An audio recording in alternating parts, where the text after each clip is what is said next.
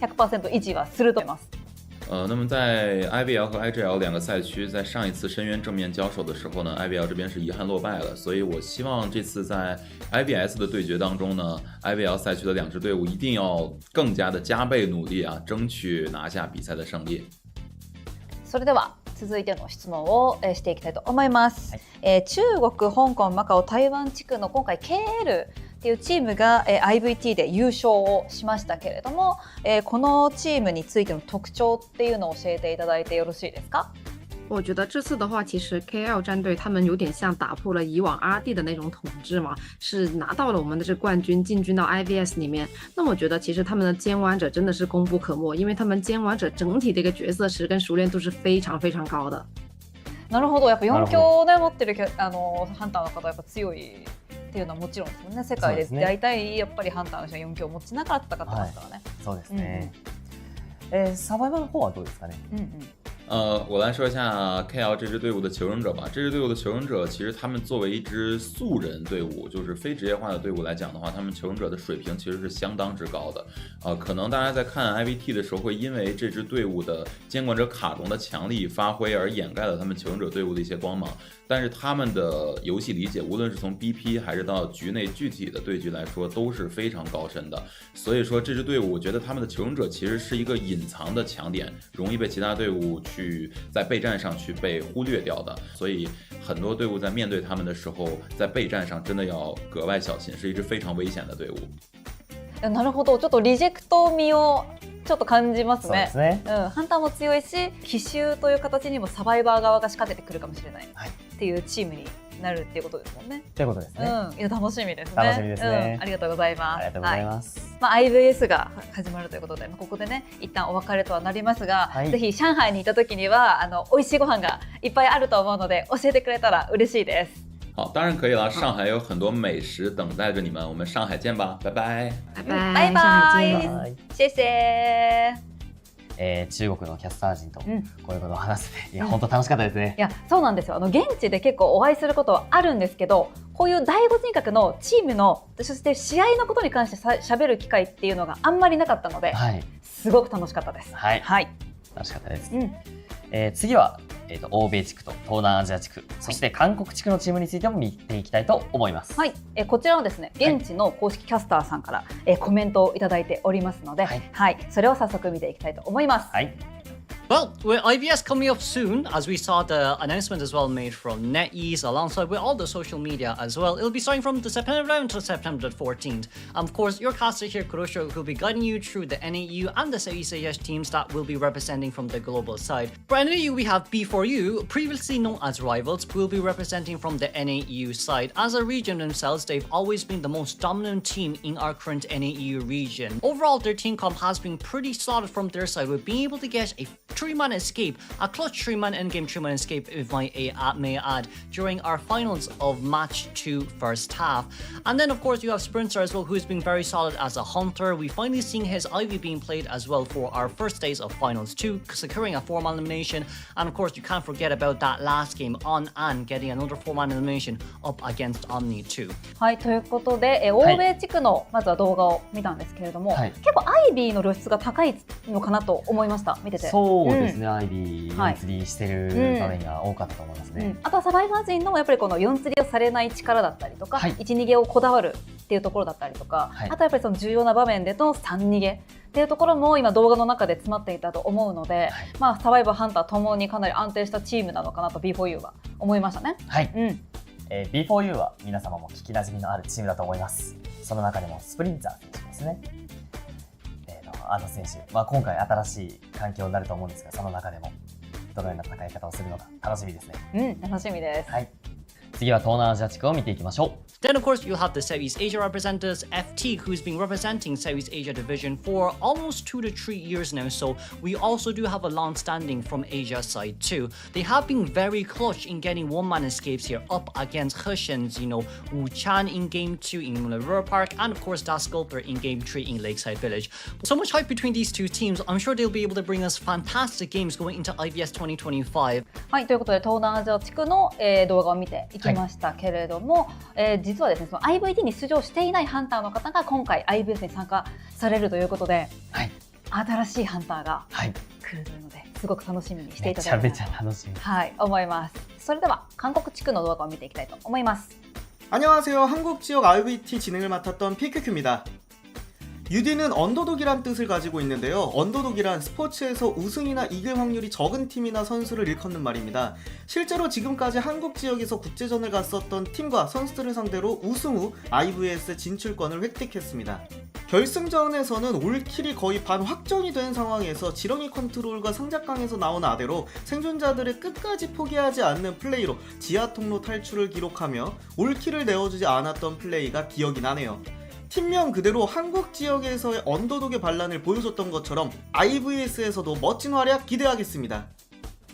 韓国地区の動画でした。はい、そうですね、名前、初めて聞くチームだったんですけど、名前についてもやっぱりしっかりと意味を込めてるなって思いましたね。ありましたね。はい。あとサバイバーについてもね、かなり触れてましたけど、どうでした？はい、そうですね、もう4釣りしそうな盤面で、こらえて1、2ゲーをしっかりと、やっぱりそのサバイバーの、粘り強さが注目になるんじゃないかなって思いましたね。そうですね。はい。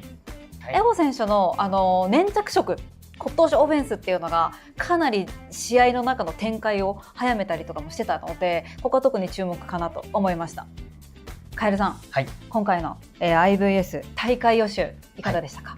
そうですね、自分それこそその日本地区と中国本土地区の大会とか見てるんですけど、その他の地区についてはまだ情報があまり入ってなかったんで、これを機に、勉強しつつも、選手たちの戦略を見るのを楽しみにしてます。いや、そうですね、まさにその国際大会なので、はい、COA 以外でのこういう貴重な場っていうのもありますし、やっぱりこういろんな地区、いろんなチームがありますし、アマチュアプロのチームが混ざっての戦いになるので、いろんなチーム、いろんな選手っていうところっていうのもやっぱりこう見ていただきたいですよね。そうですね、本当にもう違うチームにもフォーカス、しっかり当たると思うんで、楽しみにしていきましょう。そうですね、こういうところでこの大会予習という番組を通じて、少しでもやっぱりこういろんなチーム、いろんな選手の見どころだったりとかっていうのが伝わればいいなと思っております。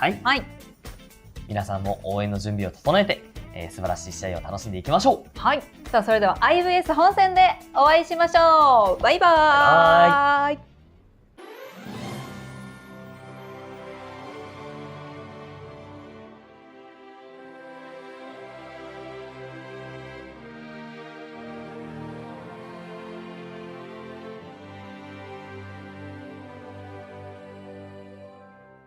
Hello， 大家好，我是 MRC 战队的奈奈。大家好，我是 ACU 狗狗。大家好，我是图图 KL 的求生者，咱们的前置位和数机位的。大家好，我是 FT 的 Mini Blue， 也可以叫蓝莓。My name is Schmitty from B4U from the North American region。はい、ゼータディビジョンの破滅です。リジェクト所属のラウリーです。저는 UD 에고 선수라고 합니다。毕竟之前我都没有什么采访的，这一次选到我也不知道为什么。 저도 제가 왜 트래시 토크를 하게 되는지 잘 모르겠어요。官方之前看过我的直播吧，平时打排位遇到一些状态没那么好的队友的时候，就是会语气比较重，有点压力他们。然后官方可能就看上我这点，然后就邀请我去参加垃圾话这个环节了。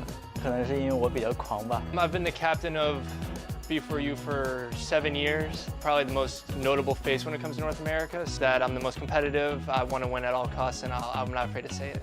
你选中了我。 因为我比较喜欢放狠话被打脸。COA だったりもそうなんですけど、僕ちょっとインタビュー多いなと思ってて、なんでなんやろうと思ったんですけど、僕面白いからですかね。いつもふざけているので、ふざけたインタビューの回答が欲しいからだと思います。I came briefly to Shanghai for KOA2, but that was in 2019. So I'd love to see the city, but most of all compete in IVS. 最希望在上海夺得这次 IVS 的冠军。 还是把这个比赛打好吧，打好比赛吧，发挥自己最好的状态。很希望能拿出我的绝活，然后在赛场上闪耀就是毛女的一个风采。最希望在上海参加 IVS， 除了这个也没有别的事了。僕が好きな中華料理をたくさん食べたいです。チャーハンとか牡蠣とか焼きナスとかです。最近6公里。泊まっているホテルにビリヤードがあるので、ビリヤードを楽しみたいと思います。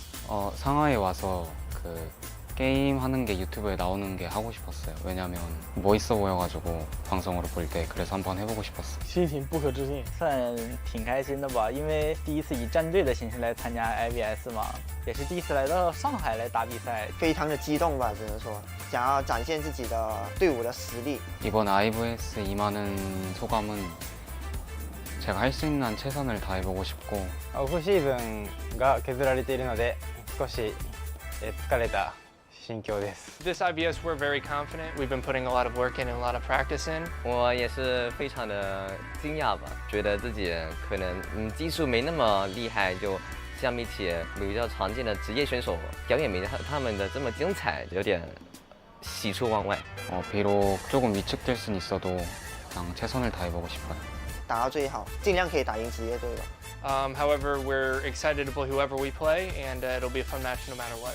僕自身も IBS は4年連続かな3年連続か3年連続で出ているんですけども、やっぱり結果は準優勝の2位ばっかりで、この IBS 自体が日本勢は多分最高順位2位しか取っていないので、もう絶対1位取りたいなっていう気持ちで参加しました。最希望对阵的队伍应该是 FT 吧，因为之前听到别人说他们的监管是什么最后的底牌，就是也是比较期待跟底牌进行对决吧。不是，这也太那个了。等一下，最希望交手的还是 MRC 吧，非常早在深渊里面出现的一个队伍。当时他们那个监管者小陈嘛，就打得特别厉害，我也非常喜欢看他打。就是有机会的话，想跟他一起交手。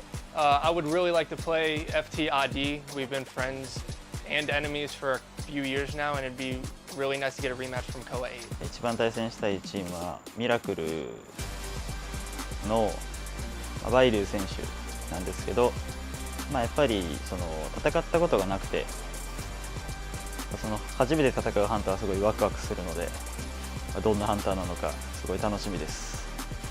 저는 제타 카즈네코 선수가 너무 플레이를 보고 멋있다고 많이 생각을 했어서 한번 겨뤄보고 싶어요. 最想叫的队伍是ZETA吧，深渊输给他们，就是想再打一遍。ちょっと考えます。ミラクルと ACT です。理由は一度も戦ったことがないからです。啊，没了，没了。应该是 RC 战队吧，因为 RC 战队的屠夫方面玩的比较花一点，各种各样的角色都有，还是比较喜欢交手的。 ZETA, we don't want to play because they seem the strongest. They just won KOA. ありがとうございます。 Their hunter is probably the strongest hunter in the world. ZETA 吧，因为之前遇到ZETA的都是有一种降维打击的感觉，就是被打得心苦口服，只能说。 그것도 제타 카즈네코 선수 팀이랑 안 만나고 싶어요. 왜냐면 만나고는 싶은데 너무 강팀이다 보니까 아무래도 만나지 않았으면 좋겠어요. ゼータディビジョンです。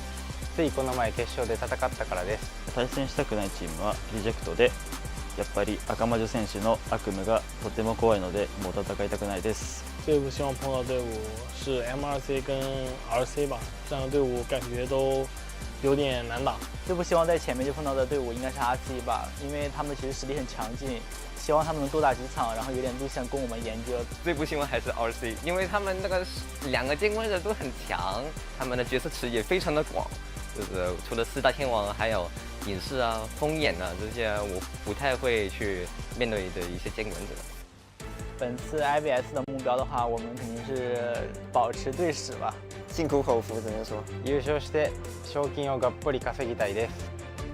Our goal is to show everyone around the world that we can be number one, and we will do anything it takes to be number one. やっぱり、優勝はしたいんですけど、コーチ変わってまだやっぱ新体制っていうところはあるので、ちょっと世界戦 COA にやっぱ COA が最終の目標なので、そこに向けての経験を積んでいけたらなと思います。做一个幻想就是冠军吧，看看能不能达到吧，尽自己全力就好。 어떤 팀이라도 한번 이겨보자 이런 마음으로 임해보고 있어요. 打好自己，打出自己的风采，还是那一句拿出我的毛女，就这么简单了。目标是冠军嘛，每个打比赛的选手目标都是冠军嘛。我们在巅峰对决吧。这届 IBS 我们队内选手星焰，老家是上海的，这里是他的主场，你们准备被他打爆吧。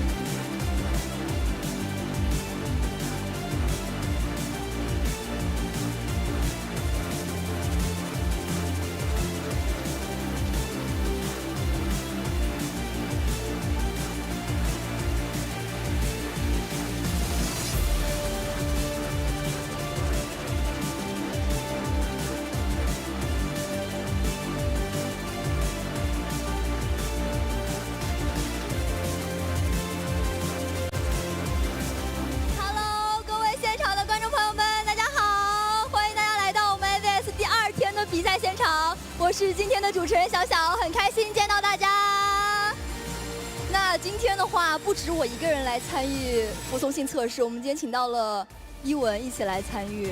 问一下一文吧，从解说台走上舞台的感觉怎么样？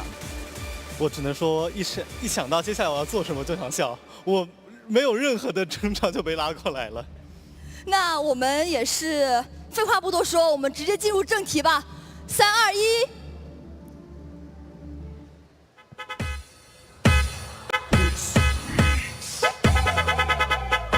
IVS 上车了哟！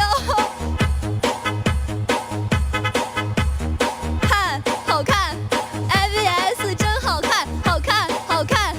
我们大家都来看，强，好强！8支队伍都好强，好看，好看！我们都来看。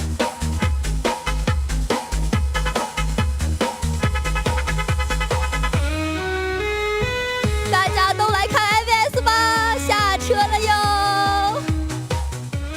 怎么样，一文？你觉得自己的表现够出色吗？没有你出色，没有我出色，我怎么敢的？好了，那也是一段小小的赛前暖场送给大家，希望大家今天享受比赛，玩得开心。我们一会儿比赛再见啦！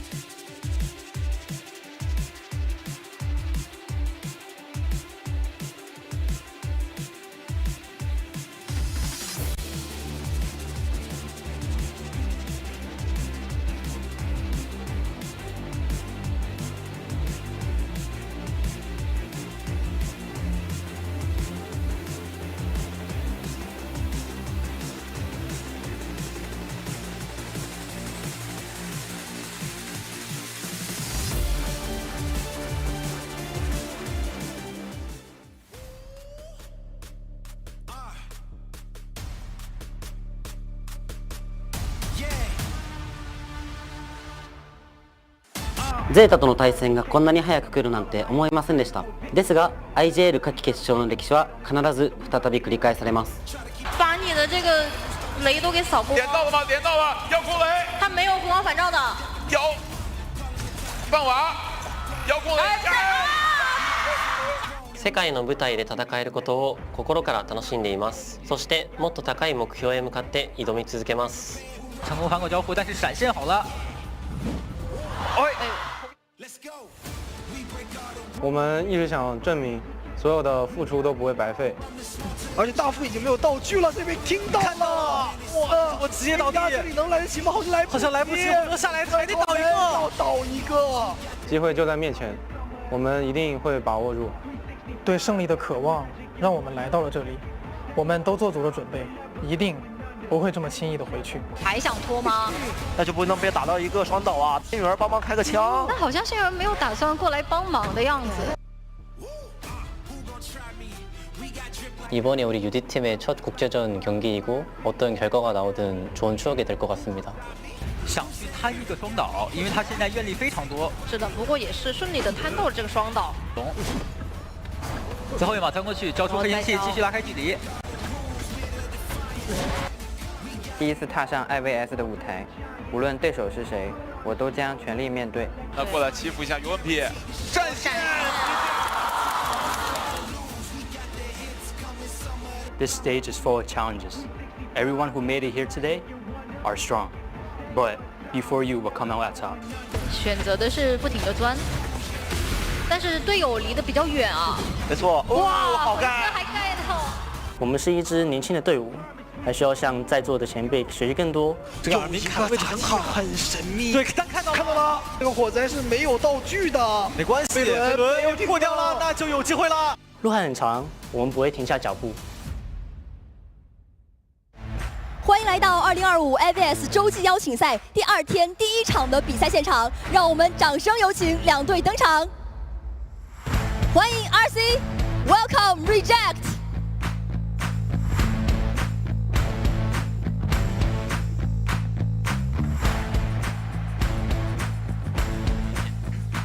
エースの心得一つ、背中で味方を鼓舞するべし。一つ、どんな壁でも 打ち砕くべし一つすべての試合をやりきるべし RC 加油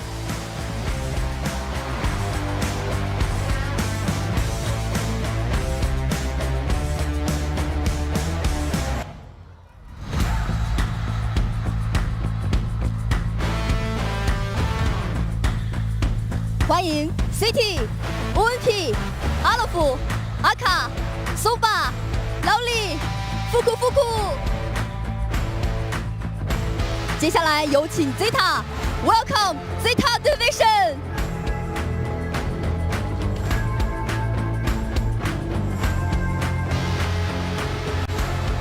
おい、そば、お大事にな。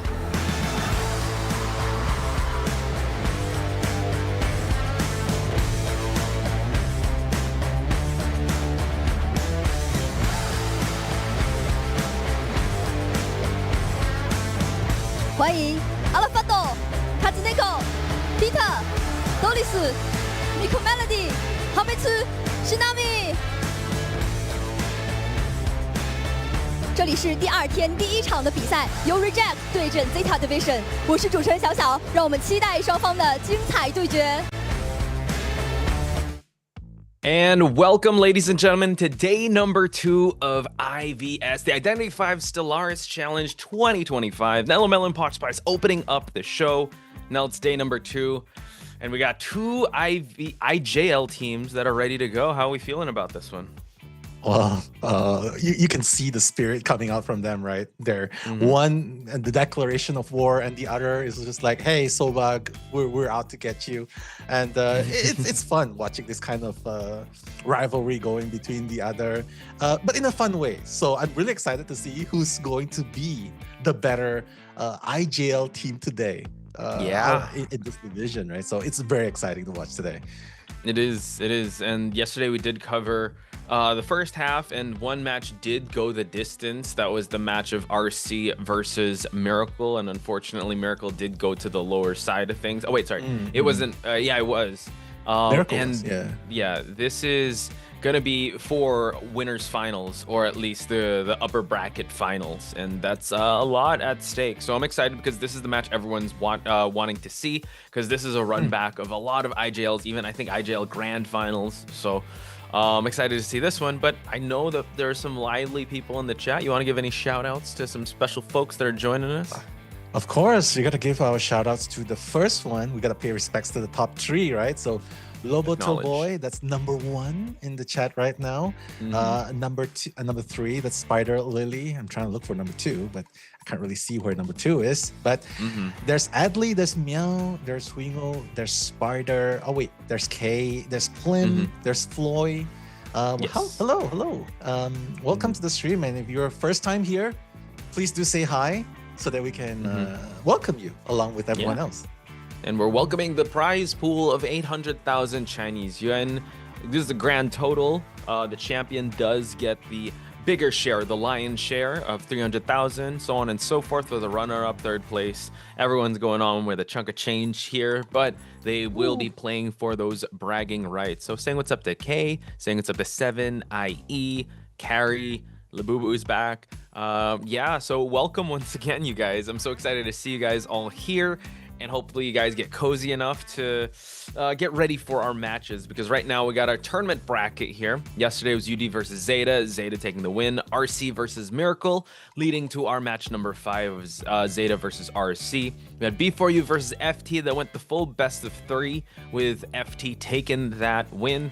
And then we ended the day with ACT versus KL. So, Nell, talk us through today's matches. I mean, we're definitely up for the first and most exciting between the 2 Japanese division teams, right? RC versus Zeta. That's going to be one to go. And I mean, we got to hydrate, man. We got to hydrate. It's going to be an intense match. We're going to be rapping, although we're not going to be yapping as much as Kuro, but leave that to the rap god right there. But it's definitely going to be a very intense match. Game number 1. And you know what, everyone in the chat, I think it's going to be very hard for them to choose a favorite, because RC and Zeta, they both have a lot of supporters. So I don't know how they're going to pick to put their golden apples at this point. Yeah, both of them could actually make a claim to actually win the entire thing. Yeah. Both have I'd say RC has the more aggressive style, but with how Hametu played and Unpi played yesterday, it kind of shows that they're willing to go that aggressive style for survivors. Maybe now it might come down to Hunter picks, because survivors, they seem to have a similar style. And considering now we are going reject, picking Ever Sleeping Town. Love it. Ever Sleeping Town, the most balanced. I want to say it's the most balanced, but sometimes the tram decides to tilt the favor ever so slightly in one of the team's favor, right? But yes, Ever Sleeping Town, to start things off, it's very good because you have the opportunity to go meta, or you could just use something non-meta first, get it out of the way, so that in game number 2, you'll be able to have access to at least one of the remaining ones, right? So that's a very good map, a very balanced map, so to speak. And I just think that RC and Zeta, they have so much to offer. They do. Hametu has his own highlights. You can see right now, Fuku Rowley, Aka, Soba, Alf, City, and Unpi, Rowley, yesterday they were monsters. And Hametu, Shinami, Miko Melody, Dolisu, Peter, Kazuneko, and Alfar. Hametu yesterday, if you guys haven't caught that action yesterday, solo 1v1 towards dungeon with the professor. So crazy, right? Both teams have their own superstars. If y'all are looking forward to Professor plays, hopefully they'll be granted here and they won't get banned. But we're going to start things off introducing our first survivor, Shinami. He had an amazing highlight just a while ago, him being able to contain the hermit of yesterday's hunter. And it just shows that, yes, I am the dedicated rescuer of this team, but it doesn't mean I can't kite. And if you're going to chase me, get ready for a 3 Cypher kite. So that's our boy Shinami over here. And also letting everyone know in the chat, if you guys are for RC, let your voice be heard. And also if you're for Zeta Division, please let your voice be heard in chat as well. Exactly. And just a quick recap, 100% escape probability, that's Shinami. That's the number 1 throughout the entire tournament. But another number 1 average decoding progress, that's Dolisu. This guy loves ciphers so much, he's number 1 in decoding ciphers. Even the characters that he plays, Postman, Magician, Postman especially, I would love to see another Postman play coming out in this match. So hopefully that Dogo Bite, that love letters he sends, that will be a very good utility for the team. Oh, fingers crossed that we get to see that. But now, moving on to the man of the hour, too sweet to be sour, the MVP of the first game. It was Hametu here, 100% escape probability, third place in deduction points, and second place in average containment. I think he wants Lightning to strike twice with the way he's able to contain the Hunter, and hopefully the RC Hunter Aka is going to come correct here because Hametu is not going to hold back any punches. I know. I'm so sorry. I just shout out to STRWQ. He's like 1TH. I was like, oh yeah. Oh my god. I just realized that as well. Just a little bit of 1TH, 2TH, 3TH. That's what we're going for this time. 2 tram hits, yeah, we'll see. Two tram hits for sure. But now Kazuneko yesterday, alongside Hametu. Obviously Hametu got how do you put this? He had an amazing first kite yesterday with the aeroplanist, and it showed. It unfortunately was just caught behind a rock and ultimately going down against AI with the Goatman. But ultimately, he still bought so much time, almost 3 Cypher's kites. So don't count him out. Maybe he's up. Maybe if we might get to see some cheeky character picks if this goes the whole BO3. Yeah, he definitely was a big standout when it came to COA. So the spotlight just shifted over to Hametu, but rest assured he will be performing very well, just like Aka will be performing very well, folks. Average time to knockdown is 60 seconds, but we got first in average deduction points, averaging out at 2 eliminations. Ooh. So you might see him in the first and second game, and then we have our boy Alf to come in the third, because this is one of those matches that is slated or predicted to go the full 3 and even further, since these teams have played back and forth in the IJL circuit. Yeah, and Aka, I just love that Aka's the one that's starting things off, right? Because he has this surprise factor, right? Yeah. People can expect him to play Goatman, Hullabaloo, but people can also expect him to play something off meta, especially Nightmare, right? Or even the Mad Eyes if you want to. And Ever Sleeping Town is such a good map to employ all of these possibilities. So there's that unknown surprise factor coming for RC. So I would say ZETA Division, they probably gonna be prepared for some unexpected picks from Aka round 1.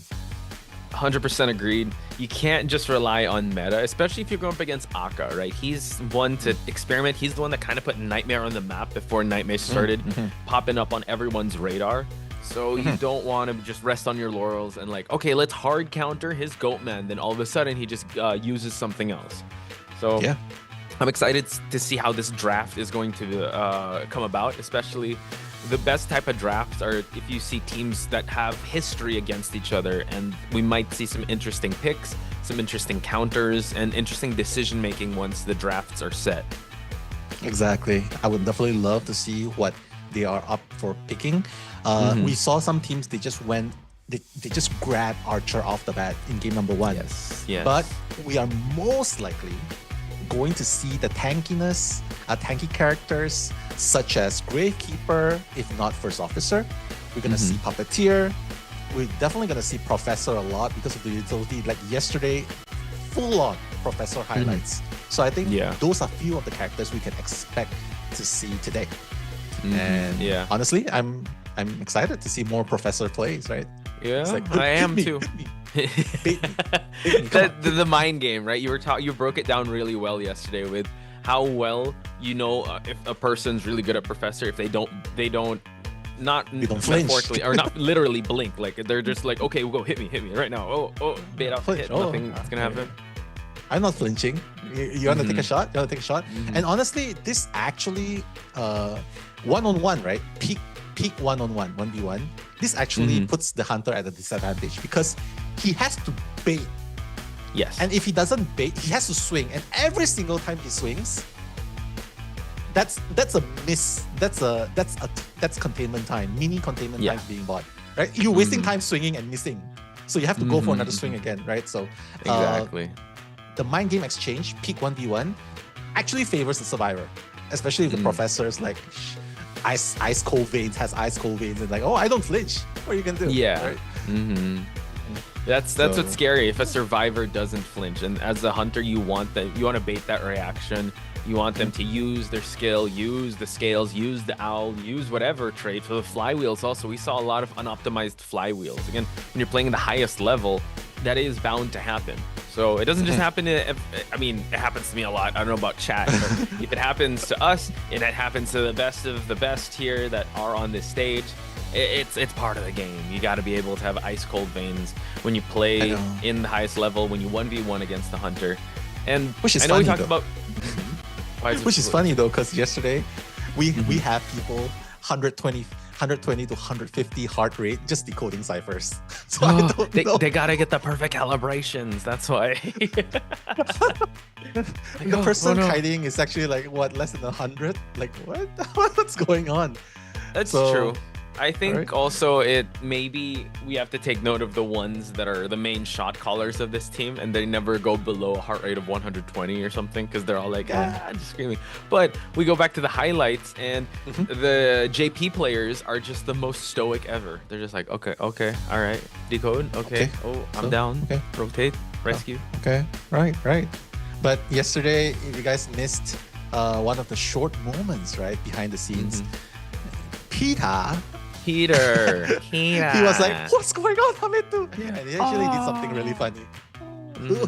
The Jackie Chan pose, so to speak. Right? So, That's true. Jackie It is Chan the Jackie Chan pose. But what's going on? What's going on? You know, that kind of reaction. Yeah. And I think no one was expecting that, right? Because what? Hametu? This guy dribbling through all the way towards the dungeon against a goat man. So I don't know if we're gonna see some more highlights today, but if there's a professor, I think we're probably gonna see this between the exchange of RC and ZETA division. And Aka's probably trying to think, is trying his best not to make sure that this doesn't happen on his watch. Yeah, and he's already banning out the professor. Yeah, right goodbye, away. See your Professor. professor off the table, but this does open up Archer, Meteorologist, Puppeteer. Instant. Yeah. Come on. But they want to lock in with the first officer first and an antiquarian, which, you know what, these pretty stable. First officer, we've been seeing the rise of it in 2 Koas ago. Antiquarian, I'd say if she stays how she is, she's always going to be a solid harasser that's always going to work well with any lineup. True.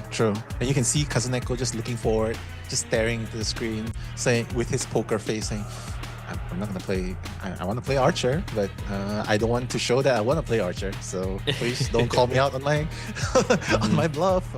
You know. But since there's already an antiquarian, do they really need another Archer? Because I mean, Archer's still good in its rights, right? Just to have. They're gonna opt with an Aeroplanist first. That's probably Kazuneko that's gonna be playing that, if not Antiquarian. But yeah, a fourth one, I would love to see a Postman, honestly. Yeah, just to add pressure to Cypher. Definitely add that additional decoding speed and also buff kiting. Seems like Aka, I'd like his bans. Taking out the Meteorologist, because if you don't, I mean, yeah, they have the Antiquarian. He doesn't need to ban Archer because, like you said, I don't think they want additional harassers. So nice, they're actually adding more mobility here with a Fire Investigator. And I think Gummy did note that, I think it was Sprinter, I forgot who the hunter was yesterday, but kept priority banning the Fire Investigator, especially in a map like Ever Sleeping Town. Lots of areas where you can put those balloons. But at least now he doesn't have to worry about too tanky of a character. I think the most tanky here is the first officer because of that pocket watch. But these are very slippery characters, but once you're able to hunker them down, they go down quick. True. The balloons are definitely going to be a factor too, right? Blocking terrains, just allowing survivors to kite even longer. That's going to be really good. So the question now is, facing this lineup, there's mobility, no doubt. There's disarm factor. Will Aka persist on using a Goatman here with the patroller? Because that worked against the first officer. Right? We were like, whoa, Goatman. We're not used to seeing that usually, right? But usually very aggressive Goatmans go with Abnormal. But in a map like this, Patroller and Abnormal could potentially work. I guess what mind space he's on. And Usually Hullabaloo's kind of saved for second game. But like you said also, the surprise factor of Aka. What if he doesn't opt and he finds another way to answer this problem without using the Goatman and saving the Goatman? Look at that. Kazuneko's feeling very hot, guys. Give some fans in the chat for him. Cool down Kazuneko. Yeah, some Jizu Live portable fan probably. Yeah, guys do send some fan emojis for sure. Aka can play anything he wants, but it's most likely going to be a gold fan here simply because this lineup, it's just too hard to deal with it. If he wants to go with Nightmare, he's going to be crushed because of the mobility, the disarm. But the locked on target, right? Onto okay. We've seen Aka. Yeah, we've seen ZETA deal with the Hermit yesterday, right? Yeah. This is Aka's Hermit though. So it was a 3-person escape. They're well aware, even though they didn't draft accordingly to a Hermit, they know the stakes, they know how to be able to counter it. But I guess for me now, it's Aka that we're talking about here. So in this matchup, who are you favoring more, Survivor or Hunter? I would say ZETA Division against a Hermit. If Aka plays the way that AI played yesterday, I think he will have a lot of trouble getting that first down, right?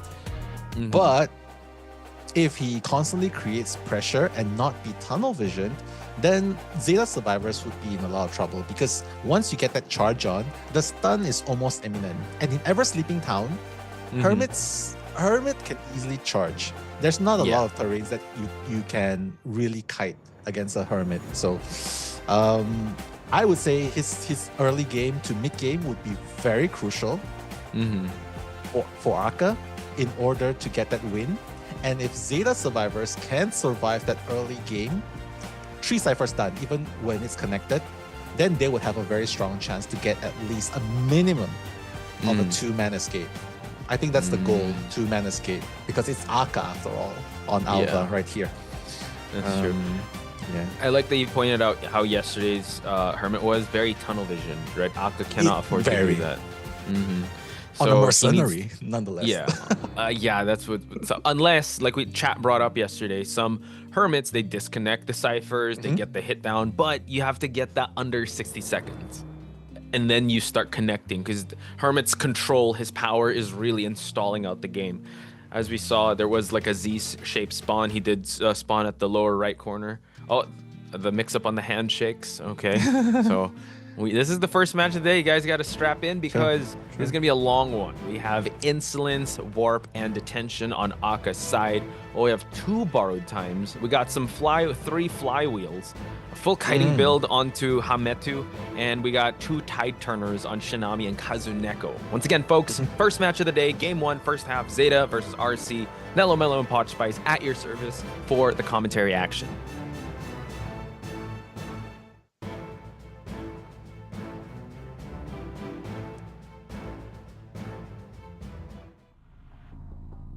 All right, let's see if the Mad Eye Pro playing the Alva here will be able to make a difference here with his Aka control, although I predict that he will be able to micromanage himself even better with this Alva connect-disconnect. So the question is, who will he find first? He's looking for his first target. You can see that Shinami is going towards that corner left side of the map. Dolisu's also in this situation. You do not want to be caught with 2 survivors here. The Pocket Watch is just going to be used to buy a little bit more time. Oh no, Aka knows where he's going. He knows the direction he's going. Shinami knows he cannot disrupt ciphers nearby here. If Aka lands this, he's a god. So that activation is not gonna work. That first charge gonna land pretty soon. Okay. Unfortunately. Yeah, that was quite unfortunate. But like you said, the fact that they were kiting on top of each other now gets the disconnect. Nice. Oh no, goes for a warp just to cut out this these 2 pallet area. Just gonna go for a regular hit. This is great on Aka's side. Oh, he can do it, he can do it. The Pocket Watch is not ready. Oh, the red watch, he's gonna get it. Wow. Oh my god. Beautiful, beautiful timing right there. He knows exactly the cooldown of the watch. He knows that it's not ready for the second activation. He knows that as long as he hits it once, that's Insolence is going to help him get that Eye of Sauron. Nailed it perfectly. That's Aka right there. Yeah. First down. none of the ciphers done just yet. Yeah, and that's when he can add the pressure. Starts connecting the ciphers, gets the early down. Arguably has downed the safest rescuer in this game, because now Kazuneko has to be the one to make this rescue happen, meaning not much bodies are going for objectives. So Aka, great start. Let's see how he's going to respond as Kazuneko tries to approach for the rescue. And note, this first officer has no pocket watch left, so farm off hit is going to be real quick if he's able to line up his shots well. Yeah, this is going to be hard for Shinami because there's no pocket watch left, right? They can share the charge, but honestly, how much of a time can you buy in this situation? Look, another charge has been done, another pop, and Shinami is gonna go down again, right? Again, one more time, and in record time as well. 2 minutes, 20 seconds, and this is the second time Shinami is gonna meet with the chair. He's gonna end up in the chair.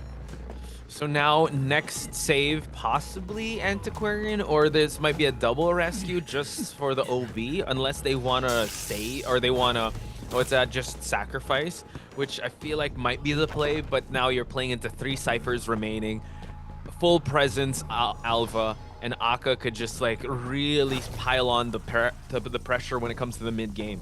So now Hametu is just feeding that presence. Let's see what Aka's gonna do here. Yeah, I mean, Hametu's the one on Antiquarian, right? So this arm is definitely going to help a little bit more. Oh, this is going to hit right off the bat. Hametu just trying to provide a bit of support, although I don't think you should. Oh my goodness, this is Aka's control right here. That rescue is going to happen, but unfortunately, he's going to go down just as fast as he got off the chair. Shinami is going to be the first to be sent back to the manor potch, and my god, only 2 ciphers done. That's so impressive with how well he's playing this, and he did get tunnel vision, but in a way he was able to stop the kiting from happening. So that is how you're able to get a really good dunk onto Hametu here. Tries to flywheel, gets the push, but now gets the disarm, and now he's able to actually take a ticket to ride here. Aka might have to, wants to possibly disconnect. No, changing the connection, and now he's going to use the warp to catch up to the train. Wow, what mastery and control, right? Just knowing exactly what to do. And he's gonna go for Kazuneko right here. He's like, yeah, I'm gonna take a freebie before I go for Hametu again. And he will gladly do it. Everyone else is just like 50% above damage, right? And this is going to be really hard for ZETA because how are they gonna heal each other up? Hametu, one charge, that's gonna help. That was so impressive. The way he was able to use the tram to corner the Antiquarian, put the charge there. It's literally being in between a rock and a hard place, or a tram or a charge. So Aka's like, decide, do you want to get hit or do you want to get hit by my charge? And now this is Nell where the snowball effect happens, where they don't have that much healing on the board. Everyone is injured at this point, except the Aeroplanist, because he did get that heal. We're going to wait and see if he's going to farm off a hit off the Antiquarian. He does get a good disarm, but Aka's still in the driver's seat here. Yeah, he doesn't really care. The reason why he didn't go straight for the Eye of Sauron is because it's like, I want to make sure that charge goes onto Hametu when he gets off the chair. Because look at what's going on right now. One more hit, he's gonna go down. Aka's gonna use that red charge, and Dolisu's gonna go down if he shares that charge. So this is gonna be really interesting. Right now, one more disarm to make things work, but the Eye of Sauron waiting for him, Hametu, and he's gonna go down. Dolisu has already removed the charge, fortunately, by going into the closet. Yeah, that was actually really good. I mean, if you see the minute gameplays, they did use flywheel to enter the closet. They're able to interrupt the interactions. It's cool how they're able to mitigate the damage, but they don't have a dedicated healer, and now the pressure is really mounting for them to prioritize healing over objectives. Still 3 ciphers remaining. Now 2, actually 1 cipher remains, and it's actually quite close, but you still gotta play for endgame, and he could just connect the 2 exit gates. We're gonna share a charge here, and actually that downs the fire investigator. Goodbye. He has to use his exit path right here. This is Hametu's last chance. Antiquarian has no more bamboo stick.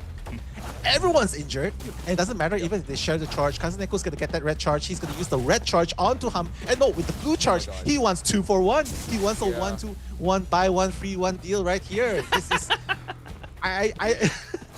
peak Asian shopping experience. Exactly. Oh yeah, Aka's really good shopping for some freebies here. And now this down Aeroplanist. Oh my god, 2 for 1 special. Aka now just using the warp. The trap.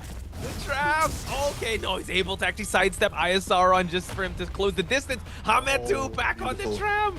So now one Cypher remaining. They do. Oh my gosh, wait. It's only the Fire Investigator that has borrowed time.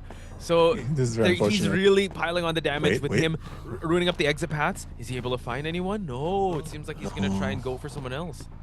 Yeah, unfortunately, Oh, pop. Kazuneko wasn't there, right? Yeah, it's okay. Yeah. They've already popped it. They're going to run onto the gates right here. ZETA, somehow in this situation, they were still able to manage to get that pop to happen. But this is not over yet because Detention Alpha connected gate circuits. It's going to be a long time before you actually get to the gate, open it, and this is hard. Everyone Yeah. is injured and half health, except for the... And no, Antiquarian's not the fastest in opening up the exit gate, so it's going to be a lot longer. Dolisu able to actually bait some activity here. They're actually opening up one of the exit gates, but it is connected. But nice, yeah, good kiting abilities from Dolisu. Maybe he might be the sacrificial lamb here since he's already used up that warp gate. Uh-oh. Oh my god, Aka's like, yeah, I'm not gonna let you touch the Cypher, the gate any longer. I'm not tunnel vision. I know exactly what's going on. This is the Eye of Sauron trying to stop the gate from being open. And as long as the gate's not open, right, Aka can still control. That's the goal. Nice. The flywheel. And now Kazuneko trying to buy enough time here. He actually does have... Oh, he's sharing the damage with the Fire Investigator, but the exit gate is going to be open. Warp gate is about to be ready for him to use. I don't know if he's going to make it in time. It looks like it's going to be a draw game now. Wow, Zeta Division managing to get 2 survivors out despite that early monster play by Aka. This just shows how strong both factions really are right here. And a draw, Zeta has to be really happy with that because Aka was looking to get that W right there. I'm not gonna lie. Yeah, that was looking like a was, very strong 3K. It looked very dire at that point, but the fact that they were able to still continue on with their Cypher progress and they're able to pop accordingly, even though injuries were stacking up, I think Zeta is just really good at countering Alpha at this point because their worst performance with Alpha is a tie, and that's still really good. I think now the pressure is definitely... I mean, we're still on an even keel, but round 1 usually kind of go Hunter-sided. So I think when it comes to Peter coming into the mix, he's in a good spot for him to just play the metas and secure the game number 1. But now let's look back at it. Were there any highlights for you in that performance of both Zeta and RC? I would say Aka's play was plenty of highlights coming from Aka in the beginning to the mid game, where he just nailed the timing perfectly. He knew exactly what's going to happen in the next 3 seconds, and he got the first officer out really fast.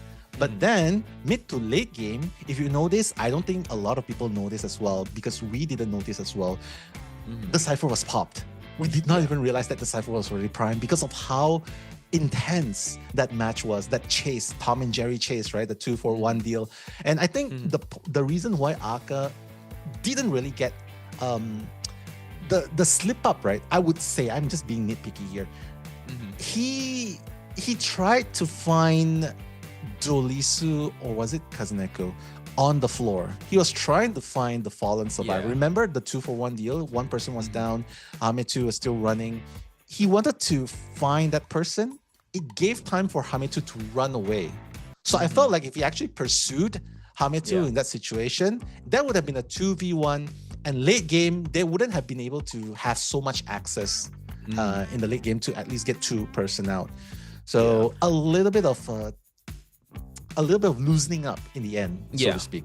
I will say also this, I think people in the chat were talking about it. Established Gentleman said Aka could have got 4K if it wasn't for that tram, to be honest. I kind of agree because it kind of baited him to use that warp gate late game and he couldn't get it down onto that. And the tram kept coming in at the clutch moment for the survivor to be able to escape. At the first, he was able to kind of work with it because he was able to get that 2-for-1 hit. Like, all right, while I'm here, while I'm waiting for the tram, I'm going to hit this aeroplanist and then I'll go back to my original target, which was, I believe, the Antiquarian. But in that last instance, when he was trying to, I think maybe in his pursuit or his zealousness of like, all right, I need to down someone, I need to find the downs, I need to get more activity.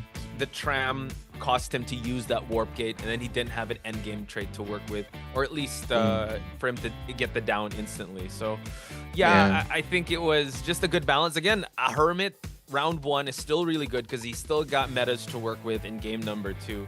A Tai is still all right, but you're up against Peter now. Yeah, I agree with your point, right? The tram definitely played a factor, but don't forget, the tram also helped Aka in the beginning of the game, right?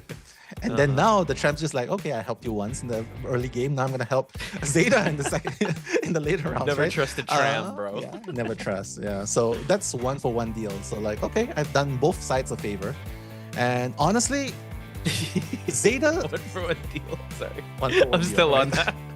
that. But honestly, ZETA celebrated because it was almost a guaranteed 3 to 4K for him. But you pointed out the fact that it is Alva.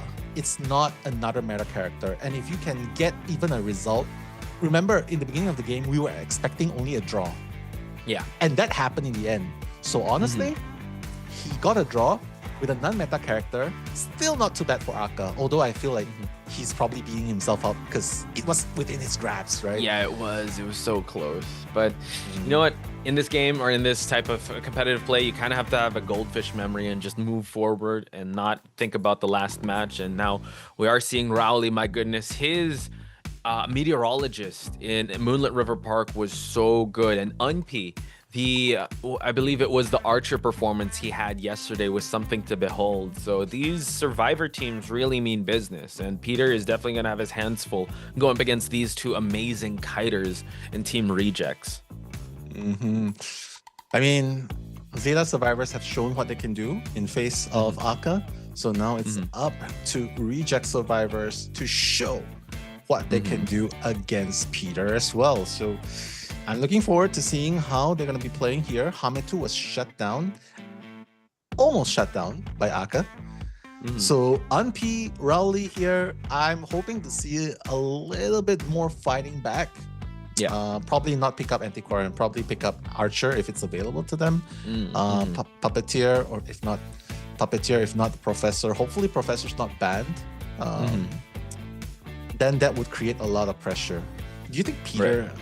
Peter would probably ban Professor, right? It's just so annoying to face Professor at this point. Considering that, play. Considering how he played yesterday, he went Opera Sing around 1. So he does also have a bit of that surprise factor, but it's not as surprising as Aka going like really like, oh, okay, he's going round 3 Hunters in round 1.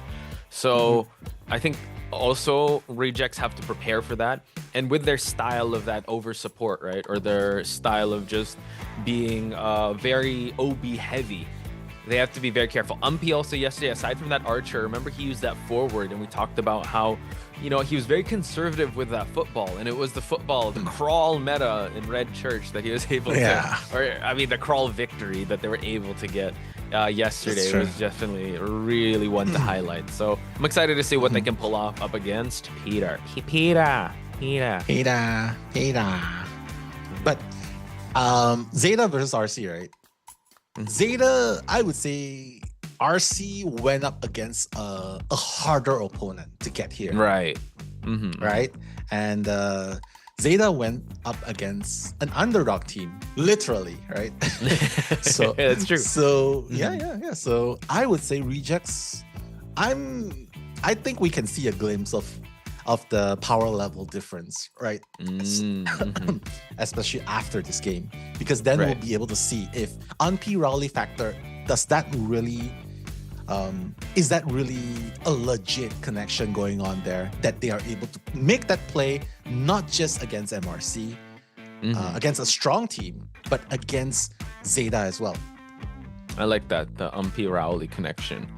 Hopefully it's still strong. Hopefully they paid the bills for that connection and it doesn't get cut off. Hopefully. That they're able to pull it off, because Rowley, again, very well, when he bursted onto the scene at IJL, it turned a lot ahead. He had a really good performance in his debut Koa with his batter, and I think this whole lineup is just really good. Soba being, I believe he's the main shot caller of the team. City being a stable rescuer. I can't wait to see what they bring to the table in this matchup. I really want to see some Archer from how they performed yesterday. I also wouldn't hold it against them if they go back to meteorologists. So Peter's gonna have his hands full when he tries to draft a composition to go up against the very cheeky, the very aggressive lineups of rejects. Yeah, 100% he's gonna ban characters that puts his Goatman at a disadvantage, right? Because he definitely goes meta, and I would say 100% there's no reason why he wouldn't go Goatman here. So take out Antiquarian, that's smart, which leaves open the Archer and Professor. Yeah, Professor's first choice, obviously. So maybe Peter's confident in with the mind game plays. I hope the Professor doesn't come back to mess up Peter, right? Because we've seen how Professor excels so hard. He does. Providing support with the mini scales, with the scales, and oh my god, with Archer too. Oh my Dude, god, imagine full team out. Yeah, Archer with scales, like baits out a hit, boom, and then able to use the scales, then backsteps, and you're lacerated. This is actually a really good. We just like Archer, right? And they ban out Aeroplanist and Weeping Clown. They can pick up another decoder if they want to, or they can go for another transition. I mean, the Fire Investigator's still on the table. Yeah, that's good. They still have access to Meteorologist, and that's going to be saved for the next game. So I wonder what they're going to go with. Imagine if they bring on full Kurt. What's going on? Shoutouts to B4U because they brought out Explorer in the match yesterday against FT, and they actually, granted, I think it was Lakeside. It wasn't in this map, or was it? Chat, let me know. But the Explorer coming to the mix really helps the survivors. My goodness, you got harassers and also tanky characters, and you got an Explorer. Peter would thank his gods if he finds the Explorer first. That's very true. Soba's like, you think I can hide? You think I can hide, bro? I can. Just because I'm flamboyant doesn't mean that I cannot maintain a low profile, you know. Low profile, like Super Saiyans can hide, you know. I just have to hide my glowy golden hair. That's it. I like this. Yeah. I was gonna say he needs to pick the dirtiest outfit of Kurt and then hide in the bushes or hide somewhere in the ground and just not be seen. Chocho says that turtle outfit, you stick out like a sore thumb. Do not use that one. Use something you can match in the environment. Yeah. Sneaky plays. Sneaky Kurt. Yeah. Imagine if NetEase actually came out with a camouflage suit for Kurt. No, that's too OP. Literally camouflage. The chameleon set. It's like, what? Oh that's gonna be so hard. I feel like Kurt's usage would skyrocket. It's gonna be a hide and seek game at that point. Yeah. You know what? Rework Explorer so that he can turn into props. Breaking wheel. We got the breaking wheel. Okay, I like this. Yeah, yesterday a breaking wheel came out from the new hunter of FT. But the name escapes me. CXY. Yeah, I don't know how to pronounce it, but the breaking wheel did perform so well. He got the 4K off of this performance. Hopefully they are ready. Xiang Sing.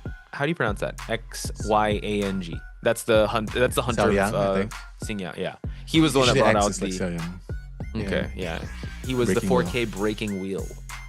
All right, let's see if that's gonna be the case right there, because I would love to see a breaking wheel perform in this match. So Peter, turning up the heat with breaking wheel. It's like, what's she gonna do? Shoot me when I'm driving? I'm just gonna run you over. And that's actually really smart, because I don't need to play the mind games with you. I don't need to play the mind games. Very true. One trap, that's it. Yeah. What do I need? That's it. Oh, that's actually a really good counter, considering that to go up against the Professor. Sure, you still have to get those spikes on you, and honestly, I feel like it doesn't matter where the breaking wheel is going to spawn at the start of the game, because he's just going to catch up to everyone. So I like that Kurt does get graveyard, so he can hide accordingly. So first kite is definitely going to matter, because breaking wheel really ramps up if he has a good down at the start. So again, shout outs to everyone that's on stream. I do see Just the Girl is here. And I know. Floyd noticed her. they're all gushing for 487. Adley's here too. Yustar, Simone, Pim, Andy. Shoutouts to you guys joining us here. Let us know who you think is gonna take this one as the coaches shake hands. And we're about to head to the personas.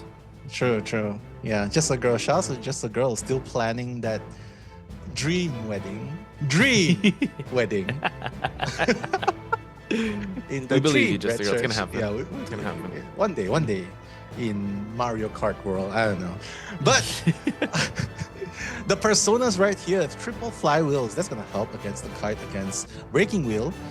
They all have borrowed time. Super important to note. Only one tide turner on the Gravekeeper. That's gonna be a 3 and 9 blink on the breaking wheel. So super aggressive build by Peter. So all I can say is good luck, have fun. Game number 1, second half. That's me, Nello and Potch Spice bringing the commentaries. Unp sneaking already, just tiptoeing, trying to hide the scratch marks, but he is trying to hide, but he's going to be found out right away. But this is all good. Unp wants to take this first chase because it's going to allow Kurt to just explore as he pleases. ZETA Peter is going to have a fast chase because you can't rest on your laurels as a hunter when there's an explorer. Archer receiving the first spike, still all good in this area. He's got to worry about those traps. Waiting for it, able to actually get the laceration, and now he's just gonna go into wheel form here. But this laceration is still gonna stay, and Unp is still gonna stay in this area. Yeah, and this is why breaking wheels, a lot of breaking wheel players, right, they struggle with that first spike. It's taking quite a little bit of time. Unp already has 2 spikes, so that's done. Is gonna buy a little bit more time. Unp needs to be very careful. Wow. Barely missing that hook, but Unp is still at a safe spot because of the arrow, right? No, missing for the second time. I don't Flywheels through. Oh, the blink! No. Oh my god, that was actually really critical for Peter to get that down because he was actually so close to getting that full laceration, and he tried to change corners, but unfortunately Unp could not gain enough distance. So City is here. They have to make sure that this their one and only tide turner is gonna matter, and that is how he's gonna get this rescue going. Yeah, Unp 153 heart rate there, just wondering what's going on right here. Trying to survive for the second time right here, 1 spike already. Unp does not believe that he will go down anytime soon right here. He still has a little bit of arrows to work with. The laceration. No! Goes He down just got right away. snapped. Yeah, he did. That's what's hard. He didn't have a flywheel to work with, and he only has 1 arrow left. So, Unp back onto the rocket chair here. We do see that there is significant Cypher progress here, and Soba is already working on the Cypher over at the corner house area. So, tough situation for our survivors, since this is actually a really aggressive start for Peter. Rowley now is going to make his way towards the rescue. Gets it done. But now some scales are going to be used. He's able to drop down accordingly here. Luckily for the Archer, no spikes on him just yet. Yeah, beautifully done. I'm just trying to buy a little bit more time. 1 spike onto Unp. And Peter, if he can just get out of the wheel form, that burst is going to allow the second one. So now 1 more snap's going to do it. The arrow, the laceration. Let's see if that's going to buy enough time. Wow. No, the Thanos snap is too strong. I am Archer, says Unp, but oh no, you going back to the manor at this moment. First person down by Peter right here on the breaking wheel. Soba, he's really trying to force this his Cypher over here. Able to open up in time, but he does exchange 1 spike in the process. So Nell, Cypher progress is looking kind of good, but they really have to make sure that this middle Cypher is not their last one. Rowley has to be very careful, use the spikes, but he's gonna be able to unable to actually use it because the trap was able to silence it. But no, they pop right away. The page allowed them to pop straight away. Rowley, he's still running. He's like, give me the trap. I need this Uber right here, right now. And it seems like Peter is going to change target. He's going to try and stop the other gate from being open. Soba, City in the vicinity. City is just like, okay, I'm out of here, bro. See ya. He's going to go into the shovel. Soba's going to be the victim. This flywheel is going to end the gate. But right now, they know they don't have detention. As long as they don't get the spike, that's going to help them to survive a little bit longer. Meanwhile, City, 2 spikes. If he gets down here, at least they'll be able to buy time for Rowley and Soba to go to the other gate and open. But the shovel is going to help a little bit. The blink! And the blink. Wow, excellent usage here. We're still at 81%. Like you said, there's no tide turner, so it's totally fine for them to kind of prolong the game, but I'm not liking how the Professor is damaged here. Soba might have to take this next kite. Rowley's going to open up the gate. They still have exit path onto City, and he's going to try to force something out here, but they're going to try to push. Oh, the trap once again betraying him. Oh, they open up the gate now. Goodbye, I'm out of here. Rowley's like, see ya, bye-bye, City. He's gonna go through. The dungeon is in the middle. Are they gonna get this 3-man escape? Soba, City, get the hell out of there. Soba has 2 spikes. He's gonna make it. Oh, he's slapped the pallet.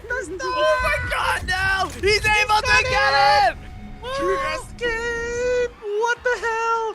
What the hell? This is the quality coming out of Rejects. It's like, yeah, you caught us out of surprise with the breaking wheel, but we know exactly what to do, and we're gonna escape. Kurt escaping through dungeon against breaking wheel. How many times can you see that? How many Not times much. Can Only here in IdentityV Stellaris challenge. Invitation. Wow.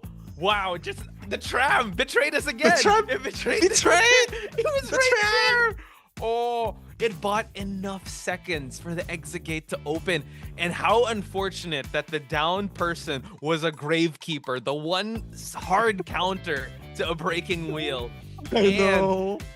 I would say the guts of Soba to run back and slam the pallet. He had 2 spikes on him. And he's like, yeah, I know.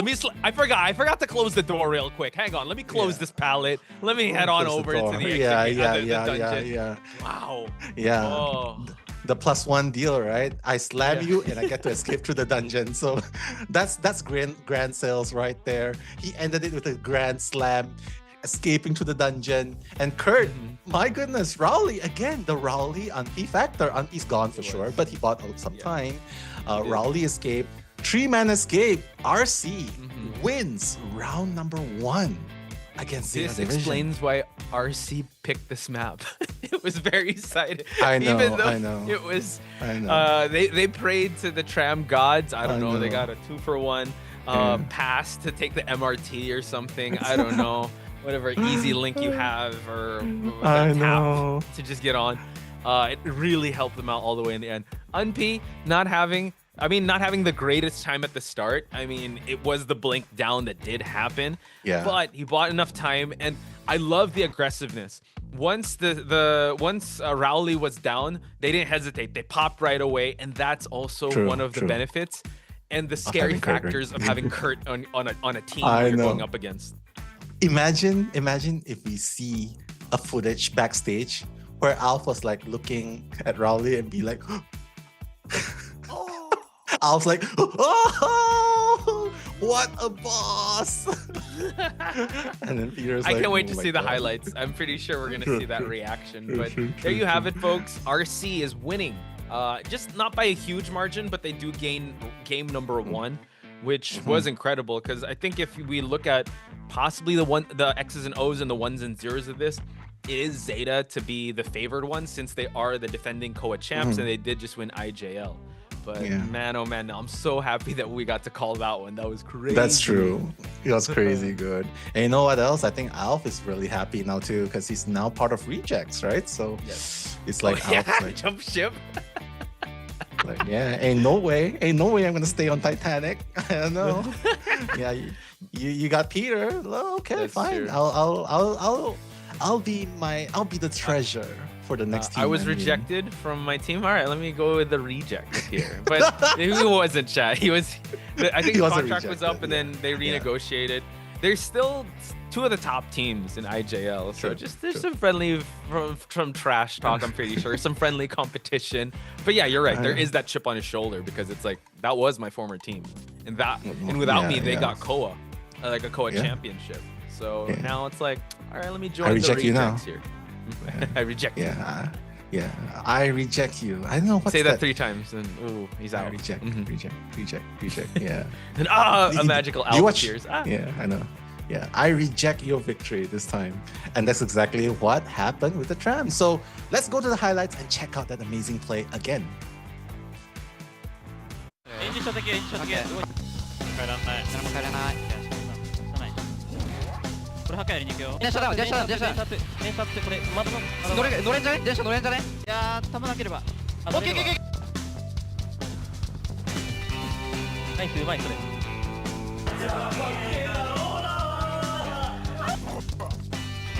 いいよ結構待ってるよオッケーナイスやってコツあるけどね別に気持ち入ってでいいよ上がるよ上がる流れでだが一人で落ちているあ電車ありがとう熱い電車開いた僕は出れるおい熱いいったナイスありがとうナイス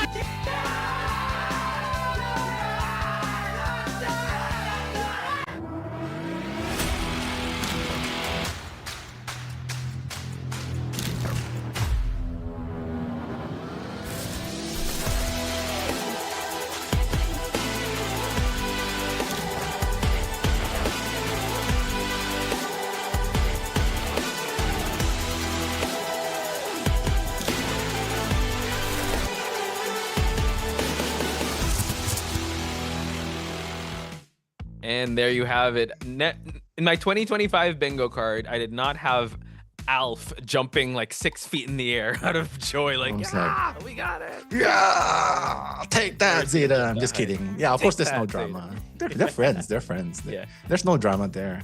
Regardless of what happens, they are still representing the Japanese division, right? So it's still glory to the division. So may the better team wins, right? So during IVS. And honestly, this is just game number 1. If this is only game number 1, I can't wait to see game number 2.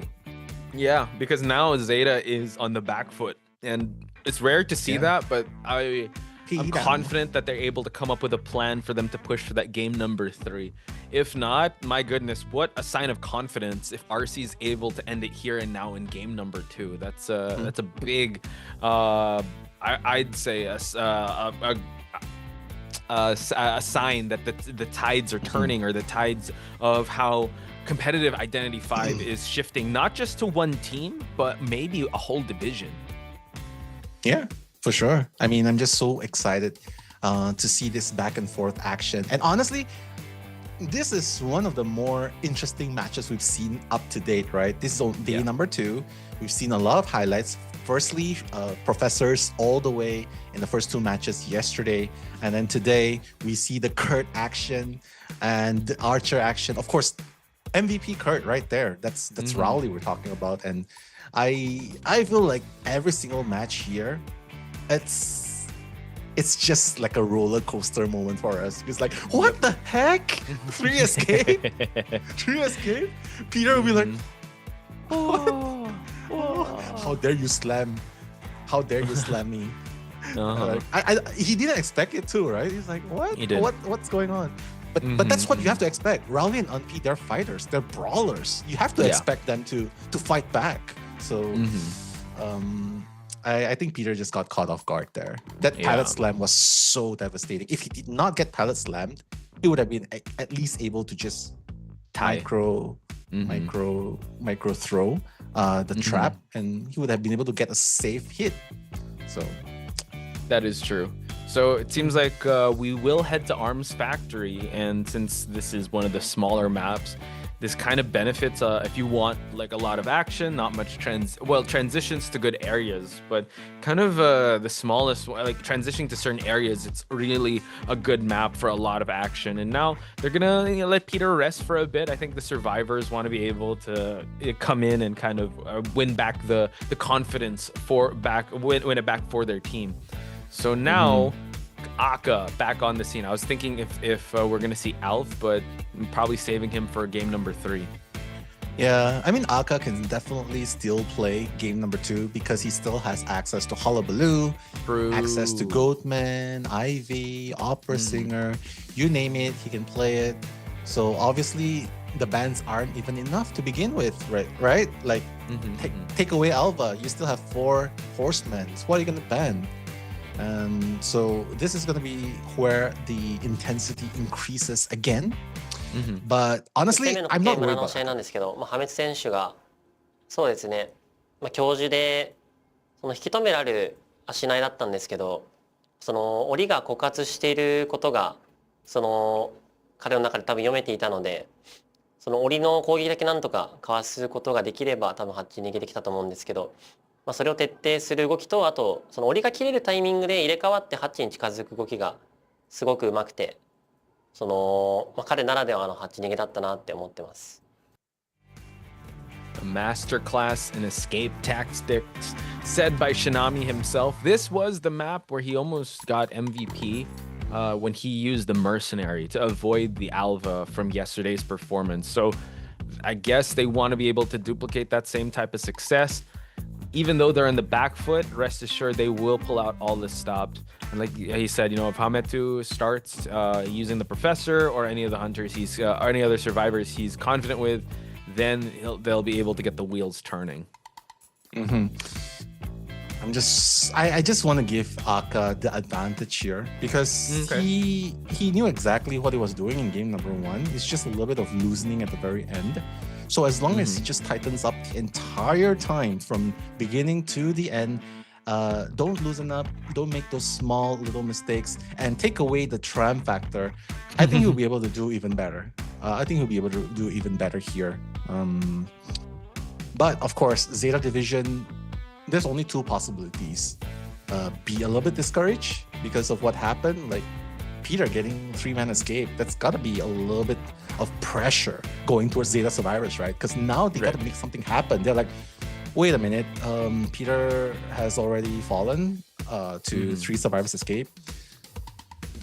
I guess that means we got to step up as the survivors. Maybe draws are no longer enough.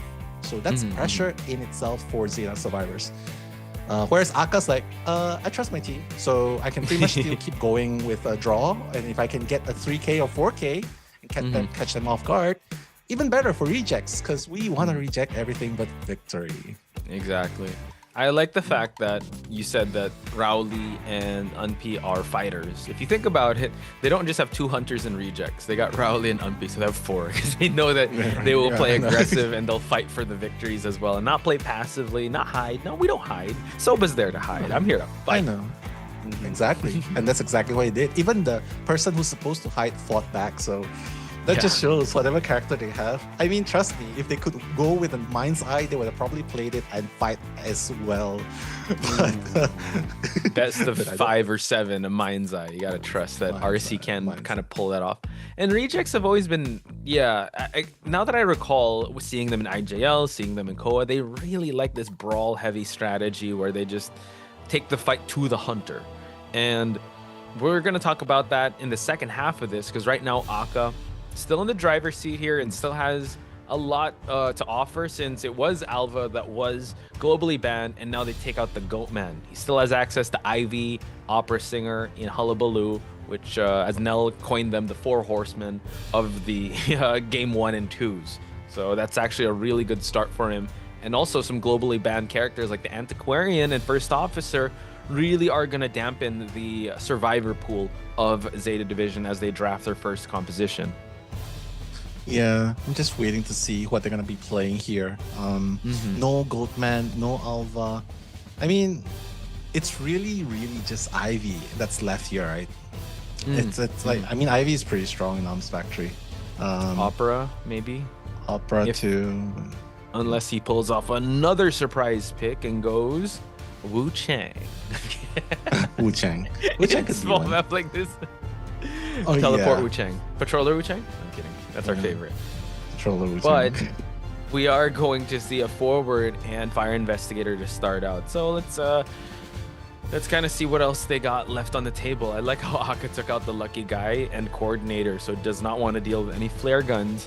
Seer also not seeing the light of day, kind of a good or an overall ban.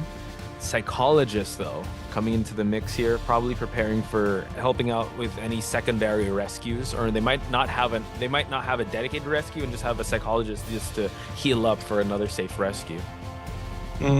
Yeah, psychology is always good to have, simply because of the tankiness and the heal that you mentioned. The global heals are definitely very important, and even if you want to make psychologists carry Tide Turner, that could be an option as well. But nonetheless, right here, right now, it's three characters have already been selected. The last one, I really want to see an archer. Come on. Same. Yeah, that's a forward. Bring in the archer. I mean, Rejects used it, right? Just now, like the double professor and archer. Do it now. Or meteorologist, but there are some interesting spots for you to be able to place your cloud pushes. But yes, archer, I feel like it was just really tough going up against a breaking wheel, because you need to close that distance and you could just snap, right? But I don't think Aka is considering a breaking wheel in this map. And depending on who he picks, if he's going to go aggressive or not, he still has all the options, since ZETA is kind of on the chase for points. So he can go super conservative with how he plays, or how he drafts, or how he picks his hunter, or he can go kind of aggressive and go the meta, as we talked about. So still all up in the air, but just want to give a shout out. 2 bros kissers here. We got Cinna, Sublime, Chu in the sad corner. Chu alone in the sad corner. You're not alone, Chu. You're here with us. Why are you alone? You're never alone, man. Yeah. I mean, yeah, sure. YMM's toilet's not here, but Manike's here as well. Vanilla Kinda. I know we saw you earlier. Just want to give you a shout out now while we're waiting for our last pick.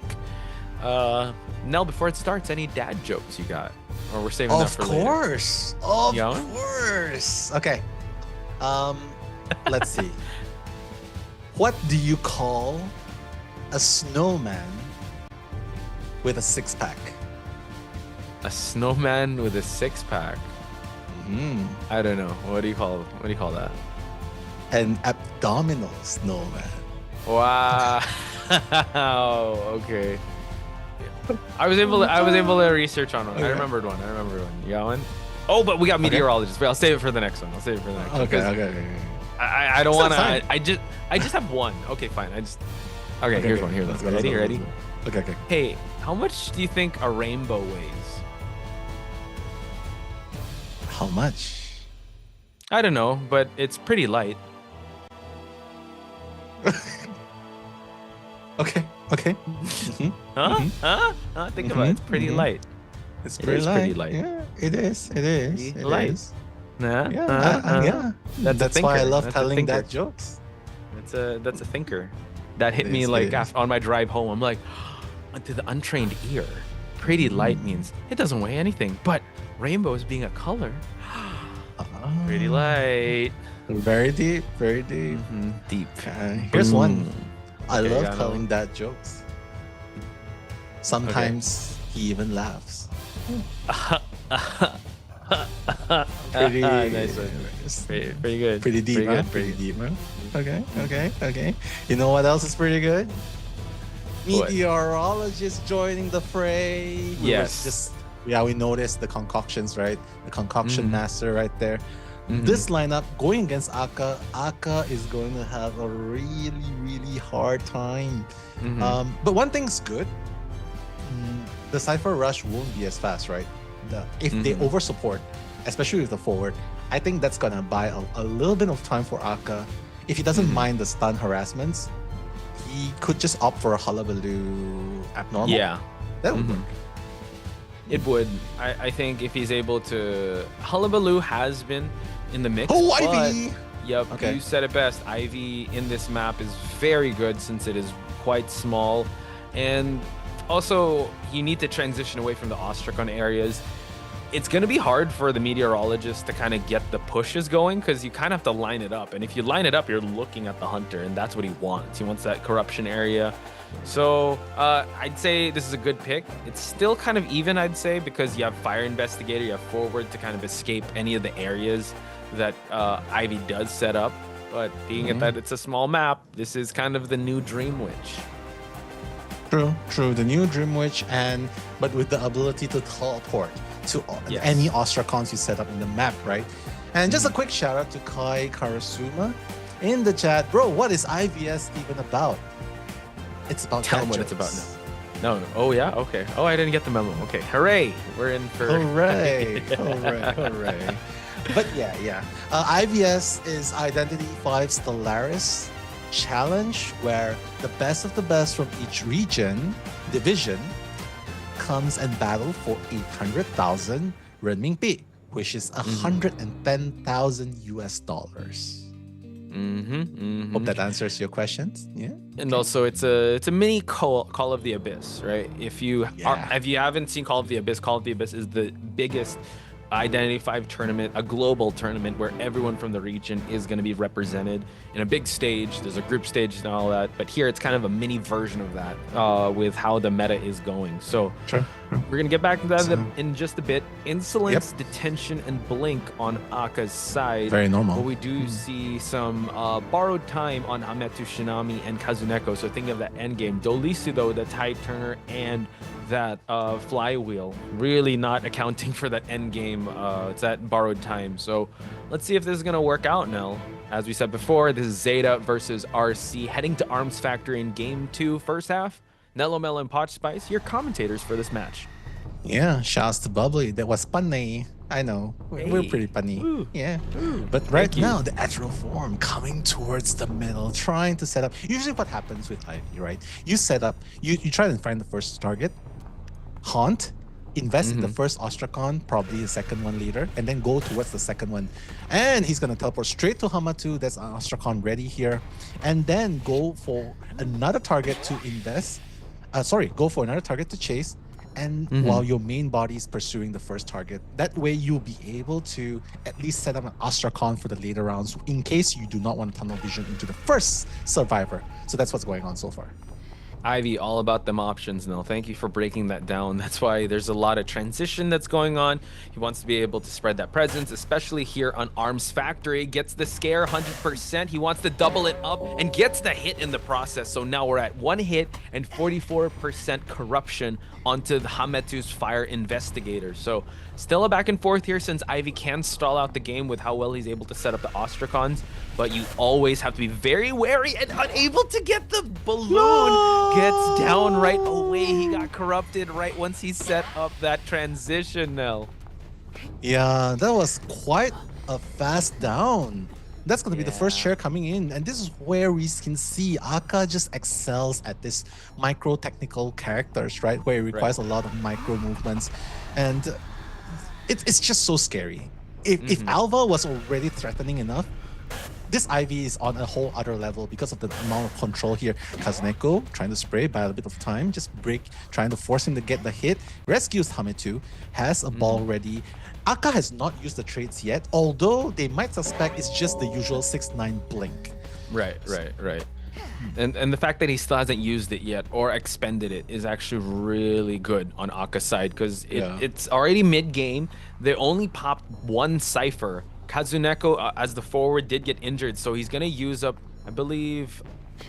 the psychologist tried to use up the trait. Now he's going to use it up for that forward, just possibly go for another rescue. But he's actually going to change, and now we're going to see a scare onto Kazuneko. So just the pressure's coming in. He dropped the Fire Investigator just to add more pressure here. So let's see if Aka's going to spread his attention out too much here.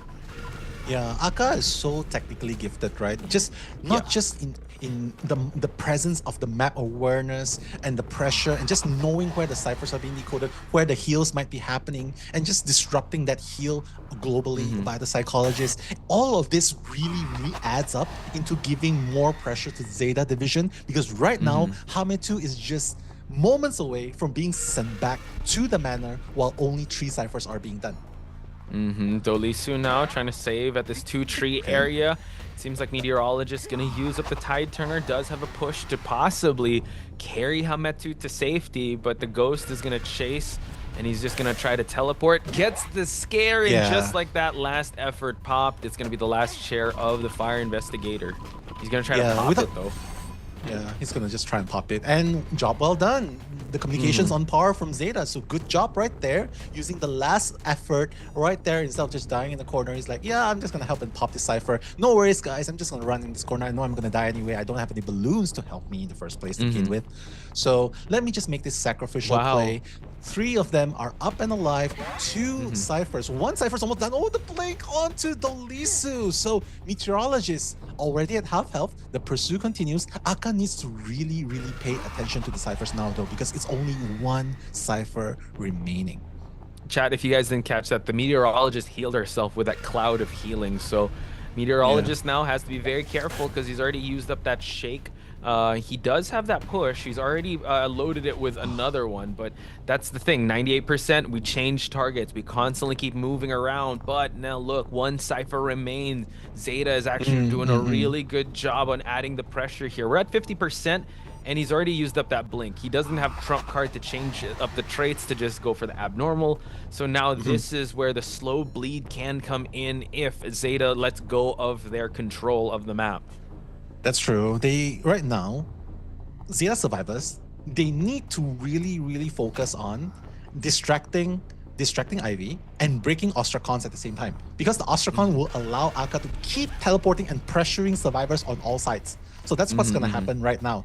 So fortunately for them, they have already removed a number of Ostracons. This one's almost at cooldown, but Dolisu's gonna get that one with 100%. What? Aka buying that time. Fortunately, there was a window there. Otherwise, that would have been another down. Right there. That was so close. And that's the power of Meteorologist. Usually, that cloud is supposed to heal up everyone, but I believe Dolisu is using that on himself. So kind of a self-healer in its own right. But Kazuneko now, he's gonna get a rude awakening here as he tries to push for that 76% Cypher. I love how they spread out the last Cyphers here, but it's looking like a possible tie at most for ZETA, but they definitely want to go for more. Yeah, they definitely want to go for more, for sure, because considering what happened to Peter in the last game, they definitely want to step it up here, but it's so hard because it's Ivy that we're talking about. Yeah. Sure, they got it up to 76%, but if history taught us anything at all, you need a 6 Cypher. You need a 6 Cypher because Aka's gonna camp the hell out of that last Cypher right here. You see, that's what's going on. The Ostracon's always gonna be there in order for him to teleport back. Kazuneko's always trying to buy time, buy that distraction, but how much longer can you pull this off? You know what I mean? I like how conservative they are with their items. We still have 1 more whistle left in Psychologist since she's up. We also have the forward has used up half the ball. And it's really just, I'd say a game of chicken, right? To see, all right, no, let's see you try to touch these Cyphers. Oh no, let's see you try to defend your Ostracons. So it's really a battle of attrition to see who is going to let out first or who's going to have an opening first. And in a map like Arms Factory, Aka could spread out his presence, but at the end of the day, it's still a numbers game.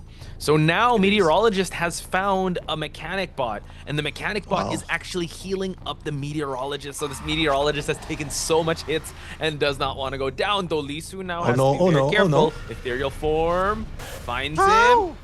Oh, wow! Able to get him at the 98%, and the bot, he can actually clean up the bot as well.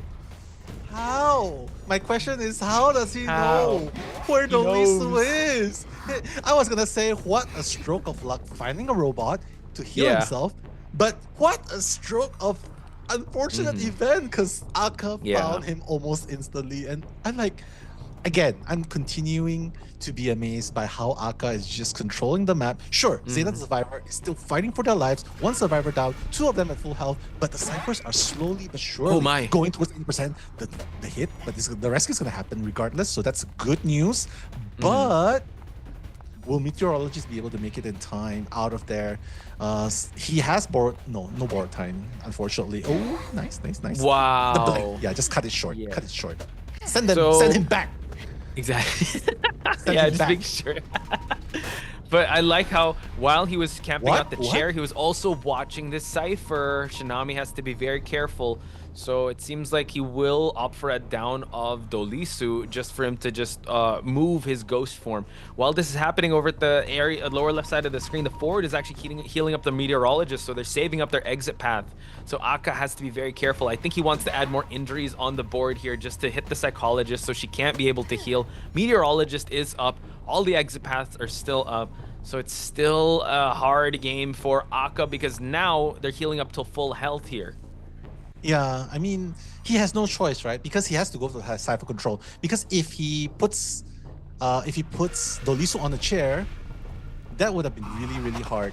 The rescue would have happened regardless, right? So every second counts. He decides to teleport instantly to stop any further progress. Because if he delayed it for another 5 seconds, the Cypher would have been like 95%. They would have been able to force that Cypher in. So this is the decision Aka made. And he's still continuing to put a pause onto the Cypher. Doesn't matter if they get healed to full because he's gonna always be there to pursue the last Cypher. Oh, tried to go for a pallet slam, but that was quite unfortunate. Note also that the Meteorologist does not have that borrowed time. So it's going to be tough for the end game. But I like how they're opening up some chests. Meteorologist does get that 100% scare, but it's still all good. He can still find that item, which is a pocket watch that can help with a rescue. So 2 of the potential rescuers are actually healed up. See? And now Kazuneko has to be very careful. He does get corrupted by 27%. Yeah, see, like every single time someone touches the Cypher, you go 2%, 4%, and Aka's already on top of it. So that's very, very good control. Doesn't matter if he buys the time. I mean, this game is almost 10 minutes, but this is the power of control. And Aka's controlling it really, really well at the moment. And just waiting another 24 seconds for another blink, that's going to secure another down. He's just waiting for the survivors to dwindle all their resources, make sure everyone takes turn in a chair, so that the next time they're in the chair, they're gonna be down. They're gonna dwindle. They're gonna dwindle them down all the way up to the second chair and pressure. Yeah, like chair and pressure, 2% decoding, but this one reached the 90% just so he can pursue the forward. Forcing it. To break. Yeah, he's gonna try to force it. Though Lisu has to be very careful because he does not have borrowed time. So the hit, he's not gonna force it. It's at 98%. They are pushing the one lower left with the forward. Forward so is. now, Forward is. yeah, 2 Cyphers are so close to popping here now. Yeah, this is going to be hard. And it's very smart because they're decoding ciphers at both ends, right? So, yeah, it's popped. Very, very good. Nicely done. But again, this is where things get very interesting because late game pop, we've seen Hunters playing Ivy come for the kill in this game. As long as they have Ostrakons on both gates, this is where things can get very, very difficult for ZETA. So what they have to do right now, they got to conserve their resource. They gotta stay out of sight, wait for detention to end, and try and force a gate when the Ostrakon has been removed, which is very hard to do. Yeah, because that's a lot of time. But I like the fact that, yeah, they are acting very disciplined. They're not touching the gates just yet. They're trying to find ways to meet up or try to find ways to change things up. But Dolisu tries to flywheel just so he doesn't get that corruption. Aka still playing the teleport game here, just going back and forth here, while everyone is still, like, the countdown for detention is still on here. So we are going to see him try to patrol around the area. Can't find anything with that tinnitus just yet. Yeah, unfortunately. But yeah, I mean, he has to continue this streak, right? ZETA only has one job right here. Wait out detention, break Ostrakon. Right? If they can't break Ostrakon, doesn't matter as long as they're not anywhere near the gate.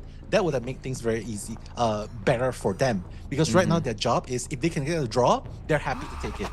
Because Ivy is in a position to get 3K here. Okay, we do see that the pocket watch does get used here. Kazuneko's gonna try to push for the exit gate. Oh, it's actually gonna get jumped at 3%. He's gonna wait for the pocket watch to finish and try to chase out Dolisu. But right now, detention is still a factor here, and Shinami might actually take this next chase. Yeah, he has a blink ready. So Aka can just go for the blink and just settle for a draw. Honestly, he can do that. Shinami's already on the second chair, so he can just wait out for it, right? But of course, knowing Aka, chair him first and then go for Dolisu. That can be a 3K, honestly. So the teleport, is that gonna come? Oh no, the gate's gonna be open really, really soon. Oh, they open up the gate. Oh, but he teleports. He's gonna be able to try to goal keep here now. Uh-oh. We have 2K. Oh, and there's no more detention. He needs to go for Dolisu. Yeah. He needs to. See if he's gonna try and find. Kazuneko's gonna try to escort. He does have a little bit of ball left. Psychologist is gonna expire. Dolisu needs to be very careful here. He's gonna hide behind the pallet. Oh my God! Oh, he's gonna try stun. He's gonna try stun. Oh, the escort. He's out of here. Oh my God! Beautiful, beautiful play right there. honestly, when he heard the ball started by the forward, he should have started swiping straight away already. Yeah. That was his small window of opportunity. But after all has been said and done, what an intense back and forth, and it still ended in a draw. It still ended in a draw. That was quite the intense last stand. I mean, it was so drawn out, the midpoint game. The first start, it was in Aka's favor, but you could kind of say how he performed also with the Hermit. ZETA just has ways for them to be able to get themselves out of those situations, heal up, find ways to close out the detention, and that's what they did. They bought so much time just for them to push for that exit gate. And yeah, just that final sequence was so intense. Kazuneko, still on that football, is one of the best to use that character. So just clutch stun for him to get the escort out there. Yeah, that's very true. That's very nice as well. The football at the very end, just winding up just to try and stun him towards the corner. I think Aka could have moved out of the way, away from the terrain. But then again, it's very hard because if you move away a little bit too much, that's gonna give opening for the teammate to run out of the door. But ultimately, it's still not a bad result for Rejects because Aka, again, he's expecting a draw right here. He's expecting a draw right here. That's his safety, like, minimum requirement, right? Just get a draw. Don't allow 3 escapes from ZETA survivors, and then come in with the kill. Come in with the goal-wrecking survivor faction. Come in and try and get that draw again, because even if you get a draw, going to BO3, Rejects will still be at an advantage because it's one win, one tie. So that's still good. So hopefully that's going to be enough. ZETA survivors have done their best. Honestly, they hope that they could have gotten 3-man escape there. That would have put them in a really good position. But the danger is not over for them now, because next up, Peter going up against Reject survivors for the second time. You gotta wonder if he's reset from that 3-man escape earlier. That's trauma for me, honestly. It is, and you have to also admit he still has access to the 4 horsemen. He's used the breaking wheel in game 1. His arms factory. He can go Goatman. Well, it depends on the bans. I'm pretty sure they're gonna ban out Goatman, but he can go Ivy and kind of mirror match it, and it could kind of go at that long drawn out game. So it's quite intense. Just like Pim saying, "I'm so nervous, I can't eat my lunch." I hope you guys do have time to eat your lunch or get hydrated. If it goes to the best of 3, we're not going to be surprised, because that's how intense and how head-to-head, how evenly this matchup is. So we are going to see the survivors of Rejects, the fighters themselves, grace the stage once again, going up against Peter and Arms Factory. And yeah, I like the fact that they kind of ZETA kind of took a page out of Reject's book and kind of took the fight to the Hunter also, with Kazuneko being on that football. You also had the Meteorologist with that push, but technically the Meteorologist kept healing up. So that really was very frustrating as a Hunter to deal with, because how many times did I hit you and you're still not down? Yeah, that's very true. That definitely played a factor into it. But then again, you are facing an Ivy, right? And Ivy's playstyle is you cannot be tunnel vision. You have to constantly create pressure, get one hit, force them away from the ciphers, and then move on to the other side of the part of the map, towards another Ostrakon, towards another cipher they're decoding, in order to get the other person off the map. So that's the playstyle of Ivy at late game. And ZETA Division took full advantage of that, allowing them to find items, heal up one of these two, and ultimately allowing them to wait out detention as well and get that 2-man escape. 自分たちのやることをやればもうしっかり勝てるっていう自信がついたので、次の試合ももう恐れずにもうやることをやるだけでいけると思うんで、もう恐れずに頑張りたいと思います。Give it without fear, folks. That is Soba, the fearless leader that doesn't use the crutches anymore. And yes, going back to your point, Nell, yeah, they took full advantage of the play style, right? Yeah, play style, or like how you're supposed to be able to spread your attention, that everyone was able to kind of do their own thing, and the excellent communication, knowing, all right, move, don't go to the cipher, heal me up, do this, do that. So yeah, it was, and considering Arms Factory as well, that really was the map that you want to play Ivy in. He was able, the team was able to hide accordingly and make sure that they were able to exact their game plan up against Aka's Ivy. Yeah, it's hard. That gameplay, that style that Ivy needs to play in order to cover all grounds during the late game allows ZETA survivors to capitalize on it. And they know. Kazuneko was constantly there. Remember, he did all of that distraction. He did all of that without sacrificing too much of his football.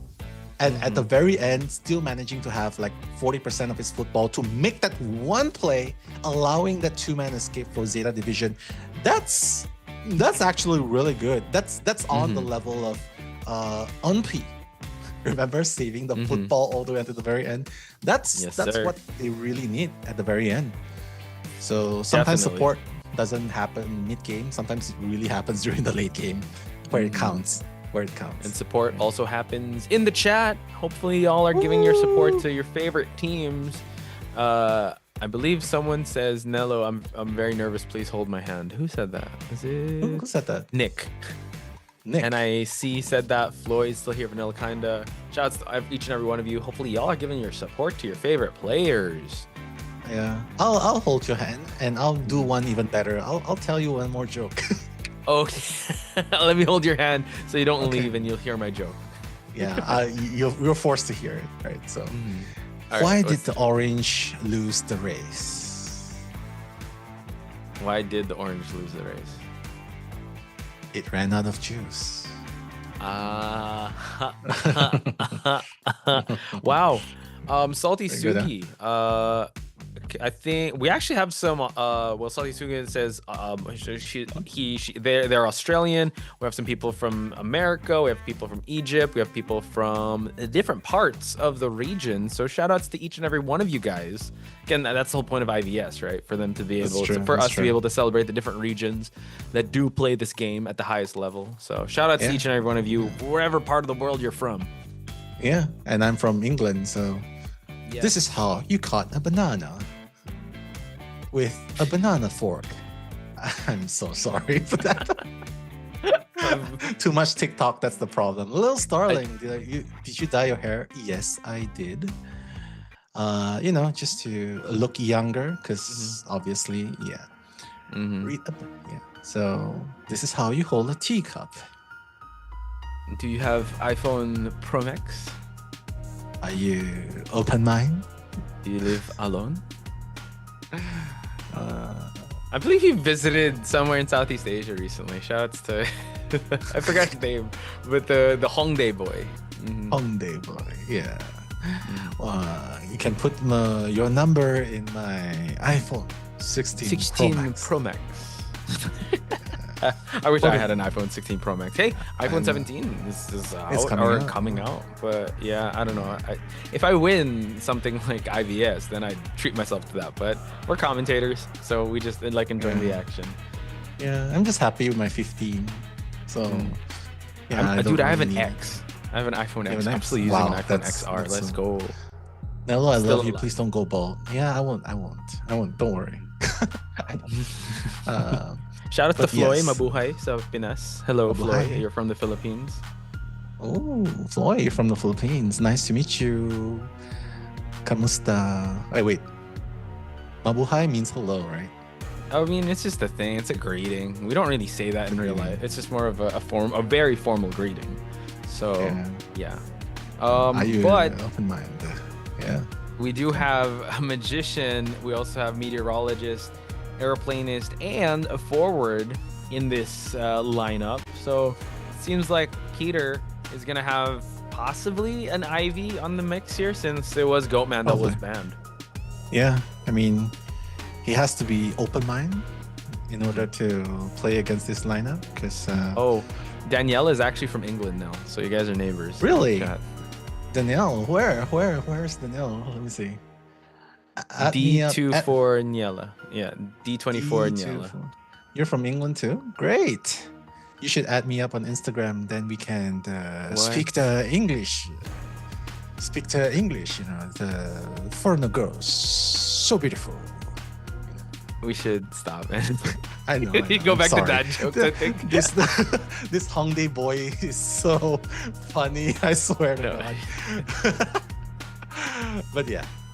Yeah, we should just go back to dad jokes. So here's another one. Why are fish so smart? Why? I think I might know, but why? They live in schools.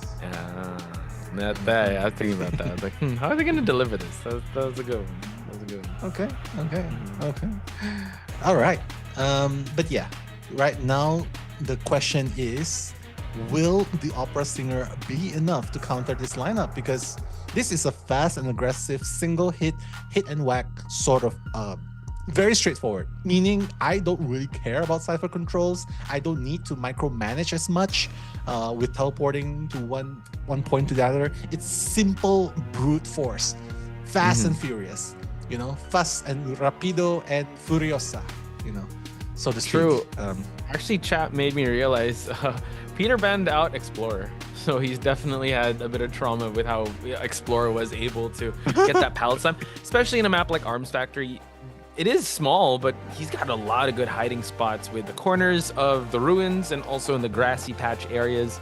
So yes, we are going to see speed and aggression coming out of Peter, but I'd say that the draft is really good. You have the Magician to counter single hit hunters. They just need to pull away distance with that Meteorologist and Aeroplanist, and you got that forward for that stun. So they still have that aggressive play style that they're known for in this Arms Factory.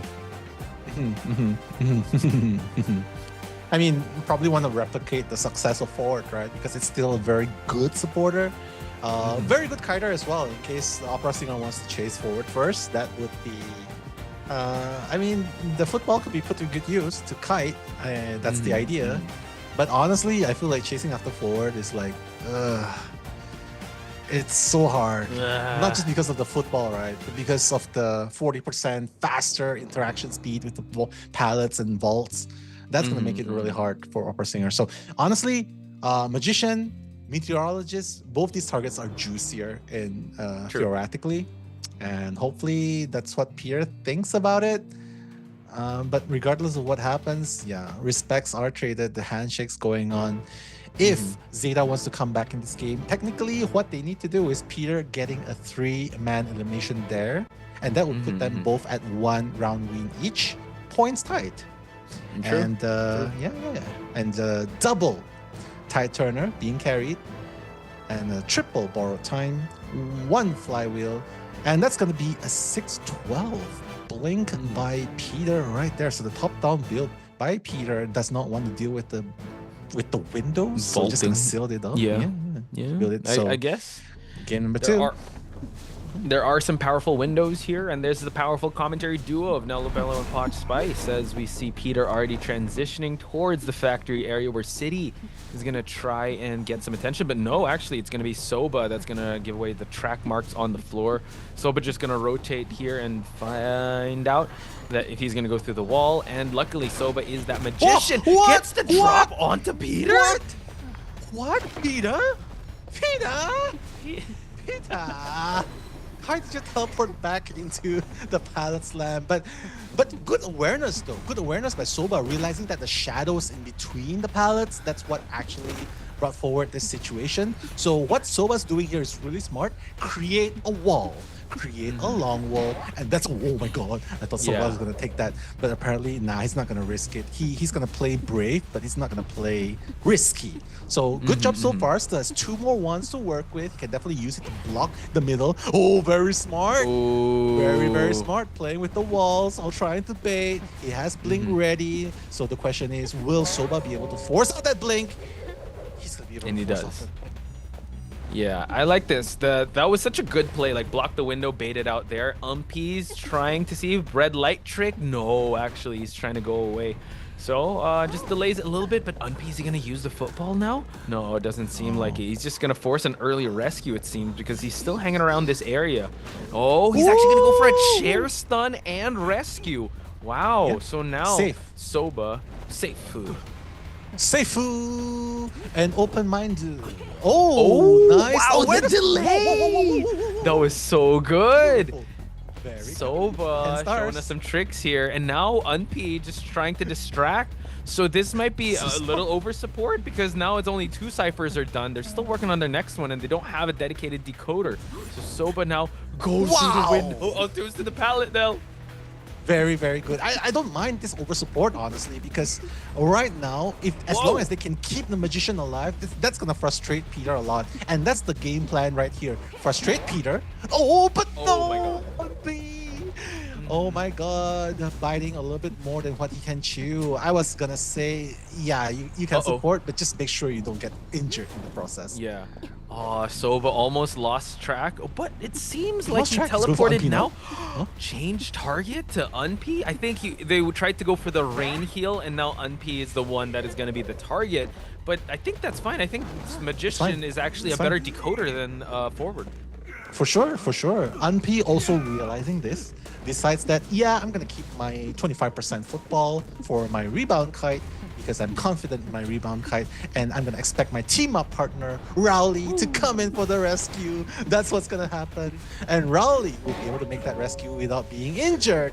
So that's a huge W for Rejects so far, because while all of this is happening, yes, ciphers are a little bit slow, but it's okay, because it's the 3rd and 4th are almost being completed at 3 minutes 16 seconds. Yeah, considering how the first game went, to frustrate Peter like that is very rare and far between. Now they do have their last cipher being worked on. Meteorologist and Aeroplanist are actually safe to go for the rescue. Magician just needs to stay out of sight. So now City seems to be the one that he's gonna go for the rescue.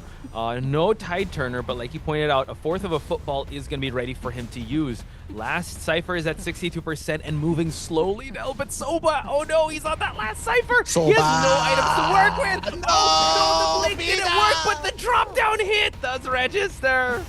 The fadeaway, famous fadeaway hit by Opera Singer. That's gonna nail Soba right here and now, and that's gonna be Soba's final chair, right? This is second chair.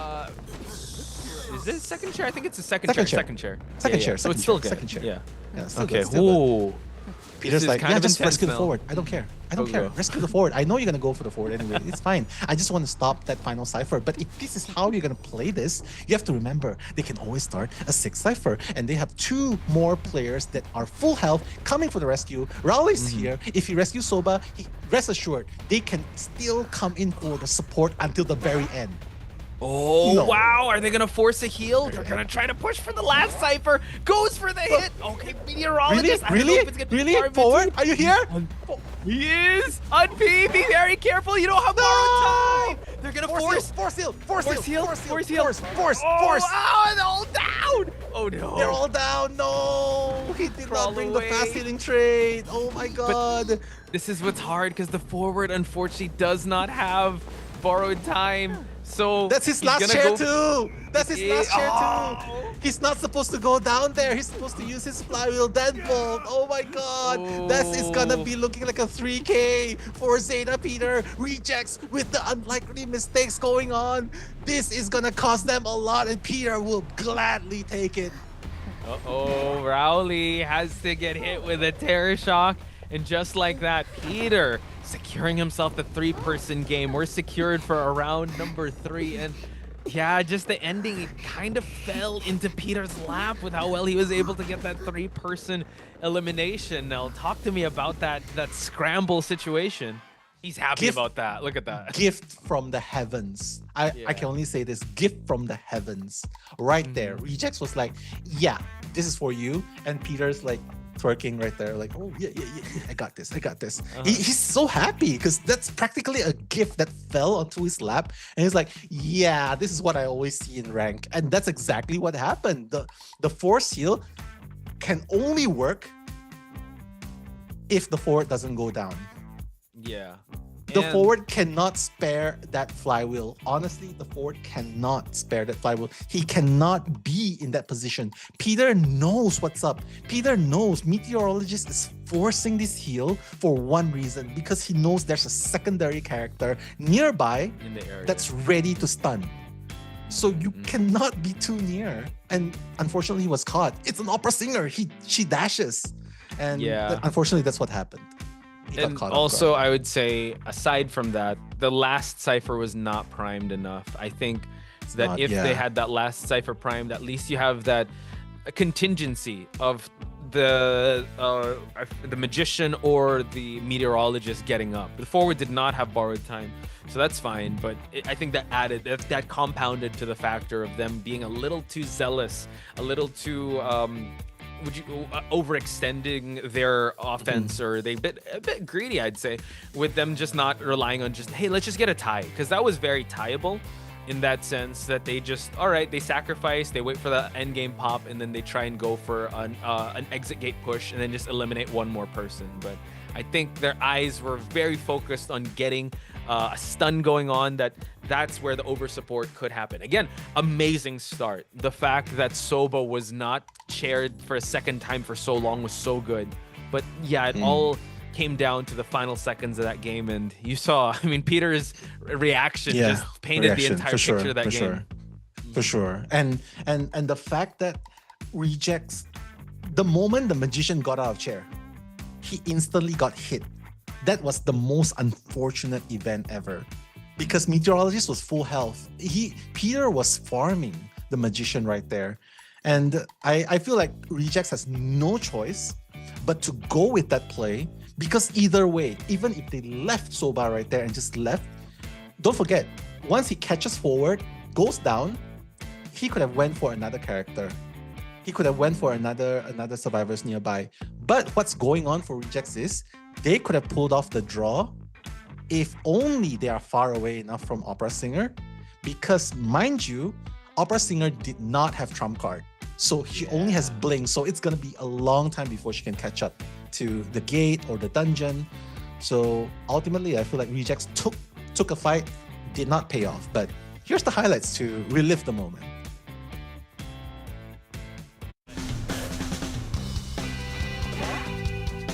타크로 들어가. 이거. 이거.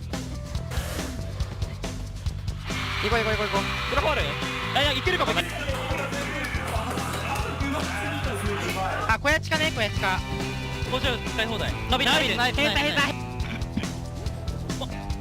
オッケー。狙い。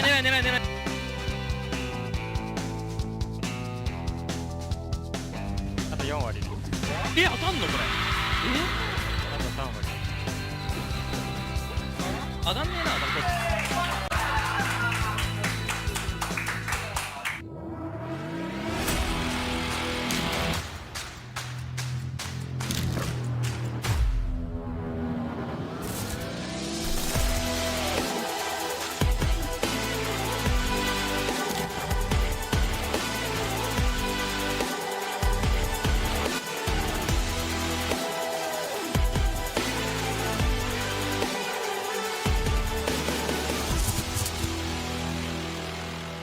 And there you have it, folks. The highlights. A very happy Zeta division. Not just Peter, but you saw people backstage.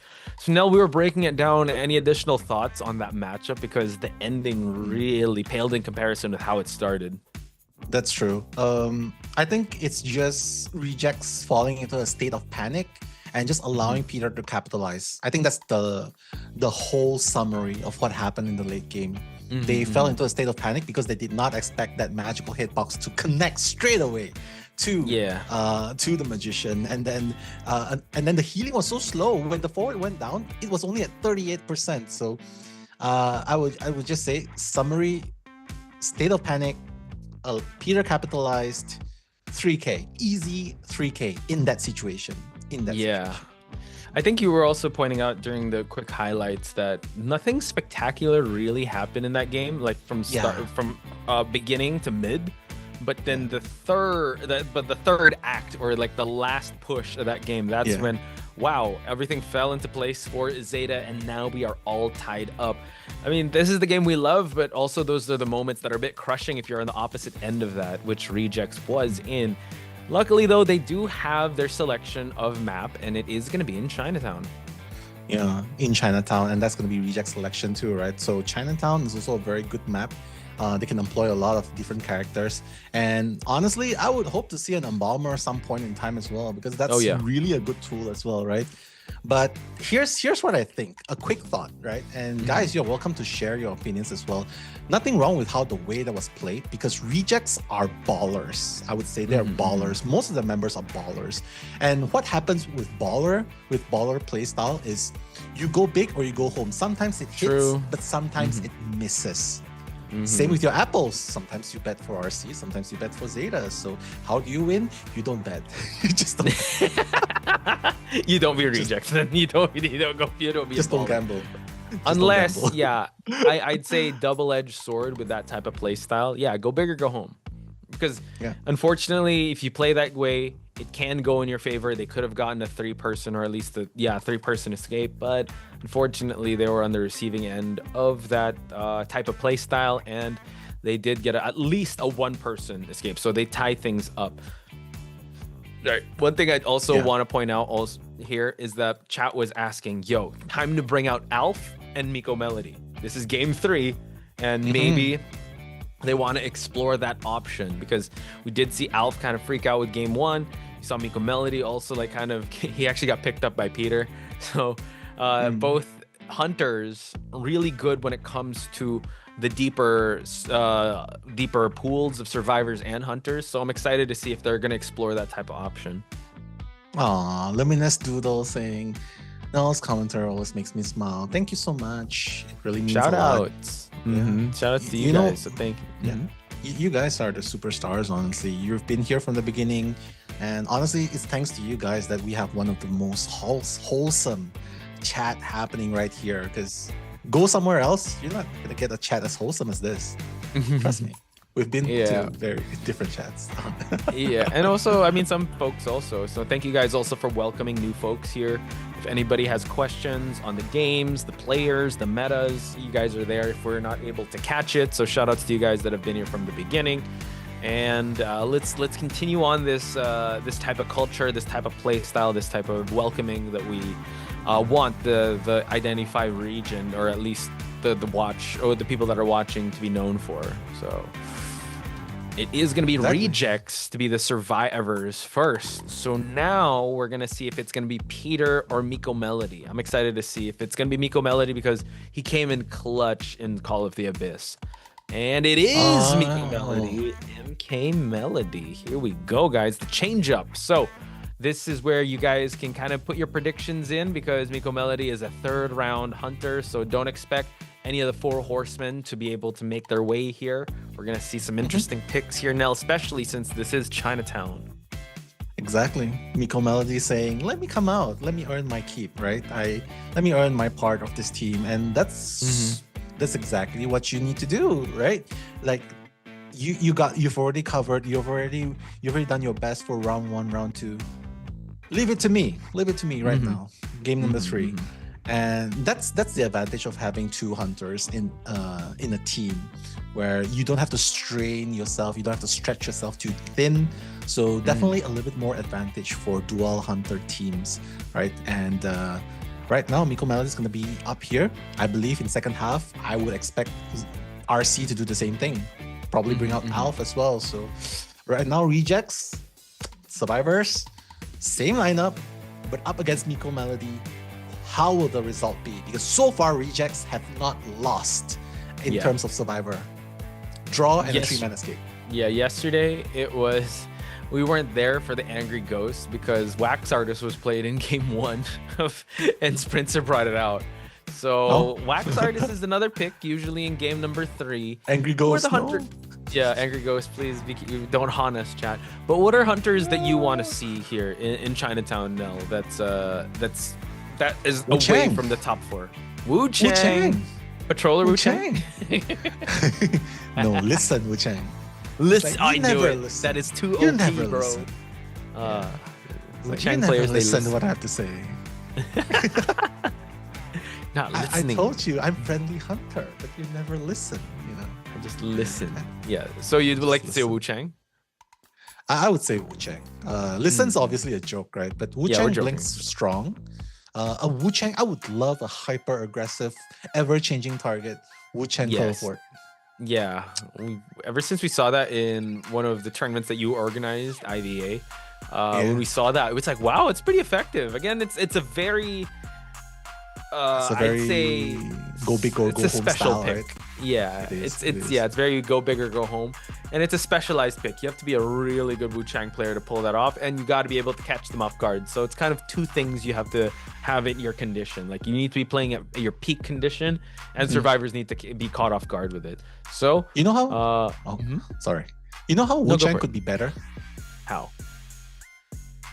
Give his umbrellas 2 charge. Ooh, that could change 2 charge. things. Yeah, I like that. That could change a lot, right? One umbrella towards one cipher, the other umbrella towards the other cipher. That would change things a lot. I mean, they've reworked Jack the Ripper. They've reworked Jack. To give him a secondary foggy blade, right? And then they can go through. So I think, to show some love to Wu-Chang, because I would say he's one of, because when I first started playing the game, he was my first hunter. I mean, they've reworked also Hell Ember so many times. They've worked Clown as well as Gamekeeper. So if they do that with Wu-Chang, I feel like that's still going to keep his identity. But no pun intended. But keep his play style too. Just enhance it a little more if he gets 2 charges for his white guard and black guard form. Yeah. I mean, no, Luminous Doodles. Don't play Wu-Chang with Listen. You're gonna start. No, don't take our word for it. No, you didn't hear that from us.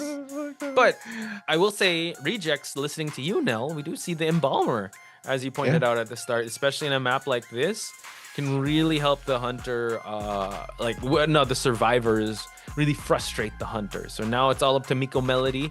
A lot of people in the chat saying they want to see the Clown make it in this map, and we have seen Miko Melody and Koa use that Clown in big maps like this. Also in the mix, we've seen him play round 3 hunters, Gamekeeper, I believe. We've seen, I don't know if he's going to bring out Bonbon in a huge map like this. Nayad is a possibility. Yeah, it's going to be... We did see a Bonbon yesterday in Moonlit River Park, but it was really tough because the survivors just needed 1 out. Yeah, only play that if your only victory condition is 1, right? Because then you force all the action. Bonbon is someone where if you starve Bonbon out of action, it hurts watching him. It hurts. Slowly walk from point A to point B. You know, like hell. Yeah, Tin Man. Help. Take the Uber, please. Right? So, I don't know, but it hurts because if you starve him of action, and with players with a lot of mobility, like for instance, you have Toy Merchant, you have Patient, you have Aeroplanist, you have. Nick says, "I'm gonna play Listen Joseph." No, Nick, no. You cannot quote us on that. You can't quote us on that, but don't play Listen Joseph, no build. Don't. Yeah, I love Joseph, Nick, and I have a lot of nice costumes for Joseph, but unfortunately, I'm just so bad at taking pictures and finding characters in the picture world, the mirror world. So yeah, I think he needs to be able to, I don't know, like have a buff to find folks in the picture world or that. Well, I don't know. I feel like Joseph is 1 buff away from being super overpowered because he has a very unique mechanic to just freeze the whole game, right? So yeah, if he gets that buff, what's up? You going? What? Instead of, you know what? Instead of creating the mirror world, why not create an AoE? The world. Oh wow! And just freeze everyone so all ciphers can't move. Yeah. The game's gonna think, oh, you've left the game. You're not doing anything. Oh, You're but hacking. Miko Melody, how dare you betray us? We still have another horseman in the mix. We have the Hullabaloo. Oh man. Hullabaloo. Dang. Hullabaloo is really strong this map. Is this might be Miko Melody's SOS moment? I don't know. It seems like he's kind of going for this Hullabaloo. I mean, you gotta trust Hullabaloo in this map. The trapeze is gonna help him cover distance. Not to mention, it's a really big map. So honestly, especially after you unlock that full presence, the Hullabaloo is gonna be a super, super hard menace to deal with. But yeah, just reading the comments while we're waiting. Right now, yeah, just you gotta buff Joseph if you want to make him viable again. But honestly, it's a character that we love, but we don't see enough, right? I share your feelings, guys. But right now, coming into the game, Hullabaloo in the mix-up. We have the Embalmer, we have the Fire Investigator, the Mercenary, and the Antiquarian. They're gonna form a Z with the Hullabaloo being between the Mercenary and the Fire Investigator. So probably looks to go for the Fire Investigator first. That would be a really juicy target for it. But then again, the elevation is gonna make it really hard because this corner is a very strong corner for survivors to kite. Hopefully, they'll have their kiting routes on point because Hullabaloo is, I mean, one of the strongest hunters out there, right? So we do see that the fan signs are being pointed out here. A lot of support for RC, a lot of support for Aka, Unp, Rejects. I mean, actually, yeah, a lot of supporters for Rejects. I guess they want to be able to see them take the victory out of the Koa defending champs. So now we're going to see the Persona builds here. Wow, Abnormal. Abnormal. Excitement, Insolence, and Trump card. So he's bringing it for particularly the Antiquarian, which is quite the respect, I'd say, on Unp's Antiquarian. But we have all borrowed time, by the way. So they're really accounting for endgame. And one flywheel on Unp. Yeah, I'm sorry, I don't agree. I feel like Abnormal would be such a good one to control the pace of the game.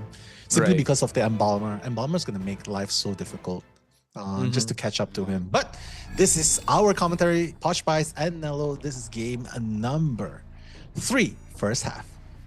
Yeah, so Miko Melody is going to have to make sure that he finds the right target here. He's already made his way to the 2-story stairs that connecting to the bridge where Unp is actually at. So I guess this is targeted to bring the excitement because now he's chasing after the Antiquarian. But Antiquarian could just use the stick for mobility purposes and just do a bit of trade-off here.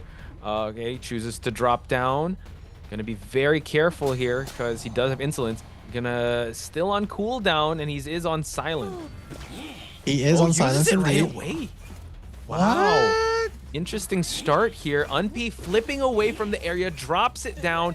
We need the red stage, so Unp using the and now he can just silence him.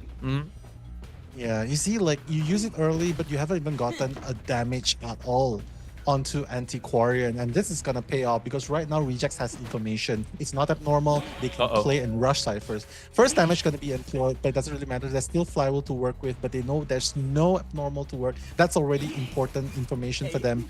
One more white and the red bomb is gonna bring Unp down, but Unp still covering grounds. Look at what's going on. They're still covering very, very well. What a play right there. Unp buying so much time. Look, Poch, 3 ciphers almost covered. Oh my god, that was so close and quite frustrating by Miko Melody. Had to change the stage just for it to happen, but that was a 2.5 cipher kite. And just like that, the bamboo stick is done, but he's still hanging on to the excitement, which no one can actually stun him anymore. So he's just the trait, like I'd say double down onto your sentiments now that maybe an Abnormal would have been a lot more scary for these survivors, but now Antiquarian is safe. He's gonna have to avoid the black stage, but we're gonna switch it up and he gets the black mark on him. Yeah, he doesn't really care too, right? Because, like, yeah, sure, I'm down. I'm just gonna use the last effort. I'm just gonna run away. Soba though, he's running towards where Soba's cipher is. So, what's going on? Oh wait, doesn't really matter, right? Because there's no abnormal. So yeah, okay, I'm fine. I'm fine. I'm just disrupting my teammates. It's okay. So it seems like that was the 70% cipher, and now he's actually went to the hotel cipher. Wait, he switches it up. Okay. Now I thought I brought. There you have it. So he did actually bring trump card for him to change up the trait. So already using it up. Now he's here to apply that pressure. Or maybe this is a mind game in itself, right? Like, hey, here's the 70% cipher. I'm gonna use up the trump card. Yeah, possibly. But Unp at his last share right now, a white ball and a red bomb, that's gonna bring him down. But Unp, look at him kite for his life. And his life just ended before his eyes. Going back to the same quite chair. Unfortunate. He was doing really well, but yes, Unp chased at the start once again. It's quite painful to see if you're an Unp fan, but now Soba realizing, all right, let's not stick around this area. Soba did put a coffin down there. City is going to try to decipher the cipher machine at the center, but Soba taking this next chase, it's all right since he just needs to run away from that coffin area. So just buying enough time for them to possibly push for a tie here. Yeah. One more red bomb, and that's gonna help bring the damage to him. Now, 2 more bombs, black and white. One more white bomb's gonna do it. Oh, the push onto Soba. He's just gonna leave Soba on the floor. So Miko Melody looking to control some ciphers right now. 10 more seconds, and he'll be able to destroy another cipher progress. So City being forced to use the last pad away, that's crucial. But now Miko Melody is just like, yeah, 43%. Why not? Let's just make it 5% this time. And that's gonna stop ZETA. Sorry, that's gonna stop rejects even more this time. So see, normal really pays off. It does. The one saving grace is that they're opening up another cipher, and then they have actually one sitting at 68%, but they are kind of persistent with this center cipher. So now the question is, who's going to come for the save? Oh, wow, it seems like self-rescue on Soba's side, just for him to distract so they can prime that next one. Possibly going to rotate for him to be saved once again. Nice dodges so far, but one more white stage mark and he's going to fall down. So let's see him try to hug these walls, but no, Terror Shock does apply here for Soba. Yeah, but while this is happening, right, at least Rowley will be able to come in for the rescue while Masonry pushes that last cipher. So Miko Melody realizing what's going on, the 6 ciphers already been popped. I mean, if ZETA can opt for, if RC Rejects can opt for a draw here, that would be best case scenario, although it's still going to be hard. Rowley still has 2 balls to employ, so hopefully he'll be employing them somewhere soon just to help Embalmer kite a little bit more, because it's going to be really hard. Okay, that's what he's going to do for now this time. Okay, coming in. Get that rescue very soon. It's already at 96%. Cypher's primed. Go for the rescue. They all have borrow time. They do. He's going to try to go for this area here at the restaurant. And now, yeah, they just pop it right away because they know there's no endgame detention. So everyone is all healed up. They're opening up the exit gate already. Soba has to be very careful. He's on his last chair, and he's kiting to the dungeon mill. I know, dungeon's here. Oh my god. But he does not have flywheel, so he has to kite based on positioning itself. And look, as long as he doesn't get damaged first by the white bomb is not landing. The white bomb is gonna land. Open it up! 3-man escape! Oh my god! Rejects! Wow. Rejects has just rejected Miko Melody. That's gonna be a 3-man escape. Considering themselves. They definitely did. And they played that very clean, right? They didn't go for any fancy strategies. Once they realized, okay, he's using excitement. Let's waste the stick. Let's just focus on the Antiquarian. And Unp being the first chase, he knew that, all right, let me just sacrifice this while everyone kind of goes for the rest. Everyone goes for Cypher pops and progress. It was very clean. It was very, I'd say, calculated with how they were able to handle that. And great kiting on Soba's side. True, exactly. Like, it's such a smart and decisive decision to first coffin, rescue himself, buy himself some time with the bubble, and not going down instantly. That also played a lot of role, which is why I said, Embalmer, good job. Fortunately, they brought out Embalmer, and it paid such huge dividend to them. Not to mention that very last game, late game kiting, that also paid so much dividend because that white mark did not land for the longest time. And Soba capitalized on it. And mind you, without flywheel, that was practically just raw kiting skills, positioning, and just walking towards the dungeon and 3-man escape. Yeah, RC. Folks. Yeah, they came to play. I think people in the chat now are saying, I think Mary says ZETA has to lock in. A lot of people wanting to see how ZETA is going to answer back here because they need to duplicate the same type of performance they did in the previous game on the Survivor side. So the only time we're going to see an overtime is if it's at 3-1, but Nell, we're going with Alf now, I believe. And Alf is a king of just like, let's just go for ties. Let's play this quite safe. I like the strategy of Miko Melody. You know what? The horsemen were still on the table. Let's go with the hullabaloo. but he did kind of go. He didn't go with abnormal from the start. He went that in mid game. That cost him. I mean, we talked about that before, and I think this is a good prime example. If he was able to buy a little more time from the beginning of the game, could have been a different story. And you didn't really see that much of the Antiquarian in play, because the stick was already used up a lot.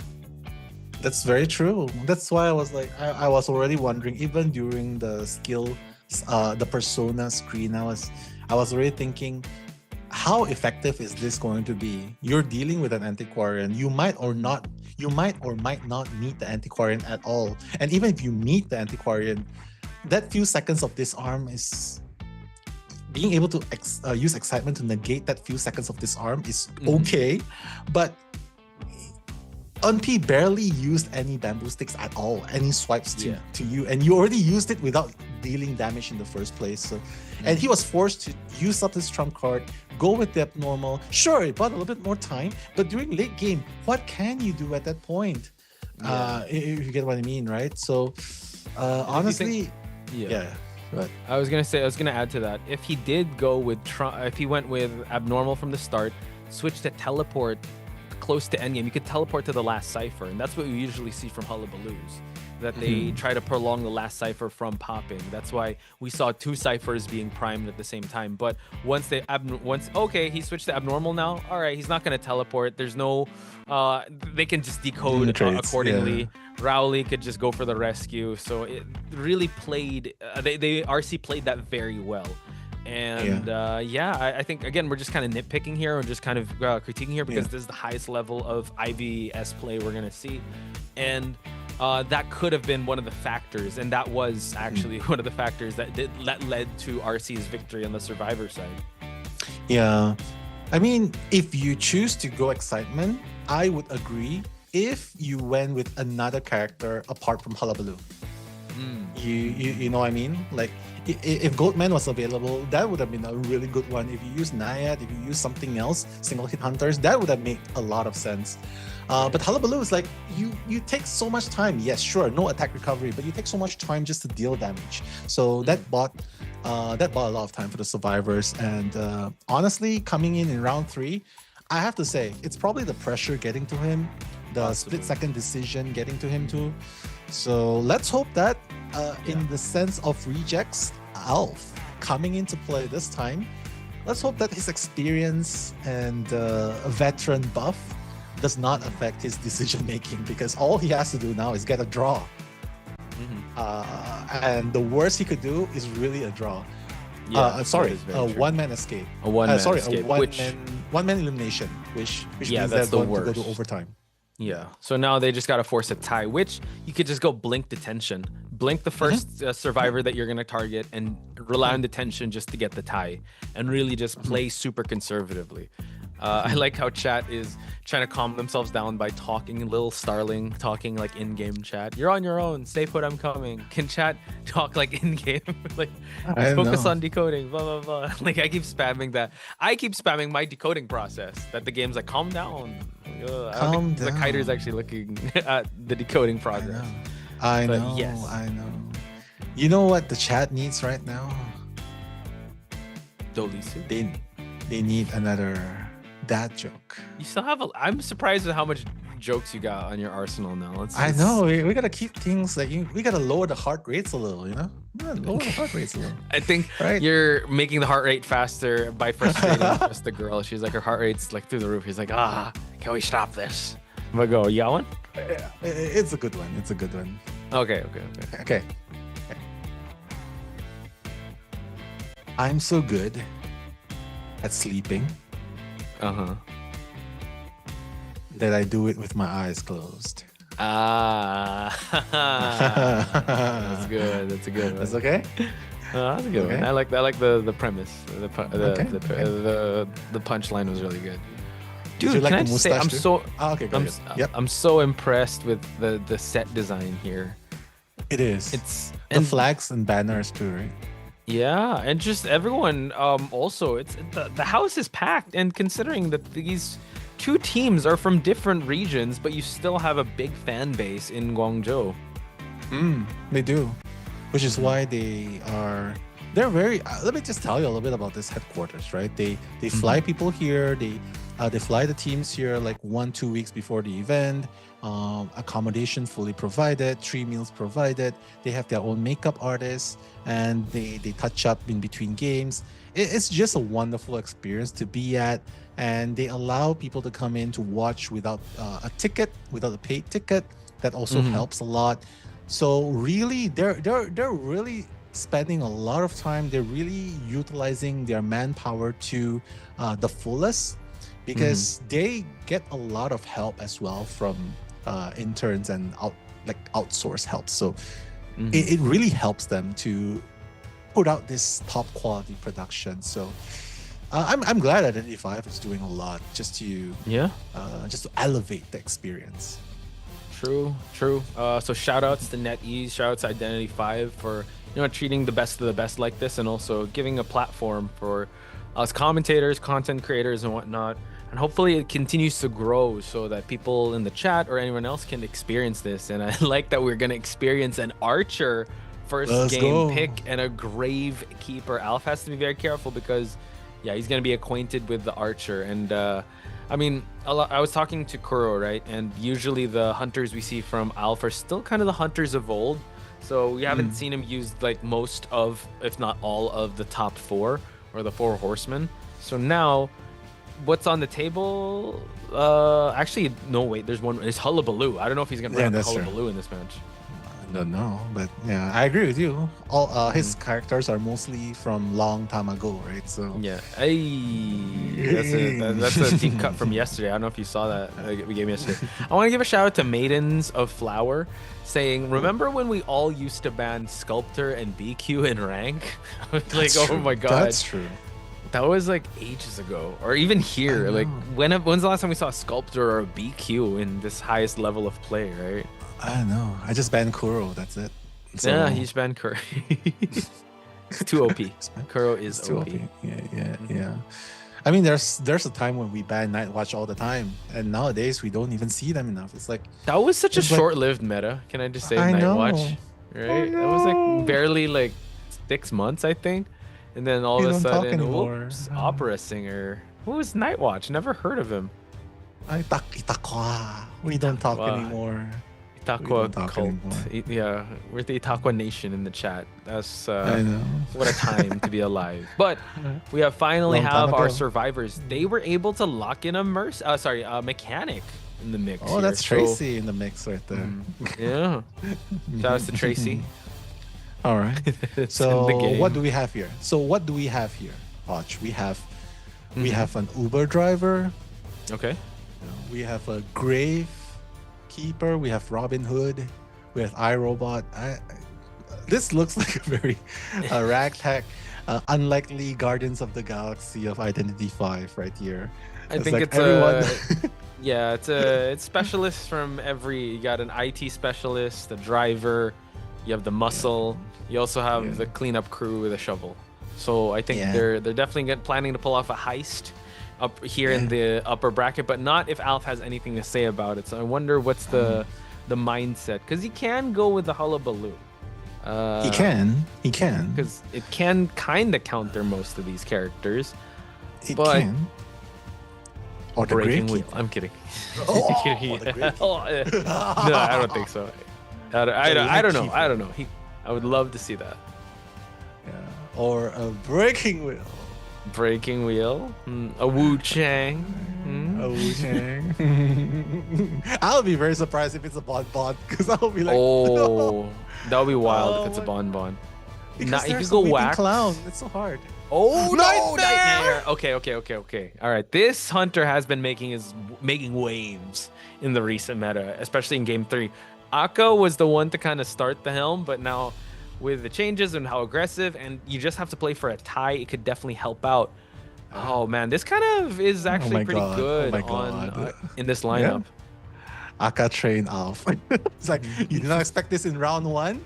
Here's round 3. Alf's gonna be playing it instead of me. So like, imagine that. They're definitely bros. I bet they're teammates. Like, this is for you, Akka. I got you. You're not gonna play Game 3. I'll play your hunter. Yeah, Satsugane. That's what Alf is probably thinking. Like, here I am.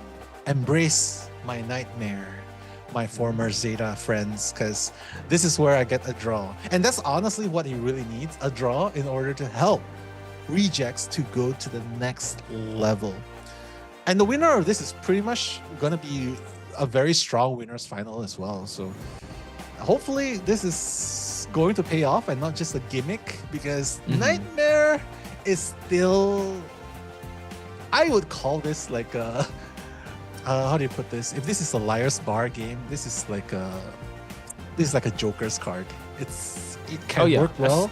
A sleeper hit. Might not. Yeah. But it has been very consistent in IJL in terms of just getting ties. So that's kind of the win condition. But I get what you mean, that if played correctly, yes, you can get the result you want. But if you slip up, if something does happen, luckily it's not. There are no trams in Chinatown. He doesn't have to worry about that. But here, yeah, just to get the fast downs, I don't think we're going to see anything too crazy with the Persona builds. I think he's going to have to bring Detention out just so they can at least get a tie. We're going to see Detention Warp Gate. I like this, just to make sure we get the downs instantly. We're able to actually mitigate any of the distance being gained. That's totally fine. And now on the side of the survivors, though, 3 borrowed times, 2 flywheels, and we got, two tide turners on the side of Zeta survivors. Exactly.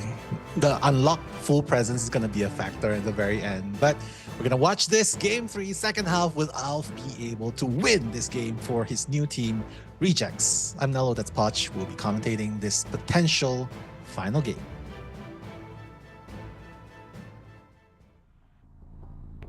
Welcome to Alf's Nightmare, aka Zeta, as former teammates will have to face. I don't know if he's actually faced off against his Nightmare, but he's gonna bring it in. So Alf already trying to get the first chase going here, activating that hunt trait just to make sure that he's gonna catch up. And it is Dolisu that is in the mix here. So Dolisu the mechanic already dropped the bot, totally fine. Oh no, he dropped it here. So I don't know if Alf is gonna catch that. He's gonna catch that, but it doesn't really matter, right? Oh no, the laceration gonna happen. But here is where things gonna get pretty interesting. Gonna break that pallet, doesn't really matter. All he has to do right now is get caught in a straight line. And that's basically what you want to do, right? So probably a blink here just to catch up. No, not gonna be a blink. Yeah, they probably, oh sorry, yeah, it's a warp. So Dolisu needs to get to behind that pallet. That's not gonna work. But oh my god! He just walked the tracking. Yeah. Because I think Dolisu was expecting the auto track hit. He just canceled it off and walked through. Like, bye. That's true. The mind games, the confidence. He also cleaned up the bot too. So now just being in this area really helped. Oh no, he didn't. Okay, so now the bot's there. He's gonna try and go for the bot. Laceration 100% for him to get the backdoor rescue. Seems like they're gonna have to really hunker down here to go for this save, but I'd say maybe it's fine that they don't go for it right away, because the bot needs to be able to decode. The bot needs to move away from this area, and I think Alf knows where the bot's at. He's already staring at that shaking Cypher. Seems like he is going to just wait for Shinami to get the push going, and a farm off hit right away onto Dolisu. Beautifully done. He's like, yeah, sure, I'm just gonna get this through because I don't really care about dealing damage right here, right now. But honestly, if he can get one more, that would be great, because full presence is gonna matter a lot. Oh yeah. Right? The double jump is gonna matter a lot, but wait, Kazuneko's gonna have that crawl. Just putting crawls left and right in order to slow down the ciphers a little bit. Oh, smart play coming here. Just goes for it, but this time Kazuneko was like, nope, we've had a survivor to fall for your tricks there, but I'm not gonna be one of them. And now he's gonna try and go for the laceration trick. This is actually gonna be really tough for him to deal with, because the archer does have access to the window. No, doesn't matter. He has the tracking to play, so it's okay. But what this does is Dolisu does not need to self-heal. He's just like, yeah, I'm just gonna try and use up the bot as much as possible to finish one cipher. So it doesn't matter if the main body dies, because what really matters about the mechanic is the bot, honestly, right? Complete that objective. But with how things are going, right, the bot will be able to finish one. But with all the action going on around here, not only will they have to rescue Mechanic from the bottom of hell, I mean in basement here. Yeah. but Kazuneko has to stick around here as well, simply because he needs to finish the cipher. Oh no, the double jump! Wait. Okay, Hametu is the one to get the rescue going. Warp is going to be available, but now he's going to try and escort, but Mechanic unfortunately does fall down. So 3 ciphers remaining, and it seems like they do pop this next one. Archer is actually going to get hit, and I love that Dolisu is going to go to the corner of this hospital for the Archer to try and go for it, but cannot afford to double down here. Let's see. He goes for the pickup. He can actually try to Archer. Uh-oh, watch out. Archer's here. Kazuneko, does he have? I don't think he has anything left. Oh, the whipping cloud! Uh-oh. Gonna try and 99%. All the effort here. They go for the pop now. Oh my god, but it doesn't really matter because he can still catch up and use the warp to catch up in the very end. No, he's gonna use the warp here! He's gonna use the warp here. He knows there's another target nearby, so he doesn't really care, but oh my god! Oh my Hametu! god! The double leap! Don't forget about the double leap! Oh my god! Uh-oh. Dolisu. Yeah, just take out Dolisu first and bring Hametu further away. Put the crows at the gate and then teleport. That's true. Force them out. Force them out. Force them out first. Actually, he might just actually go for Hametu and just bring him force away, bring him them to away. chair. So yeah, basement too if you can. Basement would be good, but wow. Yeah, I think Alpha is just playing to the strength. And now they're forced to go for this rescue. So this is going to be really tough because Gravekeeper is the only one that could possibly go for it. He's opening up a chest, and you still have to worry about the crows that he can kind of put on you. yeah, let's see. Let's see if the Gravekeeper will be using the shovel to go down. That would help them a little bit, but it doesn't really matter, right? Because even if he goes down, here's the thing. You have to go up, and Alf can easily just drop down and reset the attack recovery any single time. And how are you going to deal with this? This is a 40 seconds detention time. Hametu is going to expire even before that. And that's the victory condition that Rejects Alf needs, a draw. So ZETA has to time this well, and there's only one shot at it.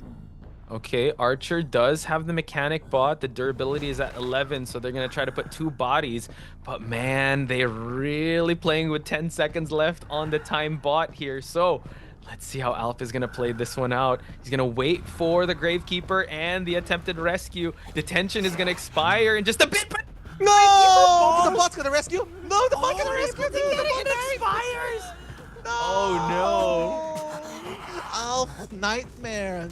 Oh my god, the nightmare on Alf Street is happening right here, ladies and gentlemen. I like that.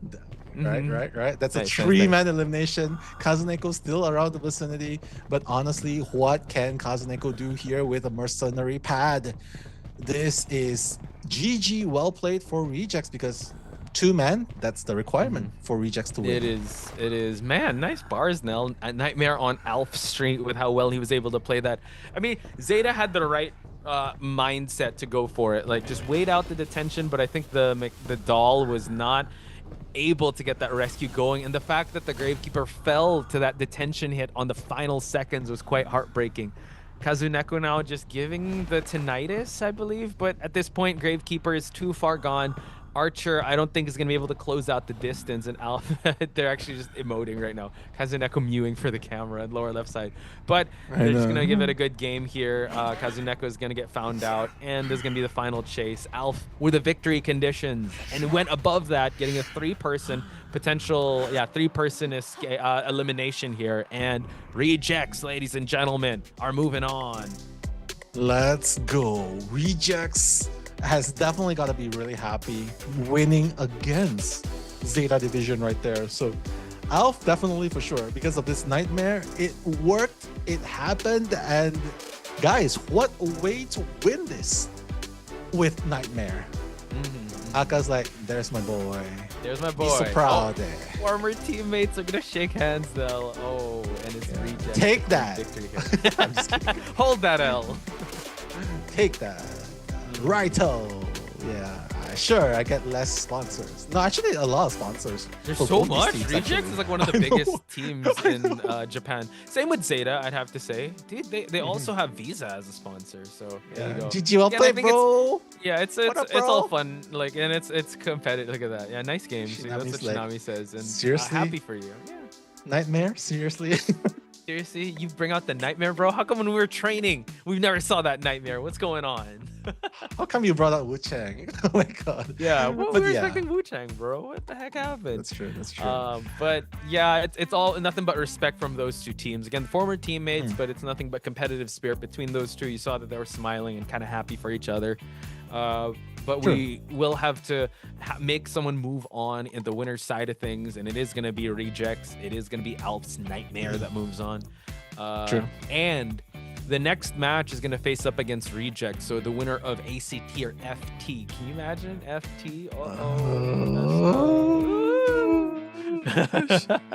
I don't know. Right now, I feel like Rejects is just super strong in IVS so far, and it just really shows the synergy that they have is also really paying off. And honestly, what a way to end it with the Nightmare as well, because even though we say it's just a draw, it's still really hard to do, because sometimes you saw how close it was, right, Podge? Like 4-man end game just now. 4-man end game. So it's still really hard to pull off. But nice catch though, using the warp at the very beginning just to catch out Hametu instantly. Sorry, just to catch out Dolisu instantly. That just get Dolisu out first, and then Hametu was nearby, and I think he sort of forgot about the double leap, and that's what led to RC winning today. The double leap was the downfall here that Rejects was relying on for them to be able to get that victory condition. So I wonder who's going to be the MVP in this next one. Again, we have to give our respect and our shouts to ZETA Division. They are the defending COA champs. They are the defending IJL champs. But today, it is Rejects to claim the victory up against them. And now ZETA will be fighting their way from the lower bracket to make it to the grand finals. That's going to be one to look out for. Our next match is going to be ACT versus FT. A lot of stakes for that because the winner is going to face RC. But I have to say and give shout outs to our second batch of commentators, which are Gummy and Kuro, because they're going to be commentating matches with higher implications because the losers will be out of the tournament. That's true. It's going to be a high stakes tournament, right? Especially starting with the third and fourth game. But honestly, this is what we are expecting. So please do enjoy yourself with some highlights. ナイス前頑張れあとしろラストしろラストしろラストしろラストしろラストしろ大丈夫次の鐘あと5秒あと5秒5 4 3 2 1いったおい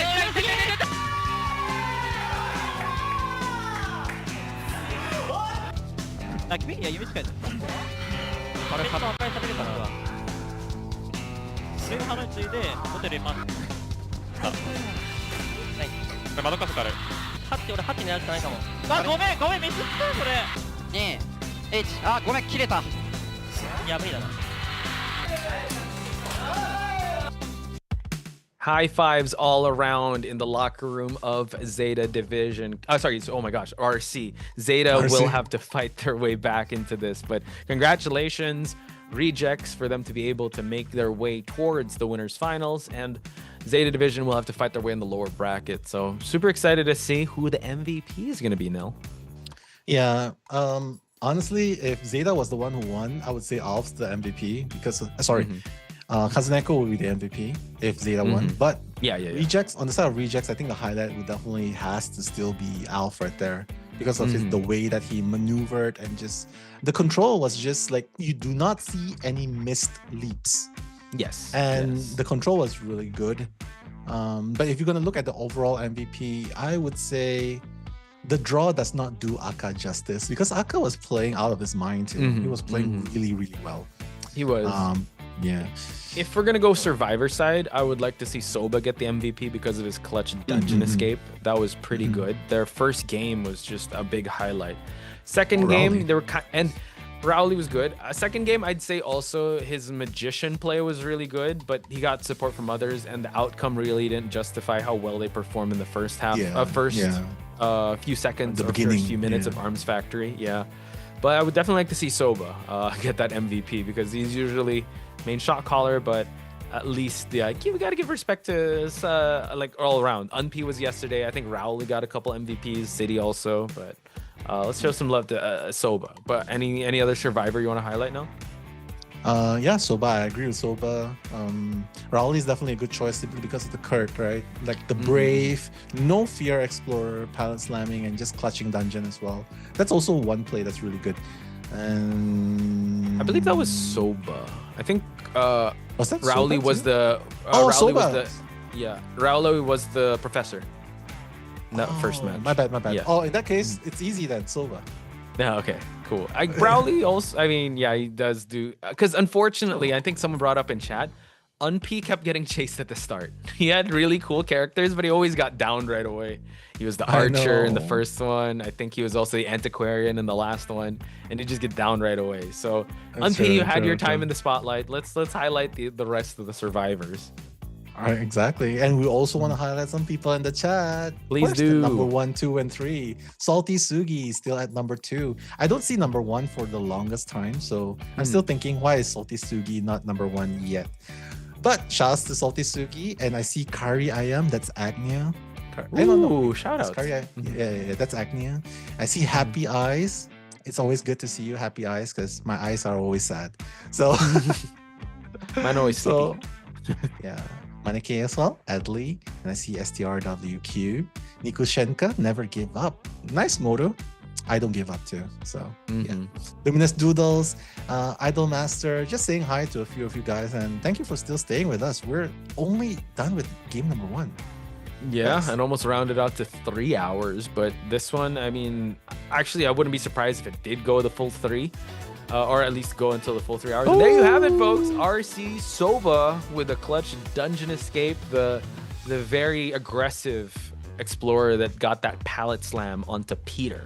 Boom. And also the aggressive magician as well. So congratulations. Best deduction going to Reject Soba.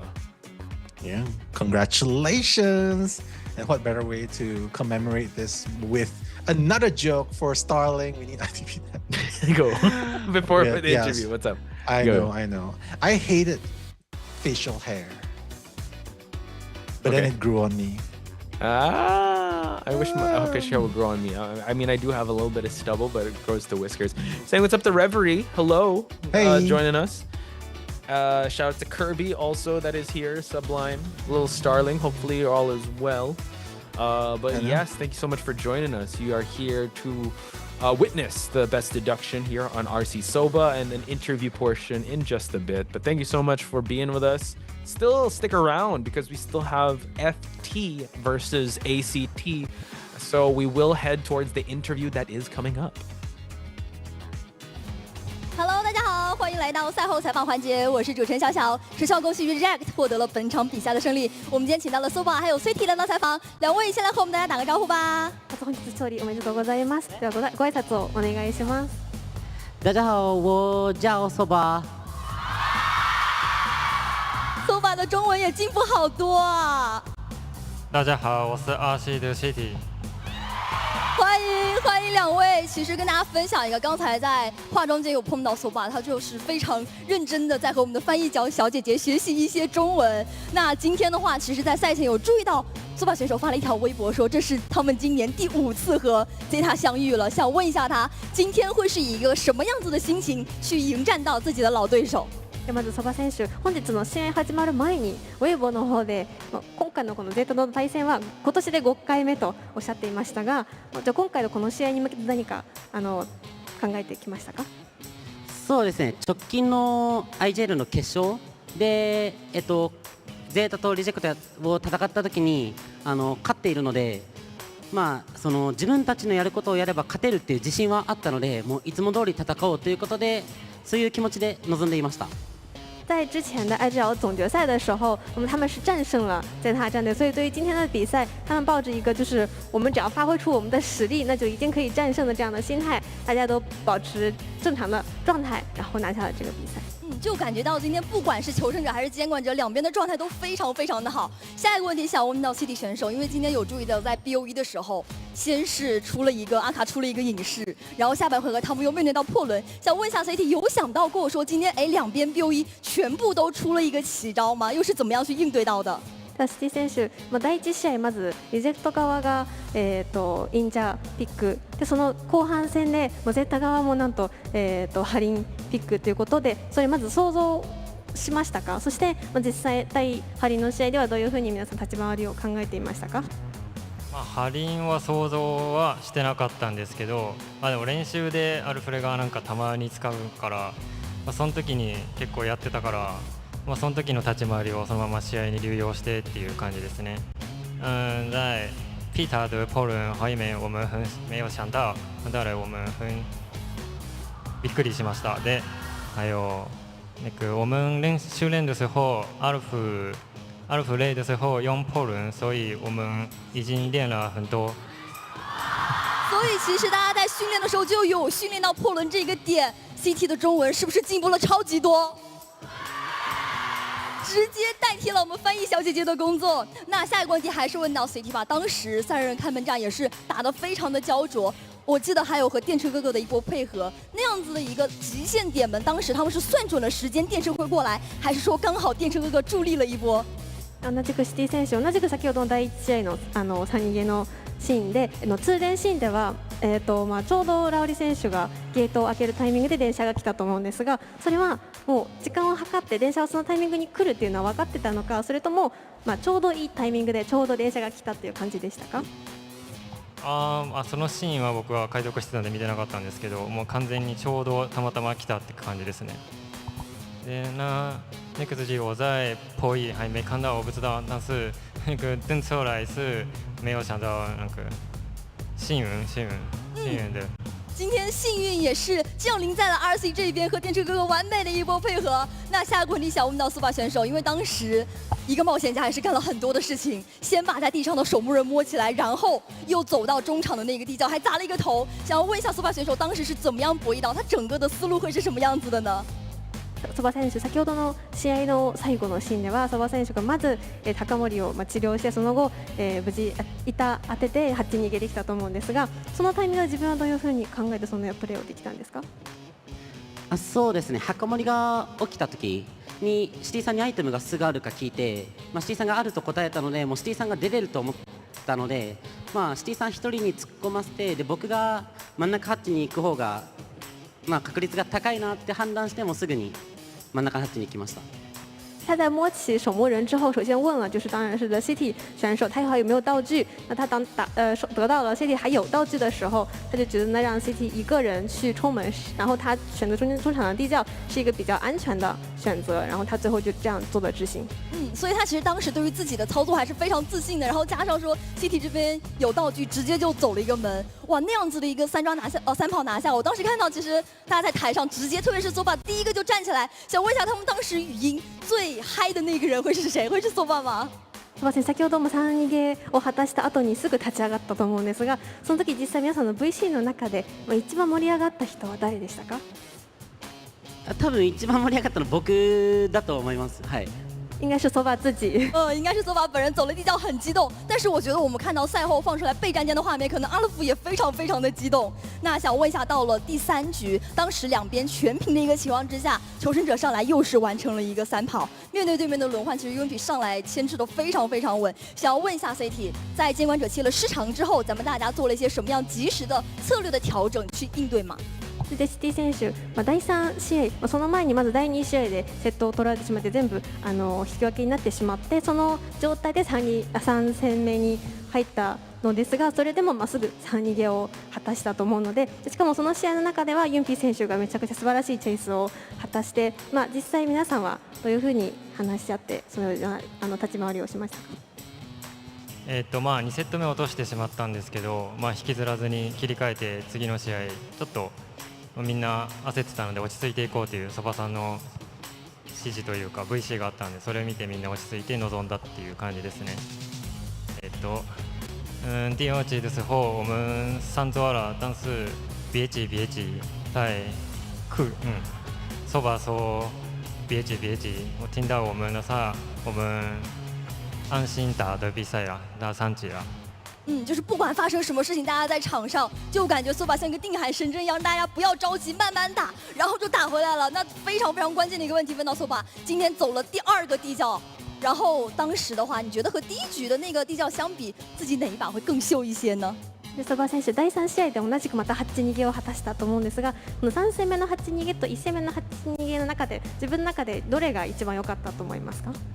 そうですね、個人的には3戦目の方がいいなって思って、でなんでいいかっていうと、やはり負けずに勝ちを狙えたっていうのが判断として良かったなと思ってて、あそこで例えば僕がハッチを狙うことによって3釣りされる可能性がなかったので、その分ちょっと強気に動けたというか、結構負けずに戦えたから結構結果を持ってこれたのかなって思います。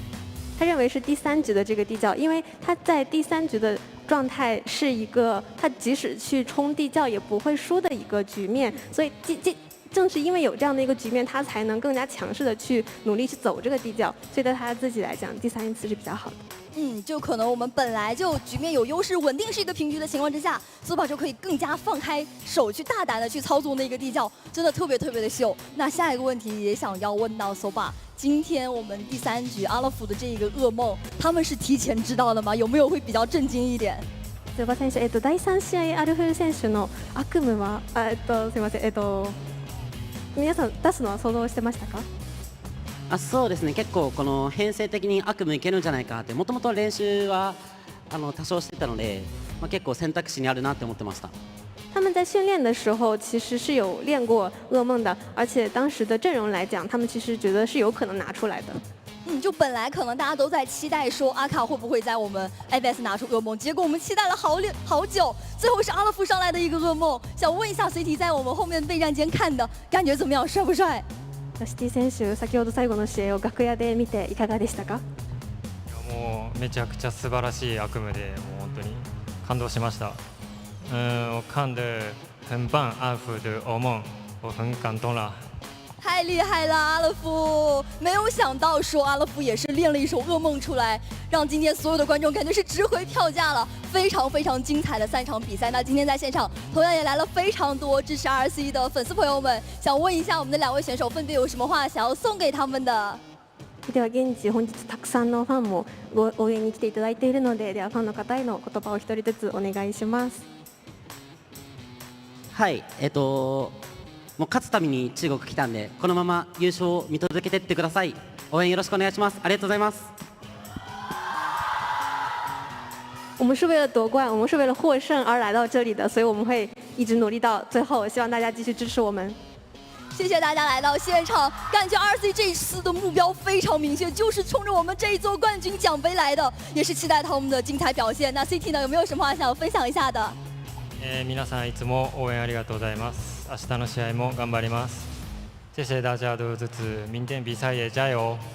千言万语汇进城，感谢非常大家来到现场支持 RC， 也是期待 RC 明天更加精彩的表现。再一次恭喜 Reject 获得了本场比赛的胜利。接下来马上要进行的是今天的第2场比赛，让我们稍事休息，马上回来。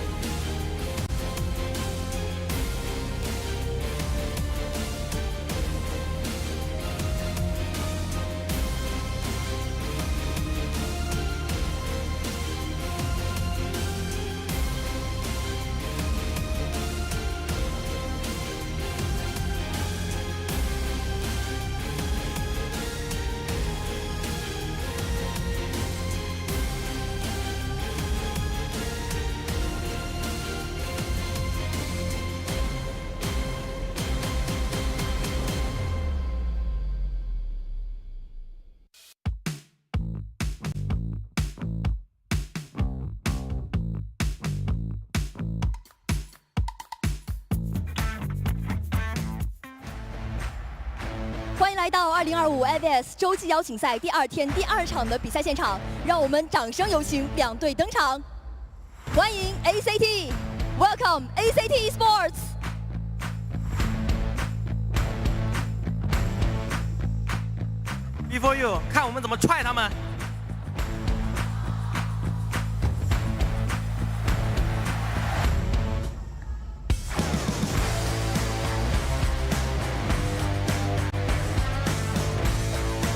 欢迎易森、新燕、11、狗狗、真真九、九优。欢迎 FT，Welcome Future。ACT， 你们准备好输给民间队了吗？先别管复仇了，我们送你们去打 Before You。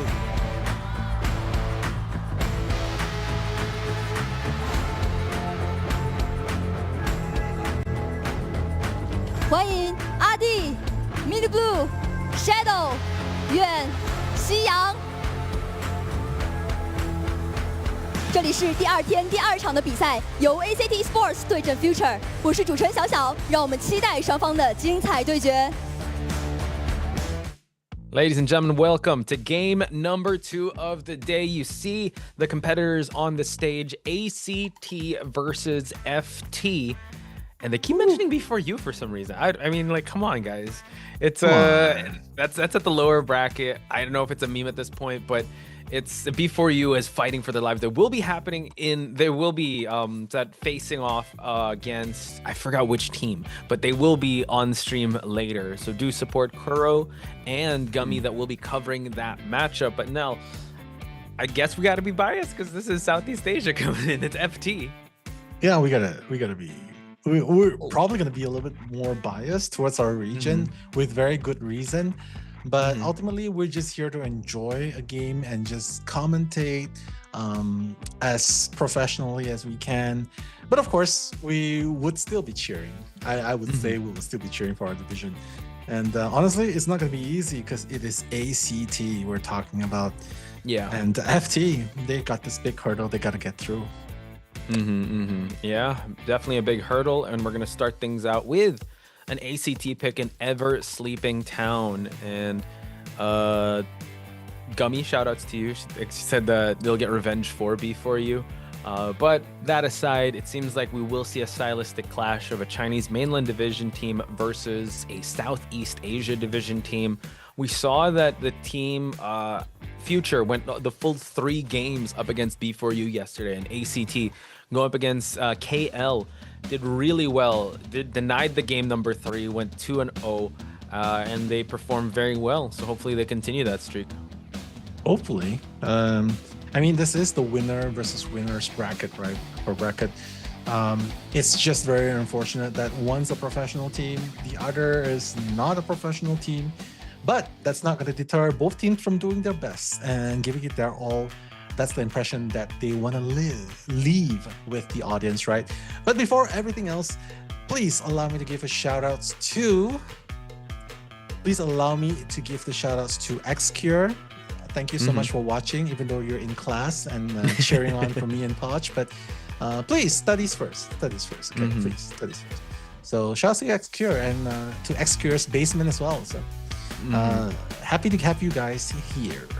Yeah, big shout outs to each and every one of you that are here, that have us on the background. If you guys are doing homework, if you guys are cleaning the house, if you guys are doing work, hopefully, like if you're in studies, like you're not watching us while the teacher's in the stage, but safety first.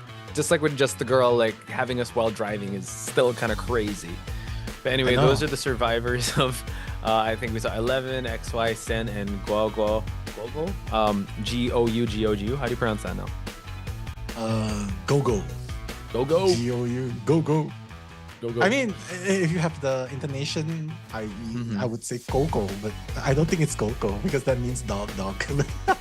Oh, really? Yeah. G-O-U, right? Okay. But here we have it, XY. part of the team ACT. What's very impressive with yesterday's performance is they did go through a little bit of adversity, but it was the Hunter ZZ9 that did very well with the meta Hunters. So I wonder how this is going to play out, because we saw levels to FT's game, you know what, facing adversity in game number 1, and then they brought it back game 2 and game 3, considering they also have a brand new Hunter in the team. Yeah, exactly. Brand new Hunter. That's definitely like, how do you put this? I mean, there's so many established hunters, veteran hunters in Southeast Asia, right? So for FT to be able to discover yet another new talent and bringing them into their lineup, that's gotta say something, right? That's gotta say something, like the amount of faith that they have in order to have this new player coming in. And obviously yesterday we saw some nerfs coming in, but yeah, again, we gotta take risks, right? We gotta take chances here. And guess what? This new Hunter from FT, they're going up against ACT survivors right now. So go, just staring to the screen like, did you call me? Did you call me? Or do you want another dad joke? Yeah, I think that's probably it. He wants another dad joke. So Luminous wants another dad joke. So here's one for you. My girlfriend. Okay, my girlfriend. How did I know my girlfriend thought I was invading her privacy? How? She wrote about it in her diary. That's a good one. Okay, all right. Okay, so here's one for the road. Yeah, but Xiao Yang. Sure thing. Let's go. Xiao Yang right here. Hopefully that nerf is not gonna break him in his first game, because this is a hard battle for him. Yeah. So I'm excited to see how they were going to perform here. Xiang did have a bit of a laggy start. Before you was able to get a 3-person escape in game number 1 up against him. And in game number 2 and 3, that's when things start to change. And that is the man, YMM himself. Shout outs to him. I don't know if his toilet is going to be in chat, but there you have it. The YMM screen capture coming in. He did Where's the Hanako? Where's Hanako? That's Hanako's toilet, by the way. So, and what? No, that's not Hanako's toilet. Wait, Hanako is YMM's toilet. Okay, that makes sense. That makes sense. But yeah, he's coaching FT now, so hopefully that input's gonna help them elevate their performance here, because I think they can use a lot of feedback and guidance right here. It's Xiao Yang's first appearance after all. In this, can you imagine that? Like your first debut as a Hunter main for the glorious FT team, and then, oh yeah, by the way, we're in IVS. This is your first debut. You're gonna have to have a full crowd there, and you're gonna be alone on stage up against veteran teams like B4U and ACT. All right, good luck, buddy. So good luck. A lot is at stake here for Xiang. Let your voice be heard in chat. ACT or FT, who you got as your favorite? Let us know as we get the Puppeteer and Gravekeeper locked in for our survivors of ACT. Yeah, I mean, we can expect the usual suspects. This time we'll be able to see Puppeteer, Gravekeeper. Even though First Officer wasn't banned, but I think Gravekeeper is very versatile. If you want to compare, right? Especially if you want to avoid that Patroller incident. I mean, Gravekeeper can definitely be that person. But with the addition of the Archer and Magician as well, this is looking like a very well-rounded one harasser sort of component going up against FT.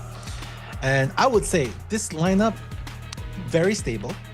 And it just shows confidence, like, yeah, we're just going to go with a very balanced team, add an Archer to the mix, and we're good to go, regardless of what meta characters you want to play in Ever Sleeping Town. I think that's the statement that they want to show right here. The confidence going up against a young player debuting here in IVS. Yeah, not pulling back any of the punches here. The fact that they've covered their grounds with the brand new Archer that everyone has been raving about and works really well in terms of support. Also the Magician and the Puppeteer just denying any pick of a Goatman, or just it'll be a really hard time for the Goatman. Xiang can, I mean, take a page out of Peter's book and go for Breaking Wheel if he wants to be able to. We saw how well Breaking Wheel was able to counter, but no, we are going to go with the tried and tested Goatman to start things out. Just because he does have a tough time with these characters doesn't mean he can it's not going to go in his favor. He could definitely find ways to be able to counter the skills that Magician, Puppeteer, and Archer bring to the table. I would still expect him to bring Abnormal here. I mean, sure, Excitement can work well against Archer, but honestly, with the cage, he could still block out that harassment coming out, right? So I would say that Mastery can be employed in this kind of situation, because Abnormal can go a very long way, and you know what happens when your 70% cipher decoded by a Gravekeeper gets kicked all the way down to 10%. It's so demoralizing, honestly. It is, especially when you see it, right? So hopefully that's gonna be what he's bringing in. Yeah, but other than that, I think every single target right here is going to be nightmare for the Goatman, because everyone is just so capable of kiting. So honestly, for me, I feel like he should just go straight for the Archer. I mean, that's a straight up 1-2 hit, and that's gonna get the deal done and get rid of the arrows as well. Definitely. So let's focus up here, chat, because we got Southeast Asia's finest FT. So hopefully y'all can focus your attention here and just make sure that you guys are giving them the support, because they are our representatives in Southeast Asia, for those of y'all in chat in Southeast Asia. But you can also support ACT because they are coming in with 3 flywheels, 3 borrowed times, and 2 tide turners on Gogo and 11, while a standard build on Xiang with the detention, trump card, and blink for this Goatman. ACT versus FT, game 1, first half. That's Nello Mello. I'm Pot Spice. We are commentators for this matchup.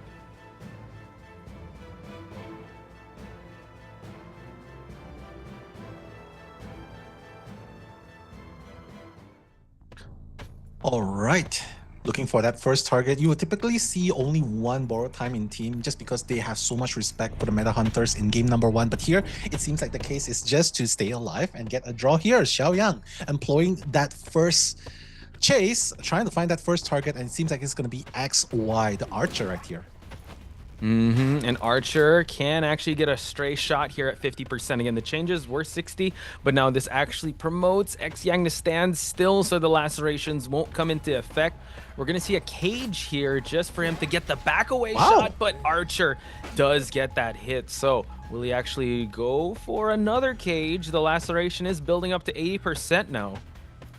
It is, and I think Xiaoyang doesn't really care. He's just gonna walk it off. So what if I get stunned? It's fine. I just don't want to lose sight of my target, right? That's true. Right now, another cage can be done. Another arrow into the heart of Xiaoyang. He's just gonna stand still with his right arm raised, saying, "I got this. I am ready to break this mirror." Oh wait, he's gonna break it in time. XY. Okay, he's just gonna go right through. Definitely just waiting for it. Add another cage, but actually flywheel's a little too soon here. So now we're going to see a back away shot, but yeah, take this blink hit. Xiang now has XY down, but Nell, it does look like they do have all their 3 ciphers primed here, but we're going to wait just a little bit because laceration is still in effect. Got to be very careful. Don't want to drop her. Don't want to drop her indeed. Very smart move, just putting his back against the wall, right? Just so that he doesn't struggle away from the path. But as you can see, it's still a very decent, almost 3 ciphers kite without support. So despite how fast it might be, like less than 2 minutes, rescuers already on their way. So right now, they're just buying time, they're buying a lot of time right here. 3 ciphers done, 4th cipher going to be started at 20% already. 11's just getting ready to rescue, and that's going to be it. There can be a beautiful 1 rescue, 1 more arrow to work with, and XY continuing to run away. Yeah, so just creating that distance, wants to get away from this area, possibly going to the next person that can get the rescue. So let's see if Xiang can cut them off. Looking at the survivors' ciphers, though, they are working on their last one, and Archer finally falls down. And luckily that this center cipher is already completed, so it's going to be harder for Xiang to have control of this map, since the last 2 ciphers being worked on are kind of spread out. So now, just looking around to see if anyone is coming in, seems like it is going to be Gogo to just hide away and feed that tinnitus, but we still have to see how he's going to approach this. Yeah. I mean, 1 more rescue can do it, but honestly, I'm not too worried about this, simply because the ciphers are moving extremely fast. It just seems like a very, very straightforward case of I'm just gonna stay here and I'm just gonna work. And if they want to come in for the support here, I'm not really sure if they're gonna do just that. I mean, they can force the support coming in here simply because it's 61%, but I'm not sure. Maybe try and die in between pallets. Possibly just to give that, but now another laceration mark. We do have a double cage here. Nice flywheel just to avoid. He is trapped in between two cages here, and now the last Cypher is at 80%, able to get the laceration. This could be the final steps for ACT to exact their end condition plan. XY does have the pallet to work with, but we do have a cage just to trap him in, and now we're at primed Cypher now. Yeah, not the smoothest, right? And 3 borrowed time is gonna work its magic right here for ACT. 4 men in game against a goat man, and Xiaoyang gonna use up that blink, but doesn't really matter because it's already 50%. By the time you chair the archer, 3 survivors from ACT are gonna leave the gate. True, just like clockwork. And man, that's not even a 5-minute game now, and they were able to prime those ciphers and get the heck out of here. And there you have it, ACT feeling really proud of their performance there. That's the confidence coming in from ACT, which is why I say usually some of the teams, they only bring 1 borrowed time simply because they know how formidable a professional hunter is. And playing a meta character, they can always only expect 1 or 2 escapes. But here, bringing 3 borrowed times, it paid off because they know they're capitalizing on the fact that they know Xiaoyang is this is his first appearance on an international stage. They saw how he played yesterday, and they think, yes, I think we can capitalize on this. We can score our goals through the Survivors faction first. But nonetheless, Xiaoyang did amazingly well. It's just very unfortunate that his first target was XY, the archer, which bought so much time kiting him. Right? 3 ciphers all on his own. I think that's the power of Archer, right? We were talking about it since the start of day number 1 that Archer is definitely making its way to the mix, and this was a really good case study of why. Just the laceration, the backstep, even though they nerfed it from 60% laceration to 50, it still was so good. And put that in the capable hands of ACT survivors, it really helped them get this 3-1 performance up against Xiang. And this is, I mean, it's a really tough debut for Xiang because no one's holding back. But the fact that they got that from a goat man still says a lot. And you can kind of see sort of scrambly situations where the cage wasn't placed so well, and it was kind of being too overwhelming for Xiang, which I mean, that was hard to see. But you know what? We want to find the best of the best here, and ACT really showing us they are making a claim for that grand final spot here with 3-1 up against FT. Yeah, I agree with you. Not the smoothest transition, not the smoothest cage.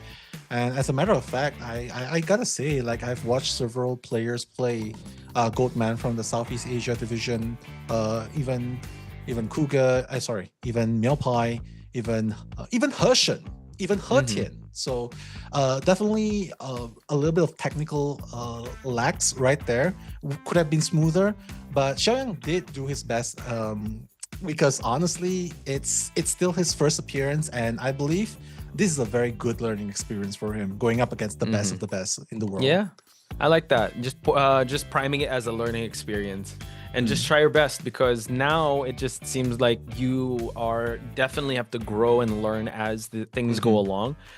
Not wasting any time, we're heading back to the stage here as FT survivors will be featured in this matchup. Again, Adi.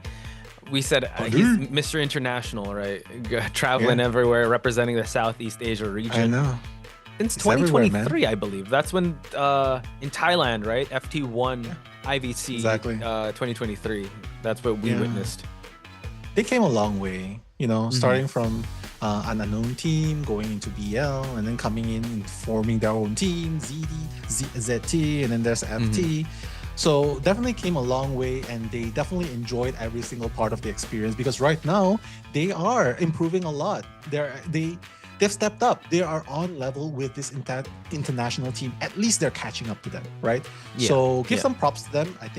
Give them some time, and maybe when the hunter gets to improve a little bit more with feedback and guidance, hopefully from their newfound coach, they can definitely go even further. But for now, FT survivors, they have an uphill battle to play, to fight, because it's 3-1 in favor of ACT now. They gotta get a 4-man escape to win, a 3-man escape to equalize, But other than that, everything else will be in favor of ACT Hunter. True. That was Mini Blue. And now we're going to move things on over to Shadow. I think we've been covering this game for a while, that we've seen these players really evolve.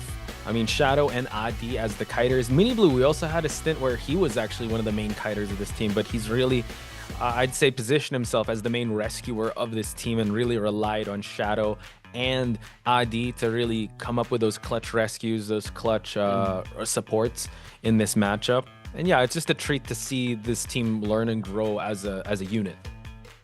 Yeah, I mean, there's just so many potential, right, in this scene as well, and we definitely want to see them grow even further. There's so many talented players, honestly. Like, these people are not even the full force of Southeast Asia. There's so many people. There's Panda, there's Yuki, there's Cowboy. Wait a minute. There's Oxygen. There's Hertian. There's Kuga. There's Yash. Zen Oyo. Zen. Oh my God. So there's many also, talented players. I mean, not to mention also GH or the Thai region. Little Boy. Sure.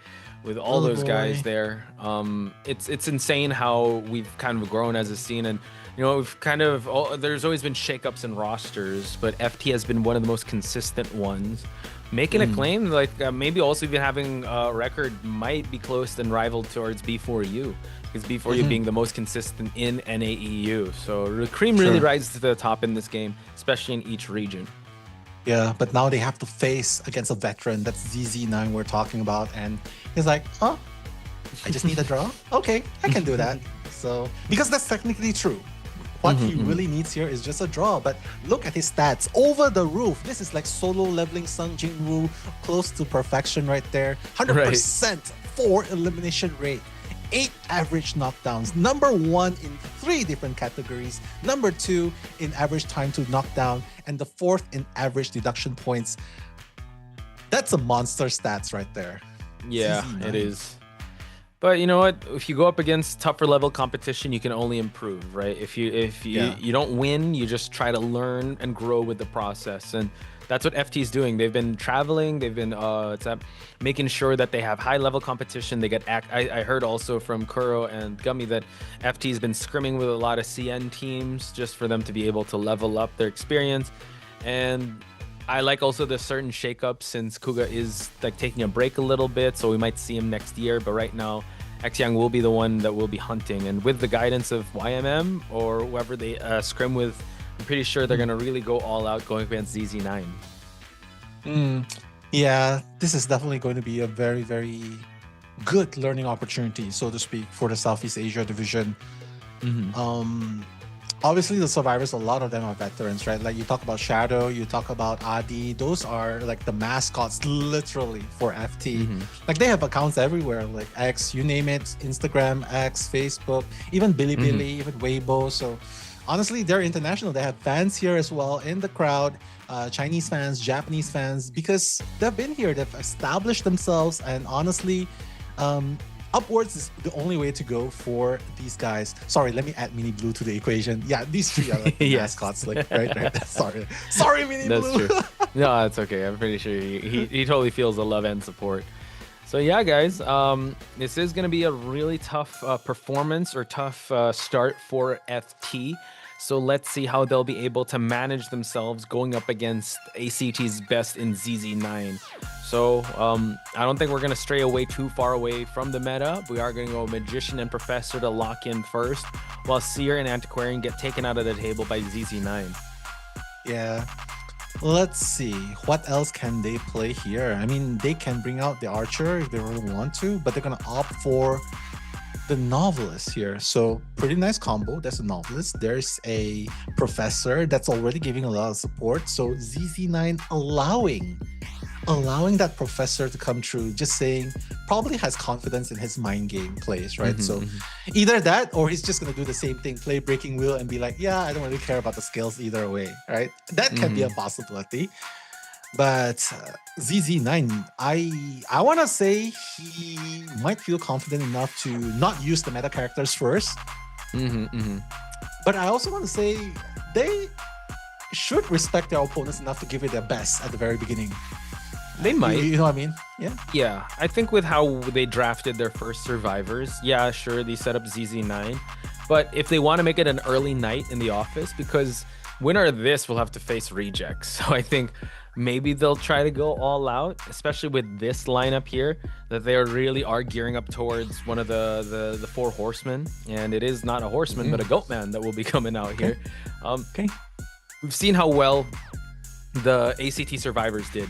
Could this be an archer diff? Because they do switch it out for novelist.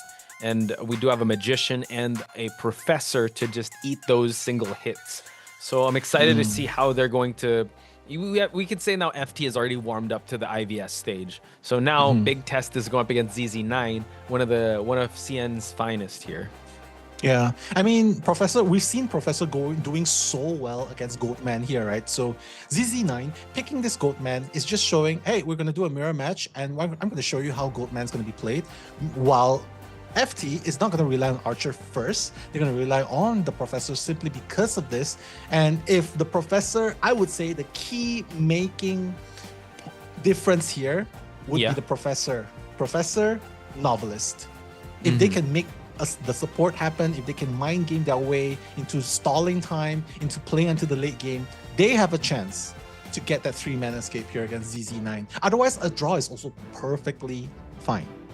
Ooh, and look at this, a bit of a shakeup on ZZ9's part here, going with excitement, which again, you can kind of go for those pallet stuns and also the shovel scales, breakouts and scales as well. So I like this. And it's the Goatman, so he's gonna trust in his Goatman ability. But looking at this, we have 3 flywheels, we have 3 borrowed times, but the magician going with a kite plus rescue build. So folks, this is game 1, second half of FT versus ACT, where FT needs to get a 3-man escape for them to just tie out with ACT. That's Nello Mello, I'm Podge Spice. We're your commentators for this match. All right, let's see. Same Goatman, different player. Let's see if that's going to be the difference that is going to determine who wins this game. ZZ9 on the Goatman, trying to find that first target. And FT, very bold to go with the triple borrowed time, perfectly believing that they can make it to the very end game with that pop of Cypher. But Adi is going to be that first kider on the Novelist. So let's see if ZZ9 will be able to catch him off guard, or will Adi be able to stall enough time for his teammates to decode the Cypher. We were talking about the keys to victory here, and it starts with Adi and how well he's able to prolong this chase. Nice. Just to switch up, just for him to be able to try and kite out this this cage, but unfortunately it didn't last as long. He's trying to siphon another book. Gonna put another cage, and oh my goodness, Nell, right at the tail end of that vault. That was so fast. That was 20 seconds of kiting. But honestly, what do you expect? Because of the Goatman, the cage is always going to be a factor. You're always going to get caught off guard. Look at ZZ9. You did not expect him to come out of that opening towards you, hitting you just when you were about to vault through. But now, breaking the shovel, and even has enough time to set up another cage if need be. Yeah, Mini Blue has to be very careful here. ZZ9 has time to gain that resentment. He's going to be able to get the hit, farm it off, but safe, I'd say a good rescue. But Adi out in the open here might reside to just eating that hit without a cage, but he's at full presence now, still building that resentment. Let's see if he can try to cut him off. Able to actually get a huge circle here, the flywheel, just to buy a little more time, but now the excitement does come out. Yeah, he's like, yeah, I don't have time for this. I'm just going to use excitement. I'm going to bring you down almost instantly. And look at this, 2 ciphers being done, 40% on the third one, and Adi is already on the chair for the second time. Mini Blue, I don't think he can go back for that rescue, but Yuan's going to be in the vicinity. Magician trying to be a little bit cheeky, just slow balls, but I'm pretty sure ZZ9 has spotted him in all the way. So the second and last tight turner of the team, Podge, that's going to be employed anytime soon here. True. So we do see another cage to try and stop the rescue attempts of Yuan, just buying more time for the desperation to set in for them to get this rescue attempt happening. But then he has another cage for him to deal with, and now he's going to have to eat that hit. Drop down on Shadow's side for him to be able to go to another Cypher. He's going to cage him right before he can get it. He's got to be very careful here. He's actually far and away. Yuan, be very careful. We've got to wait for the cage, but that's another down. The rescue does happen, though. So FT really trying to fight back here. Yeah, Shadow knew what was up. That's why the moment Yuan, even before Yuan got that first hit, right, Shadow was already dropping down the second floor trying to go for the rescue because they know that ZZ9 will be able to thwart that rescue. So right now, all hands are on deck on rescuing, on supporting, and on running. So Adi, last lifeline right here. Will he be able to buy that time? Adi, he's going to put that down, that Cypher, but it doesn't really matter. Let's see if that's going to be enough time. 30 resentment on the Goatman here as the chase continues. Yeah, the management, wow, nice. Dropping down the pallet, and now not in time for the excitement to work out. So, final Cypher at 2%, the backstep, but nice Adi hides behind a pallet, able to actually bait out the excitement, but that is going to be a checkmate on Adi's Novelist, folks. That is definitely a checkmate, and can I say, well played yes. On the excitement, because that definitely paid its dividend when it was needed, right? So 3v1 round, and here's the scary part. No last Cypher. You're right. And that's enough time for the endgame trait to cool off here. So Shadow is gonna bait out a drop down here, but it's totally fine. Last Cypher now at 25%, so they're still doing all right. But the next kite needs to last really long, Nell, because they don't have their last Cypher. Yuan has already expended some magic wands here, and unfortunately will have to eat that caged hit. So one more hit on the Gravekeeper and Magician. Uses the magic wand here, has to go for the cage. But yeah, one more hit and they will be falling down. Yeah, one more hit, but Yuan's still playing, still juking, so to speak. So unfortunate, 5 more seconds to flywheel, and he's gonna go down right here. Mind you though, he has no borrowed time. Gravekeeper is on that last Cypher. Professor's probably gonna come in for that rescue, but again, we've seen how ZZ9 thwarts rescue halfway. Like the middle camping is just so scary as well. He's gonna bring him closer to the chair, to the Cypher where Mini Blue is. Oh my god, this is gonna be dangerous. 2 cages and he's gonna block out Mini Blue. Yep. Yo! Oh my god, Mini Blue, be very careful. Going back and forth here, able to actually get the hit onto the Gravekeeper, and now he doesn't even care if the Magician will get rescued. He wants to stop the Cypher from moving, which is the right choice. And now 3 survivors. Magician already got some scales from the Professor. Let's see. The resentments have been running out on ZZ9, so this has been slight openings for the survivors, but not at that instance where Gravekeeper does get caught out with that cage. Very, very smart. Go after Gravekeeper because this is the final Cypher, right? And if things go south, he always has the option to use Trump card and abnormal that Cypher, right? So, but honestly, ZZ9 can still hold on to that Trump card because it's ready to use, but he's just going to choose to camp near towards the graveyard this time. He knows Yuan is half health and probably the one that's decoding right here. So he's gonna apply that pressure right now. If Yuan goes down again, that's it. He's gonna be sent back to the manor, and that's gonna be a 2-man off the manor at the point. It's gonna be 2v1 heading towards the late game. Yo, he didn't even have time to use the scales. And just like that, like you called it, he wanted to get this particular survivor and he got it. And just like that, more pressure being added to FT. 2 survivors remaining. ZZ9 standing still, standing on business with just 1 Cypher remaining.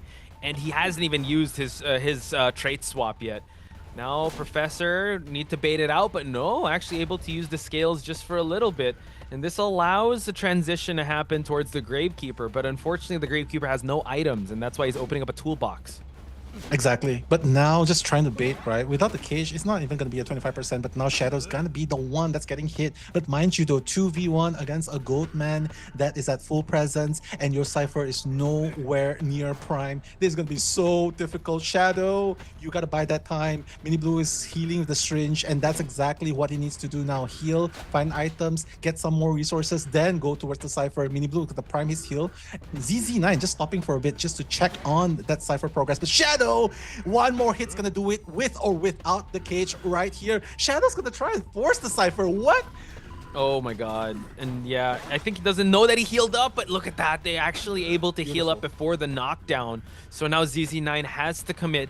The Cypher over at the graveyard is still moving accordingly. You were waiting for some resentment to build up on ZZ9's side, but they did bring both borrowed time. It's about to be prime. Can ZZ9 knock down this Gravekeeper before he's able to actually kite out till the prime Cypher? Oh, nice pallet drop. This could be it, Nil. A chance, a chance. It's already primed right now, but Mini Blue Mini Blue just needs to survive. The dungeon's actually near. They're just gonna pop it straight away. It doesn't really matter. But now, Mini Blue has no items to kite. Only a syringe. If only the syringe can be used as a weapon to stab the hunter and put the hunter to sleep. But now ZZ9 is still trying to kite. Mini Blue, he's juking ZZ9 on foot. Oh no, the miss. ZZ9, what's going on? He's not hitting. But now Mini Blue is going to be able to survive one more chip damage, and it looks like FT might be able to at least get one survivor out. Nice. I think that's the moral victory here. At least get one out, and it's with Mini Blue's kiting, man. Oh, but hang on. Oh, Dungeon. He needs to be able to try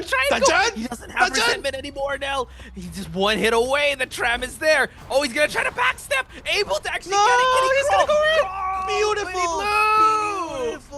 Beautiful. I mean, ZZ9's expecting more than that, but honestly, this is really what he needs. Just a draw, right? But FT not going down without a fight. Yeah. What a play. The moral victory was to get at least one out, but they weren't content with that. They just want to get two. The fact that they got a tie in that situation where it was really working so well for the hunter was just so good. So the fact that they climbed back into this just shows maybe FT's the type of team that wants to take it all the way BO3. So it was quite dicey, especially my heart breaks for how Adi took that first chase. But the rebound was good. The end game was looking very dire, but I think that's where FT really shines, when they're able to induce that chaos, keep moving around. ZZ9, like you said, that was his game to win, but the fact that they got a tie is still good on ACT side, but sign of confidence on FT. Yeah, I mean, this is just the sign of the veteran, the experience coming in, right? Because you saw just now, Shadow, Mini Blue, RD, like they work so well together, and Yuan as well on the Magician. He bought so much time in the synergy coming in. It's just, how do you put this? They are catching up to these IJL, IVL teams, and it shows, right? Because look at this, Goatman, first round, a draw against a professional team hunter. I would say that's a moral victory, honestly. This is really a moral victory for FT. And yeah, if you guys are for FT, guys, please do make some noise in the chat. It's not a win. It's not a win for FT, but it's still such a high quality play. Yeah. Love that. Not a win, but a start. A start of like the momentum of shifting towards possibly FT's favor. But you have to admit also the fact that both teams were able to get a 3-1 and a tied game from a Goatman really just shows that the meta is shifting. Goatman was a 4K hunter guaranteed a few months ago, and now they're able to actually get this result. So let's check out the highlights before we talk about the next match. So check this out. 黑的，好扛，上了，我隔20秒，19，想摸去了，18，钻两个，废了，附近门没封门，大概率能开到，闪现，来，够了，是啊，溜不动了。然后我卡在独洞那边，好吗？我卡在独洞那边，去吧，我去。火焰是金身，到，牛逼！哎，在。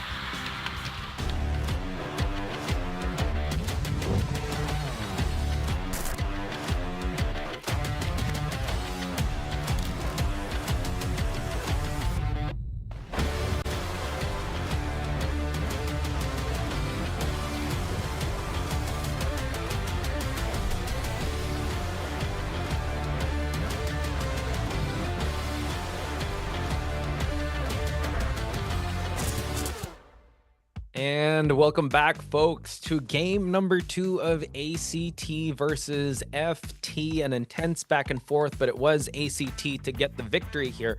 Very survivor-sided match in Ever Sleeping Town, but now going to game number 2, switching up the map, giving a shout out to Andy, because Nello Mello's hair is perfect shade of a blueberry. Nello Mello's hair is the perfect shade of blueberry. Oh, thank you so much. I mean, I have a very professional haired stylist. There you go. So, thank you. Shout outs to Nell's hair and the hairstylist. Very professional, very good, very demure. Thank you. And shout outs to everyone that is here, that's joining us, whether they're in class, they're work, they're driving, they're just watching. Hope you guys have had your meals and you got some water. This is only the second game of the day, so you guys got to strap in and just lock in, especially for game number 3 and 4, which is going to be covered by Kuro and Gummy, because that is going to have survival implications. Unfortunately, the loser of those or the ones that do not win will be headed home or headed out of this tournament. Yeah, that's high stakes, right? Because no more second chance. It's like, yeah, I mean, it cannot be any more stressful than that. So, do or die, that's going to be a high stakes game. But fortunately, we don't have to cover it. That's going to be Kuro and Gummy.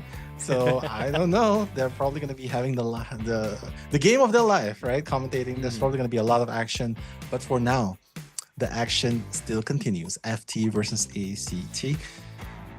I gotta say, the score difference is not exact. It's not even that huge. It's not. It's really not. The fact the not. tie was so 5-3. important.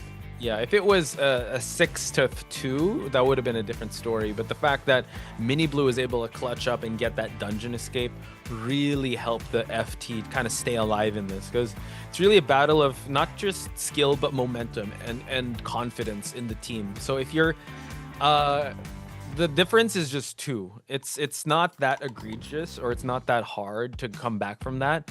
And it seems like FT wants to take it to Lakeside Village to give themselves a bit of an advantage there. So I don't know if chat's gonna agree with that. They don't really like Lakeside, but we gotta go with it. Me too. If we're gonna be with our friends over at FT.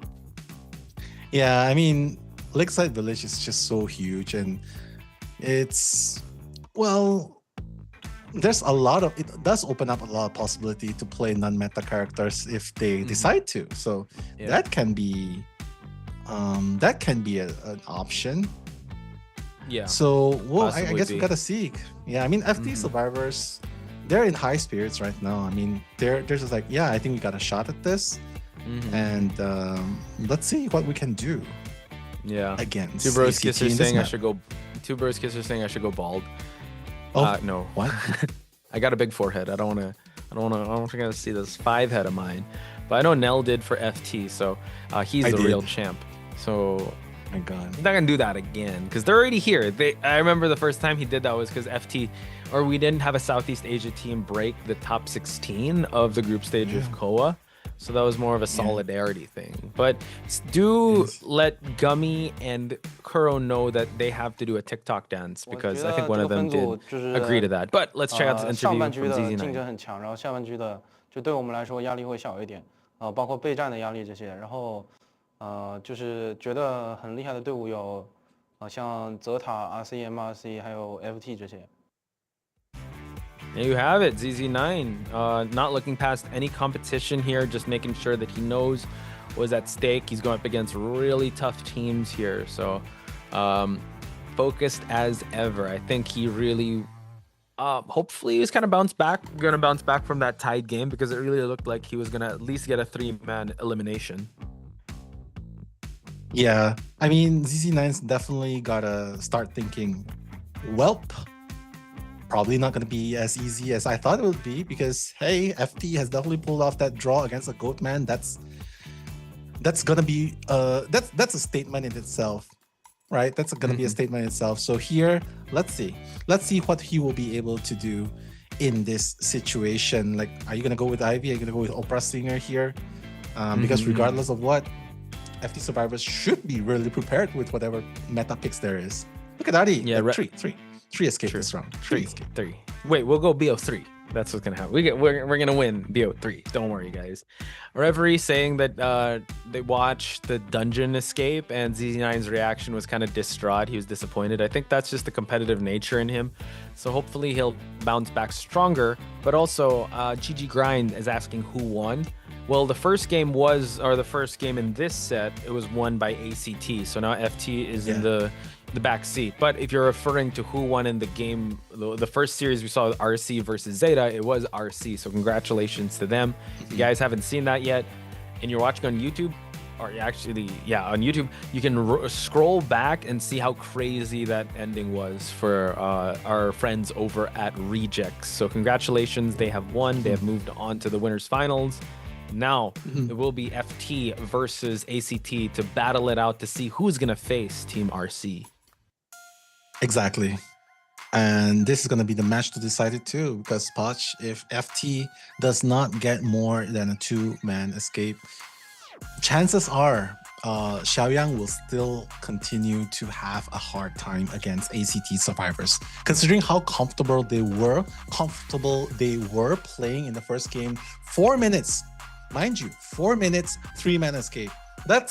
I would call that a comfortable situation for ACT survivors. But now, seems like FT survivors are pulling out the big guns.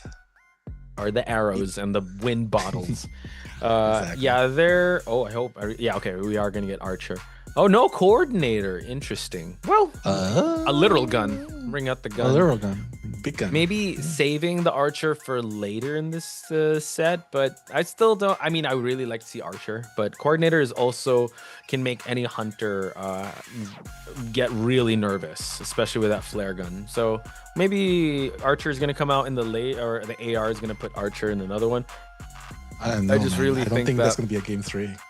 I mean, if they don't make anything happen here, I don't think that's even going to be a game 3. So I think Archer is actually a more versatile pick, because coordinator, like, we've seen our fair shares of missed gun hits or the ones where the guns were fired, the shots were fired, but the damage was still inflicted. And that can happen with an opera singer. So it's going to be banned. There's still going to be an IV. So it's still going to be hard in this sort of situation. But maybe they have an idea of what they're doing. So Archer might not be the best one for them, so to speak, in this game. Yeah, we'll just have to hope and trust that they know what they're doing. I don't know if Archer was ever on the table for them to consider. But yeah, you're right. They need to force that game 3 to happen. Even Adi was pointing to number 3. And they need to pull out all the stops just to ensure that, and also not make the point disparity go too hard, because Goatman is out, Opera Singer is out, and in Lakeside, you can try to go Hullabaloo. I don't know if you want to try to force Ivy into this, because Ivy, it's really hard to be able to control a huge map like Lakeside. So what are the other options that are on the table here? Wax Artist, Naiad, who else we got? Clown is also in the mix. It's still up to ZZ9. I'm trying to pull up my notes what else ZZ9 uses.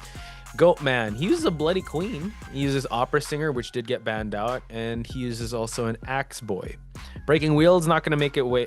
Maybe Hullabaloo as well could be the factor here for ZZ9. But yeah, it's only game number 2, and I think he wants to redeem himself from that tied game he experienced in map number 1. It's going to be an Ivy. Yeah. The question has been answered. And in a map this big, and with not really a character that can cross across the map with high mobility, basically it's just Mikey, right? The acrobat that's available to make that jump. But other than that, it's going to be pretty hard, because Ivy's going to have absolute immense control thanks to the Ostrakon. And the survivors are going to be scrambling, especially if they want to make that rescue halfway across the map. Right. Things might get a little bit tricky. It could be. Yeah, transition. I mean, you can use the bottle shakes also, but it just adds so much value for him to be able to kind of push with the clouds, and you can also use it to heal. So I wonder how they're gonna manage the clouds in a bottle. Do you see a lot of fans here for ACT and FT?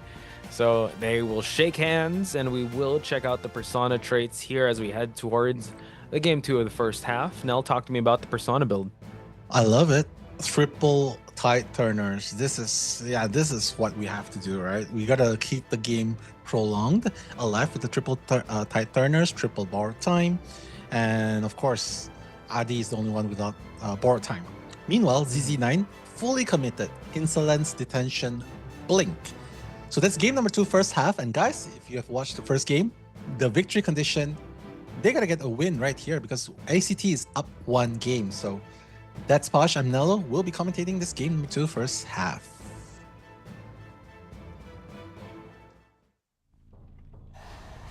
Starting things off with throwing the ghost out and heading towards the windmill side over at the small boat area where Yuan will take the first kite, being the coordinator. Get that coordinator flare gun out of the way right away, just so you don't have to worry about it in the future. Already at almost at 60% corruption. So ZZ9 is trying to bait out a red light here, and Yuan kind of walking straight into the mix here. But let's see if he's going to be able to moonwalk his way for him to get that full corruption. Yeah, full corruption. Just build up the Astrocon, just to set up positioning. Again, positioning is the key, right? ZZ9 tunneling in, Yuan, and is like 99%. I mean, how close do you have to be? Okay, it's spine time. Spray one more time. That's good. That's gonna be a hit, and 42% onto Yuan. So continuing the chase, and by right, this is supposed to be a very strong area to kite. It's supposed to be a very, very strong area to kite. So I don't know, Yuan probably needs to buy a bit more time here because he's just circling around the bot the entire time, and he does have a gun to utilize, but so does ZZ9 with a blink ready anytime soon. Yeah, so this next interaction is going to dictate how the rest of the game is played, because three of the ciphers are actually moving on quite well. So let's see if Yuan's going to use the gun to prolong the chase. He's trying to get a scare here at 64%. He's going to use the gun right away, but this allows the ethereal form to actually go and capture him in this area. But great stuff. It was going to be a little hard for them to kind of rebound kite, but still, he's done his job. 3 cipher kite. Yeah, beautifully done as well. With one single use of the gun, that's going to be it, going down. But then again, no blink was used, so they're probably figuring out what trait he's bringing, although I think it's pretty obvious. It's going to be a no trump card blink most of the time. That's the go-to staple persona built for Ivy. But yes, I agree with you. Beautiful first kite, 3 ciphers. That's Yuan, by the way, guys. So ZZ9, you have your work cut out for you, because the 4th and 5th cipher is being decoded at the same time. So this is where things get interesting, because the rescue is going to come in with so many Ostracons in space. Oh my god. In place as well. Oh my god. Mini Blue has to be very careful here. He hasn't rocked the pocket watch yet. He's going to try and go for the rescue. He's waiting. Look at me. Oh my god! Mini Blue! One act. One simple act, one simple Terra Shock, and FT right now, they gotta rotate and make that rescue. My goodness, ZZ9, this is what he was looking for. He was, but I mean, this was a good start, and now Adi getting caught out so far on the map, he can actually go and just, start swinging. He's gonna move Mini Blue towards away from this, so he's not gonna heal up. Coordinator is gonna expire on the first chair, and Adi, it's too hot to handle here because there's so much Ostracon areas that he can't even attempt that rescue, and now Yuan expires. First officer is here, and in one fell swoop of a Terror Shock, it is now Ivy that is running the show. And now this is where the disrespect comes. That pocket watch was supposed to be used. You cannot afford to save any resources. Like, Yuan's done his job. He used up everything. He did. I have nothing to say, but this is going to be the turning point for ZZ9. Half health Adi. Yeah, sure, you have a meteorologist, but seriously though, how far are you gonna make it? You still have a blink. ZZ9 still has a blink to catch up to you, and he can teleport. He can teleport. Yeah, he can. He's gonna go for it right away. He's gonna corrupt, and now, oh wow, he's able to actually farm off a hit on the first officer.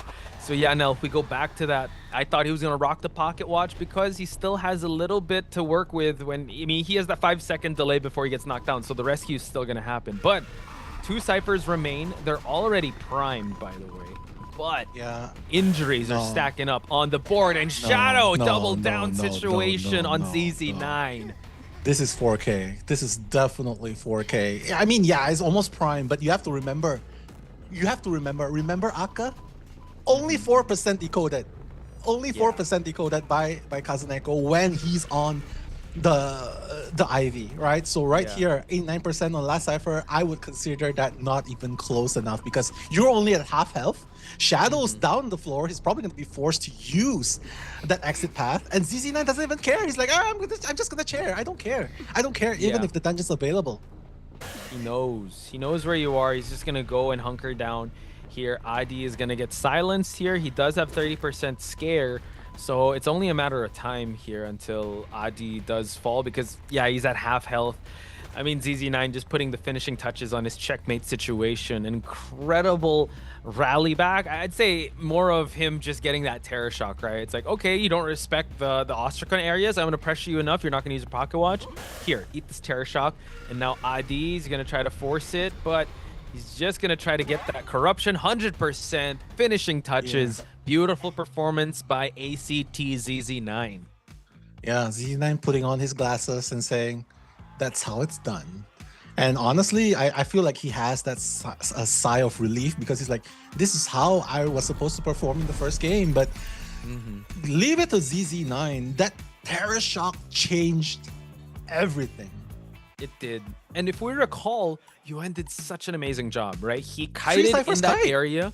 3 Cypher kite. Let's use up all my, let's spend everything. I'm a coordinator. I could stay on the rocket chair a lot longer. I'm not going to force anyone to rescue me right away. It's totally fine. But just in that fell swoop, it's just catching you flinching, you're hesitating to go for that rescue. And ZZ9 just needed that opportunity and capitalized on it for him to get the victory here. So once that happened, everything was off sync. Everyone was off rotation. And it just takes that one terror shock to turn the tides. I have to say, first officer counters Ivy. Yeah. Not using that clock is you're being greedy. I have to say, I'm so sorry to say this, but you're being greedy by not using the clock because remember, if you activate the clock on the second activation, even with so many Ostracons around, doesn't matter if you get terror shock, you would have still been able to make that save. Yeah. Right? Sure, you're gonna go down, but at least Yuan will still be able to rotate away and get that second chance to be rescued. Even if we go for worst case, gets the save, gets hit with a tide turner, you still have 15 seconds for you to get out from that area. Go to an area with no Ostracons and have the Meteorologist go for the save since Meteorologist had that second tide turner. So it's just in that one moment, right? And I think Austin and Chow was saying, wow, that was brutal. Yeah, I mean, ACT was not holding anything back in yesterday's performance and in this performance. So I don't think they should. They want to be able to make sure that they leave no stone unturned. So congratulations to ZZ9. But man, if you're an FT fan, that was really tough because it hinged on that one moment. And that's when everything went sideways and went in ACT's favor. Yeah, it's definitely hard to stomach because realistically speaking, FT survivors stand a better chance in racking in points for FT. But now that they've got 4K'd, Xiaoyang has to do the impossible, which is a 4 elimination.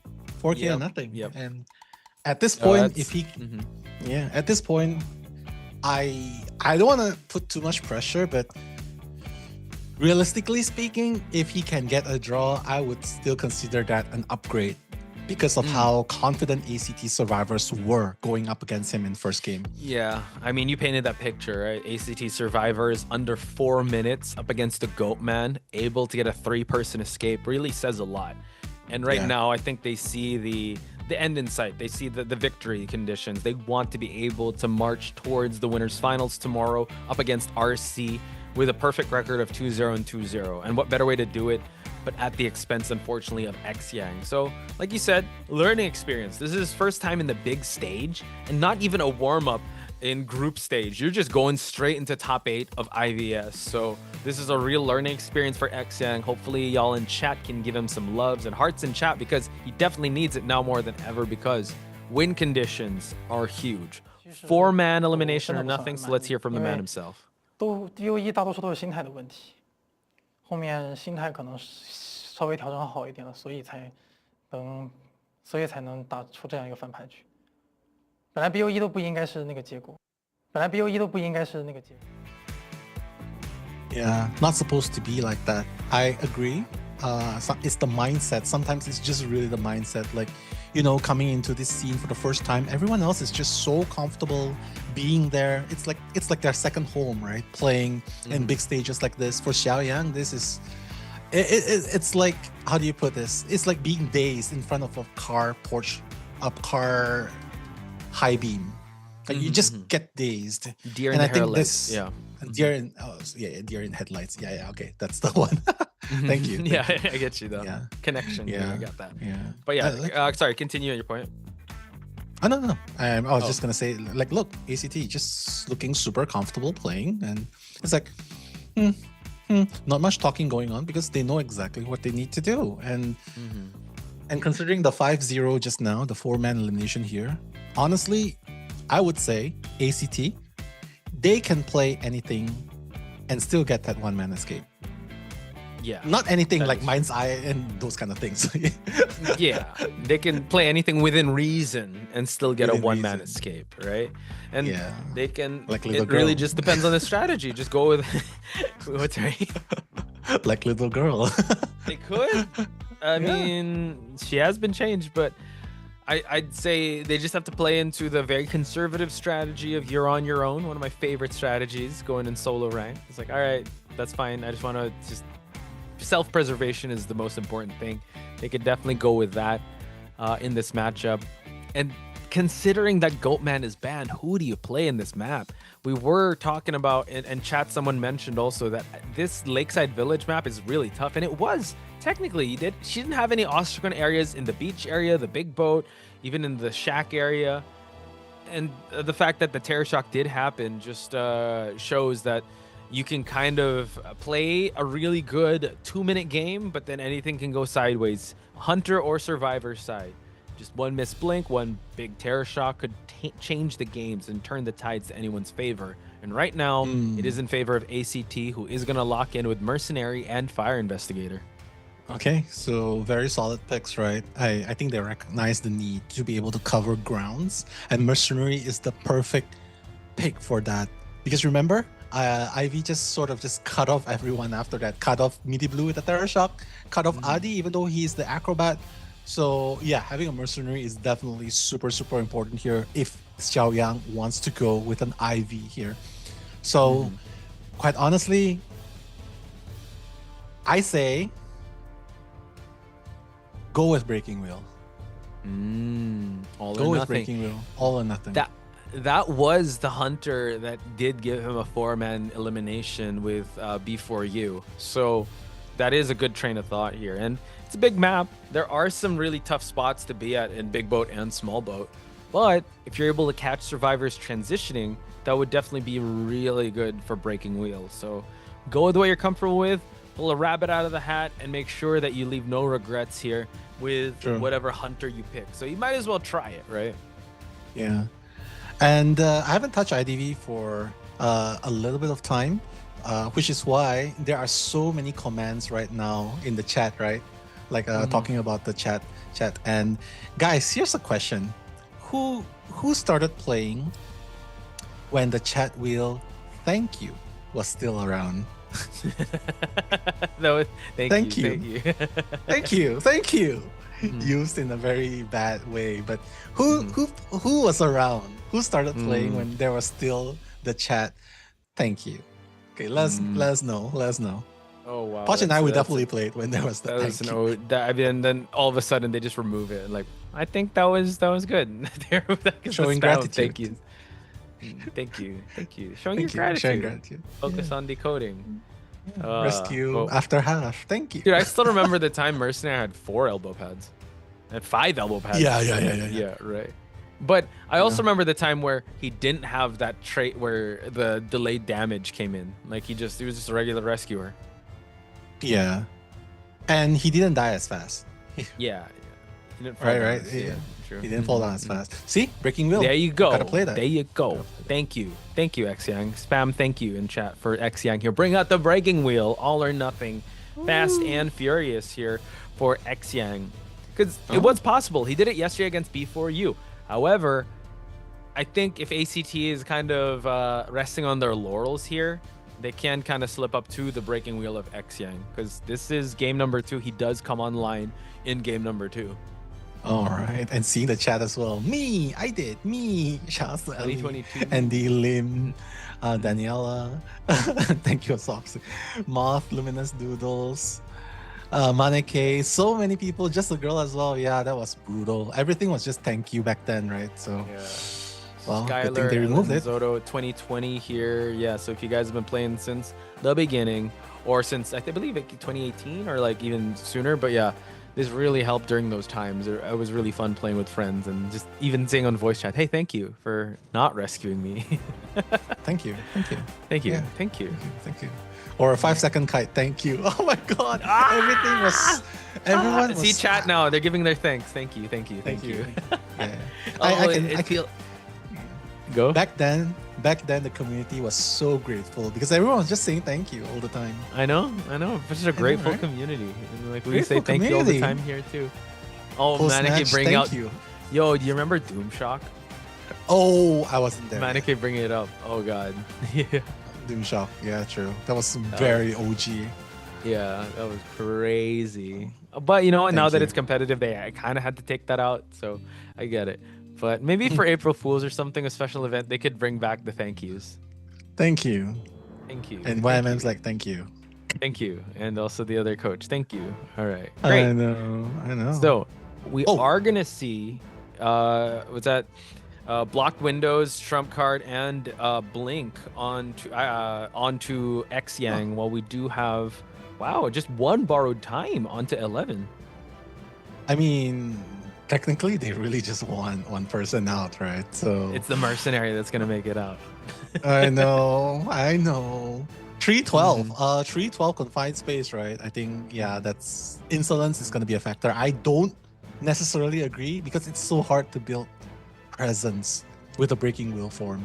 But we'll see. Yeah. Maybe that's the confidence coming in. But this is game number 2, second half, where ACT just needs 1 man out, whereas FT Xiaoyang needs 4-man elimination right here and now. So that's Posh Bice. I'm Nello, and thank you for being here. Thank you. Spam the thank you. yous in chat, guys. Thank you. Thank you.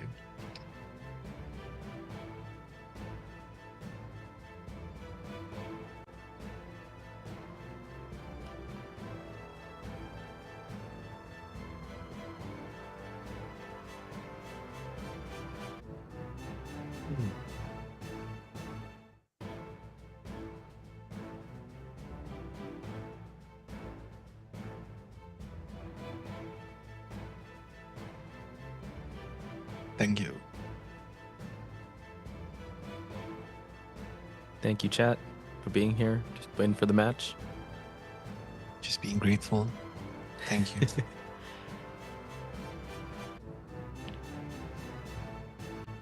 Peter said thank you. Mm-hmm.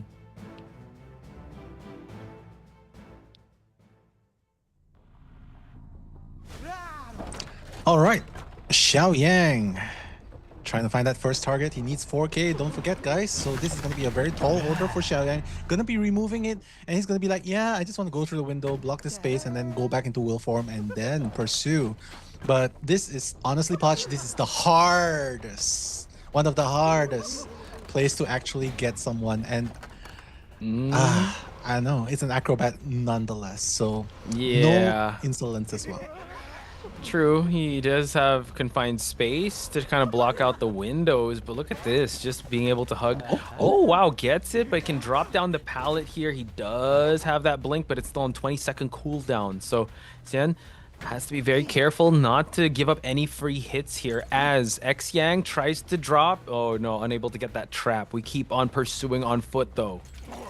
Yeah, pursuing on foot. Oh, that trap's gonna happen, but he still has a bomb to work with. Wow. Blink ready? Blink? Are you gonna blink in? Oh, he's gonna blink in. But Zen definitely knows what's up, and he's gonna go down. Beautiful first start by Xiaoyang. So, accumulatively, that's a 2 ciphers kite. So, pretty good job so far, Xiaoyang thwarting Zen before everything happens. Honestly, I was surprised the Acrobat got spiked so early, even without the extended spike. So. Same. I guess that plays to the confidence like you were talking about, right? Like you thought he had to bring insolence, but he just relied on this one. But oh man, Yeah. blocking out the big boat here with the balloon of the fire investigator. Go now. Gonna try and make his way. He did recall the balloon. Does have extended spikes, and now fire investigator has to eat that hit. Note that ACT just needs one survivor. He tries to go for the trap, slows him down just a little bit, but man, this is gonna be a tough. I'd say tough kite if you're gonna go in the big boat. Yeah, Gogo needs to go away now. Yeah, the snap's not gonna happen, right? Snap. The snaps, he needs to be closer, a little bit closer. 11's already in the vicinity. The snap did not hit. Oh my god. And he's gonna buy so much time. Look at Xiaoyang kiting, chasing after Gogo right here. And there's 2 ciphers left here. Oh yeah, that's gonna be it. Gogo's gonna go down. But at what cost? Because Zen is decoding the top bowl cipher. Already Peepers is going to be employed? Interesting Slugging switch up strategy here. now? Yeah, I guess he's kind of going for a really aggressive or patrol strategy here around the ciphers, but he still hasn't it's still a 4v1. So he's gonna have his, and he's leaving people down. So I don't know. We just have to trust that he will try to go for the slugging strategy now as he tries to go. Oh man, this is a really tough part to chase from because of the different elevations and also the windows. Yeah, and you don't even have a blink to catch up anymore, so this is going to be really hard. Doesn't really matter. And he even missed that burst spike because of the elevation. So technically, you really just can only rely on your trap. And while all of that's happening, the third cipher is going to be done. A lot of progress on the fourth one. Fifth one's already at 32%. Xiaoyang might actually find himself in a huge pinch right here because this is not the place you want to be chasing anyone at all. Not an acrobat for sure.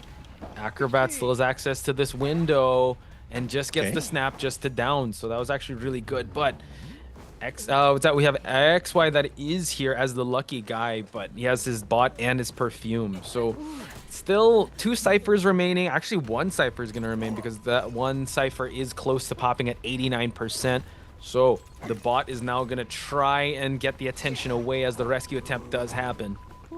Okay, but then waiting. Buy some time. Yeah, they know. They know that it's a lot of progress here as well, right? So it doesn't really matter. Gonna use up that first elbow, and you see, sparing no expense, right? Don't get hit unnecessarily is what I'm saying. So right now the rescue is not gonna happen just yet. The perfume's gonna be able to help. 11. Oh, beautiful.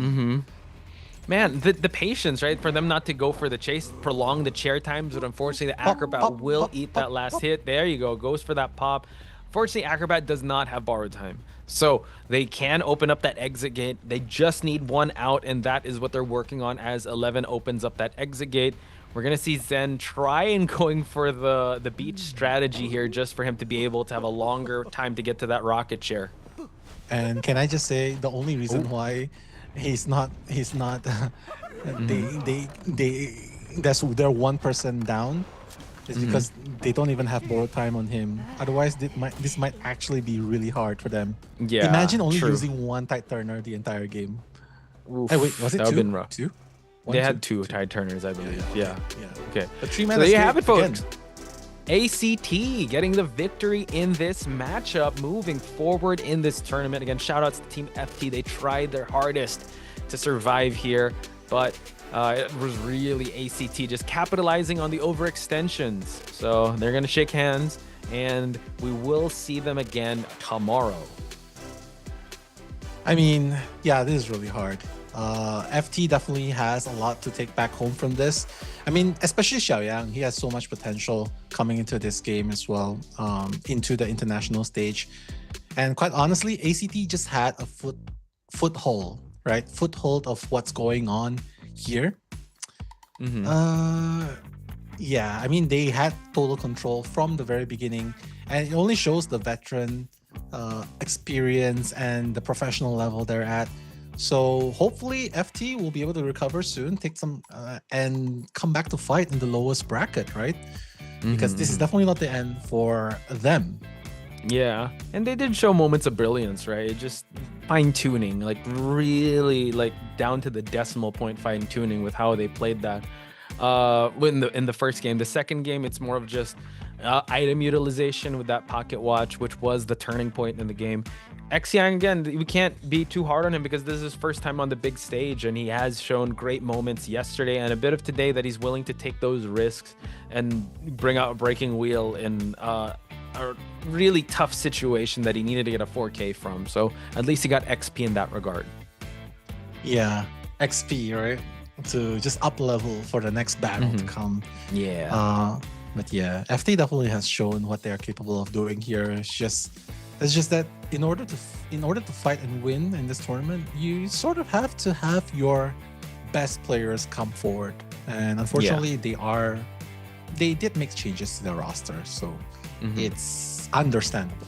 But ultimately, Definitely. ACT is going to take this to 0. And 122 seconds then. Wow. Yeah, Zen. Again, amazing containment time. And just the confidence still exuded up until the game number 2 with this final scoreline 5-8, 3-1. ACT getting the victory here. Congratulations to ACT. We're gonna reward an MVP. Possibly it's gonna be ZZ9 with his performance in with Ivy in a non-Ivy map. So congratulations. And a lot of people in the chat are saying, yo, FT, come back tomorrow. Trust, it's gonna happen. So we guys expect to see you guys tomorrow for that matchup. They will be fighting for their lives. It depends on who wins in the next 2 matches. I just don't know how the bracketing is gonna work, but they're gonna face one of the teams in the lower bracket. So let's throw it to the highlights and reward the MVP. So check this out. Nice. 好多，这样。我就，蓝莓第6，蓝莓死角落，飞机去补中场。你可以救，阿基森啊，你可以救。我有搏命，他可能有2血。哎呦，是哦。闪好了，被烤死了。闪死，我救吗？还有2个。去吧，体验去。我来补底牌啊！对的，肯定不带一刀，他想自杀的话。Yeah. And we're back. We were just talking about how Nell's cool jacket is. Does this look good, guys? Honestly, does this look good? I think it complements the hair too. So there you go. Thank you. Thank you. So really cool. Bought it from Taobao, so. Oh, nice. Taobao. It's not that expensive too. Like maybe there you go. $20, Practical. $10. We were talking about 3 for 1 or 2 buy 1 take 1, right? We're all about buy one deals. take one. You know what's the most misleading thing? Buy one free 7. Oh? Buy one free 7. How is that a deal? 5. You know why? You know how they do it? How? Buy one massage chair, free 5 small items. Oh, okay. Misleading, right? Like buy one free 5. Very misleading. What? Yeah, there's always a thing. I don't know. The house always wins, man. You got to read the fine print, folks. True. Bet all your golden apples, and when you win, you're gonna be happy. But you gotta never win talk first. about when you don't win. Yeah, that is very true. So shout outs to those of you that did predict these golden apples with our winners in ACT side. We will move on over to the next match, but before that, we will reward our MVP, which, I don't know, the survivors moved like a unit, and me and Nella are kind of in agreement that maybe it's going to be ZZ9 with his 4-man elimination in Lakeside Village on the Ivy. But let us know who you guys want as your MVP for ACT or even Team FT, because they perform very well too. Yeah, I mean, definitely. You know what would be funny if they actually meet against their former opponents that they said they will send the other team towards. I mean, my God, what am I doing? Yeah, what am I saying? I mean, they before you catching strays, man, I would not stand for it. Come on, they did. I don't know why they keep mentioning. Why? Right? Like why? I don't know what maybe it's some friendly banter backstage. I'm not sure, but I was like, probably. Okay. I mean, but it is what it is. All in good faith, all in good fun, without disrespecting. But honestly, for some people, I can see how it might seem like they're catching strays. But whatever it is, MVP ZZ9 getting a 2K in the first game and getting a 4-man elimination earned him this MVP status. So congratulations, ZZ9, maintaining the top spot.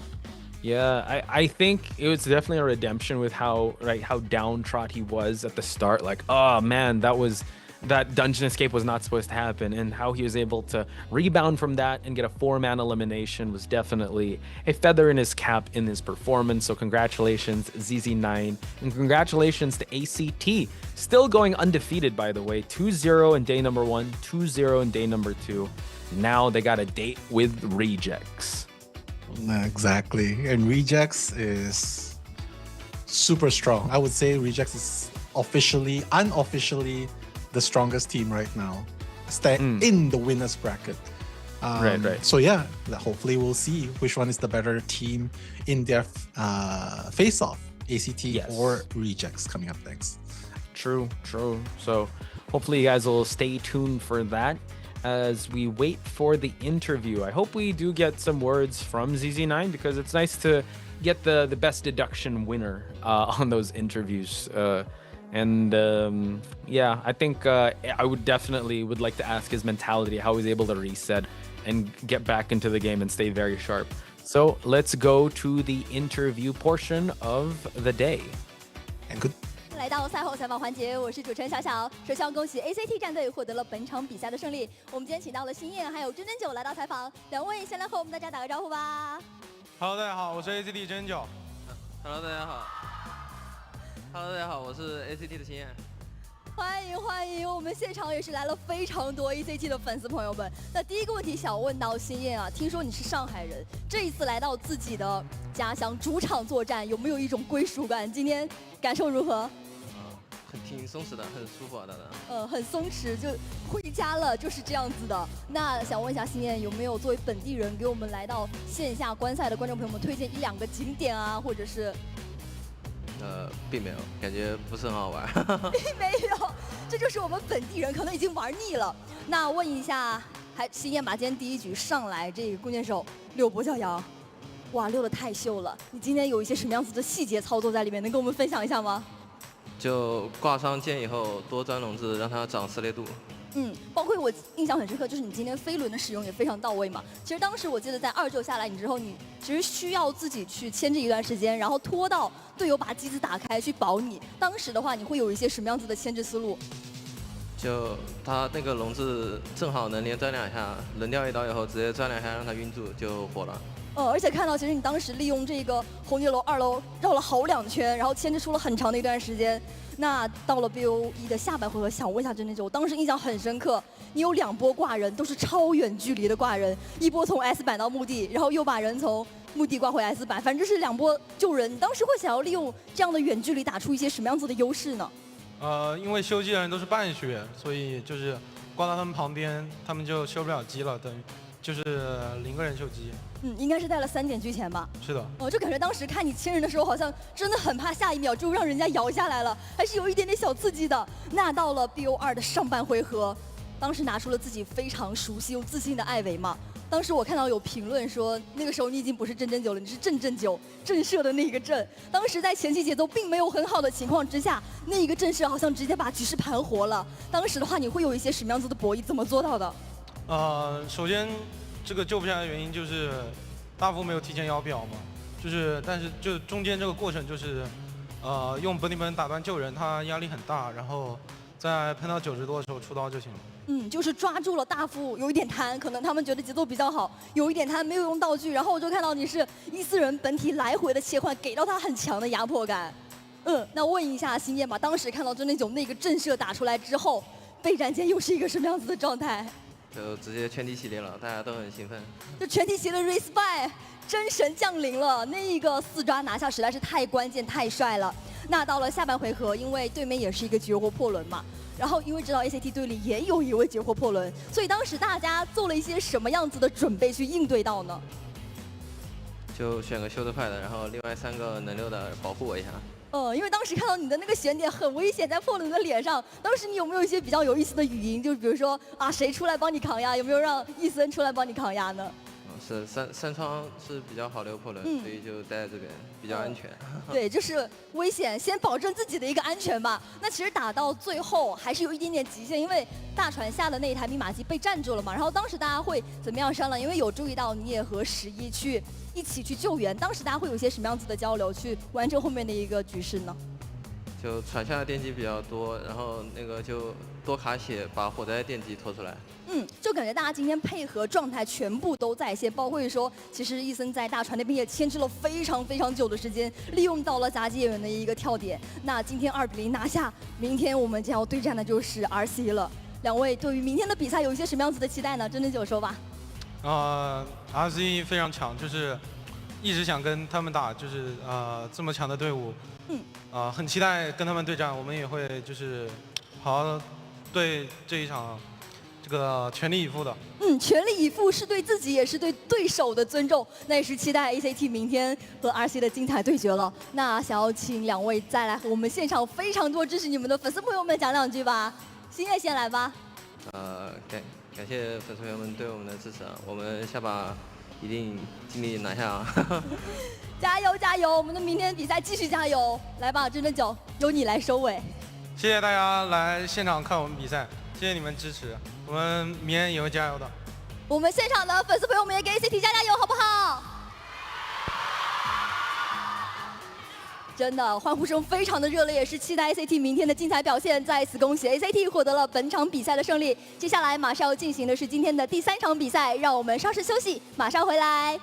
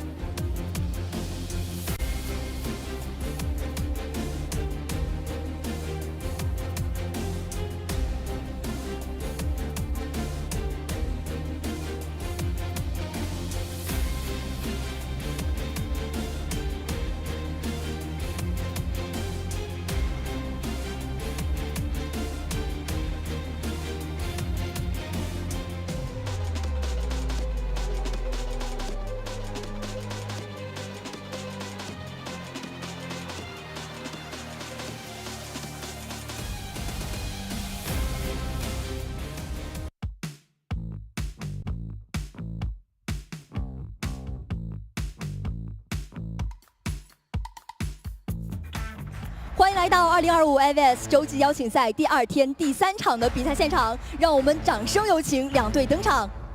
首先有请 UD 战队 ，Welcome Underdog。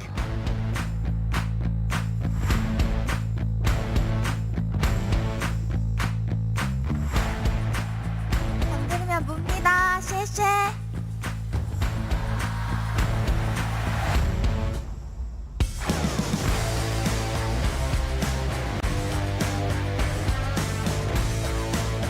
欢迎 Xian、Alex、Ego、Thor、AI。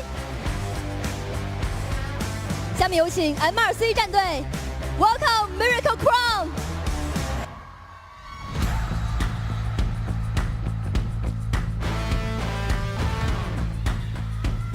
今天我们依旧加油。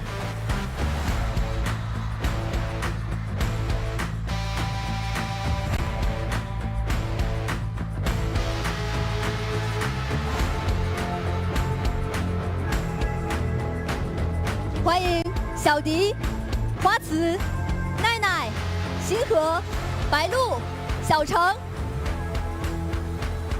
这里是第2天第3场的比赛，由 Underdog 对阵 Miracle Crown。我是主持人小小，让我们期待双方的精彩对决。 Welcome back, ladies and gentlemen. This will be IVS 2025 Day 2. We're finally back now for match 3, and of course, the casters for you today, well, for the second half of our matches today, will be brought to you by me and for my co-caster here, Gummy. Well then, Gummy, it's finally Day 2. And for both of us, it's finally South Korea versus the CMA Land Division. How are we feeling about today's matchups?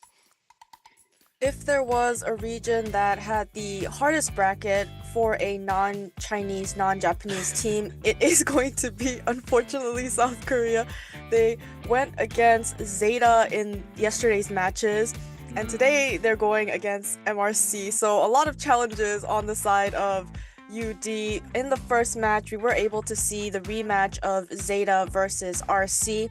RC did defend their winning streak, and FT versus ACT. ACT were able to get that victory, and finally we have Korea going against the Chinese team, MRC. Yes, exactly. This is. I think this is the moment we've all been waiting for, especially from the caster side as well. We can also see as well, right, from caster side too. You're South Korean. I'm a bit more Chinese mainland side. So, you know, it's a nice division here from both our sides as well. But like, just talking about these two teams as well, I would like to give quite a lot of praises, especially to the South Korean division too.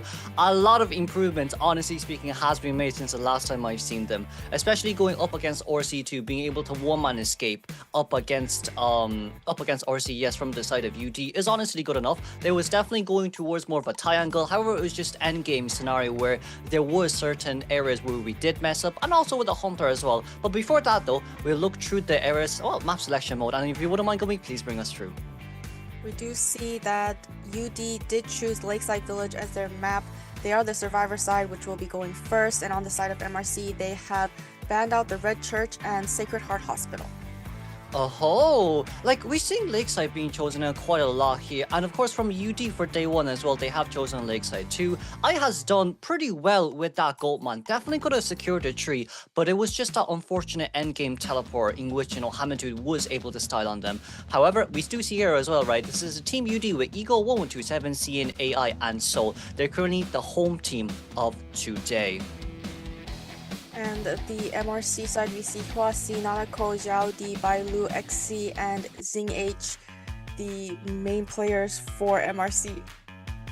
Definitely. And of course, it's going to be UD Survivor State coming out once again, as we just saw in the map selection mode here too. We see Cian as our first survivor. Let's see the stats here overall. UD Cian, preferred characters are Aeroplanist and of course the Psychologist. Overall, 4th placement for the average decoding progress. No hunters willing to go after her just yet. I do wonder whether or not that's going to change today. We do see the escape rate of 50%, average containment time of 51.23, average rescues of 1, average deduction points of 8,348,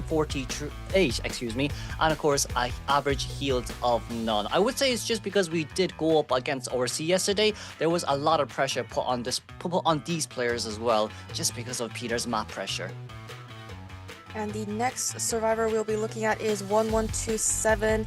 He is known to be the kiter for their group. In yesterday's game, he played the acrobat and the professor. So most likely, possibly the first kiter, trying to buy enough time in the beginning of the game. We also see him playing magician and fire investigator.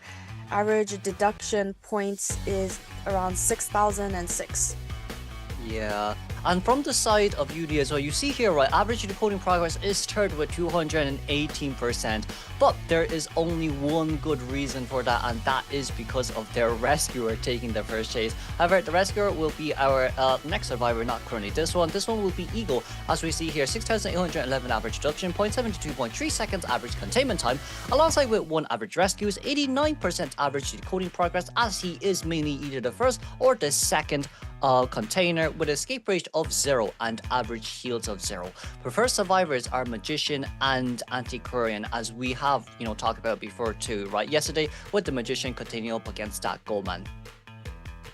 And the last survivor that we'll be looking at is going to be Seoul. He was the new addition to the Korea team.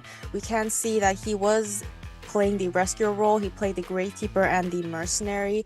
On the side of his average deduction, we can see it's 7,417. We have a 0 on the escape probability, and containment time is pretty high, 79.39, so not looking too bad for containment.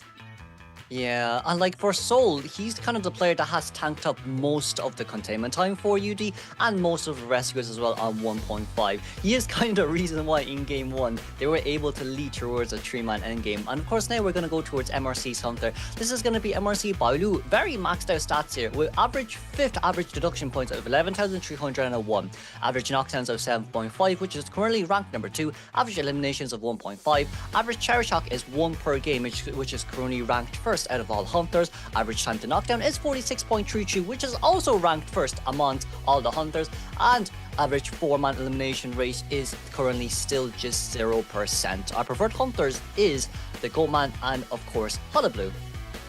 Yes, those are the hunters he played the most. However, Gamekeeper has also been played quite a lot during IVL final stages. We also did see Xe is their sub. He actually did play in day 1. He played the Bonbon. We'll see if he'll actually end up coming up here for them in the later rounds. But as we've seen, Bailu is their main hunter, and he is the survivor hunter player that usually starts off first. Yeah, and we see here as well the coach UD Tolan. Tolan was actually an S-Batch Nightmare that we've seen 2 years ago in IVT SK. And of course, Heng Heng, MRC Heng Heng, we all know who Heng Heng is if you're here in IVL for so long. He was a previous secondary container / supporter of MRC. So even with Weiser leaving the team right now, you still have one of your previous teammates that knows how well that you synergize with each other, especially from Heng Heng's side. He's played with Xiao Di for so long. He's played with Xiao Cheng for so long as well. So from the side of MRC, I do think what's just lacking from their side is just a little bit more experience and expertise for Bailu to kind of gain in these professional scenes. And for the side of UD, they have been very unlucky in the bracket matchups, but they haven't been giving up. They've been working hard to get as much survivors out, trying to get as much eliminations out. We all understand that they're not usually in that competition scene, but we will have the ban pick stage starting up real soon. There are no global bans because this is the first matchup, but as usual, we will see the Seer and the Antiquarian ban for the side of the Hunter. Oh, so it's Gravekeeper is going to come out here once again alongside with a psychologist from CN. Bailu, banning out that professor. It does seem like we're going for a Goldman angle. However, do we really want to go after that Gravekeeper here one more time? It seems like Puppeteer will be chosen out as our 3rd pick. It does look like the Survivor side are expecting a Goatman. Ada isn't chosen to go against Goatman as much, but she can tank a lot of hits, and if there is an instance where the rescuer has to go for the save once again and he's injured, she can utilize that long distance rescuing, and Hunter will be banning out the Airplanist as his 4th survivor. Oh, it's not so bad after all. It seems like we're going to choose a Magician this time for our fourth pick here. Overall, from the side of Bailu's band, it's more or less catered towards mini support / fast decoding. However, from the side of UD, we're going to go for more stable first containment, since we do have that extra cycle. Just in case she's not first chase, we can still get Gravekeeper to rescue once again for the second time. So overall, everyone can contain, everyone can decode. We're just lacking, harassers, but that's okay. It's still just round 1 after all. As for the Hunter side, the Psychologist is looking like a pretty good option, since the Puppeteer, you have to tank at least 4 hits in order to down this Puppeteer. Illusions can be utilized, and he has 3 illusions, so he can tank a lot of hits or buy a lot of time. We have the Gravekeeper with his shovel that can also tank quite a lot of hits. In comparison to the other survivors, you do have to hit the Psychologist the least, because she will be going down with that 3 hit inside of the cage if it is going to be the Goatman. Oh, interesting. Opera Singer. You know what? I think Opera Singer isn't actually bad here, Gummy. It's especially with Magician. The thing is, Magician works so well on this map, especially with deploying those illusions near the shadow trails. I do think this team comp still does counter Opera pretty well. However, first chase may be Psychologist, and if that's the case, because the first hit, as long as it lands fast enough, that's all what it matters. However, we'll move on straight towards our selection mode here. Let's see where they actually spawn. We are going to be seeing the Magician is going to be on Big Bow. We're going to have the Psychologist in Small Bow. She can get a little bit of assistance from the Gravekeeper if she is chased. We've been seeing Gravekeeper utilizing a shovel to body block, and we have the Puppeteer inside of Shack. With Opera Singer here spawning at beach near shore, it's going to be a Magician probable first chase here, since you can dash around the stairs pretty easily as the Opera Singer. But the only issue now would be for Psychologists to roam around quite a lot throughout this map, or even maybe go towards where Gravekeeper Cypher Machine is, just to start decoding. Overall, it's not a bad spawn location from the side of survivors. Early game might be a little bit slow. However, for Opera Singer, the catch-up is definitely going to be really fast, and of course, Magician would definitely be our most preferred chase. And the persona web for the Opera Singer is Blink, Detention, and Trump Card. On the side of the survivors, we have 3 borrowed times, 3 tide turners, 2 flywheels, and no knee-jerk reflex. And of course, from Opera Singer, it'll be Trauma Detention alongside with Blink. This will be IVS Day 2 match 3, game 1 first half between UD versus MRC. I will move on towards our very first game.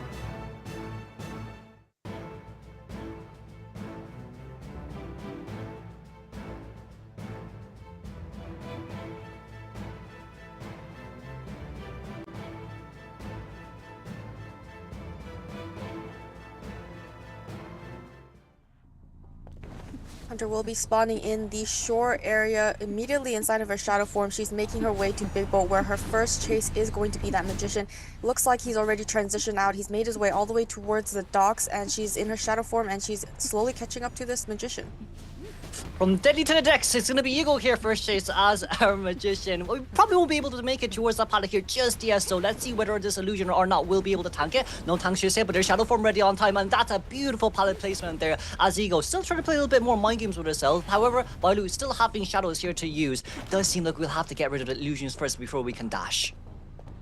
And so it looks like he was able to transition back inside of the Big Boat, utilizing the illusion once again to block off the Hunter, is able to loop this area and make it to that window.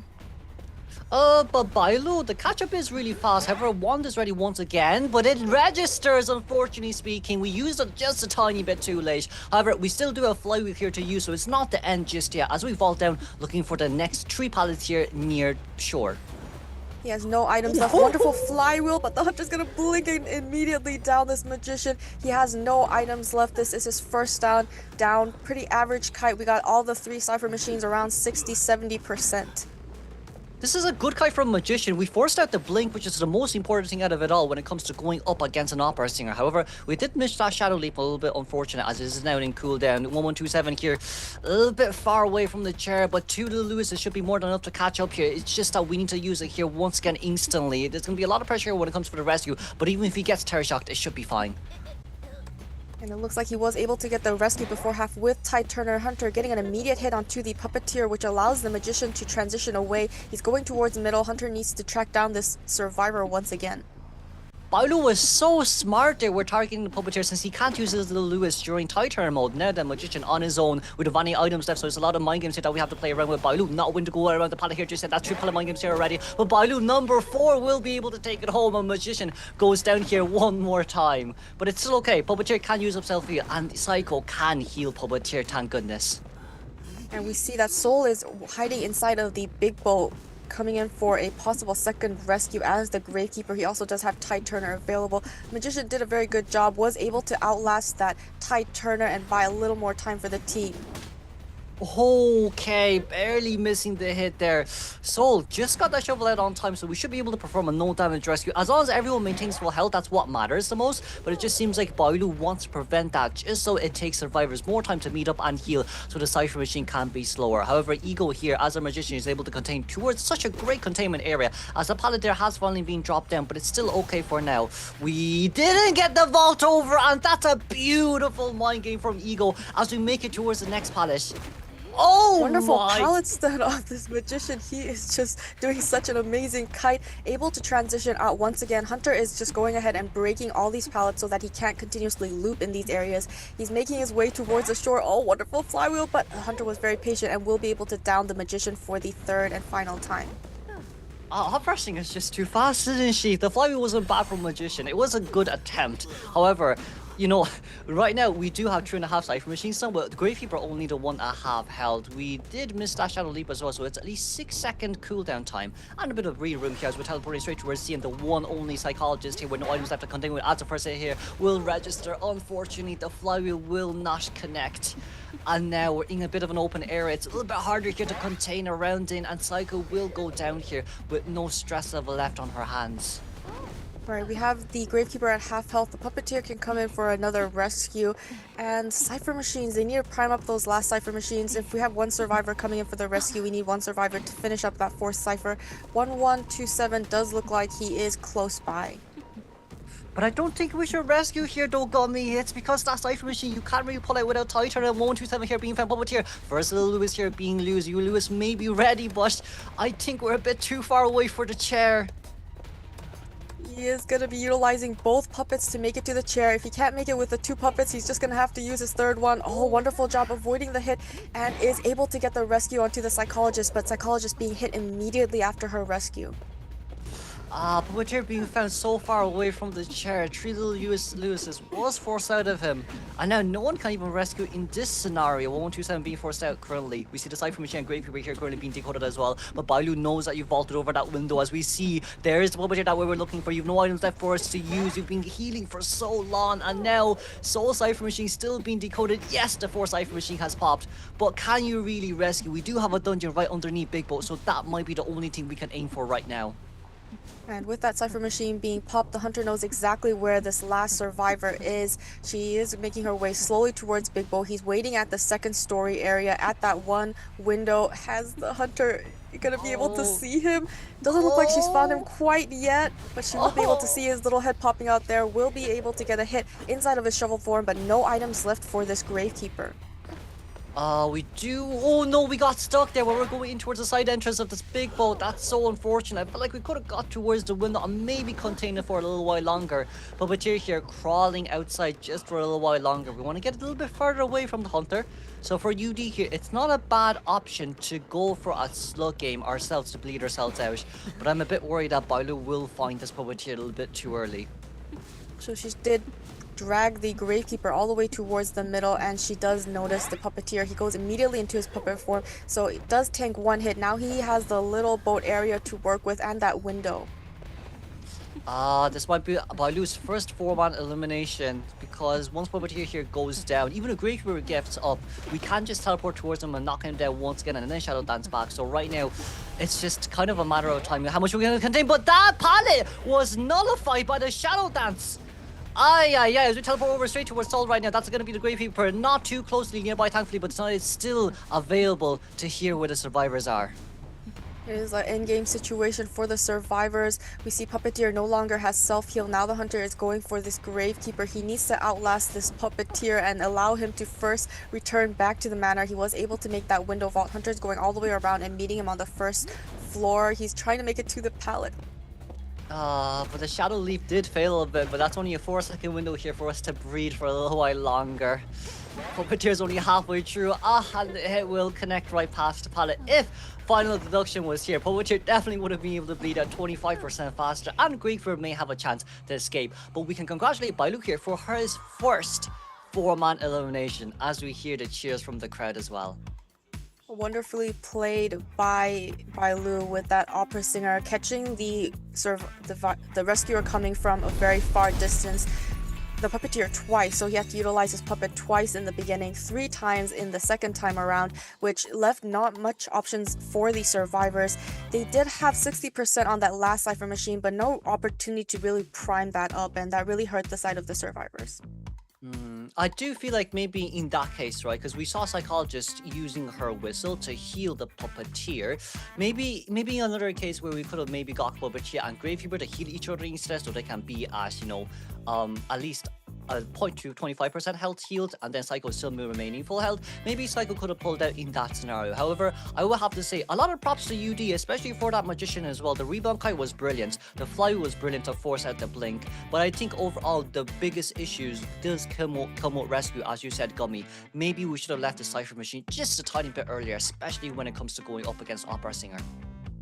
Right, we did see the Magician was able to do such a good rebound kite and do such a good kite in the beginning as well. He utilized all his items, and getting the hit onto the Puppeteer after the rescue allowed him to transition away and outlast Tide Turner.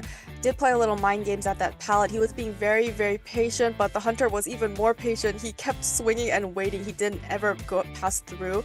And on the second rescue, once again, he had Tide Turner, and he outlasted it and was able to also get the pallet stun onto that Opera Singer. So extremely good job on the Magician's kite. And like we see from Bailu's side as well, right? His predictions on where the survivors will be when they come into rescue is absolutely insane. We found that Gravekeeper right behind such a big rock. We found Puppeteer running towards the back of Shaq.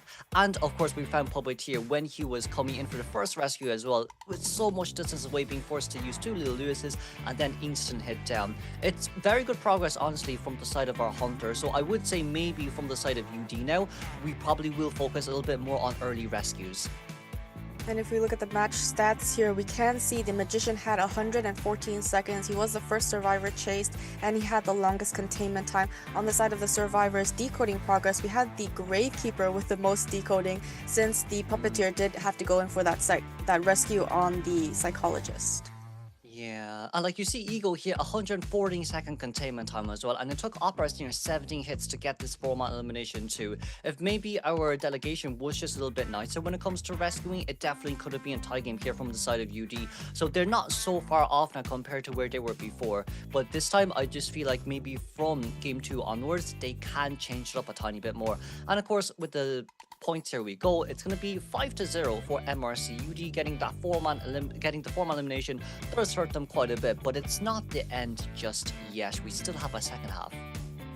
We'll just have to see how the UD Hunter will perform. In the past match, yesterday's matches, we saw him utilizing Goatman and Hermit. We tend to see when hunters choose very unconventional hunters as their first pick, it really catches survivors off guard. They may utilize that strategy to try to catch the MRC survivors off guard. That could be a possible way for UD to get a little more eliminations on the survivor side. Yeah, like even for UDI yesterday, it was definitely going to be a 3-man elimination. However, it was just that missed teleport there. So I would say still, once again, a little bit more expertise and hesitation is on the side of UD Hunters, probably just because it's their first time here. But we move on towards our first survivor from MRC then. This is going to be Xiao Di, who's been MRC for such a long time now. We're overall 4th average containment time with 96.44 seconds, alongside with average rescues of 0.33, average decoding progress is 54.33, average heals of 0, escape probability is 33%, and average deduction point of 143.33. And of course, his preferred characters now are the Weeping Clown and that Coordinator. And the next survivor we'll be looking at is Nanako. He has the average deduction points of 8,645. We can see the escape probability is at 0 at the moment. We can also see that average containment time is at around 80 seconds, which is pretty high. And we will move on to the next survivor. This is going to be Xinghe, who's just recently returned from FPXDQ to MRC. He is the main rescuer of this team as well, with an average deduction point of 6400.51, and of course containment time of 74.76, average rescue is 0.067, average decoding progress of 71.33%, escape rate of 67. Kind of obvious just because it is a rescuer after all as well. And our last survivor is Chua-Si. He has a pretty high average deduction point, and his escape possibility is 100%, so that means he's always able to escape, which is a pretty good stat on the side of a survivor. We can see that he likes to play the Puppeteer and Patient as his characters. Yeah, and like from the side of Chua-Si as well, bro is max stacked out. He's like a jack of all trades, master of none. You can see him play just almost any characters there is possibly out there, and he can also be this team's second rescuer as well. We've seen quite a lot of unconventional picks from the side of MRC too, with Nanako bringing out that painter, Nanako having that extra teeth as well that he's used before as well. And then moving on towards the UD's Hunter I will have a lot of pressure to tank here, but it's overall okay. His performance yesterday was okay. It's good enough, right? It's just he just folded under pressure a little bit, but that's also understandable as well. We see the average deduction points of 9,513, average knockdowns of 5.5, eliminations of 1, average tech shocks of 0, average time to knockdown is 72.1, and a 4-man elimination rate of 0. Our preferred hunters are the Goldman and the Hermish. However, I do wonder if there's any other hunter he's willing to play as we move on throughout these matches. AI also has the average deduction points of 9,513, so not too low for the side of the hunter. It is easier for hunters to get higher points because he's going after 4 survivors, but still not bad for the side of this hunter. It's a bit kind of weird, right? Because we haven't seen too much from UD just yet. Yes, IVT South Korea has just happened a few months back, but like meta changes after all, and you can't really use pocket picks that often, especially in tourney settings as well. Aside from maybe if we forget what happened in our first matchup today between Orsi and ZETA with Breaking Wheel and her first 2 picks. However, let's move on towards advanced selection mode. Here we go first, then, as it's slowly gonna pop up on the screen. And since it is the second half, but the first game, we're gonna have the Antiquarian Seer ban as always on the side of the Hunter. And of course, Explorer and Puppeteer here will be chosen instantly from this side of MRC. That's gonna be Shell. These Explorer we're able to see here. And the third ban on the side of AI is going to be the first officer, so he wants to target this first officer ban that might force the side of MRC to choose the next survivor. And that survivor in response is the Gravekeeper. Seems like we're kind of maybe going towards what Before You has done yesterday, with a potential sneak peek here of that Explorer coming in to body block or break the cages for that Puppeteer, as our fourth fan will finally be the Magician. And the fourth choice for the side of the survivors is going to be the Knight, so they're really going to have that defensive aspect where they have a lot of rescuers and try to make up the decoding time with that Explorer. If Explorer isn't found in the beginning, or if he isn't spawned near the Hunter, it's almost impossible to look for this Explorer inside of all the grass on Lakeside Village. Exactly, and not only that as well, if you can't win, you should join them. It was South Korea division that initially brought in Knight and Power Lady as the meta picks. I do hope we get to see Power Lady a little bit more, but Knight from the side of MRC is a little bit unexpected, and I do feel like from UD side, it's a lot of headache for him as well, especially when it comes to playing that Goldman.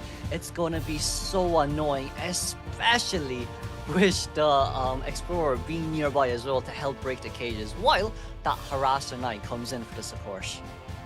And if Knight is chased first, he can stop the Hunter for utilizing his ability by predicting ability, and that only allows the Goldman to hit him with the chip hits.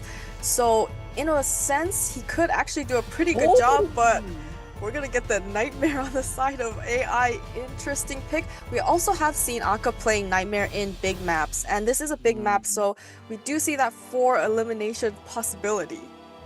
No, but you see, the thing here is, right, I mean, Tolan is that S-Batch nightmare you have in South Korea, and I do feel like, potentially speaking, we could be hiding something here from AI. However, this pick, honestly speaking, isn't bad. It's just that Knight is still very annoying when it comes to going up against a, against this nightmare. So we're gonna have to see how much Knight can actually do in our favor for this game. But let's move on straight towards the area selection mode first as we move on towards game 1, second half.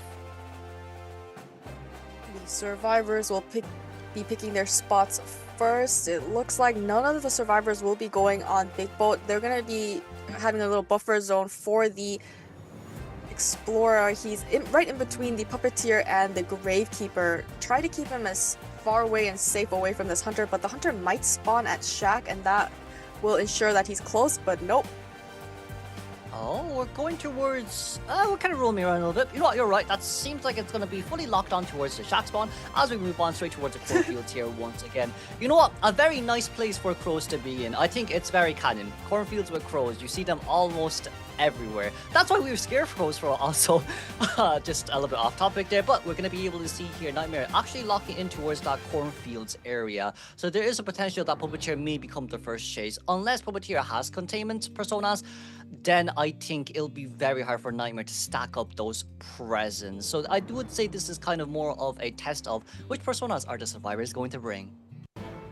And as we can see, warp detention and confined space on the side of the Nightmare. On the side of the survivors, we have 2 tide turners, 3 borrowed times, 2 flywheels, and 1 knee-jerk reflex. So a complete kiting build for the side of the Explorer.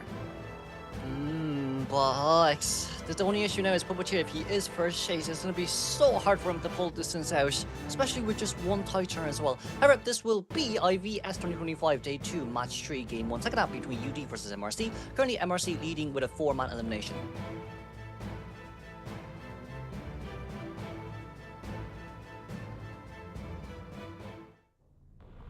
And the Hunter has spawned in the cornfields. He's making his way towards... He's throwing a crow towards the Explorer. Not sure if it landed towards the Explorer or a little boat. And he's going towards the middle. No, he's going to be going towards the little boat. He's going around. Wants to wait till he vaults, and then he will slowly make his way around. And his first chase seems to be Hwasi. It's not a bad spot for him to be in, but he might have to pop the Little Lewis a little bit earlier on because we want to make sure that we maintain all of it, but we vault over that instantly. That's a little bit scary there from the side of survivors too. Not a lot of people will do that, but we've seen this happening quite a lot in the recent days as the first hit there already landed. No Little Lewis was consumed. Does have that crow on this survivor, so the Hunter can see exactly where he is through the walls. He needs to be a little careful here because since he wasn't able to tank that first hit with that Lewis, he needs to be able to ensure to tank it with that Lewis the second time around to utilize those abilities. But because of confined space and fast pallet breaking, we're able to catch up really fast with poaching activated alongside with Hunter's Instinct here too. Can we get it? We did not get Little Lewis out for the second time.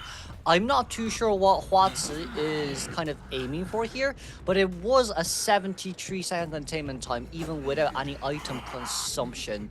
But it just isn't worth it for MRC to not spam that item as much as possible to buy even more time.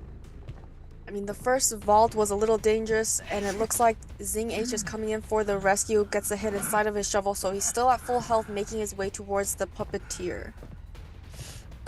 We should be able to get this rescue, so it's a no damage rescue. Maybe Puppeteer can get, you know, Lil Lewis out for the second rescue. However, we're aiming more towards a body block scenario here. Potentially speaking, drop down the pallet and then wait until our tide turner is over. However, we still do have warp, so for Nightmare, it's gonna be a really fast down. He is not able to get the mark onto the Puppeteer quite yet, so he will be able to get the mark here, and wonderful body block with his item, is finally able to utilize it now, but it is his last item because he was already at half health after getting rescued. He's trying to work around this area, hiding behind this wooden wheel. But it seems like he'll finally connect, thankfully speaking here. With 2.5 Cypher machines done, Explorer already finished digging up his second page. So this just means that we've already 3 full Cypher machines done. And we're probably gonna get Knight to rescue then, if that's the case, as Zanako is already on his way in from Small Bosch. So if we count the Explorers page, they do already have 3 Cypher machines completed. Hunter already knows where this Knight is coming from, but he can utilize his shield to get that rescue, so Puppeteer can tank a few more hits and also utilize his ability right away. He's going to utilize his helmet predictions, but the Hunter is able to get the hit onto the Knight. Oh, the attack protection came first, which is surprising for me. But we decided to go with Chivalry Rescue instead. I'm not too sure about this because no matter what happens, Puppeteer has to use his items anyways. So we might have a normal rescue. We're going to be able to get the body block there perfectly from the side of Knight. As Watts is able to rotate out here one more time. Explorer 1% patient as we're going to be able to get a teleport over on time here. But I do think we're able to catch up here on time. We decide not to vault just to get Lil Lewis out first.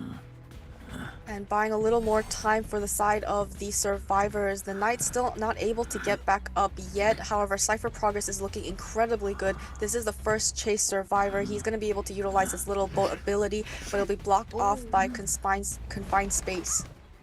No pilots left on the side to use anymore. Nanako come in for the support. Nanako come in for the support. Attack prediction! Attack prediction! We attack prediction! Too late, Nanako! Watts is able to rotate out here at least, but there's nothing left to do. Explorer's page currently at 38%. The Cypher machine's currently being decoded. It's currently so close towards 50. We need at least 62 as Watts vaulted over the window! There's no one I just said, but 10% Cypher machine left on the hands to use now. The Cypher machine is almost about to be primed, and everyone has borrowed time except for Explorer. The Cypher will pop, and the speed boost came in so clutch. And the endgame situation with 4 survivors up and running. Hunter still trying to down this Puppeteer. He can utilize his puppet and use Undaunted. Is going to be eating a detention hit and was able to also vault this window. There's no pallet here, so he needs to leave this area immediately because he also has confined space, but he's continuously rotating right back in. Just need to buy a little more time for this exit gates to open up. Oh, it's so close right now, but the thing is, if we check, it'll be really bad, but we also can't leave the Puppeteer by himself. There's a dungeon nearby. Xiaodi on his way in, a little bit surprising there. We have wanted order on the Explorer. Hold on. Tie game is possible. AI, we need a good teleport. We need a good teleport. Where's Gravekeeper? Where's the shovel? The shovel came out, and it's still a tree, man. It's so unfortunate for AI. But MRC, beautiful tree man escape. As now, the point difference has been stretched out just a little bit more. The wonderful kite from this Puppeteer. In the beginning, he wasn't able to quite time his puppets right, so it was looking like an early down situation, but we did have more progress because we did have that Explorer with that 50% page. However, not being able to time those puppets correctly did end up giving the Hunter advantage at the beginning, but we had the wonderful support from that Knight taking the hit. It could have been a double down situation, but getting that the rescue with the Chivalrous Sympathy allowed him to get a little further and out of that area. He was able to make it to that triple pallet window and was able to also utilize his puppet as the rebound kite. Yeah, but like, you see, we watched that match, and it's like, okay, no Lil Lewis for the first hit, no Lil Lewis for the second hit. Alright, we're on chair now. Knight comes in for a rescue. None of the predictions works. Okay, we got the rescue. And then it was kind of like, okay, Knight goes down. Lil Lewis finally comes out. The Cypher machine is done. Explorer, Explorer's always the biggest issue when it comes to these games as well, because like Puppeteer made 2 huge mistakes. Knight made 2 huge mistakes as well with a very late attack prediction as well when he comes in after his, self-heal. But we'll go on throughout the match stats first. And we can see the Puppeteer will definitely have the highest containment time at 189 seconds. That's almost 200 seconds of containment time. He did also get a lot of good support from his teammates. We had the Gravekeeper tanking the hit for him during one of the rescues, and then we also had the Knight tanking a hit for him. So that did also allow him to transition further away. On the side of the Night Watch, I'm wondering, would it have been better to just not hit the rescuers and possibly get the hit onto the Puppeteer instead? I think, yeah, but like seeing the points are 8-1. It's also at the same time, like you saw Knight was just staying near Puppeteer right after the rescue too. So I feel like from his Chivalry rescue, it was kind of a decision where he wanted to force a body block scenario in which if he gets it, great, he's still alive in a Cypher Rush and then Puppeteer rotates out. But in our case here, he didn't get it, in which allows Puppeteer to run out anyways, since, a body block is a body block at the end of the day. However, we'll go on through the highlights first, right before we come back for game 2. Full bucket då. Okej. Har du tillräckligt? 스펠 바꿨어. 스펠 바꿨어. 텔이야. 오케이. 일어난다 나도 그냥. 혼자를 깔게. 일어.肯定不能我救，我知道我知道我知道，他倒地我就过去。哎，我的，我去了我去。87，双位87。还有5秒，有机会有机会。大概10秒左右。好，9、8。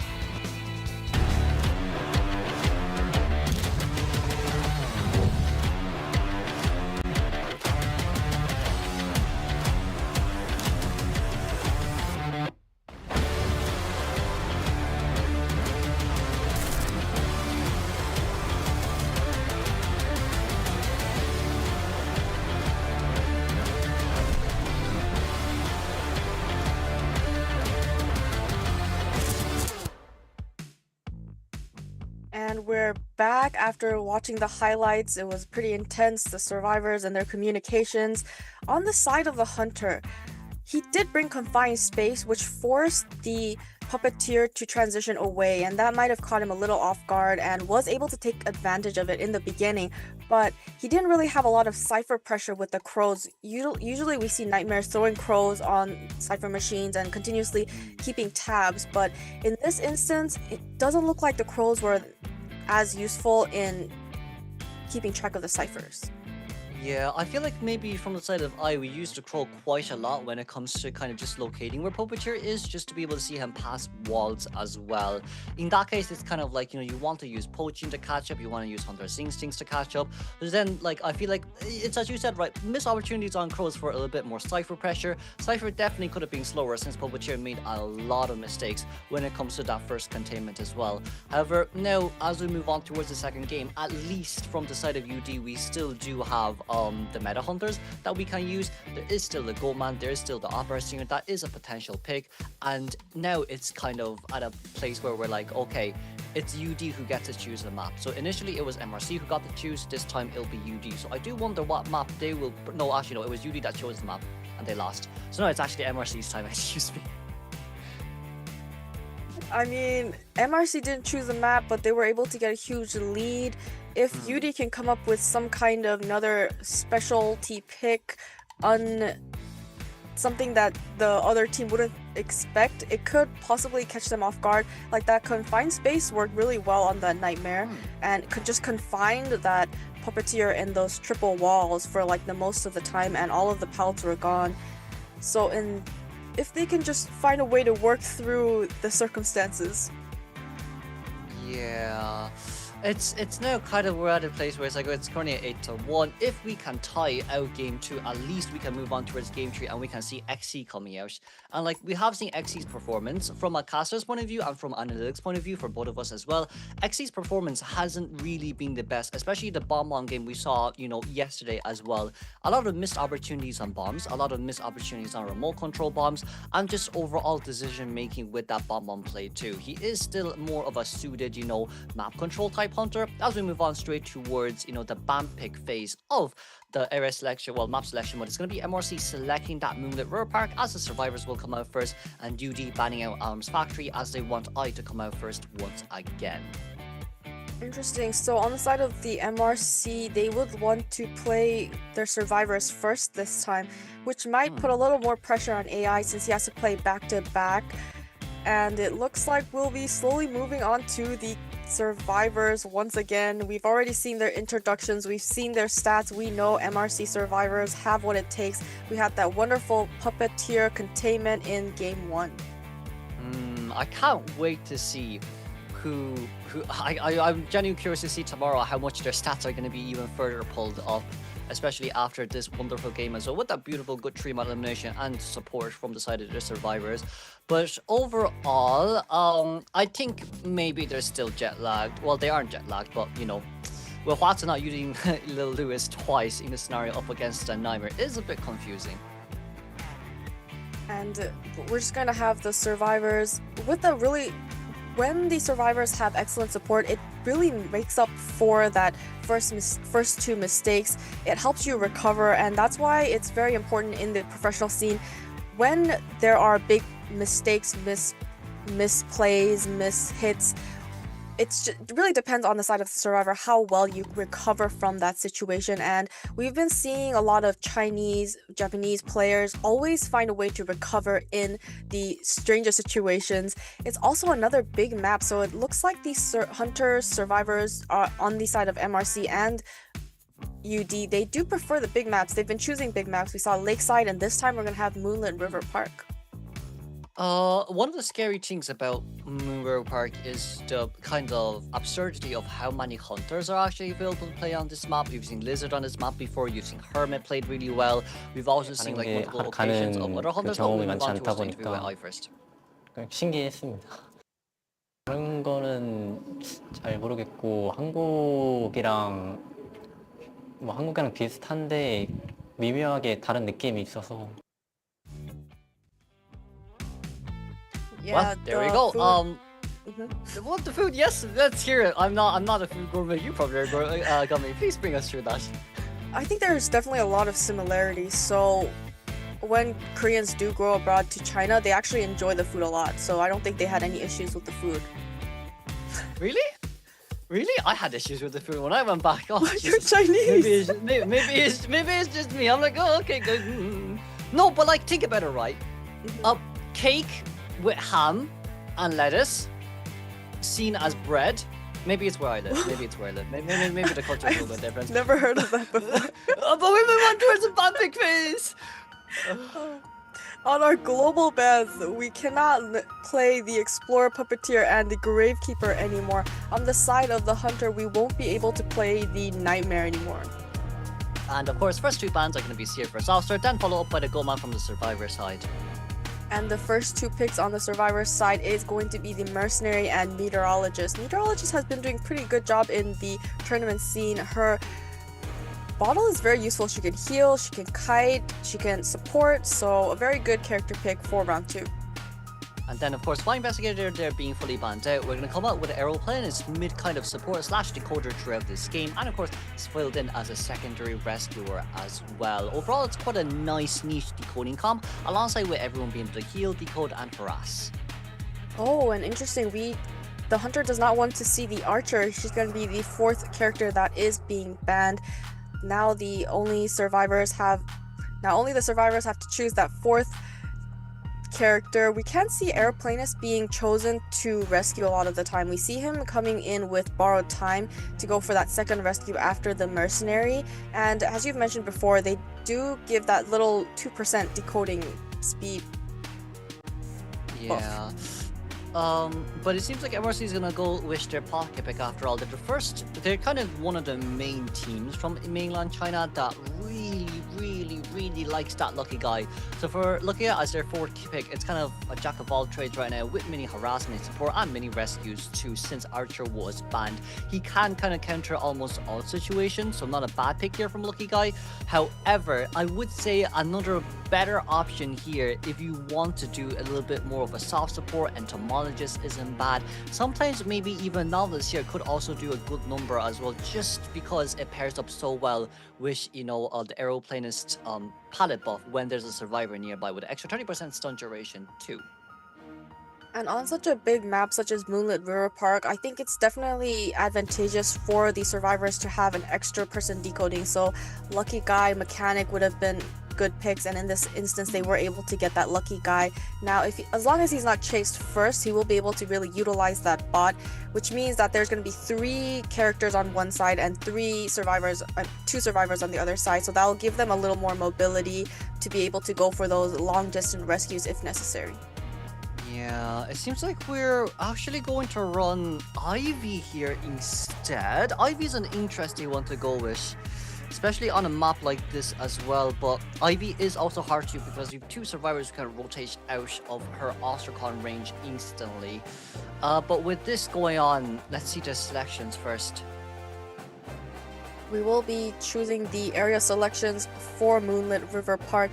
Survivors, ooh, interesting. We're going to have the Meteorologist on that bridge cipher machine instead of the rescuers, and we'll see the Mercenary nearby first stop, the Airplanist on second story, and the Lucky Guy off to the left.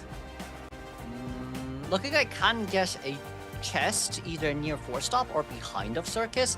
However, with this spawn selection, I just think Ivy has a little bit of a harder time when it comes to map controlling, since its aeroplane is in a 2-story area, and of course Mercenary that we're talking about right now. So maybe not as much Cypher Machine pressure, which is a bit unfortunate. But with selection spawn, well, not selection, persona points we go, it's going to be our airplane is with Flywheel, and then Meteorologist with Knee-Jerk Reflex, Tide Turner, no borrowed time, Mercenary with Tide Turner, and Lucky Guy with Knee-Jerk Reflex alongside with Flywheel full kiting build. It's currently I with Instant Potential alongside with Blink, and of course this will be IVS 2025 Day 2 Match 3 Game 2 first half on Moonlit River Park, as MRC is currently leading with 1 win. The professional commentaries will be brought to you by Gummy and Kuroshiro.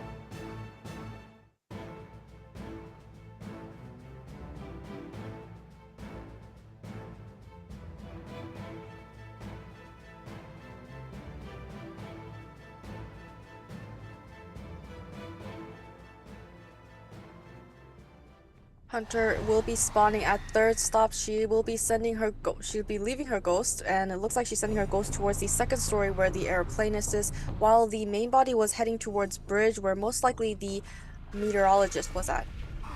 But we can't chase after aeroplanist though, so we're gonna bring back this Phantom Form here one more time. Potentially speaking, wanting to force Xiaodi to gain as much revelation as possible before he rotates out. But once again, Clouds is ready on Xiaodi's hands to use, and of course it is Knee-Jerk Reflex as well. Ooh. And trying to get an additional scare onto that meteorologist, wasn't able to do so, but she was in the area of corruption, so corruption is building up at 26. The ghost is still latched onto this meteorologist, and the main body is just trying to catch up so that she can get a hit onto this meteorologist. Meteor is very similar to Toy Merchant. Can we get a hit? We didn't get a hit there just yet, but if we fly there, can we use Revelation? We need Revelation here. We did get it just on time, but it's only 68 stacks as of now as Xiaodi. Still trying to force out that 100 stack as fast as we can.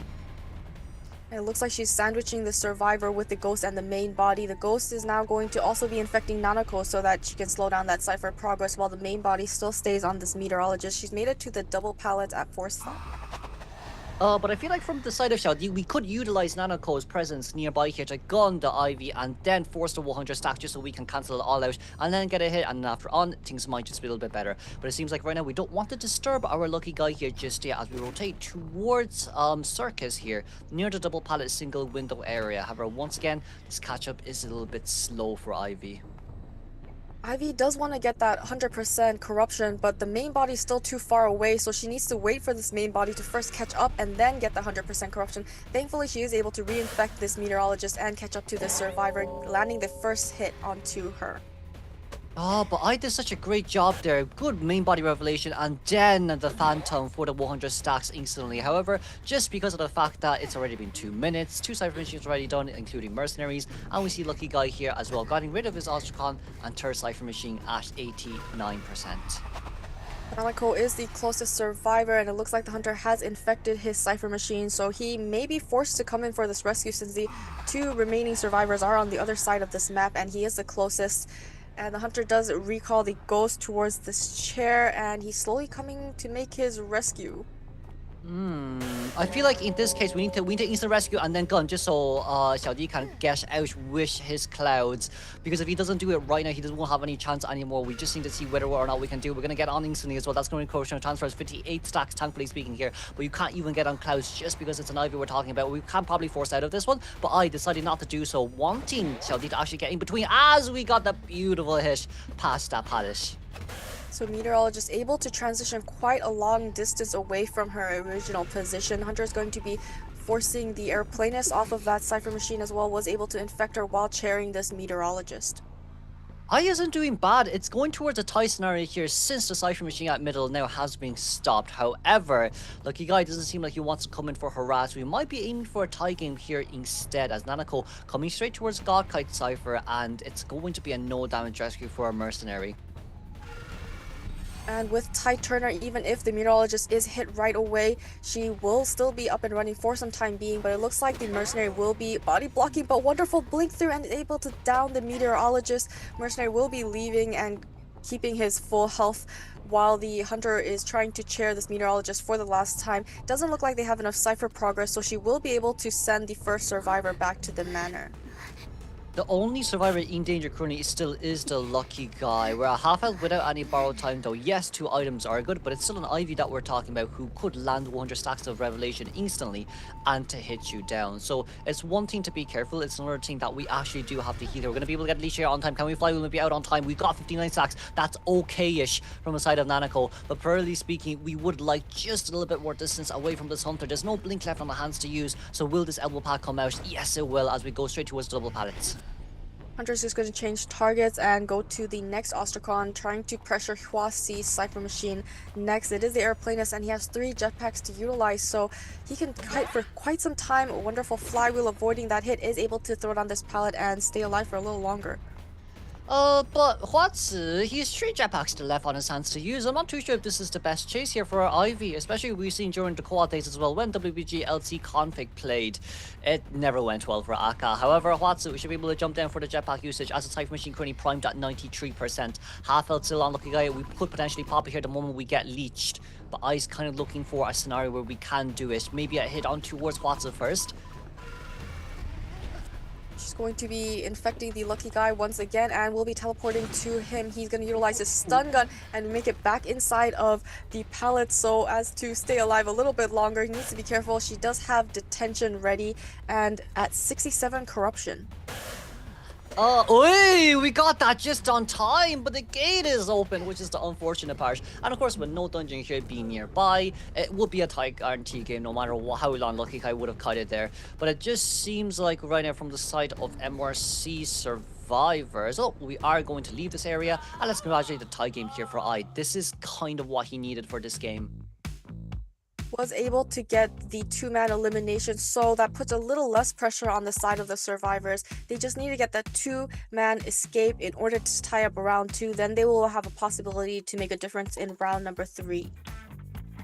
So now it's up to UD survivors as we go on towards our second half.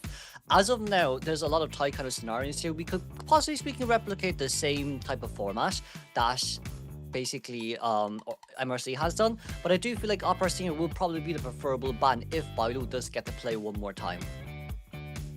Right, or they could have a XZ coming in for round 3. We saw him coming in for round 3 yesterday with that bonbon.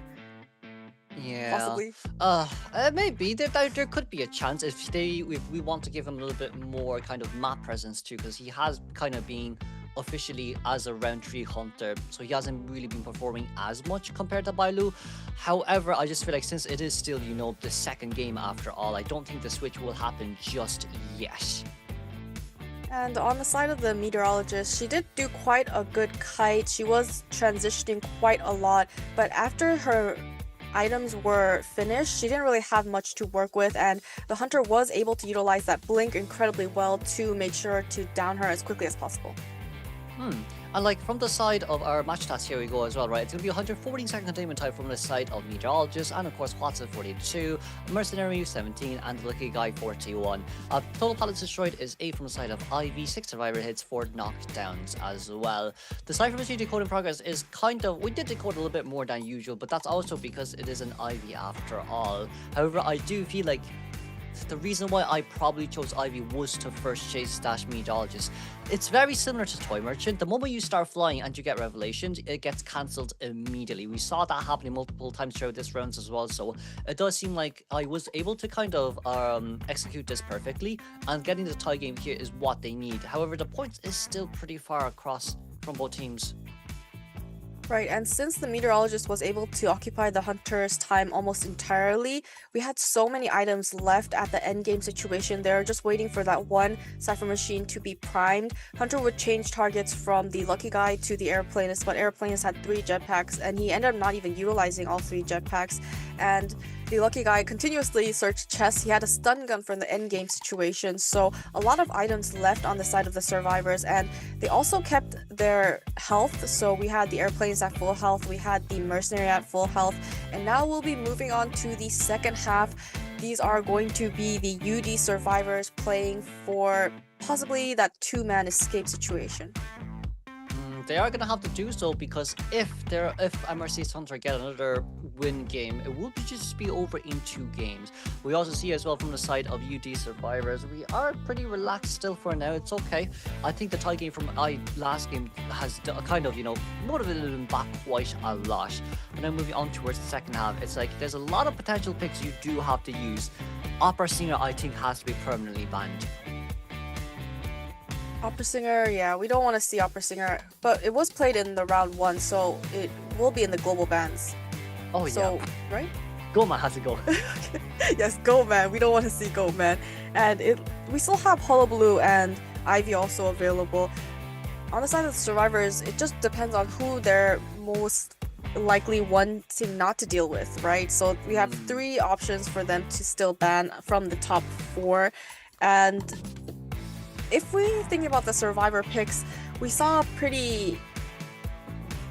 a lot of Survivors that can have a lot of mobility. We saw Mercenary and the Meteorologist. We saw Airplanist on the side of MRC. So on the side of the we're gonna go and watch this interview. 有点不太一样吧，毕竟要和外国的职业战队来打，所以说还是会紧张一点的。UD 战队我看了他们的比赛，感觉他们发挥还是非常可以的，就是我们要认真备战他们就行。There we go. I'm glad Baidu agrees with me that from the South Korea division, we're slowly getting a little bit more solid, especially with kind of their current team play as well. It's overall not bad. I just feel like it is Baidu is a kind of one of those exceptional hunters who came from an amateur team towards a professional team. So like for him, it's a bit more different. It is just a tiny bit more different. But it's as you said as well, you know what, Gummy earlier on, Goman is, not Goman, Opera Singer is gone. So they have either one to ban out of the other 3. But now the question kind of is, which one do they prefer to go after the most? And another Survivor that could potentially make a difference if played correctly is possibly Toy Merchant. If you think about it, there's so many second story areas. We've seen in other little clips I've seen that she sets up her catapult in the second stop and third stop, then she can make it all around the entirety of the map. She can go from one map side to the other just on her glider. So if we utilize those tips and tricks that we've been seeing on TikTok, it could be possible for them to really have a long kite, as long as it's not an Ivy. As long as there isn't a ghost attached that can just scare her off of her glider, they could make a difference. They could, possibly. They could. But do you know what I'll say? Ban Ivy. Ban Ivy, who do we play? We play Knight. Knight comes out first, gets rid of the Goatman potential, gets rid of the Opera Seer potential, and then you can have Toy Merchant coming out as well. It really just depends from the side of the Survivors here too. But it seems like we'll be moving on towards the ban pick phase. Here we go. Then there comes out the animation, and let's see. Permanent bans here are currently Puppeteer, Psychologist, Gravekeeper, and of course for the Hunter, it will be the Opera Singer. As we have 1 ban ready from the side of Survivors, and the first 2 bans will come out right now. And it will be the Seer and Airplanist as the first 2 bans on the side of the Hunter. Of course, that's Ivy, their ban instantly coming out, which our most top 2 pick Survivor in CN and JP server. That's going to be Meteorologist and Archer instantly from this side. Interesting, so they're going to allow the Goatman to go through. And on the side of the Hunter, he will be banning the first officer as the 3rd Survivor. We could potentially go double rescue in this case. You could have Journalist, Mercenary, as Mercenary is already chosen out here, or potentially speaking, get a Fire Investigator. That does work really well on this map as well. And the Hunter will be banning the Professor as his last character. The Survivors were able to get that Mercenary, and their last Survivor pick is going to be that Magician. He has been doing a very good job in his kites. In the first game, we did see he did contain the Hunter for quite some time on that big boat. But I feel like we could have ran Gardner here, you know, because like with that Professor ban, Gardner might have been a better choice, especially with you coming into rescue, get a shield up, Goman drops down the cage. You can break the cage while he's recovering the attack from the shield. So I feel like maybe for a secondary rescuer, Gardner definitely would have been just a bit nicer. Yes, you need to put a lot of distance just to go for the rescue. However, and now we're kind of at a scenario where it's like, okay, someone's in this team gotta have a secondary tie turner alongside with, you know, extra containment personas as well. On the side of the archer, how effective is her stuns if the hunter can just cage her away or cage him and another survivor away? As long as she's not the person being chased as a harassment, might have a little bit of difficulty if it's the Goatman because he's still available for the hunter side. Yeah, but like for Goatman and Color Blue, you can run Flywheel on against both. Preferably speaking, Flywheel would be nicer as well. Unless Bailu has some pocket pick like Gamekeeper that we've seen before that has been played on this map, but nope, it seems like we're going to insta-lock that Goatman since we have the option. He is the most picked hunter for the first round, and the survivor side allowing him to play this Goatman is an opportunity that he just can't pass by. Seeing that the survivors team comp is not the first pick for first round, it's a second pick, so that means they have a few limitations, so we'll be going straight into the spawn selections. See here, okay, Magician spawning in between Fourth Stop and Circus. Mercenary at Fourth Stop alongside Wish the Mirages in 2-story, and then once again we're gonna change Magician back towards Gakkai, and we'll just talk about this when we lock in. But as we kind of make our decisions here overall, it does seem like it's finally being finalized. It's going to be Archer in between Circus and Fourth Stop. Meanwhile, Goldman spawning on North Bridge, Mercenary just right underneath him, Magician at Gakkai, and of course the Meteorologist here in 2-story. Interesting spawn points. We're gonna have the Goatman spawning at the Cypher Bridge right above the Mercenary. The survivors are spawning very close to each other. Usually we see them very spread out, but this can also help with the support factor. We can have the Archer support the Mercenary if necessary. We have the Meteorologist could possibly support the Magician if he runs out of illusions, but Magician's at a pretty good spot. It looks like the Goatman will be bringing up Blink, Detention, and Trump card on the side of the survivors. We only have 2 borrowed time. We're gonna have 3 tide turners and 2 flywheels. No knee-jerk reflex for the side of the survivors. This, of course, will be IVS 2025 Day 2 Match 3 Game 2 second half between MRC versus UD. Last game was a tie game for this game. If we want to continue towards Game 3, it will have to be a tie from the side of UD survivors. Let's move on towards the game then.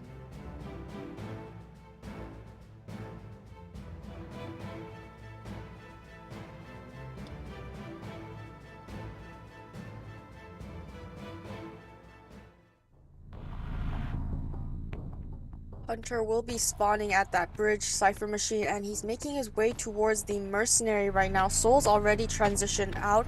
He's gonna go to the triple pallet area, and he will be going after the Mercenary as his first chase, elbow padding away immediately. We see the persona here, Trauma Detention, alongside with Mischievous, Fast Pickup, Rage, Berserker, and Wanted Order from the side of Bailu. But Mercenary first chase isn't so bad after all, because you could confine him within the same area, and that's a brilliant first hit, as it's such a beautiful cage there too. But going towards first stop might not be our best option, Soul.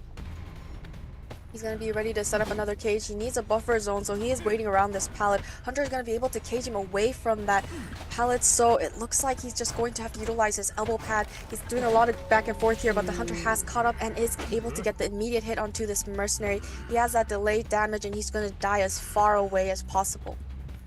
I feel like from the side of Soul, we should not have elbow padded towards the cage. If we could elbow pad towards the side, the circumference of the cage, it might have been better before we teleport straight towards the other side, just because those elbow pads, like the elbow pads were kind of cancelled as you teleport over, because he did hit the wall multiple times, as 1127 having Wanted Order here, being forced in for the first rescue so early.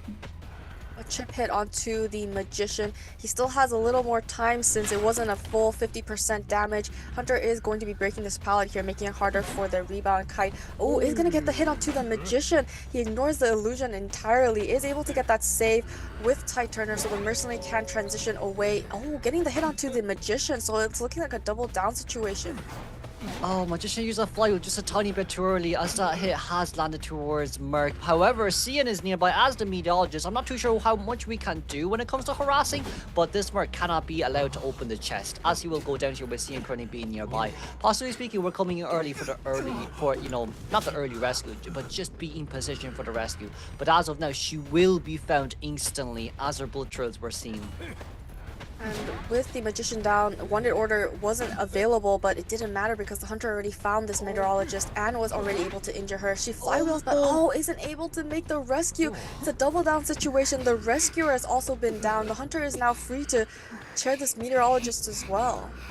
We see AI Sensei here, 80% win chance, 20% formal elimination, and 20% triple elimination, and 40% formal elimination side. We're going to see Eagle here coming for the rescue, but we need some sort of harassment here. We're going to go straight towards the other side. That's not good, as we got that crossroad dash back, but it wasn't enough. 50 stacks here is not going to be enough as well. As we have Blink left on our hands. Beautiful fly here for Eagle. Oh, nice mind game, but it will be still that instant hit down. Magician is so far out.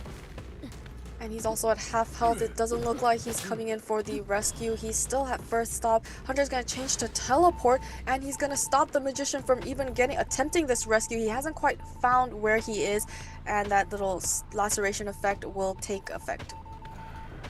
We've not Tinnitus just yet. We thought that Magician might be near God Kite as we roam around this area. However, Bailu only need a 3-man elimination here, so with this, we can basically secure the win for MRC, and we can congratulate them as they move on towards round 2 of the lower brackets, loser brackets as we can say as well, which is a little bit easier. But with the Tinnitus here, finally seeing the bulk charge 1127, let's see how long we can contain. Can we maybe make it towards dungeon?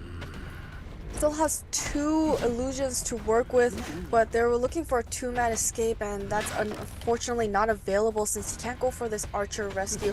He is at the cage, and he was able to outlast 1 cage. Hunter's going to be able to cage him once again, and eventually will be able to get the down onto the Magician, and that is a 4-man elimination for the side of MRC Hunter. Let's congratulate MRC for winning their first game in the loser brackets as they move on towards round 2 for loser brackets tomorrow. It's a good 2-0 from the side of MRC. Good confidence as well build up for our Hunter Bailu. But in this case, I'd say UD has still done quite a nice job. Maybe our ban picks wasn't the best, especially when we know we're going up against a Goldman 2 with Archer and Meteorologist being their first 2 picks. Yeah, congratulations to MRC for being able to make it past to the next level. Unfortunately, it will be the end for UD. They fought very hard. They had very hard brackets, but they made the most of what they had. I mean, you're going against these professional players. They've been playing so many tournaments. There's only so much you can do at some point. Yeah, and like with this win secured, I'd say once again congratulations to MRC from the side of UD. Hopefully we'll be able to see them next year for quad regional finals, unless there's IVT South Korea for 2026 or 2025 winter. We don't really know the schedule ourselves, but there is definitely a chance for them to come back here once again. It's just from the side of South Korea. There is still a lot of teams that compete for it as well, so it is still very competitive. But moving on towards the match stats here, Gummy. We can see that the Mercenary was able to have the most containment time at 63, and the second most containment time is going to the Magician at 52. But there wasn't really much for that Magician to do, seeing that the Archer was she was already on the chair. He was at half health. He had to make his way to the dungeon, so not a lot of Cypher progress either on the side of the survivors. Mercenary went down pretty fast with those elbow pads. We had Wanted Order on the Magician, but he was right next to the chair, so a lot of things didn't really work out for the side of the survivors. And on such a big map, we had the double down situation after the Magician got the rescue onto the Mercenary. Mercenary wasn't able to search that chest. We didn't get much harassment from the Meteorologist. She took a hit behind the walls, and by the time she was next to the chair, she was caged again and downed immediately. So a 3-person down situation just didn't work out for UD. Yeah, and we see the match results here as well, right? First game Eversley 10-8-1, and then the second game almost similar, but it was 7-2 because of the tie game from I. It's kind of, we do see the small improvements here and there as well, especially from I's side. I would say he's probably the one the most happiest. Oh, as my camera dies there, I think my oh no, my battery's back. Oh, that's brilliant anyways. But yes, I think I is kind of the one that's improved the most, maybe is what we can say. A little bit more confident build up, which can help him for, you know, Koa regionals next year as well, IVT moving on forward too. So I wouldn't say it's a bad experience. UD did put up a good fight too, since most of these players are relatively new. Right, and allowing that Goldman in round 2 could have been also very dangerous for the side of UD. RC just taking advantage of it. Bailu is a very good Goldman player. He's finally been able to get those 4-man eliminations both in round 1 and round 2. So I'm sure he's very excited and happy for those good results. Yeah, definitely speaking. We will have an interview stage later on. I think just in a few moments for MRC. However, just because this is our match 3 as well during the loser brackets, UD will be returning home as we will slowly move on towards match 4 as well. Match 4 will be KL versus B4U, in which is going to be HMT region versus the NAEU region. We have seen how well KHMT has done yesterday, right? Maybe not the best, but we're going towards the highlights first. 有枪可以，有枪可以。哟，他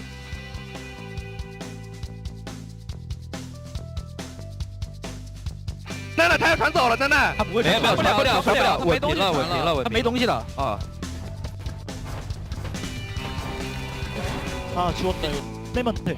오는 거 보내면 돼. 그렇지. 아 까비.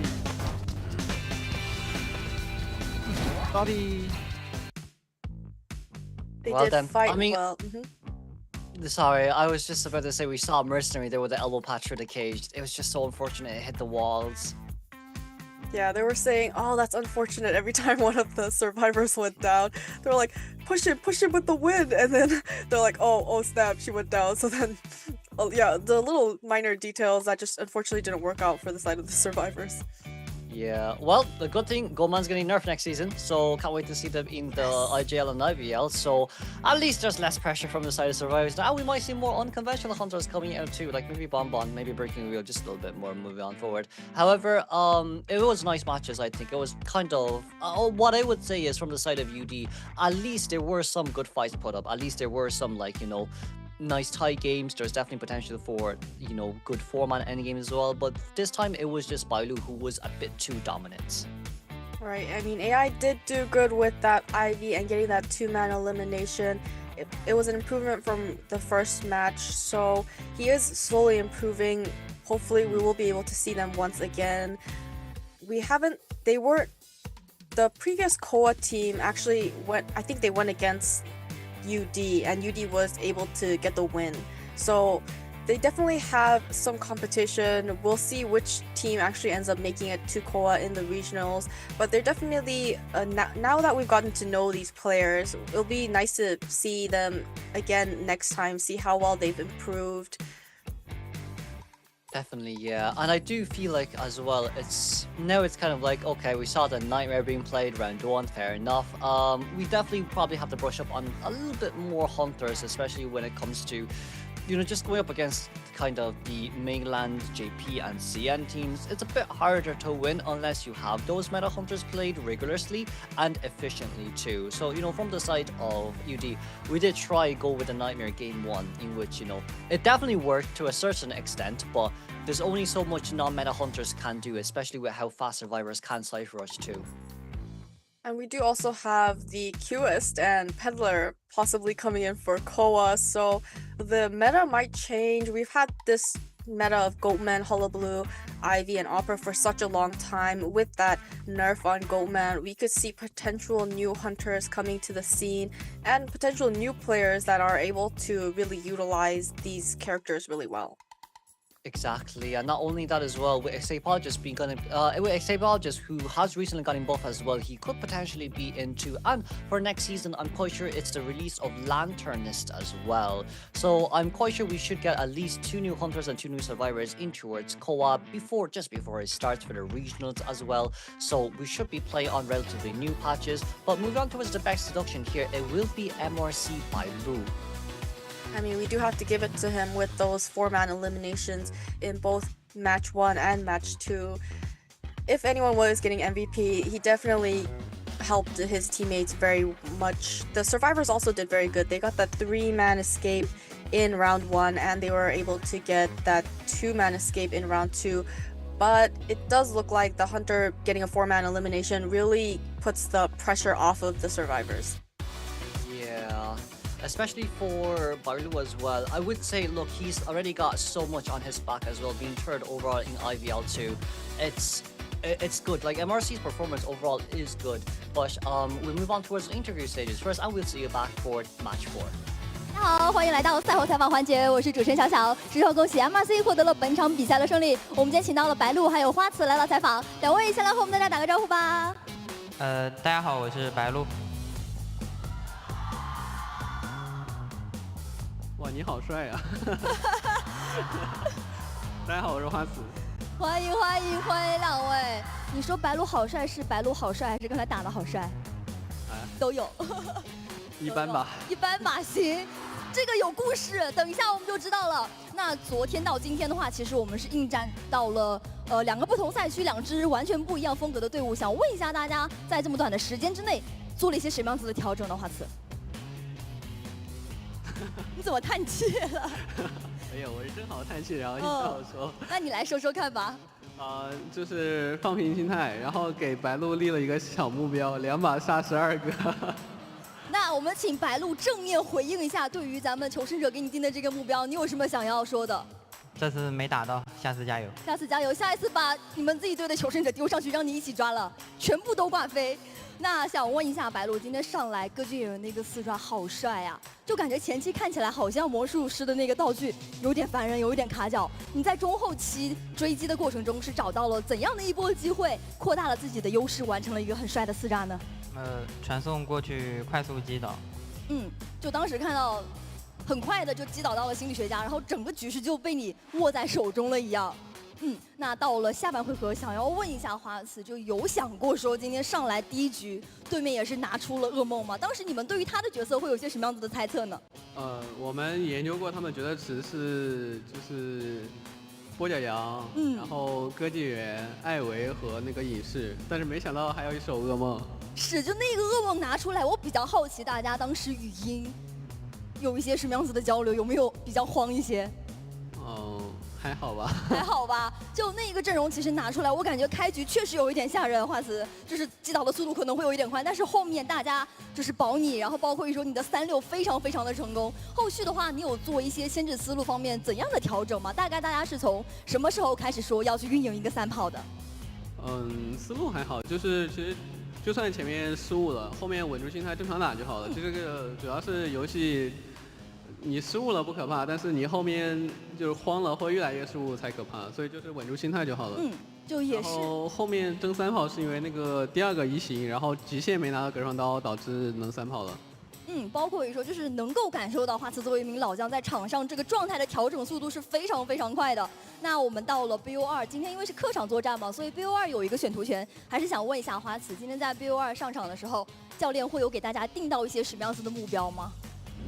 教练对我们爱答不理，我还在吐槽。第2局开始前我还吐槽，教练都不给我们说加油的。怎么回事？白鹿教练给你加油了吗？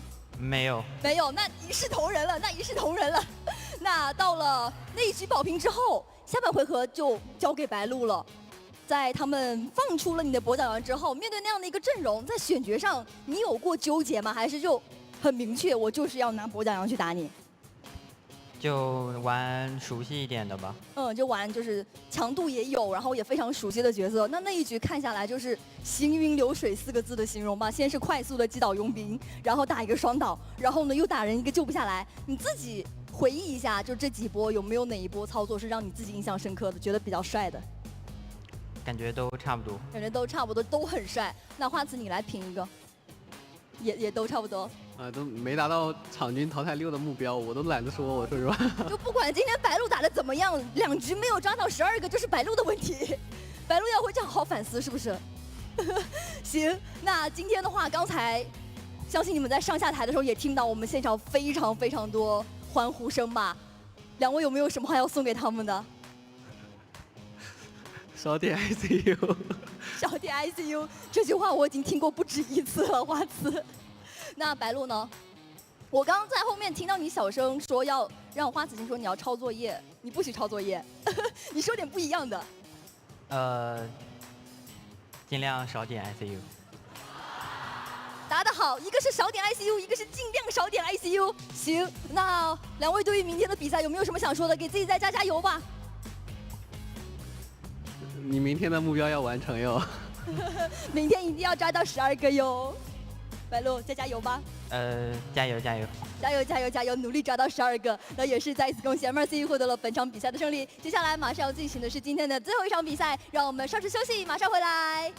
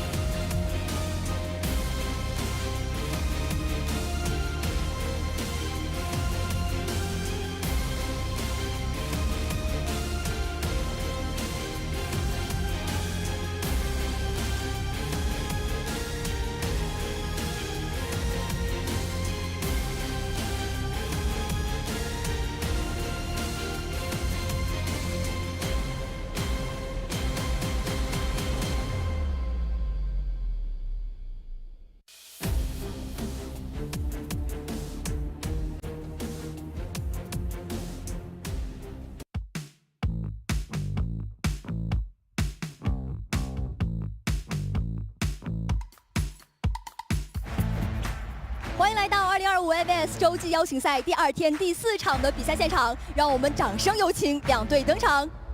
首先有请 Before You 战队 ，Welcome Before You。Anton， 你喜欢小猫还是小狗呢？小猫。喵。那你觉得 KO 会喜欢什么呢？我觉得呢 ，KO 应该会喜欢 Before You 吧。哎呀，真的完全是没有想到呢。那我没办法了 ，Before You 嫁给我们吧。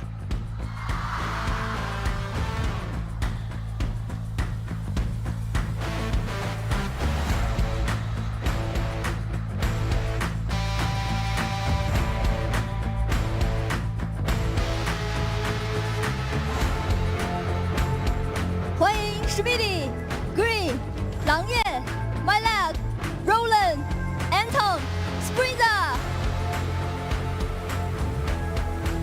下面有请 KL 战队 ，Welcome Killer Love Forever。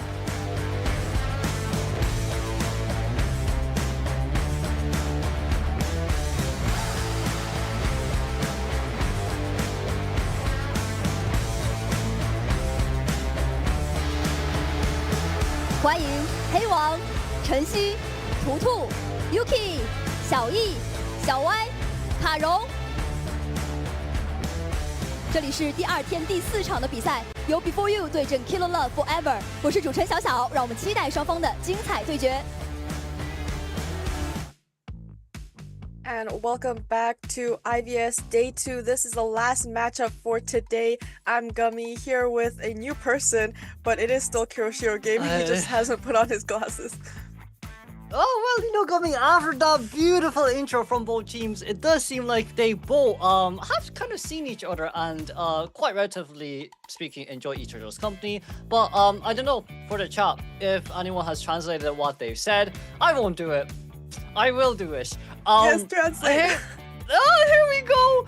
But it was pretty funny. I think it was from the side of... So you had two people talking there. It was, hey, Anton, what do you like the most, cats or dogs? As Anton has replied, oh, I like cats more. And you did hear Liam there meow as well. And then we switched on towards KL's team. And then there was like, I wonder what KL likes. And then one of the KL players was like, oh, maybe KL loves Before You. So then the response to that was, Before You, please marry me. As we move on straight towards the band picks here for the match, if you wouldn't mind, Gummy. Okay. On the side of Before You, they will be choosing Lakeside Village first. And on the side of KL, we will be banning off the Moonlit River Park and Chinatown. For Before You, they also chose this map yesterday, in which Spencer did come out with the Wax Artist as their first game, so there is still potential that that might be happening once again. However, we see that it's the Hunter here first once again, right? So there's potential that maybe Spencer could bring out some other pocket picks they want to use up against KL. They've already used their little secret card by bringing out that Wax Artist, which means KL can actually expect that Wax Artist as well. They might not have the same surprise effect, might not be able to catch the survivors off guard, but really depending on the survivors' picks, we will be able to see if Sprinter does end up bringing that Wax Artist out again.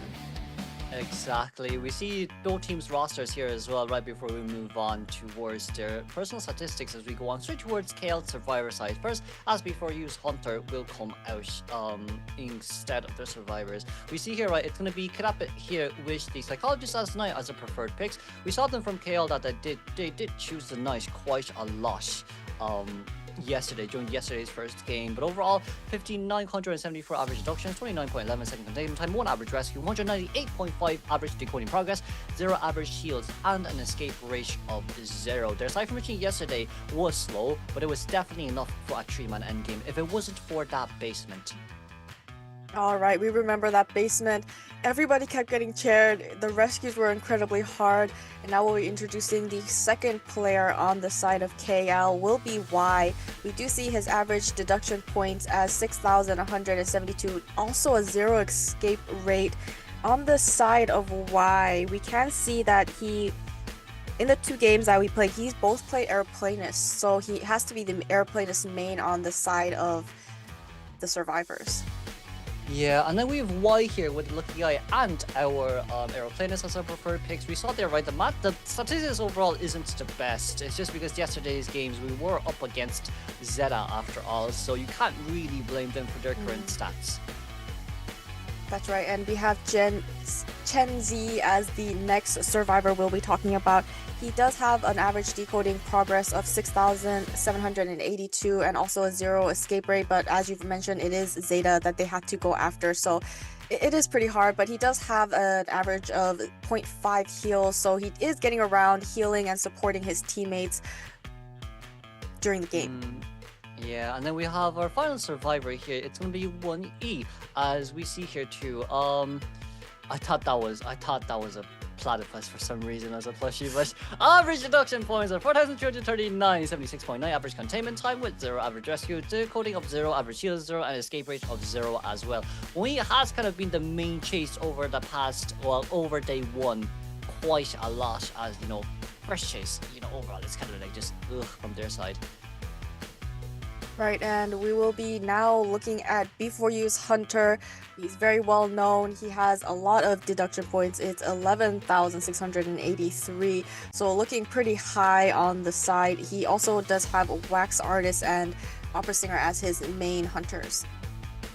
We do see here as well, right? Very stacked up to 3rd overall for deduction points, 5th overall for average knockdowns, 4th overall for average eliminations, 4th overall for average terror shocks of 0.67, and 5th for average time to knockdown. It seems like overall his ranking is currently 4th probably amongst all the hunter mains here in IVS. If you just, you know, this included 2 CN teams and the 2 JP teams.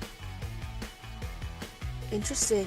We have 2 Japanese teams and 2 Chinese teams, but he has the most deduction out of all of them, and he has very high stats on a lot of the areas, so we can definitely say he is one of the very strong hunters inside of this competition. He's been showing the 3-man elimination in round 1 against FT. He got the 3-man elimination in round 2 against FT, and he was also able to get that 2-man elimination, so he hasn't lost a single game yet. We can see the photo cards by the...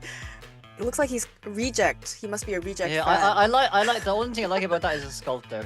We do see that Skyfall here as well for B4U. And then, you know, moving on towards the next part we go. B4U having Skyfall here from the Southeast Asia region. I do think Skyfall has molded them quite nicely, especially for yesterday's first game as well up against FT. That 3-man escape from the survivor side is nice, and with his bomb picks and decision makings, I do think it gives B4U quite a bit of an upper hand, maybe compared to KL. And another thing that I've seen the comments saying a lot is if B4U does win up this matchup, they may possibly be meeting FT once again. And so that's an interesting fact. If KL gets the win, they could possibly be meeting... Who did they play yesterday? KL played ACT yesterday, and it was B4U versus FT.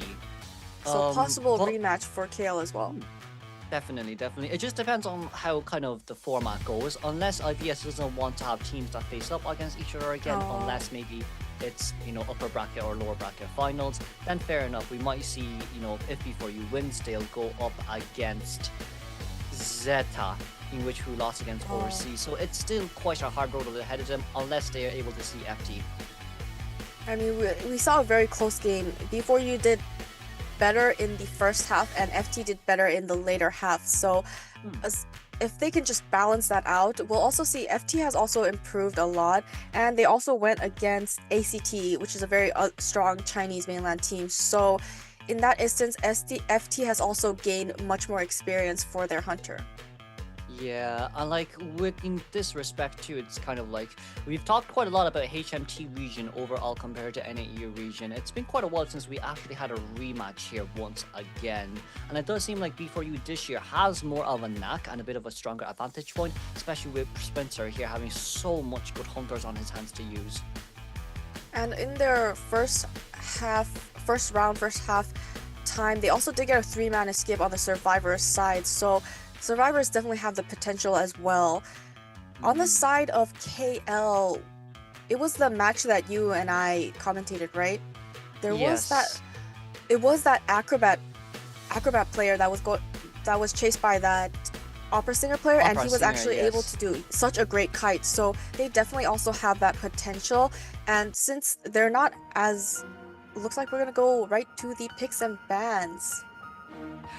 Moving on towards the ban picks, it's going to be Sia and Andy Curran first two bans. As now, we're currently waiting for the survivors to be chosen. Up against Sprinter, Knight and Puppeteer isn't a bad plan. However, now you're just allowing him to pick Wax Artist once again. I do wonder whether or not KL is preferred for that. And he will be blocking off the Gravekeeper, forcing the survivor side. Oh, they're not going to go for that first officer. They're going to be securing the Aeroplanist as their third pick.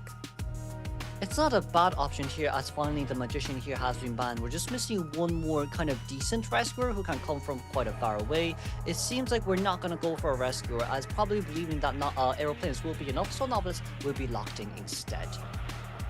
If we're gonna, if we kind of think about it, against a Wax Artist, this may be a little bit better because we have the Airplanist that can utilize hover and quickly get out of the wax shots. We can have the Puppeteer, as long as he times his puppets a little early, right before he gets the 100% wax.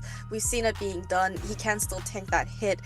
We can have the Novelist being close enough and switching over from the Wax Artist, so in that way they could kind of work around that. Were they thinking of this Wax Artist when they made this comp, or will Spencer suddenly bring out that Goatman and completely catch them off guard once again? But Goatman is a bit hard to play towards this team comp, especially when Spencer got so much advantage point yesterday with the Wax Artist. I would say Flywheel on all survivors would probably be the most preferred persona points to use right now. But like, you see the anti-current there banned as well. I feel like maybe Spencer wants to go for Opera Singer. Oh, Opera Singer, Lakeside Village. We've seen that do a pretty good job on the side of our previous game for MRC. So, oh. But it looks like he will be choosing the Goatman. Not sure if it's locked in. We've been seeing hunters hopping around between the spawn points, so but most likely locked in, right? This should be locked in right around now. But like with our scenarios here too, it's kind of like, okay, it's a bit more surprising for anti-current to be banned, right? Because you don't really see, well, you do see anti-current banned sometimes up against Goatman, but it usually isn't an issue when you can just catch up towards her on time and then instantly land the hit right after the cage has been dropped down too. So now we'll be able to see these spawn points. Lakeside Village being a pretty big map, they need to, sometimes they spread out a lot. They have different spawn points. There's a pro spawn points, but it looks like, oh, we're gonna have the L shape. We have the Airplanist inside of Shack. We have the Puppeteer and Knight in the middle, and we have Novelist on Big Boat. With Goatman spawning in towards the inner depths of Small Boat right here, it does seem like at least Puppeteer can become first chase. However, this Puppeteer might also bring Tide Turner too, unless he has Knee-Jerk Reflex or Flywheel, since he spawns so close to each other anyways. So you see the coaches shake hands here as well. So as long as the Puppeteer can tank a lot of hits, he should be fine. We have Excitement, Detention, and Trump Card on the side of Sprinter's Goatman. On the side of KL Survivors, we have 4 Flywheels, 2 2 Borrow Time, 1 Knee-Jerk Reflex, and 1 Tide Turner. Oh, Sprinter's going Excitement with Trump Card Detention. Of course, this will be our final matchup between KL versus B4U for IVS 2025 Day 2 with the called professional commentaries brought to you by Gummy and Kuroshiro.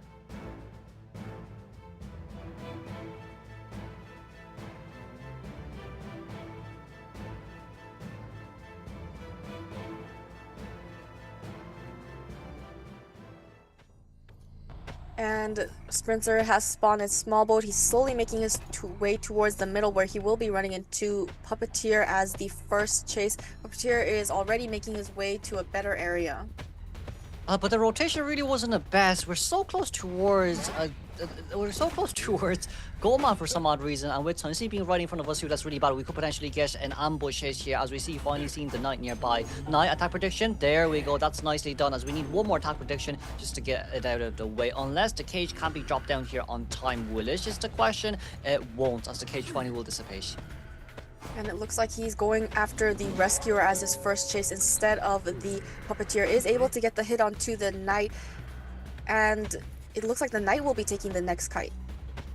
There's still 2 pilots nearby, which is okay. However, we still took the chip damage here. Yes, it's only chip damage as you don't go down, but you're feeding so much presence towards this Goatman. Sprinter will have max presence right before the first survivor gets on towards Cherton. He's still trying to play mind games here with 2 more helmets left. He was able to cage him. He's gonna utilize excitement so that the knight can't use his helmet and down him immediately. We thought I thought he was bringing excitement for the novelist, but I guess it was for the knight. I guess that works too, but now Knight still has 2 items left on his hands to use as well, as when he comes in for the rescue, Puppeteer, first rescuer coming in. We know where Puppeteer is coming from as well, just because of our initial rotation too, but Little Lewis here would be important as we need to break the cage. It's a fast cage breaking as well. However, second Little Lewis has to pop open here instantly too, as the rescue. Ooh, no Terror Shock, thankfully speaking here, as we're able to rotate out. Hunter is going to be staying on the knight instead of trying to get an extra hit. Wonderful pallet stun, is able to utilize this time to transition, and he does have those 2 helmets to utilize. The excitement is not available. Wonderful prediction, is able to get the prediction on his skill. Sprinter is going to swing and also get the prediction on the attack. But we still have cages left to use. We can go over straight towards the other side. We mind game, beautiful Tunsy as we go back here one more time. Pallet stun, no pallet stun. He'll finally go down. But that's 2.5 Cypher Machine Stun with such a long rebound kite containment. Right, since he still has another helmet to utilize, as long as they can get some kind of body block and give the knight some time to utilize his helmet, it is a possible rebound potential. And the Hunter is checking the big boat area. He does have tinnitus. He knows there's someone nearby. He's still waiting at the 2nd story window. Oh, we switch over here instantly as well, but we went over towards the other side. That's really bad, Kidnapped. We went towards the wrong way. Should have focused on breaking the cage doors. But right now, the 2nd cage will come up on time, and of course, there's a flywheel ready to use as well. Kidnapped will go down, and there's a basement nearby. Probably should not have came in for the rescue if that was about to happen. And Sprinter here can aim for a 4-man elimination. I mean, Sprinter assumed that he was gonna jump right down. He was just waiting, and he just dropped down from that hole, and the Hunter was right in front of him, stuffing him and not allowing him to get that rescue at all. And as the novelist went through the cage, he was on the far side away from the chair, and that's when Sprinter was able to get the hit. So he had to travel the distance all the way back to the docks, and he just didn't have enough time to get to the chair. Oh boy, if Y gets found here, it'll be really bad. Sprinter, do we see right behind that broken hush? We don't see him just yet, but we do have Tinnitus nearby here, thankfully speaking. Y needs to somehow jet back in towards this big boat. We need to find a position here, but if we do jet back in, your location will be revealed. So this now becomes the biggest question of us all. Sprinter can teleport the moment we see Kirabe at around 75%. Y forcing himself to come out right now. We knew we took the hit, but so we can't rescue anymore. And it looks like Y will be taking the next kite. Hunter's going to change to teleport and teleport right away to the Puppeteer. Puppeteer doesn't have any items left because he's at 75% damage. He's going to flywheel and avoid that, but the Hunter didn't swing. He's waiting for the opportune moment and is able to down this Puppeteer. Nicely done by Sprinter, really nicely done by Sprinter here, especially with maximizing out that mistake made from Novelist. If only Novelist didn't walk and destroy the cage instead, it definitely would have been just a tiny bit more difference, but now we're going straight towards a 4-man elimination game, and this is what Sprinter really wanted with this Goldman as well. It was a great kite from Knight, however, but it's just that one rescue that really took the game a toll. And it looks like now all Sprinter has to do was wait for this airplanist, and if Puppeteer gets up before the Hunter goes after this airplanist, he can just go right back to this Puppeteer. We have, well, teleport isn't up until 45 seconds, so teleport isn't up, but he can always just utilize his resentment because he has a lot of resentment stacking up. Still trying to locate this airplanist. Tinnitus is there, so he knows he's somewhere around Big Boat. It looks like the airplanist is doing a very good job hiding. We can see him hiding behind the barrels. The question is Sprinter gonna check behind? Oh, yes, he is. Ooh, nice flywheel though, but we can't go towards the other side, so jetpack there was used instantly just to buy a little bit more support. However, we're going to be delivering ourselves straight towards Sprinter, and that is a beautiful delivery towards the hands of our Goatman. The sheep will finally be containing the wolves, as finally this is going to be some type of redemption kite here from Sprinter at least. He missed so much opportunities for the 4-man elimination yesterday, and today he's finally going to be able to get it back.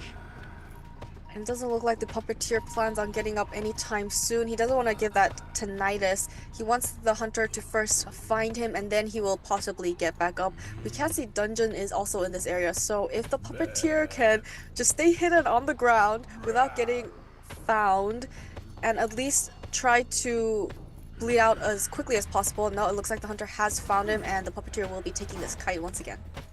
Lulu's there forced out early, which is also good too, as we break the cage there as well. Because like right now, it's kind of just like Sprinter doesn't even need to use the cage to get rid of this little puppet, as we are able to get straight towards the other side. Flywheel ready, flywheel, nice! Well, not a nice fight, but a nice charge shot hit from Sprinter, as we're able to get that down. Now the heal was used by Aeroplanist, and finally, this 4-man can't be secured. Gonna utilize teleport to be right next to this airplanist. He's going to utilize his jetpack to try and get past, but the hunter's closing in. Jetpack is now on cooldown. He's trying to break it, but no, he's not able to break it. He will be able to secure that 4-man elimination. As we offer ourselves towards the basement right now, Sprinter, guaranteed that 4-man elimination. We're just going to play this a little bit more safe. Since Puppeteer can bleed out anyway, you might as well let him bleed out and then share the aeroplanist, which is also fine too. I wouldn't blame Sprinter for this. I'd do this as well if I was playing rank. It's just one of the safer options to do after all. Definitely, definitely. We don't want to allow the survivors to somehow get an opportunity. I mean, you can utilize his resentment to get across the map, but better be safe than sorry. Yeah, and there we go, the surrender finally comes out from KL. And let's congratulate though, B4U Sprinter, his first 4-man elimination up against KL. The KL survivors were doing pretty good. That Knight had the potential to rebound kite. He also did a pretty good job rebound kiting in the second round. The excitement was used on the Knight and not the Novelist, so it was on cooldown when Sprinter was looking for the Novelist coming in for the rescue. But unfortunately, it's that basement that's always the issue. He died inside of Big Bolt. The basement was right there, so he was trapped in the basement. The only survivor that could come in for that rescue was that airplanist. And the early chip damage on that puppeteer also hurt the puppeteer quite a lot. He wasn't able to utilize his ability. He couldn't come in for this rescue. And unfortunately, the airplanist did have give tinnitus to that Goman, and he was downed soon after. Yeah. And like, it's also with the fact that like I would say probably the biggest issue there was the Novelist when it comes in with the rescue, especially when we know that the cage has been brought down. However, probably underestimated our movement speed booster just a little bit, right? Because we definitely want to get towards the cage to break it first, but we somehow kind of overextended ourselves and teleported straight towards the arms of that goat man. So it was kind of more or less a free hit in a way too. And of course, the rescue definitely can't be possible with his cages being that big. Right, and that area on top of Big Boat is very hard to rescue from if you're on top of Big Boat and trying to make your way towards the docks. But if we do look at the stats, we can see that the Knight did have the highest containment time at 74 seconds. Yeah, and like with Sprinter here as well, 15 survivor hits in total, 1 side from Michiruni and 7 knockdowns. Sprinter has done well this game. Of course, the survivor did so as well if it wasn't for that one single mistake. However, that one single mistake is really hard to kind of recover, which is why we do say, right, Goman is one of those hunters in which if you make a mistake, it's really hard to recover. Compared to Sprinter's game yesterday with the Wax Artist, Survivor did really bad initially, but then they recovered because it wasn't Wax Artist. As we see the points here, 5-0 now for B4U. And we're able to see the survivors coming from B4U up against Hail's Hunter for the second half now. Right, so it was a little unfortunate. I feel like some of the circumstances have been different if the basement wasn't inside of Big Boat. The fact that the Novelist, I mean, if we think about it, he could have vaulted over the window, went all the way around the docks, but that's quite a distance. So he decided to go inside of Big Boat and then go on the docks and still go around, or he could sneak his way towards the shore and drop down early into the water. But the hunter, it seems like Sprinter expected this. So we're gonna introduce our characters. I totally forgot. Well, this is going to be rolling here with an average rescue of 1.33, average recon progress 180.67, escape probability up to 3%, and average reduction points at 6,596.67, and containment time of 52.58. The main rescuer of B4U will be Roland, as his preferred character picks are that mercenary and the first officer. And the next survivor that we will be looking at is going to be Green. He has the average deduction points at 8,673, And he is third in average containment time at 107 seconds, so that's very impressive. And we also have, he's also first in average heals. Yeah, especially with Green's containment time yesterday, up against the IV2 with that blink protection, up against FT's Hunter, and the prolonged kite with the flywheel just to get towards the window and play for even longer to get this type of machines done for his survivors. And we got Smitty here, incredibly tall person, and he also has the average deduction points of 5,011, so not looking too bad. We have the escape probability of 33%, so he does make it out 1 out of 3 times. Yeah. The kind of only thing about Schmitty now is that we didn't really get to see his acrobat that much. We saw the embalmer yesterday. I think we did see the psychologist as well for game 3. However, moving on now towards Leon, who is a new survivor for this team. Lucky Guy and Journalist as a preferred character usage, with average deduction points of 7,129, average containment time of 42.82, average rescues of 0.33, average decoding progress of 174%, rest heals of 0, and escape rate of 33. I mean, when they were going against FT, I said if there's a new player that has been subbed in or a new player on the team, they may possibly be that weak point. So I told the FT Hunter to go after him. But as the Lucky Guy, he had extreme long Hunter containment time. So I was definitely wrong on that point. He is definitely able to contain the Hunter long enough. And next is our KL Hunter. Sharon, first overall for average terror shocks. If I'm not wrong, this is similar to one of the hunters that we just commentated. Yes, it was similar to Bailu's stats. So both Bailu and Sharon both have 1 average terror shocks per game. I wonder if we can maintain this. But average deduction points of 10,779, knockdowns of 5, eliminations of 1.5, average time to knockdown is 84.73, and format elimination rate, I kind of did miss it, but I think it was null. So maybe today will be the day that Sharon stands up for himself and get the formal elimination to be returned back to B4U. He didn't actually choose Goatman yesterday. He chose Ivy and Opera Singer, so we'll have to see if he actually ends up playing the Goatman, but it's still a possibility, and there is a lot of pressure for this KL Hunter because Spencer was able to get that 4-man elimination. In order just to tie up, he also needs to get that 4-man elimination, or just to help with the points, get as many survivors eliminated as possible. Yeah, but now then, moving on straight towards the ban pick phase, we go then. Once again, it is 5-0 from elimination last game. And now, moving on straight towards the ban pick phase, it will be Chaos Hunter versus B4U Survivor. And they will be banning the Seer and Antiquarian as their first 2 Hunter bans. And of course, we'll be seeing the Magician and First Officer as a response from KL. From B4U, excuse me. Very different from yesterday, because usually the rescuer picks is 3rd. We did have them choosing Explorer yesterday and Hiding, but this time they are going for that long kiting Magician pick and the First Officer. We're gonna have the Professor ban as the 3rd survivor on the Hunter side.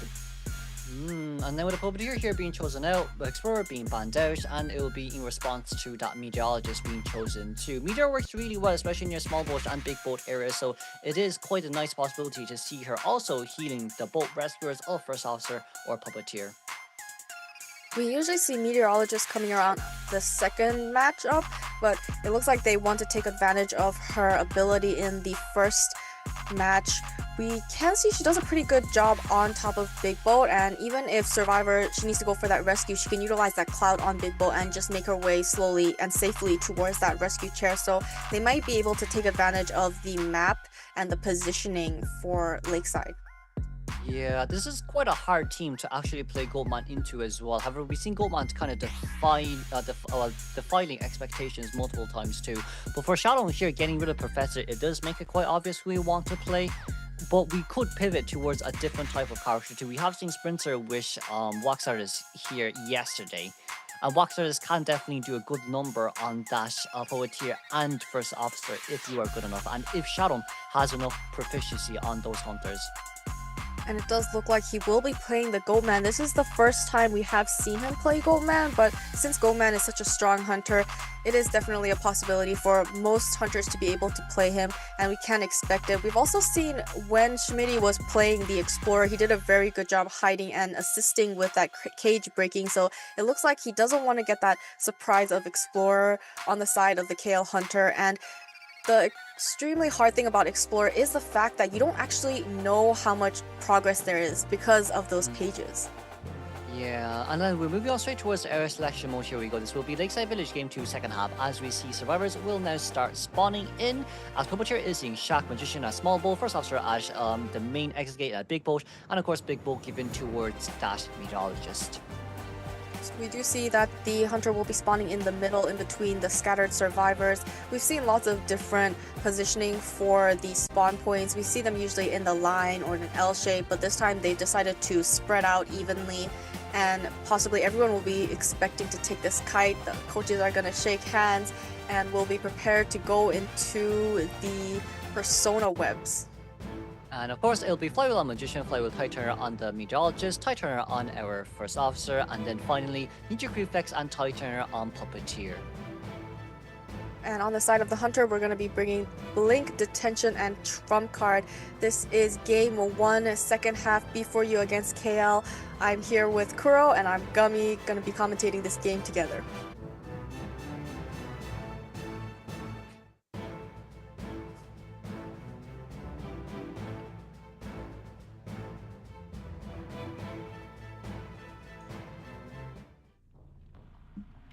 Alright, let's move on towards the game then. Schmitty here, first chase as the Magician up against KL Shadow's Goatman. As we see here as well, already hiding in between these back areas. Schmitty, we got found here instantly as well. That might be a free first hit here, but Schmitty, that's going to be instant Magician's one. That's okay for now. We're going to be able to tap over to the other side, but it just seems like first it might just get registered way too early here. That's so unfortunate as we barely touched those Cypher machines. And the survivors don't even know the hunter's trait, so they have to be very careful. Still has 2 illusions to work with, so if he is caged once again, he can utilize those illusions, but he has to be very careful. He's hiding behind this window, but the hunter's going to be cutting him off. And an early down on this Magician. The Cypher machines are around 30, 30, and 20, so this is looking incredibly good for the KL Hunter.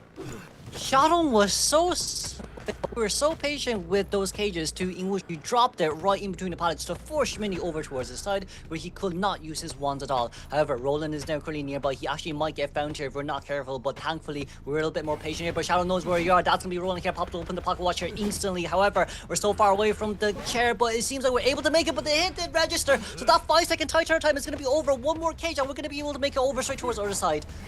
And he is thankfully able to make that rescue with Tide Turner. Hunter is trying to get an extra hit onto this first officer. He was hit outside of the cage, so it is only a chip hit onto Roland, so he can go in for a rescue once again. It looks like he doesn't want to spend too much time going after this first officer. He's going to go straight back to this Magician. He can't take his time because he does have Tide Turner. But it just seems like Magician is doing really well here with a containment. However, we do have Blink ready left on our hands to use as well, so it's still okay as the Blink came down instantly. Schmitty is so unfortunate as 2 seconds left on that Magician's wand. 2 and 40% Cypher machines are done in total, and it seems like Roland might be able to come in for the second rescue. We can see on the Cypher machines, we have 2 Cypher machines completed, but the third Cypher machine just barely at 50. Lan is nearby. Hunter has seen him, and it looks like he's going to be caged. He's going to utilize the cloud to avoid getting hit for the time being. Hunter doesn't want to allow that backdoor rescue, so it looks like he actually made it with that cloud. But that was so unfortunate for Shadow. He could have locked Leon inside that cage here, but it's still okay for now. Magician, one more wand for our hands to use. Schmitty, we didn't manage to use the wand there on time as the body block didn't come true. 3 Cypher machine total now are currently done, but at least Blink is gone and not a lot of resentment left on our hands to use. There can still be a tie here for B4U. Schmitty doing his best to die in the far away corner. Hunter's resentment is still stacking up, so he still has 1 cage to make it to a different Cypher machine, but he's just trying to buy a little more time for his teammates. We have the 3rd Cypher machine has been completed, and they just need to prime up those last 2 Cyphers. Yeah, for now, Roland's on the run out. Lian is the only one at half health here without borrowed time. But it seems like if we want to go after Roland, it might not be the best option here. But there's no Cypher machines actually on this side of the map. No, there is one behind Shaq. However, Lian did get spotted out here instantly as well. Shadow is going to go for him. But no, maybe for Roland instead? Maybe for Roland instead. Yeah, it looks like Meteorologist wants to hide best as possible because she is the survivor that's at half health, and that is most likely the survivor that the hunter is looking for, but he's not able to get... He has tinnitus, but that's from Roland, and it looks like he's just going to have to go after this first officer as he doesn't want to spend too much time looking for this meteorologist. This is so good from the side of B4U as well. It's very nice placement of where they're currently located at, and with First Officer here providing so much support. But now Meteorologist Cypher Machine is shaking, so we could just go for Meteorologist instantly, but it just seems like Shadow wants to go for a Roland here one more time as we missed that activation, unfortunately speaking. So this hit can be registered pretty fast, but it's just the Cypher Machines are also very fast too, so it shouldn't be too much of an issue as that fighting registers. So 75% damage. Thankfully, he was only hit with a chip hit in the beginning. He knows where L-Lan is, so now seeing that Cypher Machine moving, he's just going to change targets and go for this Meteorologist because that's also where their Cypher Machine is. I'm not really too sure about our decision making here from Sharon. What I was thinking was maybe we can land a hit on towards Puppeteer and then going over towards this other side, it might just be a little bit better. But Sharon, we have a pushback there. We dodged a pushback! Oh my god, Sharon, that's it! Nice flywheel. We're going to go straight towards the cage once again, but it hits! It registers as teleport is ready. First Officer Cypher Machine just got decoded. But the issue now is we can chair a little bit closely towards First Officer Cypher, and we don't see where Puppeteer is just yet, but he might just get found. He is waiting around very close to the chair. You don't want to be found too far away from the chair, especially against a Goldman. Looks like the hunter wants to pressure that Cypher Machine, so he's going for Roland, who's at 75% danger, so he can actually just get him with the chip and just block him off. He's doing a very good job trying to hide behind the walls, and they got the backdoor rescue as well. Ooh. That's so unfortunate. That's so unfortunate for First Officer. However, in this case then, this just means it's so good for Sharon. He's currently going straight towards a format elimination game. Why? Because we need someone to rescue. We need someone to go. That's what B4U are going to do right now. Once the teleport comes through, it's going to be green right in front of you. So that's not what we wanted, meaning that we at least have a lot of pressure here. That's good reaction here from green. As finally, a very good decision made here by B4U. We teleported straight towards the other side here. Can this hit land? It did land just there. It did land! Puppeteer didn't get Lewis out. He's 21 chip there. He doesn't have anything left to use. Oh, and it looks like the hunter isn't going to be leaving Green anytime soon. He's going to be setting up yet another cage, blocking off from that Cypher, from that pallet, and we'll be able to down this Puppeteer for the first time. The bad news here is Roland is also so far away from the chair. If we can find Roland from so far out, that means teleport will be ready. That means Sharon can go for Roland here, but no, we're running towards the wrong side. Roland's actually at Shaq. Sharon, do we know that Roland's at Shaq? Are we too focused right now on where the meteorologist is? Cypher Machine's also about to be primed, so B4U definitely has a chance now to tie. And as L-Lan is priming up that Cypher Machine, that's going to allow the First Officer to get the backdoor rescue. They're going to pop the Cypher Machine because he does not have borrowed time. And the hunter is just going to be going for this meteorologist, which allows both the First Officer and the Puppeteer to open up that cornfield gate. Oh, but Elian's by ourselves right now. We're so far away just because of how big the cage is. Can we maybe get the hit? We do see where Elian is, but we don't have teleport. B4U. This is the tie game we were looking for, as finally we're able to overcome what we haven't been able to overcome yesterday. That's a beautiful tie game, as B4U is going to be leading by 5 points. It's currently 7-2. Hunter's going to utilize his cages to try and make it there in time, but isn't able to do so, and so they are able to secure that two-man escape and get the win for round number 1. There we go. That's all we need to hear from B4U. It's a very nice decision making there into forcing Green to decode the Cypher Machine and get Meteorologist to come in, because we were expecting that teleport from the Hunter. We were a little worried. That was an extremely early down on the Magician. He only got one illusion in when he was down, and the Cypher Machines were around 30%. All 3 of them were around 30%, so things were looking very difficult. But just being able to rescue with Ty Turner, and he was hit immediately after the first rescue. He still had enough time. The second time, they rescued him with Ty Turner once again, and that just bought them enough time, the time that they needed to finish up the Cypher Machines. So even though it wasn't early down in the beginning and he was hit constantly after Tide Turner, they were able to finish the 3 Cypher Machines. Exactly, and like even after Schmitty went down so fast, those two Titan, as you said, was able to get us so much progress done. And like it's also the mid game where the first officer was given to Nidus into allowing Lian the Mirages to get towards a safer area and confusing the Hunter a lot more. We were able to buy out a lot of time until accelerated decoding started and forcing the Hunter to go after the first officer instead of down the meteor instantly. Right, and since he already utilized teleport, they were able to finish that last Cypher machine just in time, so he couldn't just teleport to the cornfield exit gate. And if we look at the Hunter containment time, we can see that Roland has the most Hunter containment time at 68 seconds. Yeah, I mean, it is kind of expected from a first officer as well, you know, wish all those Pocket Watch consumptions. But at the same time, I'd say, like, look, even without good containment times, their decision makings on that game was spot on. I would say Shalom kind of got confused halfway through that game, was worried about the Cypher machine decoding progress, which is why he changed targets early. So, like, would be for you taking that into advantage and knowing that as well, allowed them to safely secure this tie, as we see here with the scoreboard at beautiful 7-2. And we can also see when they were finishing up that last Cypher machine on the side of Cornfield, it was the full health puppeteer that was on that Cypher machine. So the Hunter can't look for the survivor that's not decoding, so he's forced to go after a full health puppeteer, and that's allowing the survivors to get that backdoor rescue.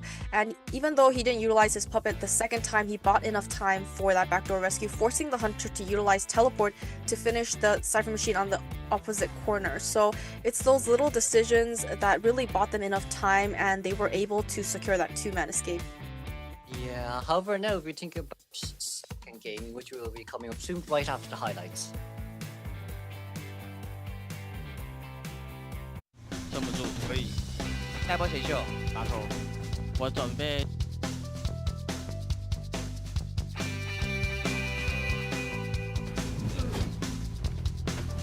没办法。没事。破。I don't have. I have. Midi gate. He's at gate. Okay. Nice line. Leverage 15. I'm the one with borrowed. Someone's dead. Yeah, she's dead.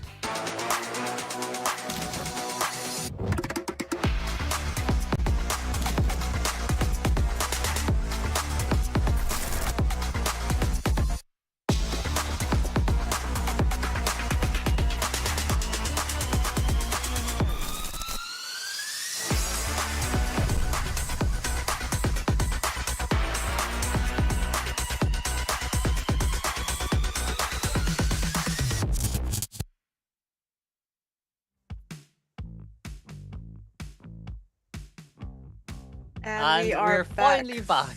Here we are where I think there was a small lag from our side. But before you leaving for 7-2, Gummy, this is quite nice as well, because it's now double Goatmans are gone from both teams, and it's almost around the same survivor pool as well that goes in towards permanent bans. But if I'm not wrong, I do think that it will be KL who actually gets to choose the map this time. I believe so. While we were looking at the highlights, I also realized Sharon did such a good job. He got that early down, and he was able to sidestep the meteorologist's wins. It was just on the side of B4U, they just made very good decisions.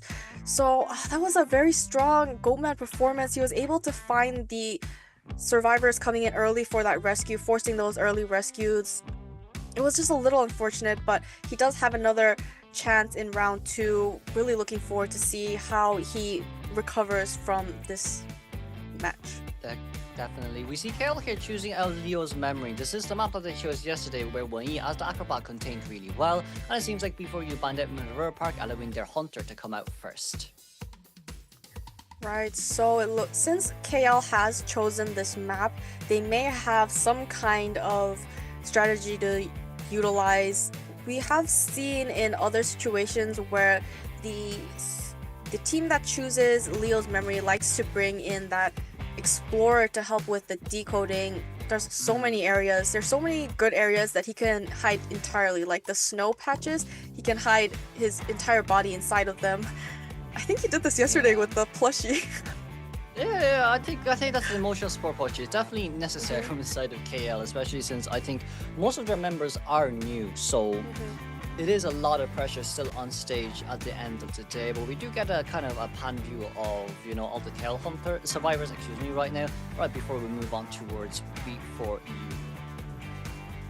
I mean, we all need some kind of comfort to help us get through the hard times, and we're going to be looking on Sprinter here. He must be feeling pretty good with that 4-man elimination. We saw a few instances where he was very frustrated yesterday for not being able to get it, so since he was able to get it, we can add that to his stats, and he can choose his second hunter. Will we be seeing the Wax Artist again? It's a bit hard here to say, really. Like, Wax Artist is a little bit harder on this map, but so is Opera and Ivy too. I do feel like maybe from the side of survivors, we'll ban out Hula Blue and just allow Opera or Ivy to come out unless they're not comfortable into going up against an Opera. So it looks like the side of the survivors need to find a way to be able to make up for round 1, just to ensure maybe possibly get 1-man escape if there are no other choices to be made. Yeah. Because like now we're at a point where it's okay, we got 4-man eliminated last game. Preferably speaking, since we chose this map, we want the tie and let Sharon look for a win. I do feel like a lot of Sharon's decision making last game was because he kept thinking that he needs the 4-man instead of maybe closing the game with a 3-man elimination and still coming back during the later rounds. That is true. Lots of pressure on the Hunter side. I feel like since they are also a very new team and we haven't seen them as much, the nerves must really be the nerves, and then the pressure to have to get those points will be really hard on these players, and sometimes it just gets the best of you. Yeah, and it's also, I do think Sprint is also an overwhelming hunter as well for KL to go up against, because like yes, it's 2 different regional teams. You're not going to go up against CN nor JP. But like at the same time, it's just B4U has been here for so long. By technicality, this is their home ground as well. Second home ground maybe if you consider NAU as one too. But as of now, with all our hunter pools in mind, Spencer still doesn't have that Dream Witch. Oh yes, he does have that Dream Witch still available, and since Leo's memory isn't as big as the previous maps, that means he can utilize those leeches, get around much more easily. And we can see that. But we see the first 2 bans is as you're going to as well, right? It's the Seer and Flying Best first 2 bans, and then the Ivy. And on the side of the survivors, they will be choosing the Gravekeeper and the Psychologist. And the Korean here being banned from the side of Sprinter, there is a likely chance that it's going to be Opera Stinger then if that's the case. For KL Survivor, we're going more of a tanky build just to contain the Opera Stinger for a long time. But this doesn't really work that well up against Opera. And they will be choosing the Meteorologist. She can do pretty good on the second story inside of Factory if she utilizes the wind. One of her greatest traits is being able to transition with the wind without having the hunter right behind you or too close to you. And the hunter side will be banning the Coordinator as their 4th survivor. With the Acrobat here being chosen, Acrobat or Shaq wouldn't be too bad. We're probably going to delegate the Gravekeeper a bit closely towards Opera Stinger if it is chosen out by Sprinter. By this point, like, I do think Sprinter can finish this gaming too. We can kind of eliminate KL here instantly. Since they do have that point differential, they did get a huge win on the first matchup. This is a second matchup. There's a lot of pressure on KL to be able to make up that point differential. We can see that they're trying to go for pretty, on the side of the Gravekeeper and the Psychologist, they're pretty tanky characters. On the side of the Acrobat and the Meteorologist, they can definitely take that kite. So whichever survivor is chased, he will have to hit them more than once, or he will have to follow them through quite a distance. Yeah, and like even with Acrobat having 2 hits, he's so strong in Shaq anyway. So for Sprinter here, the question will be, are we going to run Trump Card Detention with Max Pellet Breaking, or maybe will we go Confined Space Detention instead? We have seen Acrobat doing wonders here on this map as well, and since it's KL who chose this map, and it was an Acrobat who contained yesterday's games up against that ACT's Hunter too.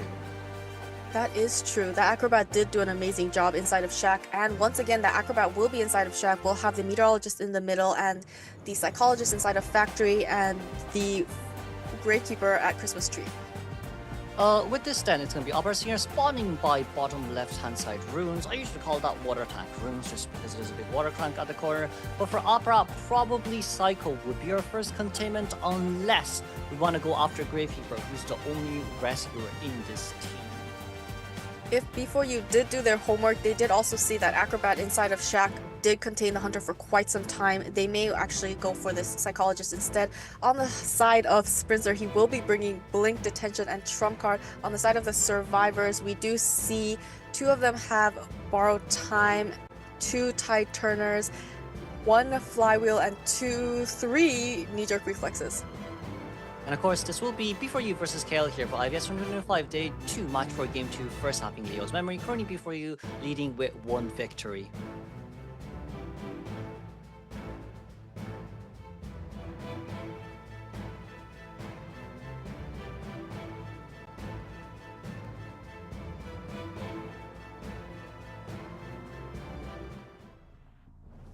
And the Hunter will be spawning in this corner. He's actually going towards the Gravekeeper. We've been seeing Sprinter going after the Rescuers for quite some time now. He went after that Knight in the first match, and it looks like he will be committing onto this Gravekeeper as his first chase. But since this is such a contained area, we're going to be able to force Gravekeeper out of that shovel really fast here too. We do have a shuttle down, so we want to use it. No, we won't be using it here just yet. 7 seconds left until Gravekeeper can use his shovel here one more time. We need to play very nice pallet mind games here. Ooh, nicely done, Gravekeeper. But you can't vault over that pallet anymore. So the last shovel here will be consumed 32 seconds into game. Hits outside of his shovel twice. Now he has no items. Oh, gonna be able to take a hit onto him while he's throwing down this pallet. Now he has no items and he's at half health. The Hunter is catching up pretty fast. He has 1 more pallet here to work with. He will be throwing that down. He's gonna be going around because he doesn't want to run into the remnants, but the Hunter he's close enough and is able to down this Gravekeeper pretty early on into this game. Yeah, it's 4 hits in 60 seconds from the side of Gravekeeper. He wasn't really at the best spots here, and it's also because Leo's memory have a lot of dash areas in which allows Opera to have a bit of an easier time. But we blink Terror Shock down there on Acrobat. Brilliantly done by Sprinter. And now Kirabe being forced into rescue right here is a meteorologist with a wind, but it doesn't matter if she has a wind or clouds, because no matter what these weather conditions are, you won't be able to land on towards the Opera Singer anyways. And is able to get the hit onto the Meteorologist. However, she was able to get the rescue with Tide Turner. Oh, it's looking like a double down situation. Meteorologist has taken a hit. Hunter now changing targets right back to the Gravekeeper. Going to be cleaning up these pallets, dwindling the resources of this area. Ooh, it seems like KL didn't do their homework, allowing Sprinter's Opera Singer to come out of all things. He just started playing Ivy during these recent IVT NAU 2025 summer. So this is a huge mistake here from the side of KL. Sprinter right now utilizing so much of his potential here. We're going to go look for our next character, maybe for the Acrobat that is still alive and going, but why here coming for the rescue here instead, who has no Tide Turner. It looks like Hunter is breaking every single pallet that is in his way. Survivors' resources are definitely being dwindled away. Wonderful Flywheel is able to avoid that hit, but will be able to take a hit immediately after. Has gotten the rescue, so now all the survivors are injured. Trying to body block for her. Will be taking the hit for this Gravekeeper as he transitions out of this. No, he's going to be staying in this area. Chaos Survivors are doing a huge mistake here. We're not even meeting up to heal. I know decoding is important, but everyone here currently half health is not the best way to go, especially when you have a Gravekeeper with no items. That we're going to try to play mind games here to see can we do it. Sprinter, we can get the Terror Shock, and we finally met up on heal, but we need the Acrobat here still currently decoding. Thank God we don't have teleport ready just yet, but healing will have to come as priority. And with this, the Gravekeeper will be sent back to the manor. All 3 survivors at half health. If the Hunter can find the 2 survivors healing and they can't get it off, that's going to be very dangerous. But it looks like he's heading towards Wenyi first, the Acrobat, and will be able to get to Nidus. Sprinter probably just have to save dash. Ooh, we found Wenyi instantly here. Acrobat, you really nothing else to Kai with. Yes, it's gonna be a fireball, but can we get hit over the pallet? We didn't. That's good from the side of our survivors. But now Sprinter still having the upper hand. 22 seconds left until Blink is ready. We're gonna try play around here just for a little while longer, but only with 1 pallet left here for us to use. There's nowhere else you can go. And as Sprinter is breaking up all these pallets, he's going to utilize his bomb to transition to the next pallet. Hunter is slowly catching up. He's hiding behind this one pallet. Needs to be careful of that remnant and is able to be a little patient and was able to avoid getting hit, getting that vault. But Wei, that snowball is going to be enough as Upper Singer is just still too fast at the end of the day. The Acrobat will go down, as now there's only 3 full Cypher Machines done. Even if the both survivors are currently healed, they don't even have any items to get towards this chair. Maybe Mirage has a chance, but she will just get double down in exchange. I mean, the Acrobat was able to kite long enough for both of the survivors to be healed up, except the Hunter is already getting tinnitus and knows there's already a survivor nearby. It looks like the Meteorologist is going to attempt this rescue. She's going to utilize her cloud to make it all the way to the chair. Hunter's just waiting for her to drop down. Oh, she's not able to get the hit quite yet. Will be taking the hit so that she can get this rescue before half onto the Acrobat. Kirabit is going to be targeted by Spencer right here. We should be able to get this down on time. No Terror Shock here. Kirabit, very beautiful vault there as we're able to get back here on time. But it seems like the Meteorologist here, lonely, just left by herself. I mean, we're lonely, based on her lore. Still searching for the father, but it seems like the mother will be taking you home here and set towards the chair. And during that time, the Psychologist was able to heal up this Acrobat, and the Hunter will be able to chair the Meteorologist. This does seem like, hearing the sound of the Cypher Machine, there was some progress on here, so it doesn't look like they'll be able to work on that Cypher. And the Hunter's already changing targets. She's not even going to be camping the chairs at this point. Yeah, especially with how slow the Cypher Machines are currently. We've tinnitus from the Acrobat, which is nice. We've teleport here if we want to go towards the Psychologist. But as of now, since it is still a new chair, it does seem like Acrobat is able to make it towards the chair. He's so much distance away from Opera, but Opera is still just very fast. Right, it does look like he's at full health, so it does look like he will be able to make it to this chair. He has 1 bomb left to utilize. Hunter went back to the Remnant that was very far away, and will be teleporting to the Cypher Machine where the Meteorologist was rescued. We were able to at least tank 1 additional hit there, but we're both running in towards the same area to contain. Even for Meteorologist here, yes, you do have 1 Ninja Reflex left, but that 35% Cypher Machine cannot be decoded. Acrobat, that's a fireball there utilized instantly. Meteorologist has to go straight towards the Acrobat's balls, but no, we decided not to do so. If we can force Sprinter on those balls, maybe we could have been able to get back towards the pallet here 1 more time for another loop. But Meteorologist didn't take that into account. Now we're missing a full Cypher. They were able to finish up that 4th Cypher Machine. They just need to prime up that last Cypher. This is going to be the 2nd chair for the Meteorologist. It doesn't look like she was rescued before half, so she will be returning to the manor. 2 survivors left, both at half health.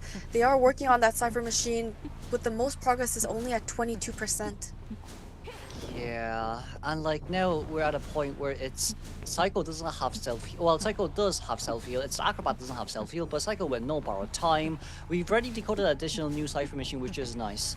But with 1 survivor at a gate each, Psycho just isn't willing to decode it just yet. It looks like the Hunter is going in the right direction. He will be getting tinnitus here real soon. The pallets here are also destroyed because of the first kite with the Gravekeeper, but thankfully the Psychologist was not found. She's making her way back towards the front gate area, and the Hunter is going to be able to see her real soon. It does look like she has noticed him breaking yet another pallet in this area. We do have flywheel too early. Why? Just a tiny bit too early, but you can't really blame him because of how fast Opera Singer is. As teleport here comes around for Wei right now. This is a survivor without self-heal. So Exopath has already been fully consumed here as Sprinter immediate catch up with 1 mud ball left on her hands to use. But a mud ball we're able to vault over, but that's going to be a shadow dance right over. However, Wei is just faster. And it does look like he is alive for now, but he doesn't have self-heal. So if he goes down, it's pretty much over for the side of the survivors. Unless the Psychologist can heal up before Sprinter can make it back to her. He doesn't have teleport, so he's gonna have to utilize his dashes to slowly make his way towards the map, and she is able to heal up, so she will be up and running once again. But Dungeon is not nearby, and Acrobat is going to take so much longer here to heal as well. As of now, we're going to Shadow Dance back here. Dungeon behind Shaq, but Why is now going straight towards Christmas Tree Gate, right in towards the inner depth corners. However, even if you're in there, I think Sprinter already knows you're at the corner now. The dowry will be given towards this Opera Singer, as the marriage will finally be fulfilled. That's going to be a formal elimination here from the side of B4U Sprinter.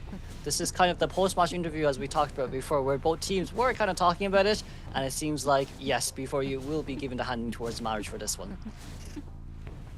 And since both the survivors do not have self-heal, all the options for them is to crawl towards the dungeon and hope for at least one of them to make it, but realistically, it's going to be a little challenging for the side of the survivor. She will be able to find the acrobat once again, chair the acrobat. She'll be going back to the psychologist. Psychologist could possibly crawl to the dungeon that is behind Shack. I'm not sure if the survivors are aware of this location, but it's very far away.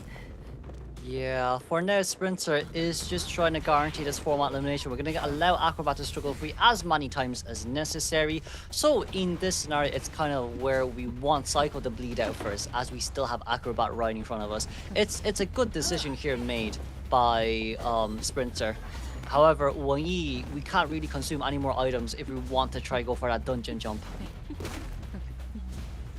Doesn't look like Sprinter was aware the acrobat didn't have self-heal anymore, so he was carrying him closer to the psychologist because the acrobat was so far away when he did utilize his self-heal, but it looks like he will be going down. There is a chair nearby, so he can chair the acrobat, possibly chair the acrobat and go for the psychologist. Maybe. I was thinking if there's an option whether or not the dungeon location can be switched, but I don't think that can happen until all your cipher machines have been decoded. So now for Y, who's going on the outer side, as long as Sprinter just stands here, the dungeon will remain in the same area. So I do think all that's left now for KL is whether or not they want to surrender. Right, but this is their last matchup if they lose round 2, so it looks like they're trying to hold on to that hope and possibly crawl towards that dungeon, but the hunter's gonna see you from far while you're making your crawling. Yeah, it looks like the survivors will end up surrendering and it will secure the 4-man elimination for Sprinter. There we go. That's a lot of pressure off Sprinter right now, as we can congratulate him for the 4-man elimination here once again. However, from the side of KL, they are the one who chose this map and they weren't able to take advantage of it. They were able to do so yesterday. However, with one slight mistake, they did lose to ACT. Now, moving on straight towards the second half, it will be Before You survivors up against KL Hunter once again.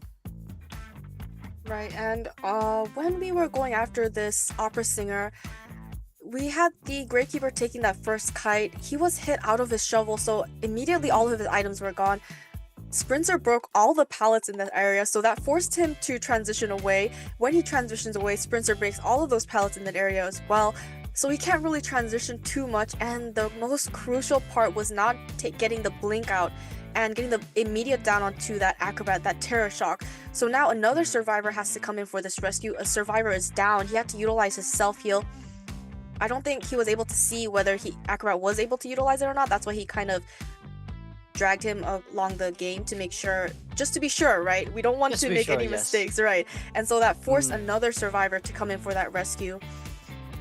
That blink terror shock definitely hurt the survivor side a lot. Yeah, and like we see here as well, right, from the side of Gravekeeper, 77 second containment to Midologist with 43, Wenyi as Acrobat with 129, and of course White with 36 as the Psychologist. We see here with Spencer, one cipher machine remaining, 12 pallets destroyed, 21 survivor hits, 2 terror shocks in this game, and of course a total of 12 knockdowns. And similar to yesterday's game, we've seen the Acrobat do such a good job containing this Hunter. They did an amazing job yesterday, and again today it's an over 100-second kite. He bought so much time for the survivors to somehow recover. They were able to both heal up, but the aftermath of that situation was unfortunate. There wasn't much they could do because on one side of the map all the pallets were gone, and in the Moongate corner ruins all the pallets were gone as well. Acrobat did end up getting more items because he did get that rescue, so they got another black bomb. But the resources slowly dwindled. Psychologist didn't really have any items. The meteorologist utilized her last item to get the rescue onto the Acrobat, so in the end there wasn't much the survivors can do. Yeah, and like we see the point difference here as well, right? It's going 12-2 from the side of B4U. Now for Chaos Hunter, we're gonna have to come in and get another 4-man elimination as my head kind of disappeared. But we are back here once again. Hey, how's it going? But yes, as I was saying, we will have to move on now towards the second half, in which Chaos Hunter has to get a 4-man elimination up against B4U survivors. Now, this is the map they have chosen. They do have quite a lot of options here to use as well, but this is still so much pressure on Shadow once again. And we have seen the Hunter is also plays Ivy and Opera. We could possibly see another Opera to try and counter the team comp for the side of B4U. Ivy is also an option. We saw B4U in the last game. They were able to get that 4-man elimination with that Ivy. So it could be a possible Hunter pick for the KL side. Exactly. And like we see as well, like B4U's mood is currently being really uplifted in contrast to KL's Shadow. It's so much pressure for this poor Hunter. But we did go 8-man last game, right? So this game, potentially speaking, we could ban out Opera and then go up against Ivy. I think B4U's okay with playing up against Ivy, especially from yesterday's games too. They just really need to make sure that they know what to do for endgame. Early game definitely is okay, especially with Green, who's the one who done the main containments early game throughout game 3. Yeah, he was doing a very good job containing with that prisoner in the last match. They had all the Cypher machines completed by the time that prisoner was sent back to the manor. To us and our team. Yes, we do feel some pressure going to a loser's bracket because it'll be more challenging than today's match. But I believe if we try our best, we review our games, we will be able to defeat everyone in the loser's bracket. Well, not wrong. We're almost there, Greg. We are almost there. Currently, Sprints are returning that 4-man elimination, and we only need a 1-man escape from the side of B4U2. I do think in this game, probably Explorer will be first picked. Right, we did see Schmidi doing a very good job with that Explorer in yesterday's match. And, I mean, if you can get the advantage with the Cypher decoding, definitely take advantage of that situation. Exactly, and not only that as well, like it's such a great survivor map too for Shadow. This map was initially chosen for the survivors. However, last game, I do feel the biggest regret was Gravekeeper not rushing towards Christmas tree runes instead of going towards tank runes. I feel like maybe going towards Christmas tree runes would have been better. So this time, since B4U knows as well, we won't make the same mistake as KL has done. And on the side of the KL Hunter, there is immense pressure. He needs to get that 4-man elimination. Anything less than a 4-man elimination is going to be the win to B4U, and KL will be finished from this competition, being the second team to be out. So a lot of pressure, a lot of nerves. Hopefully he has a lot of support from the fans. We did see when these survivors or when the Hunters makes a huge move, we actually heard the crowd shouting through the sound of from the mics. So I feel like that would put even more pressure on the players. Imagine you make a mistake and they're all screaming and cheering. Yeah, I do think, well, they do have double headphones, so hopefully they can't hear it. But moving on directly towards the ban pick, Goldman here being Perma alongside with the Magician, First Officer, and Puppeteer from the Survivor side. B4U is currently leading by 1 win and 5 points. On the Hunter side, he will be banning the Seer and the Fire Investigator. Seer has been banned continuously, and we have barely been able to see him. I don't think we ever saw him once during the entire competition. Yeah, but it seems like from the side of B4U, the Explorer lock will be the most important one out of it all, as we got rid of the Ivy here too from B4U's side. Overall though, it's not too bad since you still have an Opera Seer, an anti-current to use up against the Opera.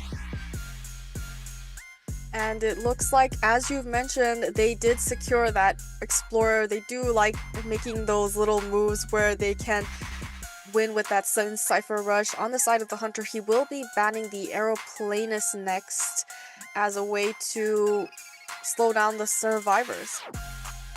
Yeah, but however, we're missing a few core rescuers here. Even Lucky Guy here would be not a bad pick, especially going up against Opera too. However, we're going to lock in Gravekeeper here from the side of Roland in exchange for that. This just means for a challenge, he can continue to ban another container / supporter if he wishes to do so. There is still meteorologist available, therefore it will be gone. As soon as you mentioned meteorologist, he was like, no thank you, we will be banning the meteorologist. And as the last survivor pick, it is going to be the journalist. We saw it happen last time. It was their new player Lan, who is one of the journalist's mains, so we are seeing her come into the competition more on the side for B4U. Yeah, we're finally utilizing Green's pocket pick here with Harassers having anti-current in his hands right now. It shouldn't be as bad compared to before if Sharon wants to go with the Opera Singer. It's really just do or die for Opera unless Hullabaloo is an option for Sharon too, but we haven't seen much from his Hullabaloo. I do believe in his Opera Singer just a tiny bit more. Opera Stinger definitely has that speed that they needed. On the side of B4U, it does look like they did ban that Ivy. We don't want to have the same results as yesterday. It did become quite hard for them during the endgame situation. I don't think they want to replicate that kind of move, so they are going to play it a little safe and they are going to be banning off that Ivy. So, as you mentioned, still two top 4 hunters available, the Hullabaloo and Opera Singer. Yeah, the question now is how much can that Explorer really do? I feel like we might try spawn Explorer in Shack so Sharon can try spawn near Christmas tree gauge, but now we're kind of waiting just for that Hunter lock one more time. You don't have a lot of options. If you want, Hullabaloo would be the way to go, but I also thought about Nayid potentially speaking, but can't really play this character up against the Anti and Churn's team comp at the end of the day. And Hullabaloo, as long as he can keep the Antiquarian inside of the red zone, she won't really be able to utilize her stick for faster movement speed or for stunning. So it is definitely an option, but you need to be really careful not to be harassed too much by this Antiquarian. If we think about it, Hullabaloo kind of counters the Journalist because even though she gets the body block, if she's still within the color wheel area, he can still land the bombs onto the Journalist. Yeah, and then I do think it's also with the fact that you can place down, you can jump over pallets as well, so it's not too much of an issue for Hulla. However, move on directly towards the area selection mode we go. This will be Journalists in middle, alongside with Gravekeeper here spawning towards containers, alongside with 2-story given towards the Explorer and of course Shack for the Antiquarian. Shadow kind of mispredicted where this Explorer was going to be. So we're going to be spawning a Christmas tree gauge in between that Anti and the Gravekeeper. Explorer in the most safe area inside of Factory will be able to go around the map, pick up his pages, take his time. He has enough distance, he can definitely hide this out.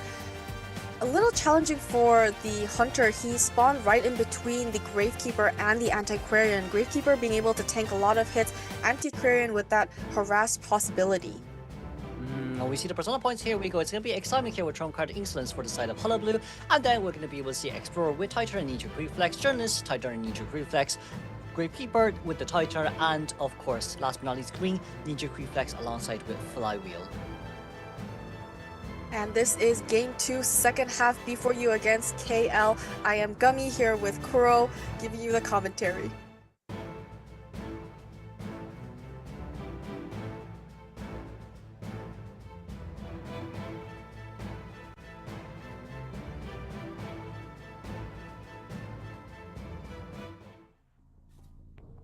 If B4U wants this wedding, they're gonna have to at least guarantee a 1-man escape, as we see here. Shadows directly going towards Roland, as we still have 2 pallets there left on our hands to use, so that shovel cannot be consumed just yet. Going inside of his shovel, as soon as he sees this Hunter, he's gonna go back towards that pallet. Hunter's predicting this, so he is setting up his clothes near and around this pallet. He is gonna be able to go through.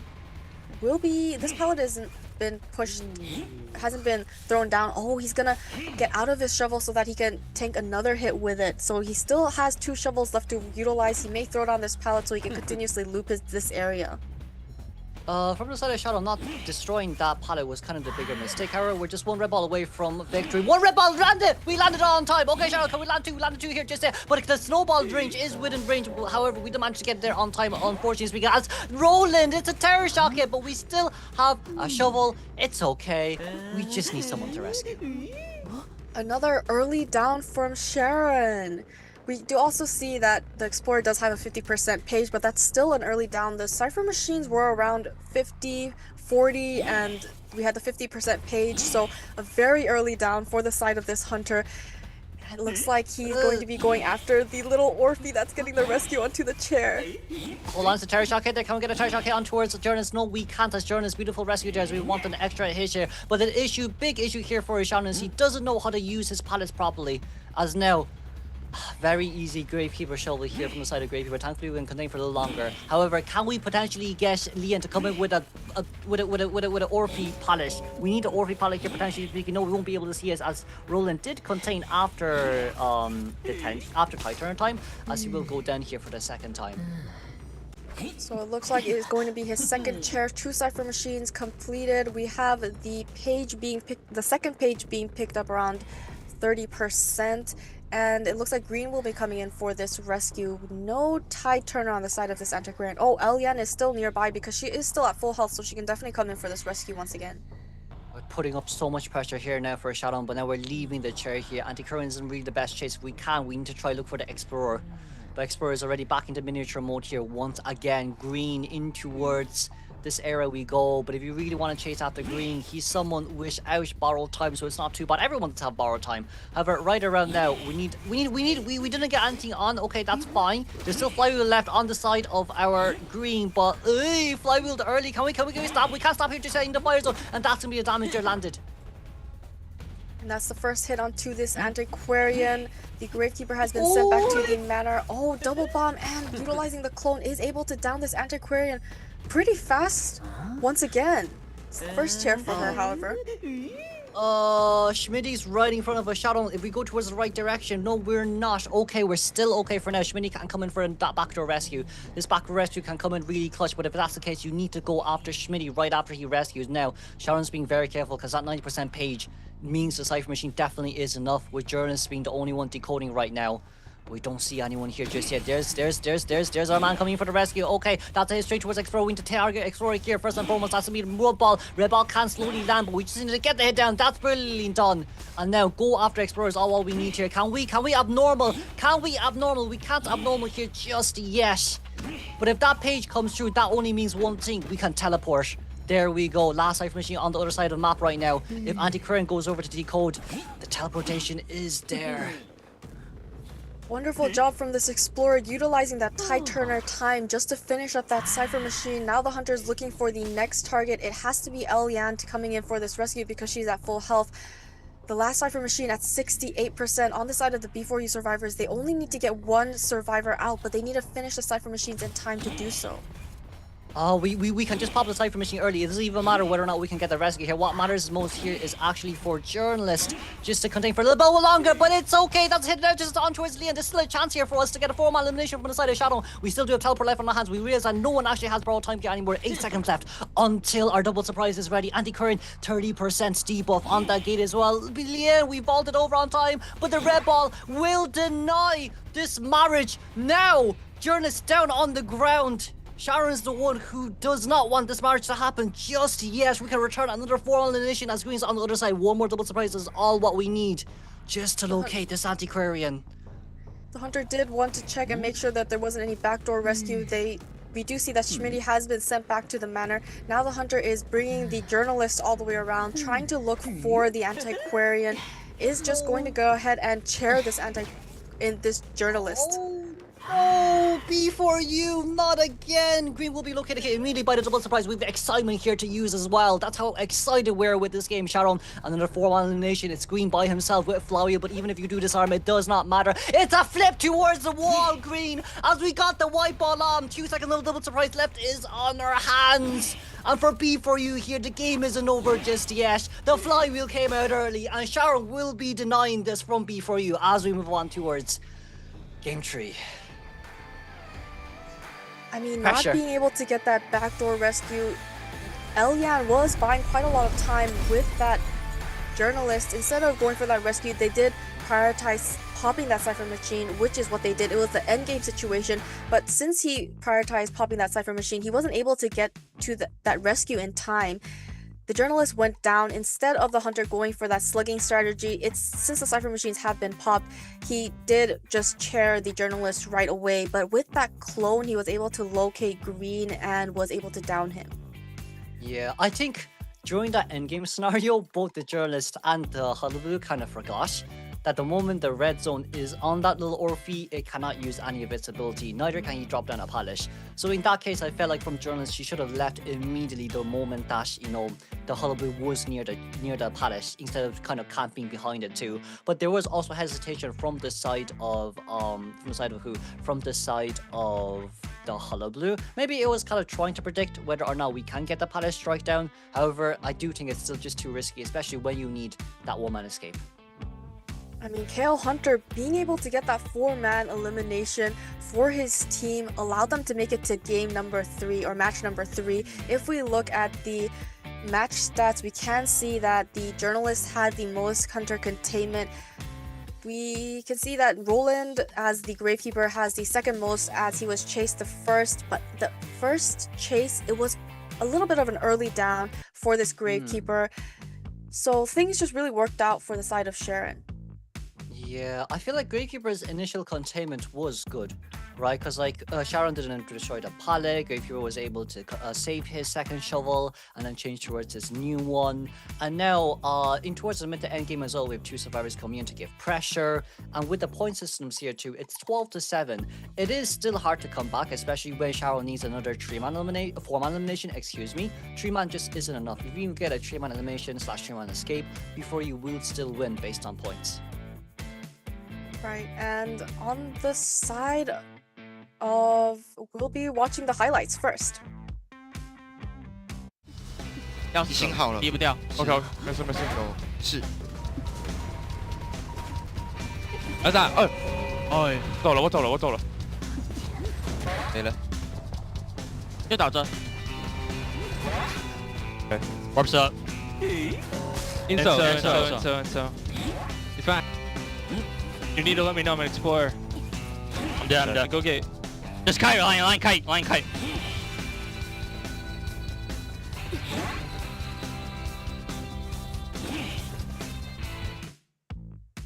Okay, now we're back then. We saw how before we kind of coordinated in between the kind of communications as well.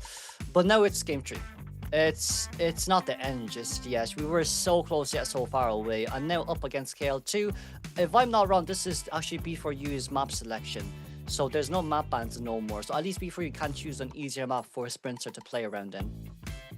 And we did see them choosing Chinatown as one of their choices when they're going around against FT. That could be another possible choice for B4U. And there's still a lot of hunters available. We saw Sprinter if the hunter side goes first. We did see him as Nightmare on Chinatown, and he was able to get that 2-man elimination. If the hunter side does go first and he is able to get that 4-man elimination, it wouldn't end the game. No, not yet. Right, it wouldn't. Not yet. We have to see the survivor side.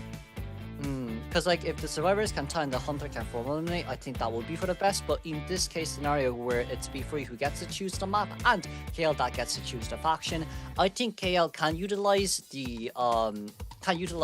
I wouldn't say confidence from Sharon, but more or less about just he's a bit more warmed up now, right? He just got that formal elimination. B4U is now feeling a bit down because they only need a 1-man escape, but he still got 4-man eliminated.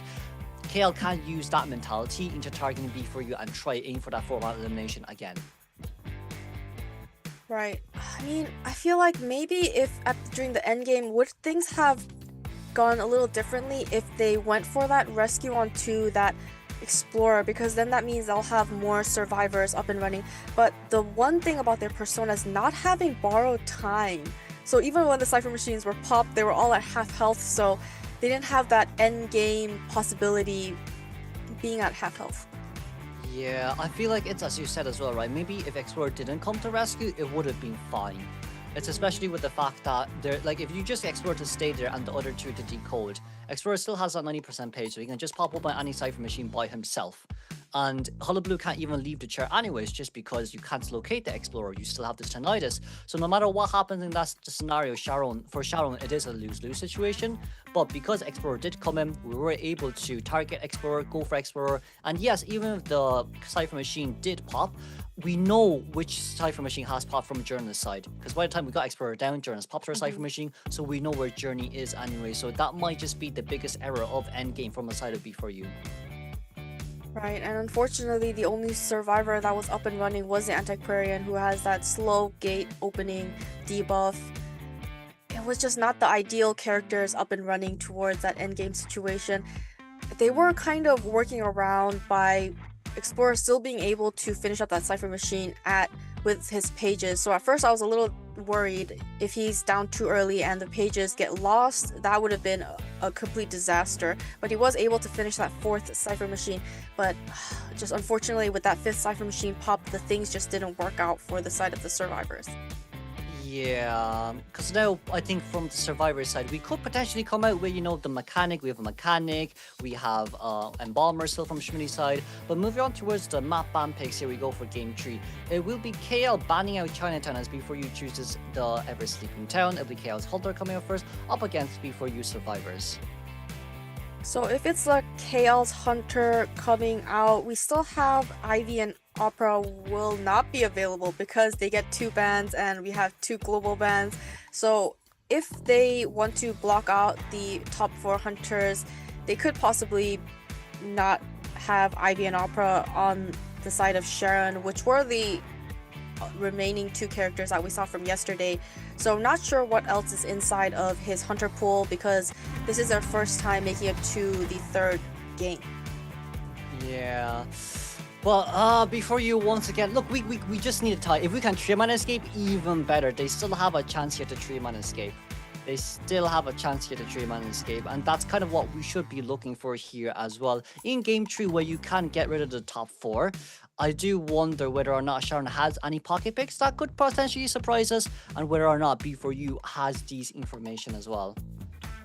On the side of Sharon, it would be nice if he had a Breaking Wheel. We've been seeing Breaking Wheel doing pretty good against B4U. It's a possibility if he does play him.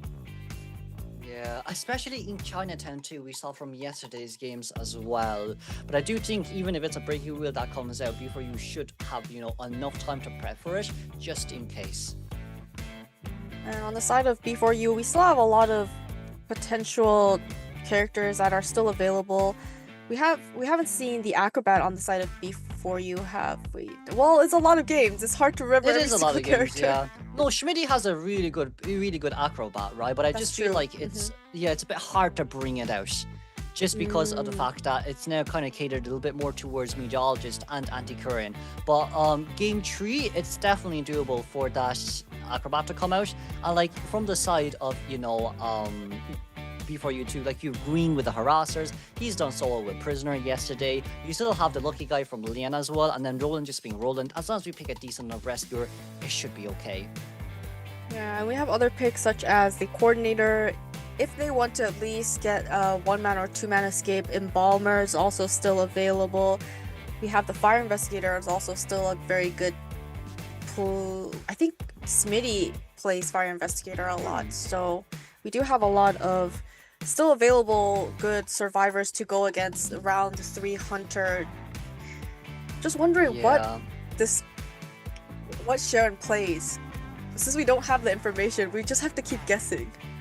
That is true, but Ever Sleeping Town is such a big map as well to play whoever you want to play. I could understand B4U choosing this for potentially Schmitty's wax artist if it wants to come out once again, or there could be other potentials such as he has his Nayad that he's very dominant in. He also has, he could possibly practice Bonbon or Breaking Wheel, but it's Nayad, it's Dream Witch, it's Clerk. It's just so many other hunters that he also has. But we'll move on towards the ban pick here first.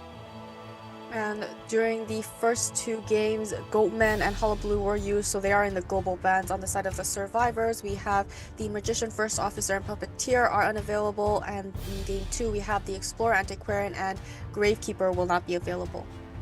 We banned out Lizard as a respect ban here alongside with Ivy, and of course Sharon banning out this year, and Fire Investigator once again Schmitty will not have the opportunity to play him. It's going to be Mercenary here, first pick if it's fully locked in alongside with the Coordinator. So that also means that Opera Singer is still available in Ever Sleeping Town, and there's very good areas for her to dash, so it's looking like a good choice for the side of Sharon, and that is one of the characters he played yesterday. He will be banning Lucky Guy as the 3rd ban for the survivor side. It's okay getting rid of Lucky Guy. Shadow kind of made a good option there, especially when you don't want to give an extra gun for Cordy. However, Schmitty will be able to play that Acrobat here finally. It's quite a solid team comp when it comes to rescuing, getting extra tight turns out, and solo containment, as we got rid of that Journalist. We did see Journalist did an excellent kite during the previous matchup, so it doesn't look like he wants to go against this Journalist again. If she can utilize that Orphe, she can really get those body blocks really well. But I'm not too sure about banning Journalists, so you've already 2 rescuers on this team who's slow enough for decoding progress. Maybe Coordinator is a little bit different. However, even if Journalist comes out, it shouldn't be too bad. You might be playing a character that's worried about body blocking, just because that Journalist has been banned. So the only few I can think of is Geisha maybe, or even Clerk. Yeah, that's a possibility. Or just go with Opera Singer. She's, one of the top 4 hunters. Play it safe. Try to get as much survivors out as possible to help out your survivors in the second half. But I do wonder whether or not Sharon will choose this. It's just because it's such a valid map. It's such a big valid map. You can play almost any hunter if you want to play them. There is still other potentials. Maybe with the Lizard respect ban allowing Opera to come out, could be for you run kind of suicide personas here once again without borrowed time. Or maybe are we gonna be playing it a little bit safer just because we do have 2 rescuers?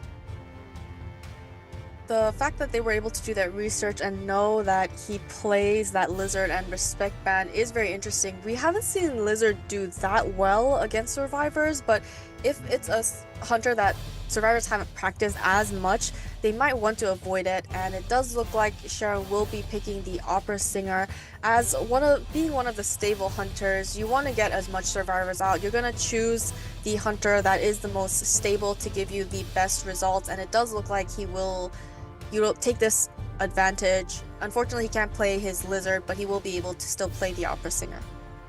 Yeah, but this Opera Singer up against a team comp like this might be a bit harder. You've Acrobat who can nullify your abilities, you've Meteorologist who can push you away or just fly out away from you, and then Coordinator being Coordinator, 1 gun towards the face, and the Survivor is putting at least a good 15-meter distance out. Mercenary is also very solid too from the side of Survivors, but it seems like we're B for you right now. We want to end this game. The Survivor spawn points, we have the Mercenary in the middle, we have the Meteorologist on the Dragon Gate, we have Coordinator and Fate Gate, and the Acrobat in the middle second story. As Opera Singer will be spawning by 11 near towards Graveyard Gate. We're in between the Cordy and the Acrobat right now.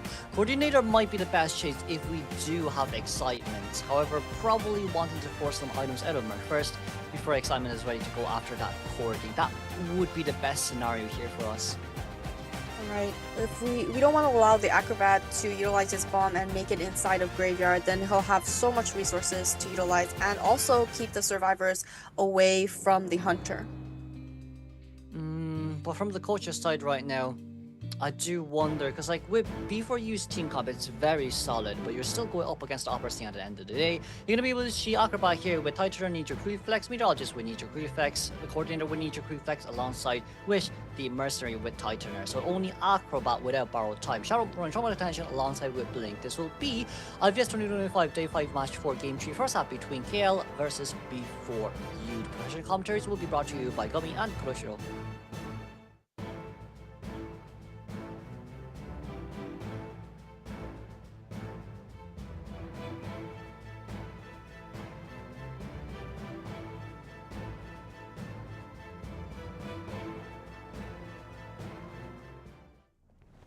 And the hunter will be spawning in the corner, and he's going towards green as his first chase, seeing that she's the Coordinator and the only item she has is that stun gun. Isn't able to find her quite yet. Now she does see the blood trails of the Survivor, and she's going to try and catch him off guard, but will be going around.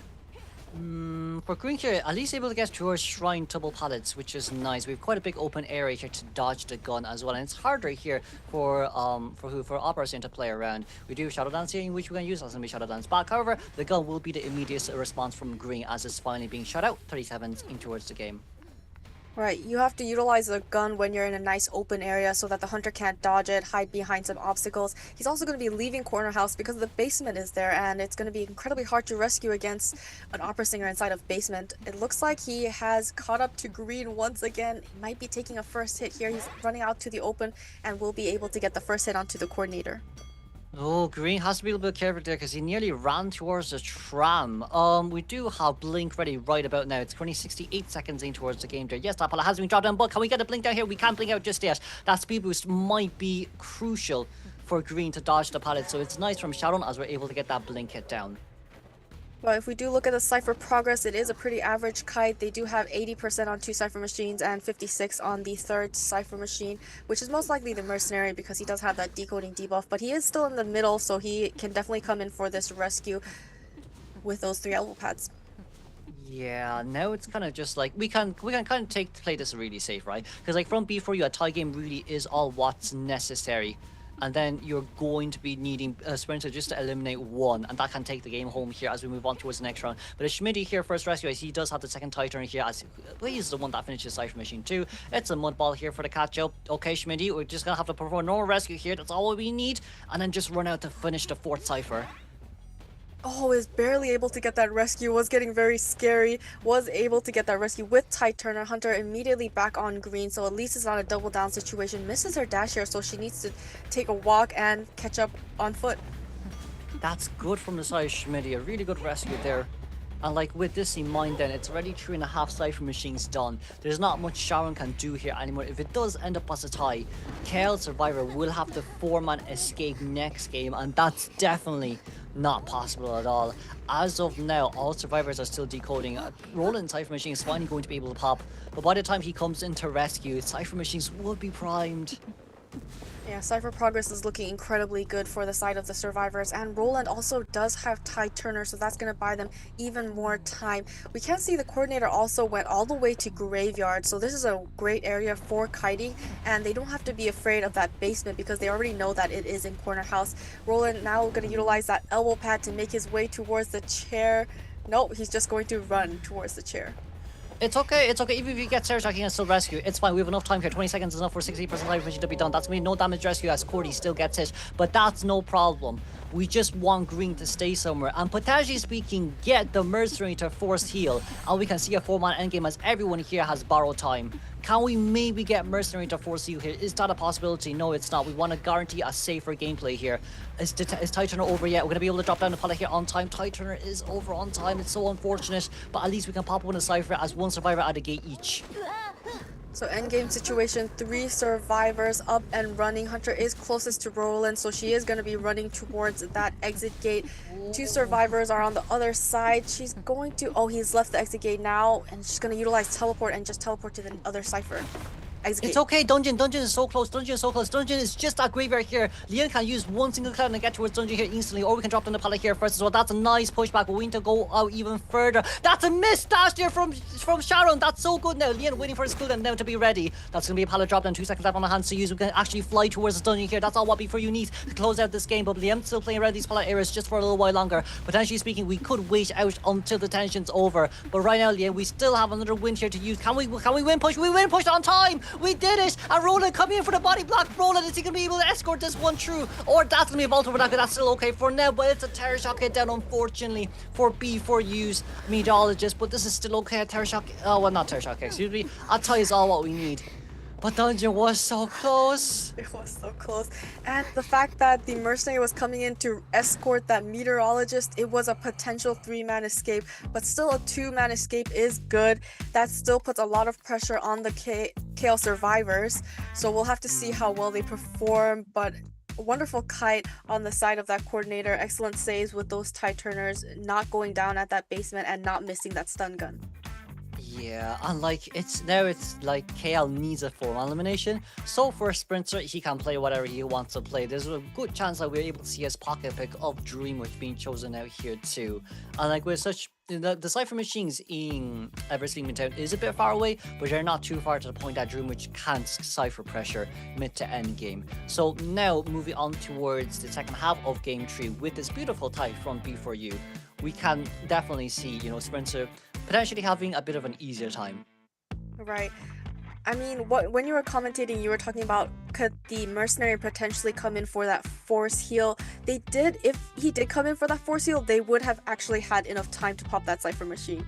So that would have been a way for more survivors to get out, but they don't want to risk it because they don't want to over support and have another similar situation where you get a 4-man elimination. So just decisions being made, they were still able to secure that 2-man escape. Yeah, and we see here, right, Green Soul containment of 84 seconds as that coordinator. Then you have Schmitty as Acrobat with 23, the Mirages at 37 seconds, and then Mercenary with 43 seconds. Sharon with 5 pallets destroyed, 6 survivor hits, 1 turret shock, and 4 knockdowns in total. It's a tie game that B4U needs, and it's kind of all what we need here, because this just means KL, 4-1 escape next game up against Sprinter. That's a very hard feat to do. Right, and the meteorologist kite at the end getting wonderful wind pushes. She got so close. She was at the middle. Roland was utilizing his elbow pads to try to help him out, but the hunter definitely was able to down him fast enough. So it's not completely over.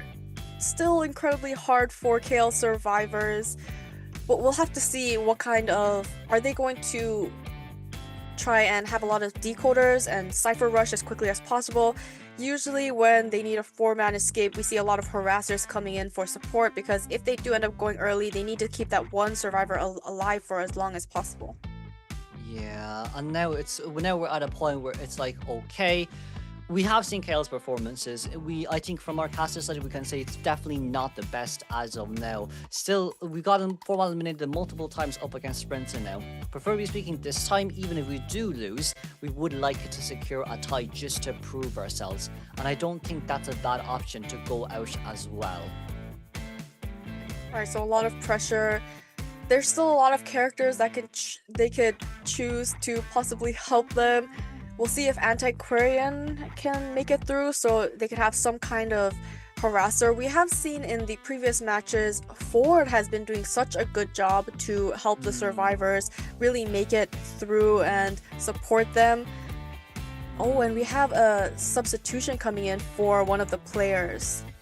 I wasn't able to see the name. It kind of disappeared kind of fast, but... Yeah, a bit blurry from our side. But I think it was Yuki was UK is substituting for 1E for game 3. So they might have some surprise character mains, survivor mains, yeah. Maybe. But what I feel like for Sprinter here is we have so much hunters to pick. We have Percy, we have Hellenberg, we have Joker. He's been playing Joker. It's okay. I just discouraged the 1-1 elimination. There's also we move on towards interview. 本来是打算为 B4U 报仇的，但我们也尽力了。那最后也只能是一起对打了。那我只能也可能就是感到有点可惜吧，没为他们报仇，但同时也很担心，就是说，就是毕竟本来想报仇，然后没帮他们报成，就是有点就是可惜之类的。那只能说是大家一起努力，毕竟全力去打了。Well, I mean, at the end of the day, I can understand where Yuki is coming from, because he wanted to win up against ACT just so they can move on forward. But if you can't win them, you'll join them. That's what this marriage is for. That's why we had that that pre-match interview with the teams coming together as well. But I do feel like it's nice, with Yuki being able to at least get some presence on stage too. Definitely. And as you've mentioned, Clown is actually what Sprinter was very known for in the past. He was the Clown main for the NAU region, so it is a possibility. We have been seeing him during the IVTs, but I don't think we've seen him during the IVS. Well, not when I was commentating. We haven't been seeing Clown being played. No, not that often, to be honest, because since there are most of the times we choose bigger maps now just for that Clown pick, and in bigger maps there's lots of areas where Clown doesn't really fit well in, so I do think right now it's more or less just about, hey, we have the big 4, why not maintain that? Alright, so it's understandable from the side of teams who wants to win, but this time it's really just Sprinter needing that 1-man elimination, He has all the hunter pool he needs. You can bring that sculptor, please. Thanks. The sculptor. I don't think I've ever seen him play sculptor. Except when maybe it was like when Sculptor was actually meta. Yeah, when Sculptor was actually meta, yeah. There was a time. There was a time. Oh, how many years has it been? How many years has Opera and Ivy been meta? It's been like a good 2 years, guys. Come on. Come on. Well, next season it's gonna be QS Peddler, we hope anyways. Right, we need a little bit of meta change. This Goldman, this Hullabaloo, they're very hard to work against. And the Ivy with the back and forth will be going into our bands and picks. As the first two bans will be Seer Prospector, Seer Fire Investigator, and getting out that forward on Novelist first. We're kind of forcing Sprinter here to maybe play Dream Witch. Dream Witch was actually banned, so the KL survivors did their homework. They knew that Sprinter plays Dream Witch. Crazy. And on the survivor side, they do need that support when it is crucial. They will be choosing the Ford and the Novelist. Lucky Guy being chosen out after Mech has been banned. It does seem like maybe we're going to go at a different kind of angle, but with this is so Hellenberg. You can Hellenberg up against the Forward, Hellenberg up against the Novelist, Hellenberg up against Lucky Guy's Gone. As patient, there will be the last ban. We should definitely make a bet on that, Kuro. I'm 100% sure you would definitely win. Would you look at that? Mind's Eye! Mind's Eye? What? Okay. They are going for the Cypher Rush. I guess they wanted to have a decoder on the team, and that decoder is going to be the Mind's Eye. Exactly. You know what? Even better, Playfield's Gold. I think this will be way much more worth it. What's the worst Hunter Sprinter can play to get a 1-man elimination? I think we can go through the whole book for that.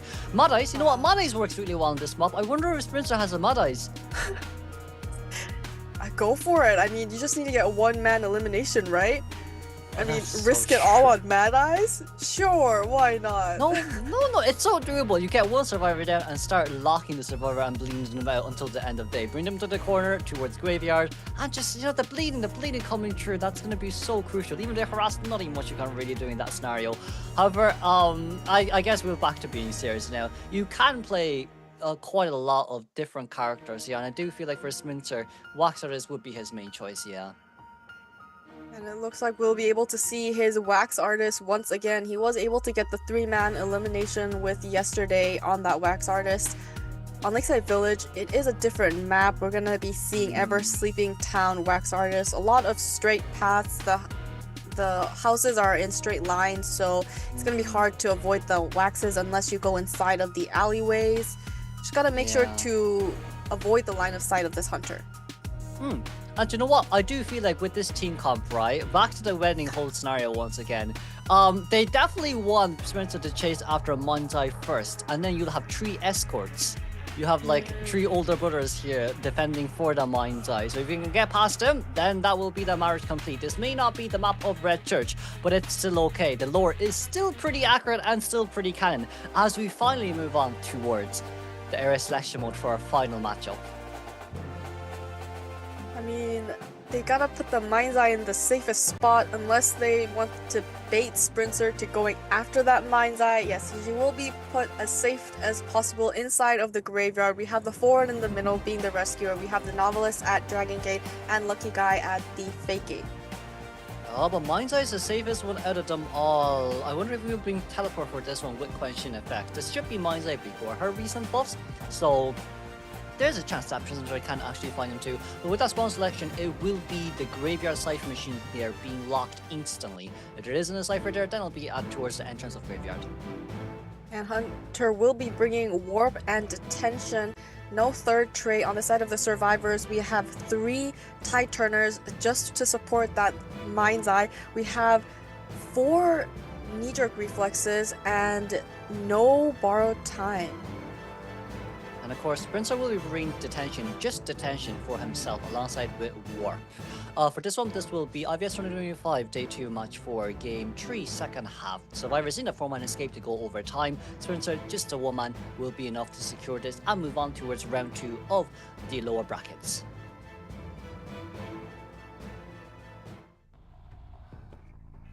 Sprinter will be spawning in, making his way towards Corner House, where he will be going after his first survivor, Shen Zi, who is the forward. He's already made his way to the second floor. He's going to be going around. Oh no, the hunter. Let's see. There's blood trails of. Is this a same survivor? He didn't make it to the second story. I didn't see it correctly, but he is now on the second floor. Yes, now it's going to be Novelist here, beginning with the very first containment. The good news about Novelist here is if we brought Great Power, we can stun the Hunter and gain that 100 stack of wax instantly. Just so then, like, you know, Wax Artist has slower recovery time, and Tunsi can get back to 0% wax. But right now with the double pallets here being dropped down so fast ago and no pallets now nearby, we might just get that 100 stack really fast, but it seems like we're going to go upstairs. However, it will be nullified by Sprinter. Getting that 100% wax and the first injury onto the Novelist, he might need to leave this area because the basement is here, so not the ideal spot for the survivor to... Oh, wonderful warp is going to be meeting him at the first floor, getting the immediate hit, and the first down onto the Novelist with a basement nearby. It's okay. Forward starts pulling a full ball right now. Forward, ball. Forward start pulling a full ball. Might be a bit harder here to do then. If Forward pulled a full ball or even half, he's pulling right now. Forward's coming in, but Wax Artist saw. You're too late, Yuki. A Sprinter, beautiful attack there on towards that Forward. Novelist cannot get out of can't get out of this area, but Forward is forced underneath. Wonderful attempt on that stun for that Forward. He was able to get that save before half, gonna get an extra hit onto this Novelist, allowing the Wax Artist to get a full presence, but he has left the basement and this is still his second chair. UK here, decoding the Cypher Machine as Shrine, as Sprinter is providing a lot of pressure here towards White, who's decoding the Cypher Machine here near School Gate. But then once again, you can't forget, it's a lucky guy with a gun, it's a lucky guy with a Bosch, it's a lucky guy with so many things. You can shoot me, I can shoot you. It's alright, it's gonna be an even exchange here, but White has to rescue when it's critical. Hunter trying to get more wax onto this lucky guy, but doing a very good job hiding behind the walls. Now he needs to slowly start making his way towards the chair if he wants to get this rescue, and he needs to get this rescue if they want to get a possible overtime. Gets 100%. Oh, but he has hot wax. He's gonna utilize the gun and is able to get the rescue just before he expires with Ty Turner. White here trying to bottle block for as long as we can. TME and Forward just started decoding Cypher Machine. We're going to switch over here on time, and the padded stun to reduce the wax. But Warp is ready. Sprinter can get a hit on towards White. That's revenge, my friend, for you, lucky guy. Get down on your knees. And now Tunsi on the other side, the Warp right in towards the face of this Novelist. And Sprinter, just a few more wax left is all we need here. Even if we get extra wax, it's no problem with Forward now currently being nearby. But what can a Forward really do in this scenario? Hunter does not want to allow this Forward to get the stun, so it looks like he's going to try and... Oh, he's going to utilize his football to avoid the wax. Hunter can't always feel safe with his Forward still around, though. It does look like he is able to pick up this Novelist. Forward unable to make it in time. Will be able to send his first survivor right back to the manor. Now the question is, can we get this full-on elimination, Sprinter? I know it's a TME, I know it's lucky guy right out healing, I know no one's decoding right now, but a Cypher Machine does seem like it's enough for a tie at least. You can also see the Mind's Eye has definitely been doing her part. She's already finished up 2 Cypher Machines. We have the last 2 Cypher Machines at 40%. Hunter is going for this lucky guy. He was trying to utilize his bot to heal himself up. Oh, and is able to get the heal off. So at full health, he is going to be trying to get the... Oh, the bot got the... Oh, but he still got the hit onto the lucky guy. Oh, sorry, Gummy. I'm so sorry. It just came. Lucky guy will get 100 hot wax down, and with this, it'll be Sprinter's second survivor on chair. And we also did see that lucky guy had to heal himself up when he got the double down situation after that rescue, so he doesn't have self-healing left. We have 2 full health survivors. Mind's Eye is the closest, but Forward will be coming in for this rescue. Forward still has like 10% ball left, which is alright, but then Sprinter has max presence here too, so hot wax can definitely do quite a number. TME has to come in for the backdoor rescue. You can't just leave it to your older birds now to do everything. Kilabish wanted to come in but decided not to go in for it anymore, as the Cypher Machine will be locked here one more time. And it looks like the Forward was able to finally make his way towards the chair. Needs to avoid the hot wax, but he's frozen. Is able to get the hot wax. He's going to be able to utilize his football and is able to make it to the chair, and is able to also get the rescue to the lucky guy. Oh, and the Forward also body blocking, so lucky guy lives a little longer. Oh lord, that triple bait there, but Lucky Guy will still go down at the end of the day. I do think in this case, Lucky Guy should be eliminated since that was after half, and TME still decoding the Cypher Machine as Shrine 4 can finally be chaired here in peace. Ford still has a little bit of football left. Not sure if that will help him at all. Probably will not be very useful. But we do see the Mind's Eye is at full health, so she could possibly go in for this rescue or wait till the Ford returns to the manor and go for that middle dungeon area. Hunter unfortunately did walk right through it, so he also knows where that dungeon location is. But for Sprinter, we're trying to locate TME. Can the Mind's Eye escape this wax artist? We jumped down, we're following behind here, but we're not hiding our trails at all. TME, we should have strike that cane. We really should have strike that cane. Sprinter didn't fall down. TME still running around as we're hiding here at the back. Sprinter has no idea where this TME is. Do we maybe want to try go for basement is the question. As all what we need to do is wait for crows. It looks like he is just going to take his time because there's no way the Mind's Eye can get from corner house all the way to middle dungeon. So, oh, but he's going in the wrong direction. He's checking in the opposite way. Kiribet has made his way towards the Dragon Gate area, but Hunter has spotted him out, utilizing the warp, cutting him off. Now he only has 2 pallets here to work with, but the wax is building up. It's okay, it's okay, it's okay. Warp, not warp, flywheel, fly. We can fly with the wax. We drop down early, and there comes the hot wax. TME still has flywheel though. Not over just said we can speed boost ourselves through by walking as well, but it seems like right now, mind games. TME will be dropping out of pallet here first as we finally block the other 2, but there's still flywheel on the hands to use. TME still has flywheel. Flywheel didn't come out. And that Sprinter, another beautiful 4-man up against KL. And let's congratulate them, B4U, for winning this round, and we move on towards round 2 lower brackets for tomorrow. Excellent job on the side of Sprinter, was able to get the 4-man elimination in all 3 games, really taking the pressure off for the Survivor side, and a really great fight to the side of KL. I mean, bringing that Mind's Eye, she could have been the character that they really needed. She finished up 2 Cypher Machines. She was making her way towards that middle. She almost got that dungeon escape, so definitely a good job to the side of the Survivors. Yeah, I feel like, you know, with this in mind now, we might see more Mind's Eye coming into my rack matches. I welcome you. Please come. I need you. I'll go rescue her. I'll get terror shock. It's no problem. But aside from all the jokes aside, I would say, you know what, Mind's Eye after the recent buffs, it does really show how strong she is, especially with, you know, the containment time, decoding time, and just average overall, just, you know, solo hiding as well. Because, like, after the recent buffs, I still do think TME has kind of been slept on a little bit. Maybe in professional scenes up against Opera Ivy round 1, round 2, fair enough. But round 3, it's a definite, you know, a possibility that you could bring her out. Yeah, we've seen her play, and she survived till she was the last survivor. So she definitely did her part in decoding and staying alive, not being found by that hunter. It's not a scenario where we're like, okay, there's so many good survivors now. TME from KL. TME did her job, like she did hide, she was able to decode, and we see here as well with the match stats, it was a 250 decoding progress overall. And we can also see that we have Y with the longest hunter containment time at 80 seconds, and the second longest is going to go to that journalist when he did take that first kite at 74 seconds. It's always the basement that really throws survivors off. He already got the first hit while he was at corner house, so he had to get away, but he didn't have enough distance away from that wax artist, so he was forced to utilize his book, which put him right back at corner house. And when he did get down, Sprinter utilized that warp incredibly well, and these are your points differentials, and that's how B4U did win game 1 and 3. KL did fight incredibly well in game 2. They were able to tie that up with their hunter being able to also get that 4-man elimination.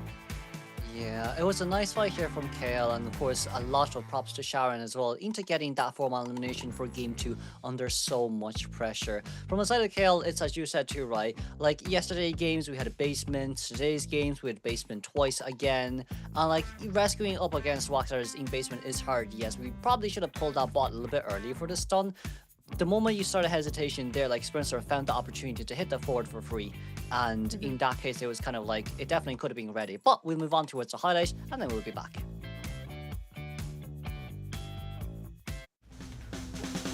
Blind. Nice. You get Taylor shot. It's fine. You get Taylor shot. Okay. Go. Wait. I'm going. It's fine. Go. 他要找加速撞救吧。我先过来吗？对，行。没事。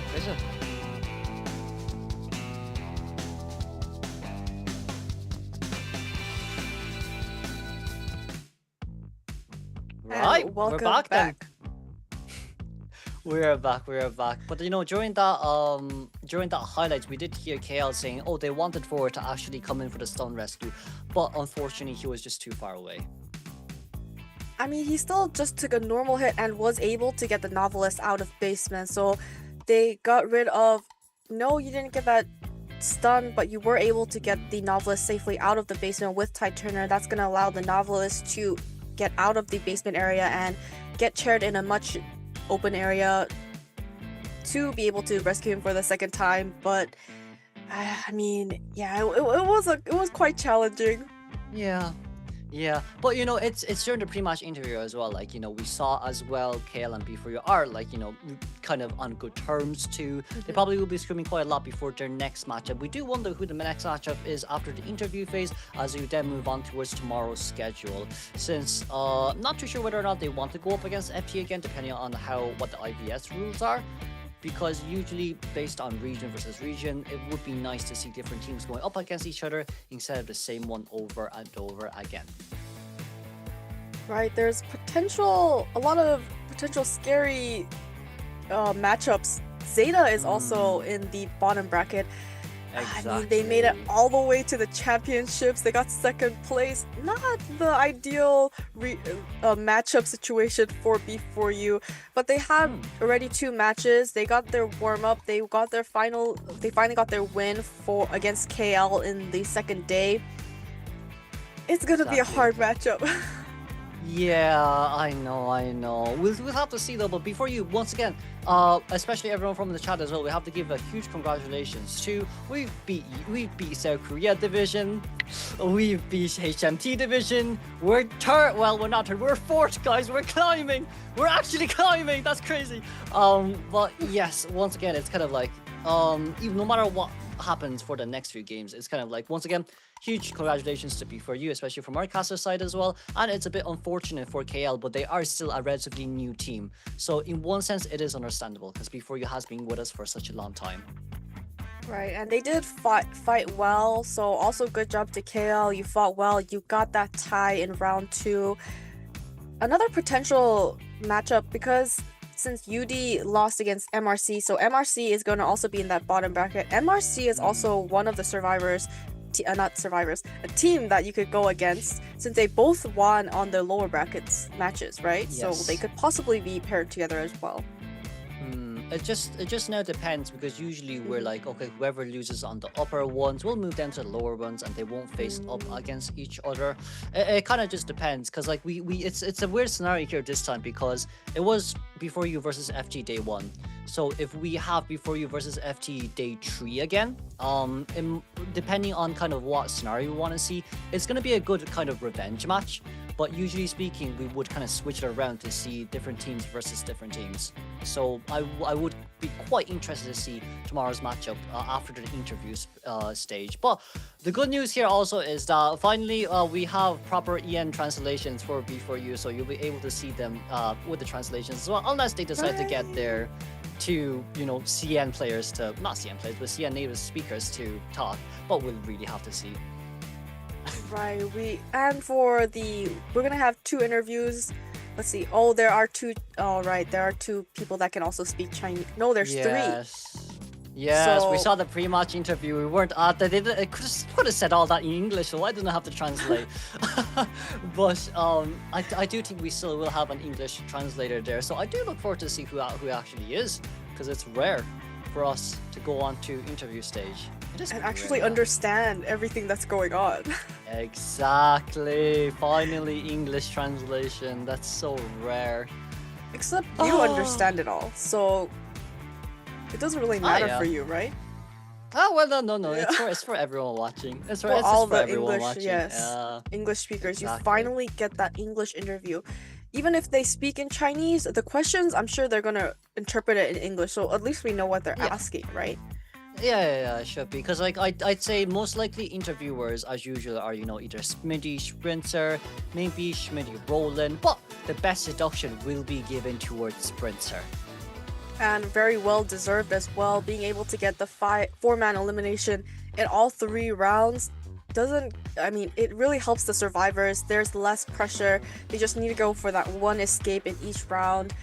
So as always, excellent job on the side of Sprinter. He's been a very strong hunter. We've also seen his stats. He's also made 3rd place, 4th place in a lot of the deduction points and the other stats that I don't currently remember. But I'm quite sure that it will be further stretched out as well. Turns out it could be around 2nd overall compared to other hunters in our current region. However, it is still, once again, as Gummy said, well deserved. We have average deduction points of 11,856, average tire shocks of 0.67, average knockdowns of 9, eliminations of 4, pallets destroyed of 5.33, and of course, best deductions of 1. It's a bit unfortunate that Spencer couldn't farm a little bit more tire shocks, but a win is a win. We'll take it home. That's right. And all the pallets that have been destroyed are most likely from that opera singer game. There was no pallets left on the right side of the map. Like, from that corner all the way to Christmas tree, he destroyed all the pallets. So the acrobat had to go to the other corner near Moongate, and then he destroyed all 3 of those pallets as well. So definitely bringing up the pallets destroyed average. Exactly. And now, once again, it's kind of just, I would say it's still a lot of competition here from the NEU side as well. We've seen Omni almost kind of going neck and neck against Speed4U2, but this time it is Sprinter, the biggest representation of the hunter kind of community in Mons NEU2. So he's one of the biggest inspirations of it all, of all the IDV community when it comes to playing hunter. And we see here too, there will be an interview very soon. I think we'll move on to us now. Next. Hello， 大家好，欢迎来到赛后采访环节，我是主持人小小。首先要恭喜 B4U 获得了本场比赛的胜利。我们今天邀请到了 Sprinter、Schmitty， 还有我们的特邀翻译 Anton 来到赛后采访，现在和大家打个招呼吧。You guys played so well today， 今天打的实在是太棒了，而且我有注意到 Sprinter 此时此刻已经有点热泪盈眶了。第一个问题想要问到我们的2位选手。因为今天经历了一场生死战，两边其实打的都非常的焦灼和精彩。此时此刻，让他们分享一下现在的心情吧。So she wanted to ask that you guys had a life or death matchup, and both sides played extremely well. They wanted to know that, how do you feel? What's going through your mind right now? Well, we're just full of emotion. This is our 2nd win ever internationally, and we're super excited. My grandmother actually passed away this morning. So this was for her, and I know she's looking at us and proud as ever for our win, and she knows how much effort we put in. Schmitty 这一次比赛是我们第2次胜利，不管是就深渊和 IVS 的第2次胜利。然后呢 ，Schmitty 的奶奶今天早上9点钟左右去世了。所以我们这次是带着信念去打这个比赛的。然后呢，我们相信史密尼的奶奶会在天上看着我们，她一定会很开心的，她一定会很开心。这个故事是我刚才在台下也是突然之间才知道的，就是我觉得他们今天能够坚持打完，打得这么漂亮，我觉得非常非常的棒。那我们也是请 Sprinter 来分享一下吧。Say something. It feels really good to win with so much practice. We finally get the result that we've always been looking for, and especially this match today, it goes out for your grandmother. Thank you so much.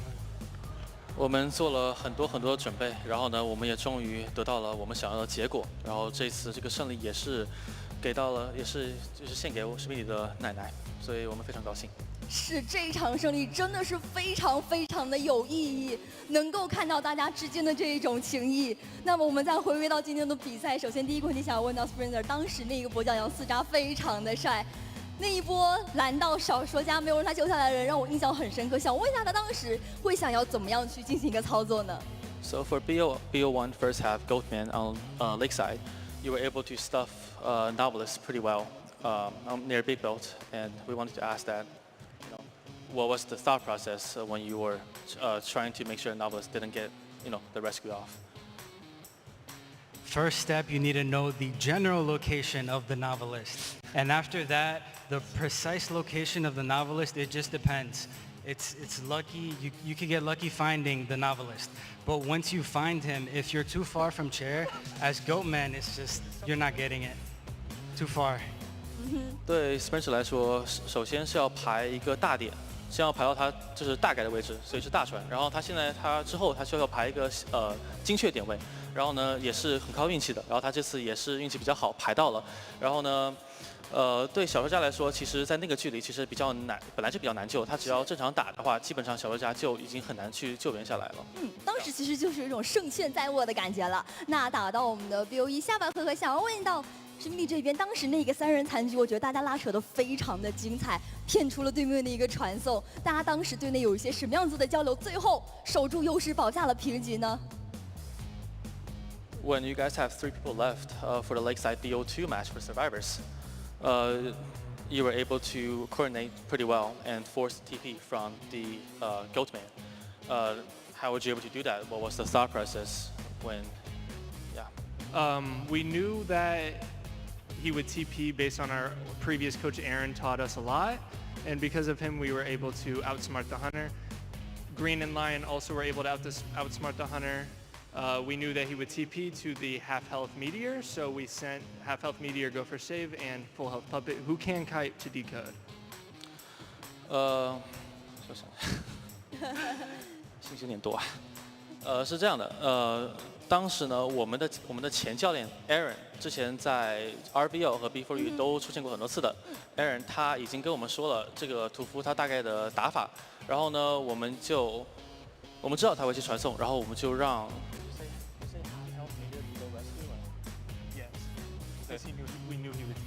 我们知道他会传送，所以我们让半血的气象局家最后去实施了这个救人计划。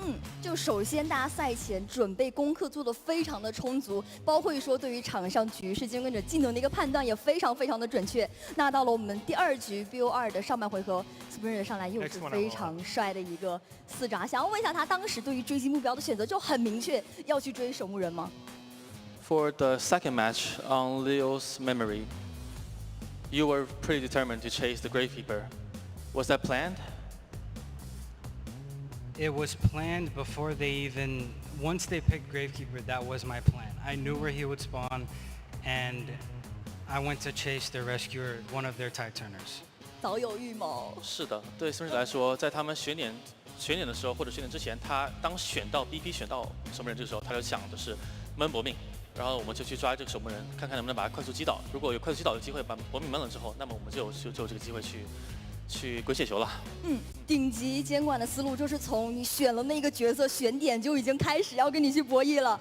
那想要问一下，有想过说后面会打一个闪现震慑，然后局势哇一片大好，有想过会打这么帅的操作吗 ？Did you expect to do the blink terror shock on the acrobat at all? No, having that opportunity is lucky. It's not always going to be present in the middle of the match. But what allowed me to take the opportunity was my reaction time, pure reaction time. 对他来说，其实还是比较运气还是比较好嘛。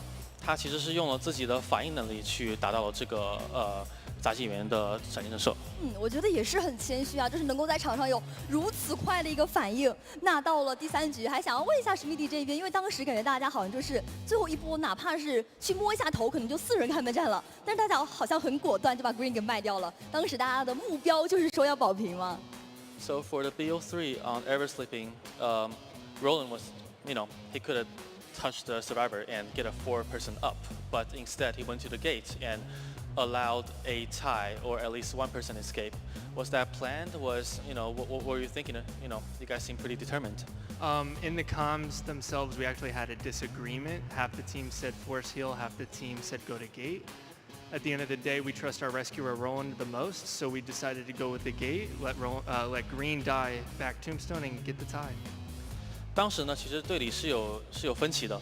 一半的队员说是想让Green 去Roland 去强摸的，然后去打一个4人开门战。但是呢，另外一半的人呢就想让他们去分散开2个门，至少去让1个或者2个人逃脱这样子。所以，其实。但是到最后，我们还是相信了我们的救人为 Roland 他自己的他自己的救人的思路，然后呢，我们最后也达到了一个平局。所以大家其实当时在局内还是做了一些选择和取舍的。那下面想要让 Springer 来评选一下今天哪一局的4抓会是他自己心目中的 MVP 呢 ？Spencer, would you like to rate which 4 kill was your favorite? Round 1, round 2, or round 3, and why? My favorite would be BO2 because of the blink tear shot only. For the fans, you don't see that often in any match. That's my favorite. 对 Spencer 来说 ，BO2 的闪现震慑其实是对他来说是最满意的，也是最满意的一局。然后呢，这个也算是献给粉丝的一点小惊喜吧。对，对他来说是他最喜欢的一局。那粉丝你们喜欢吗？ What they say? They like it. They said they like it. Okay. 那其实我还有一个问题想要问一下 Springer， 就我感觉今天大家也都会比较期待他的招牌角色梦之女巫，我们或许有机会能够在 FS 来看一看吗 The fans are very excited to see you play Dream Witch, and they're trying to ask whether you will ever play Dream Witch in this IBS. Is it a possibility at all? Likely. 有可能。OK， 那我们期待一下。那最后的话，也是看到现在现场还是有非常多等待着我们 Before You 的粉丝朋友们，而且刚才他们也有非常非常大的一个欢呼声。想要问一下两位有没有什么话想要对他们说的 There are still a lot of fans, waiting for this interview, and they want to see us, they want to see you, and is there anything you want to say to your fans, our fans, fans of Before You? We just wanted to say B4U's been here for 5-6 years and we finally got it done, so thank you for the support. B4U's been the light of NAEU for a while and we're doing our best to support it, but let's not forget KL is the light of Hong Kong, so let's give a shout out to them, but thank you to everyone and a shout out Moon for green. 对史密来说，我们 B4U 已经在欧美征战了差不多5-6年了，我们是欧美的希望之光，但是呢，也不要忘记 KL 其实也是港澳台的那个希望之光，我们都是就是非职业的队伍，然后呢，我们大家我们都是非常非常好的。能够感受到其实每一支民间队伍能够来到我们不管是深渊还是 IVS 的舞台，都是非常非常不容易的事情，而且这样的一件事情，他们坚持了很多很多的年，真的非常非常感谢大家一直热爱着第5人格，热爱着我们的这个赛场。那也是请 Springer say something to your fans. The fans are truly what keep us going after 7 years. We love you all. 我们也一起给 Before You 加加油，我们用英语说 fighting 好不好？谢谢你们一直热爱第5人格，谢谢你们来到这个赛场，谢谢你们一直以来的坚持和努力，我们一起去迎接接下来的每一场胜利吧！再一次感谢3位来到赛后采访，再一次恭喜今天获胜的所有队伍。接下来让我们把画面交还给解说席。And welcome back. We just saw the interview for B4U. Incredibly exciting, a big win for the NAEU region. I'm very glad they got another win for their side.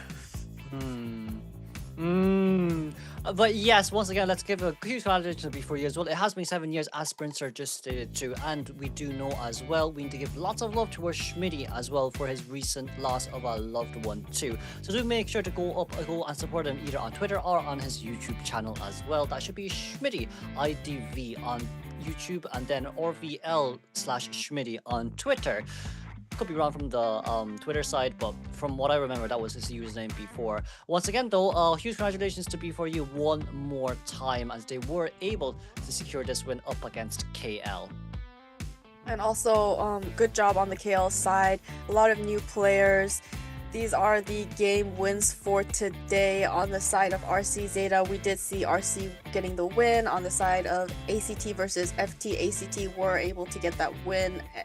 The UD and MRC was able to get that win. And the last match that we've just watched, B4U was able to get that win against KL. Oh, but for tomorrow, it'll be ZETA versus B4U. Okay. ZETA versus B4U tomorrow, alongside with FT versus MRC. Then we're going to be able to see upper brackets finals of ORC versus ACT. What's most likely going to happen with tomorrow is it's going to be ORC versus ACT, and the losers move on towards lower brackets round 3. Lower brackets finals, excuse me. And then the winner between match 9 and match 10 will face up against each other once again. So here, as you can see, will be tomorrow's matches: MRC versus FT at UT plus 8, 12 o'clock, ZETA versus B4U at UTC plus 8, 2 o'clock, and then ORC versus ACT as our finalist, UTC plus 8, 6 o'clock, 4 o'clock, excuse me, can't read time. And then the final matchups will to be due between the winners of the two winners of lower brackets. So really excellent gameplay today. I mean, we got, it was pretty exciting. We were able to make it all the way to the third matchup, and we got a lot of exciting things. As Spencer mentioned in his interview, that Blink Terra Shock on that palette was incredibly game-changing for his side. Any special moments for you, Kuro? For me, my only special moment today is we're going up against ZETA tomorrow. That's my special moment, alright? With this going on though, I'd say my probably favorite highlight was the TME game. I like that quite a lot. Yeah, I like that quite a lot. Yeah, finding TME being in the matches now, it's nice to see once in a while.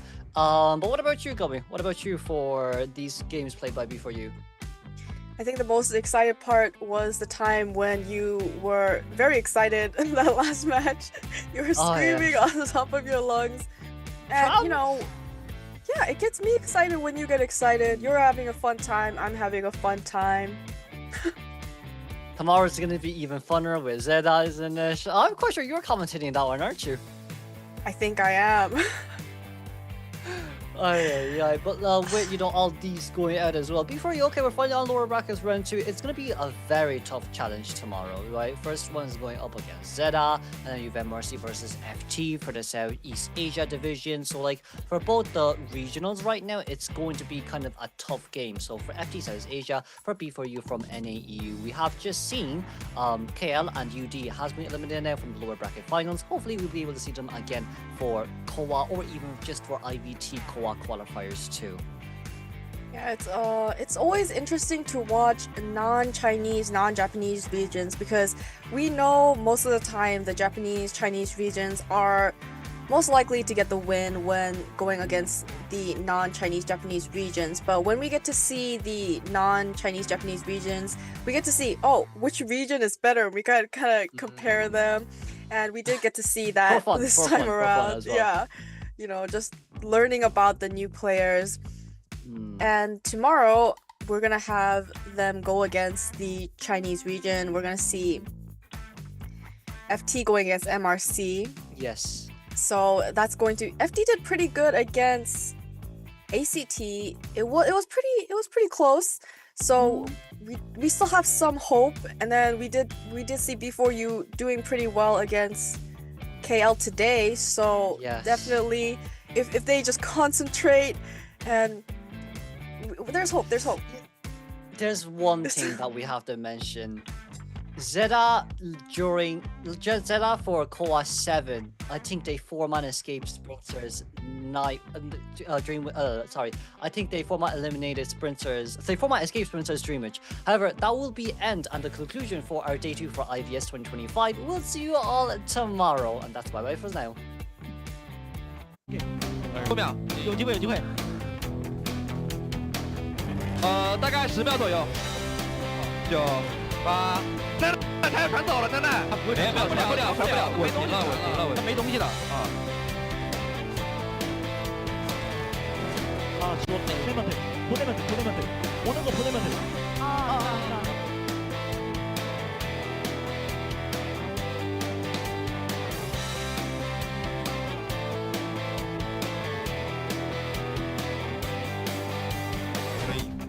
下一波谁秀？阿头，我准备。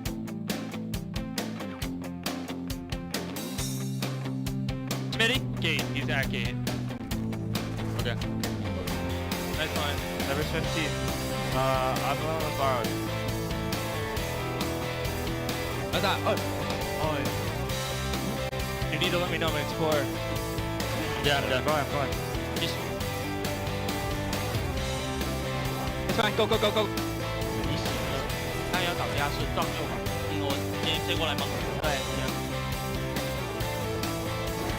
没事。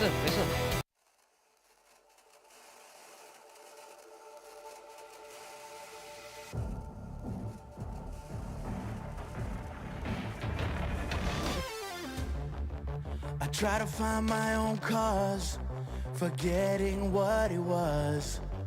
Then I hear all your voices calling my name. When you're all out by my side, I feel a sense of pride. Using dreams as our guide, they shine so bright. Every setback is a push to move forward. Not afraid just 'cause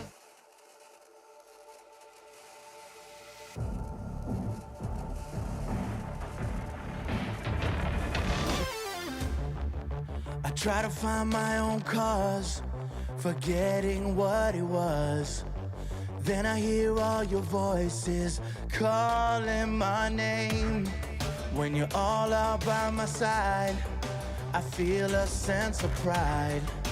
Using dreams as our guide, they shine so bright. Every setback is a push to move forward. Not afraid just 'cause I know you're all born. Through the fires we unite again. No one dares to cross our lane. We'll fight until we reign. Top of the mountains is where we stand. We'll never lose our dreams again. We'll fight until the end.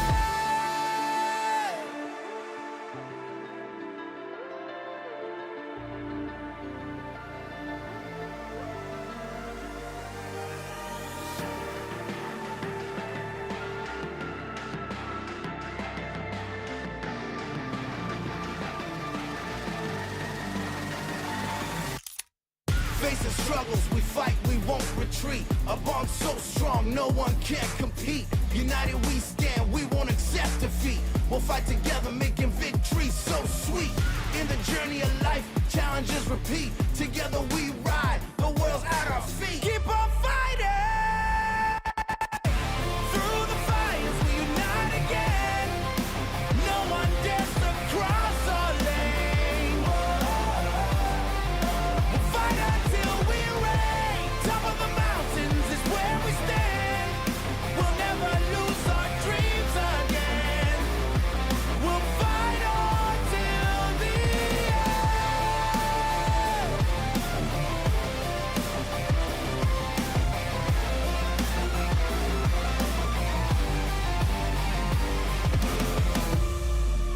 Weather the storms, we'll find our way. We dream our dreams will come true one day. We keep on fighting, don't give in. We'll be the one to take the win.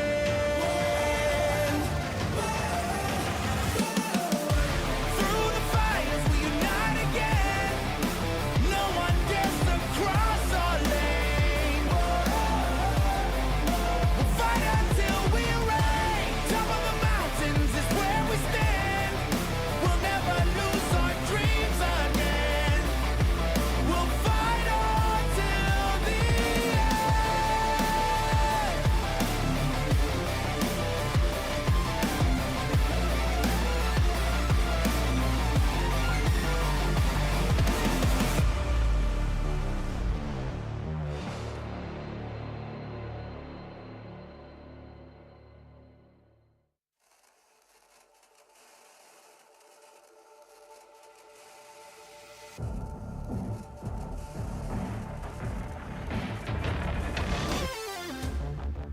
I try to find my own cause, forgetting what it was.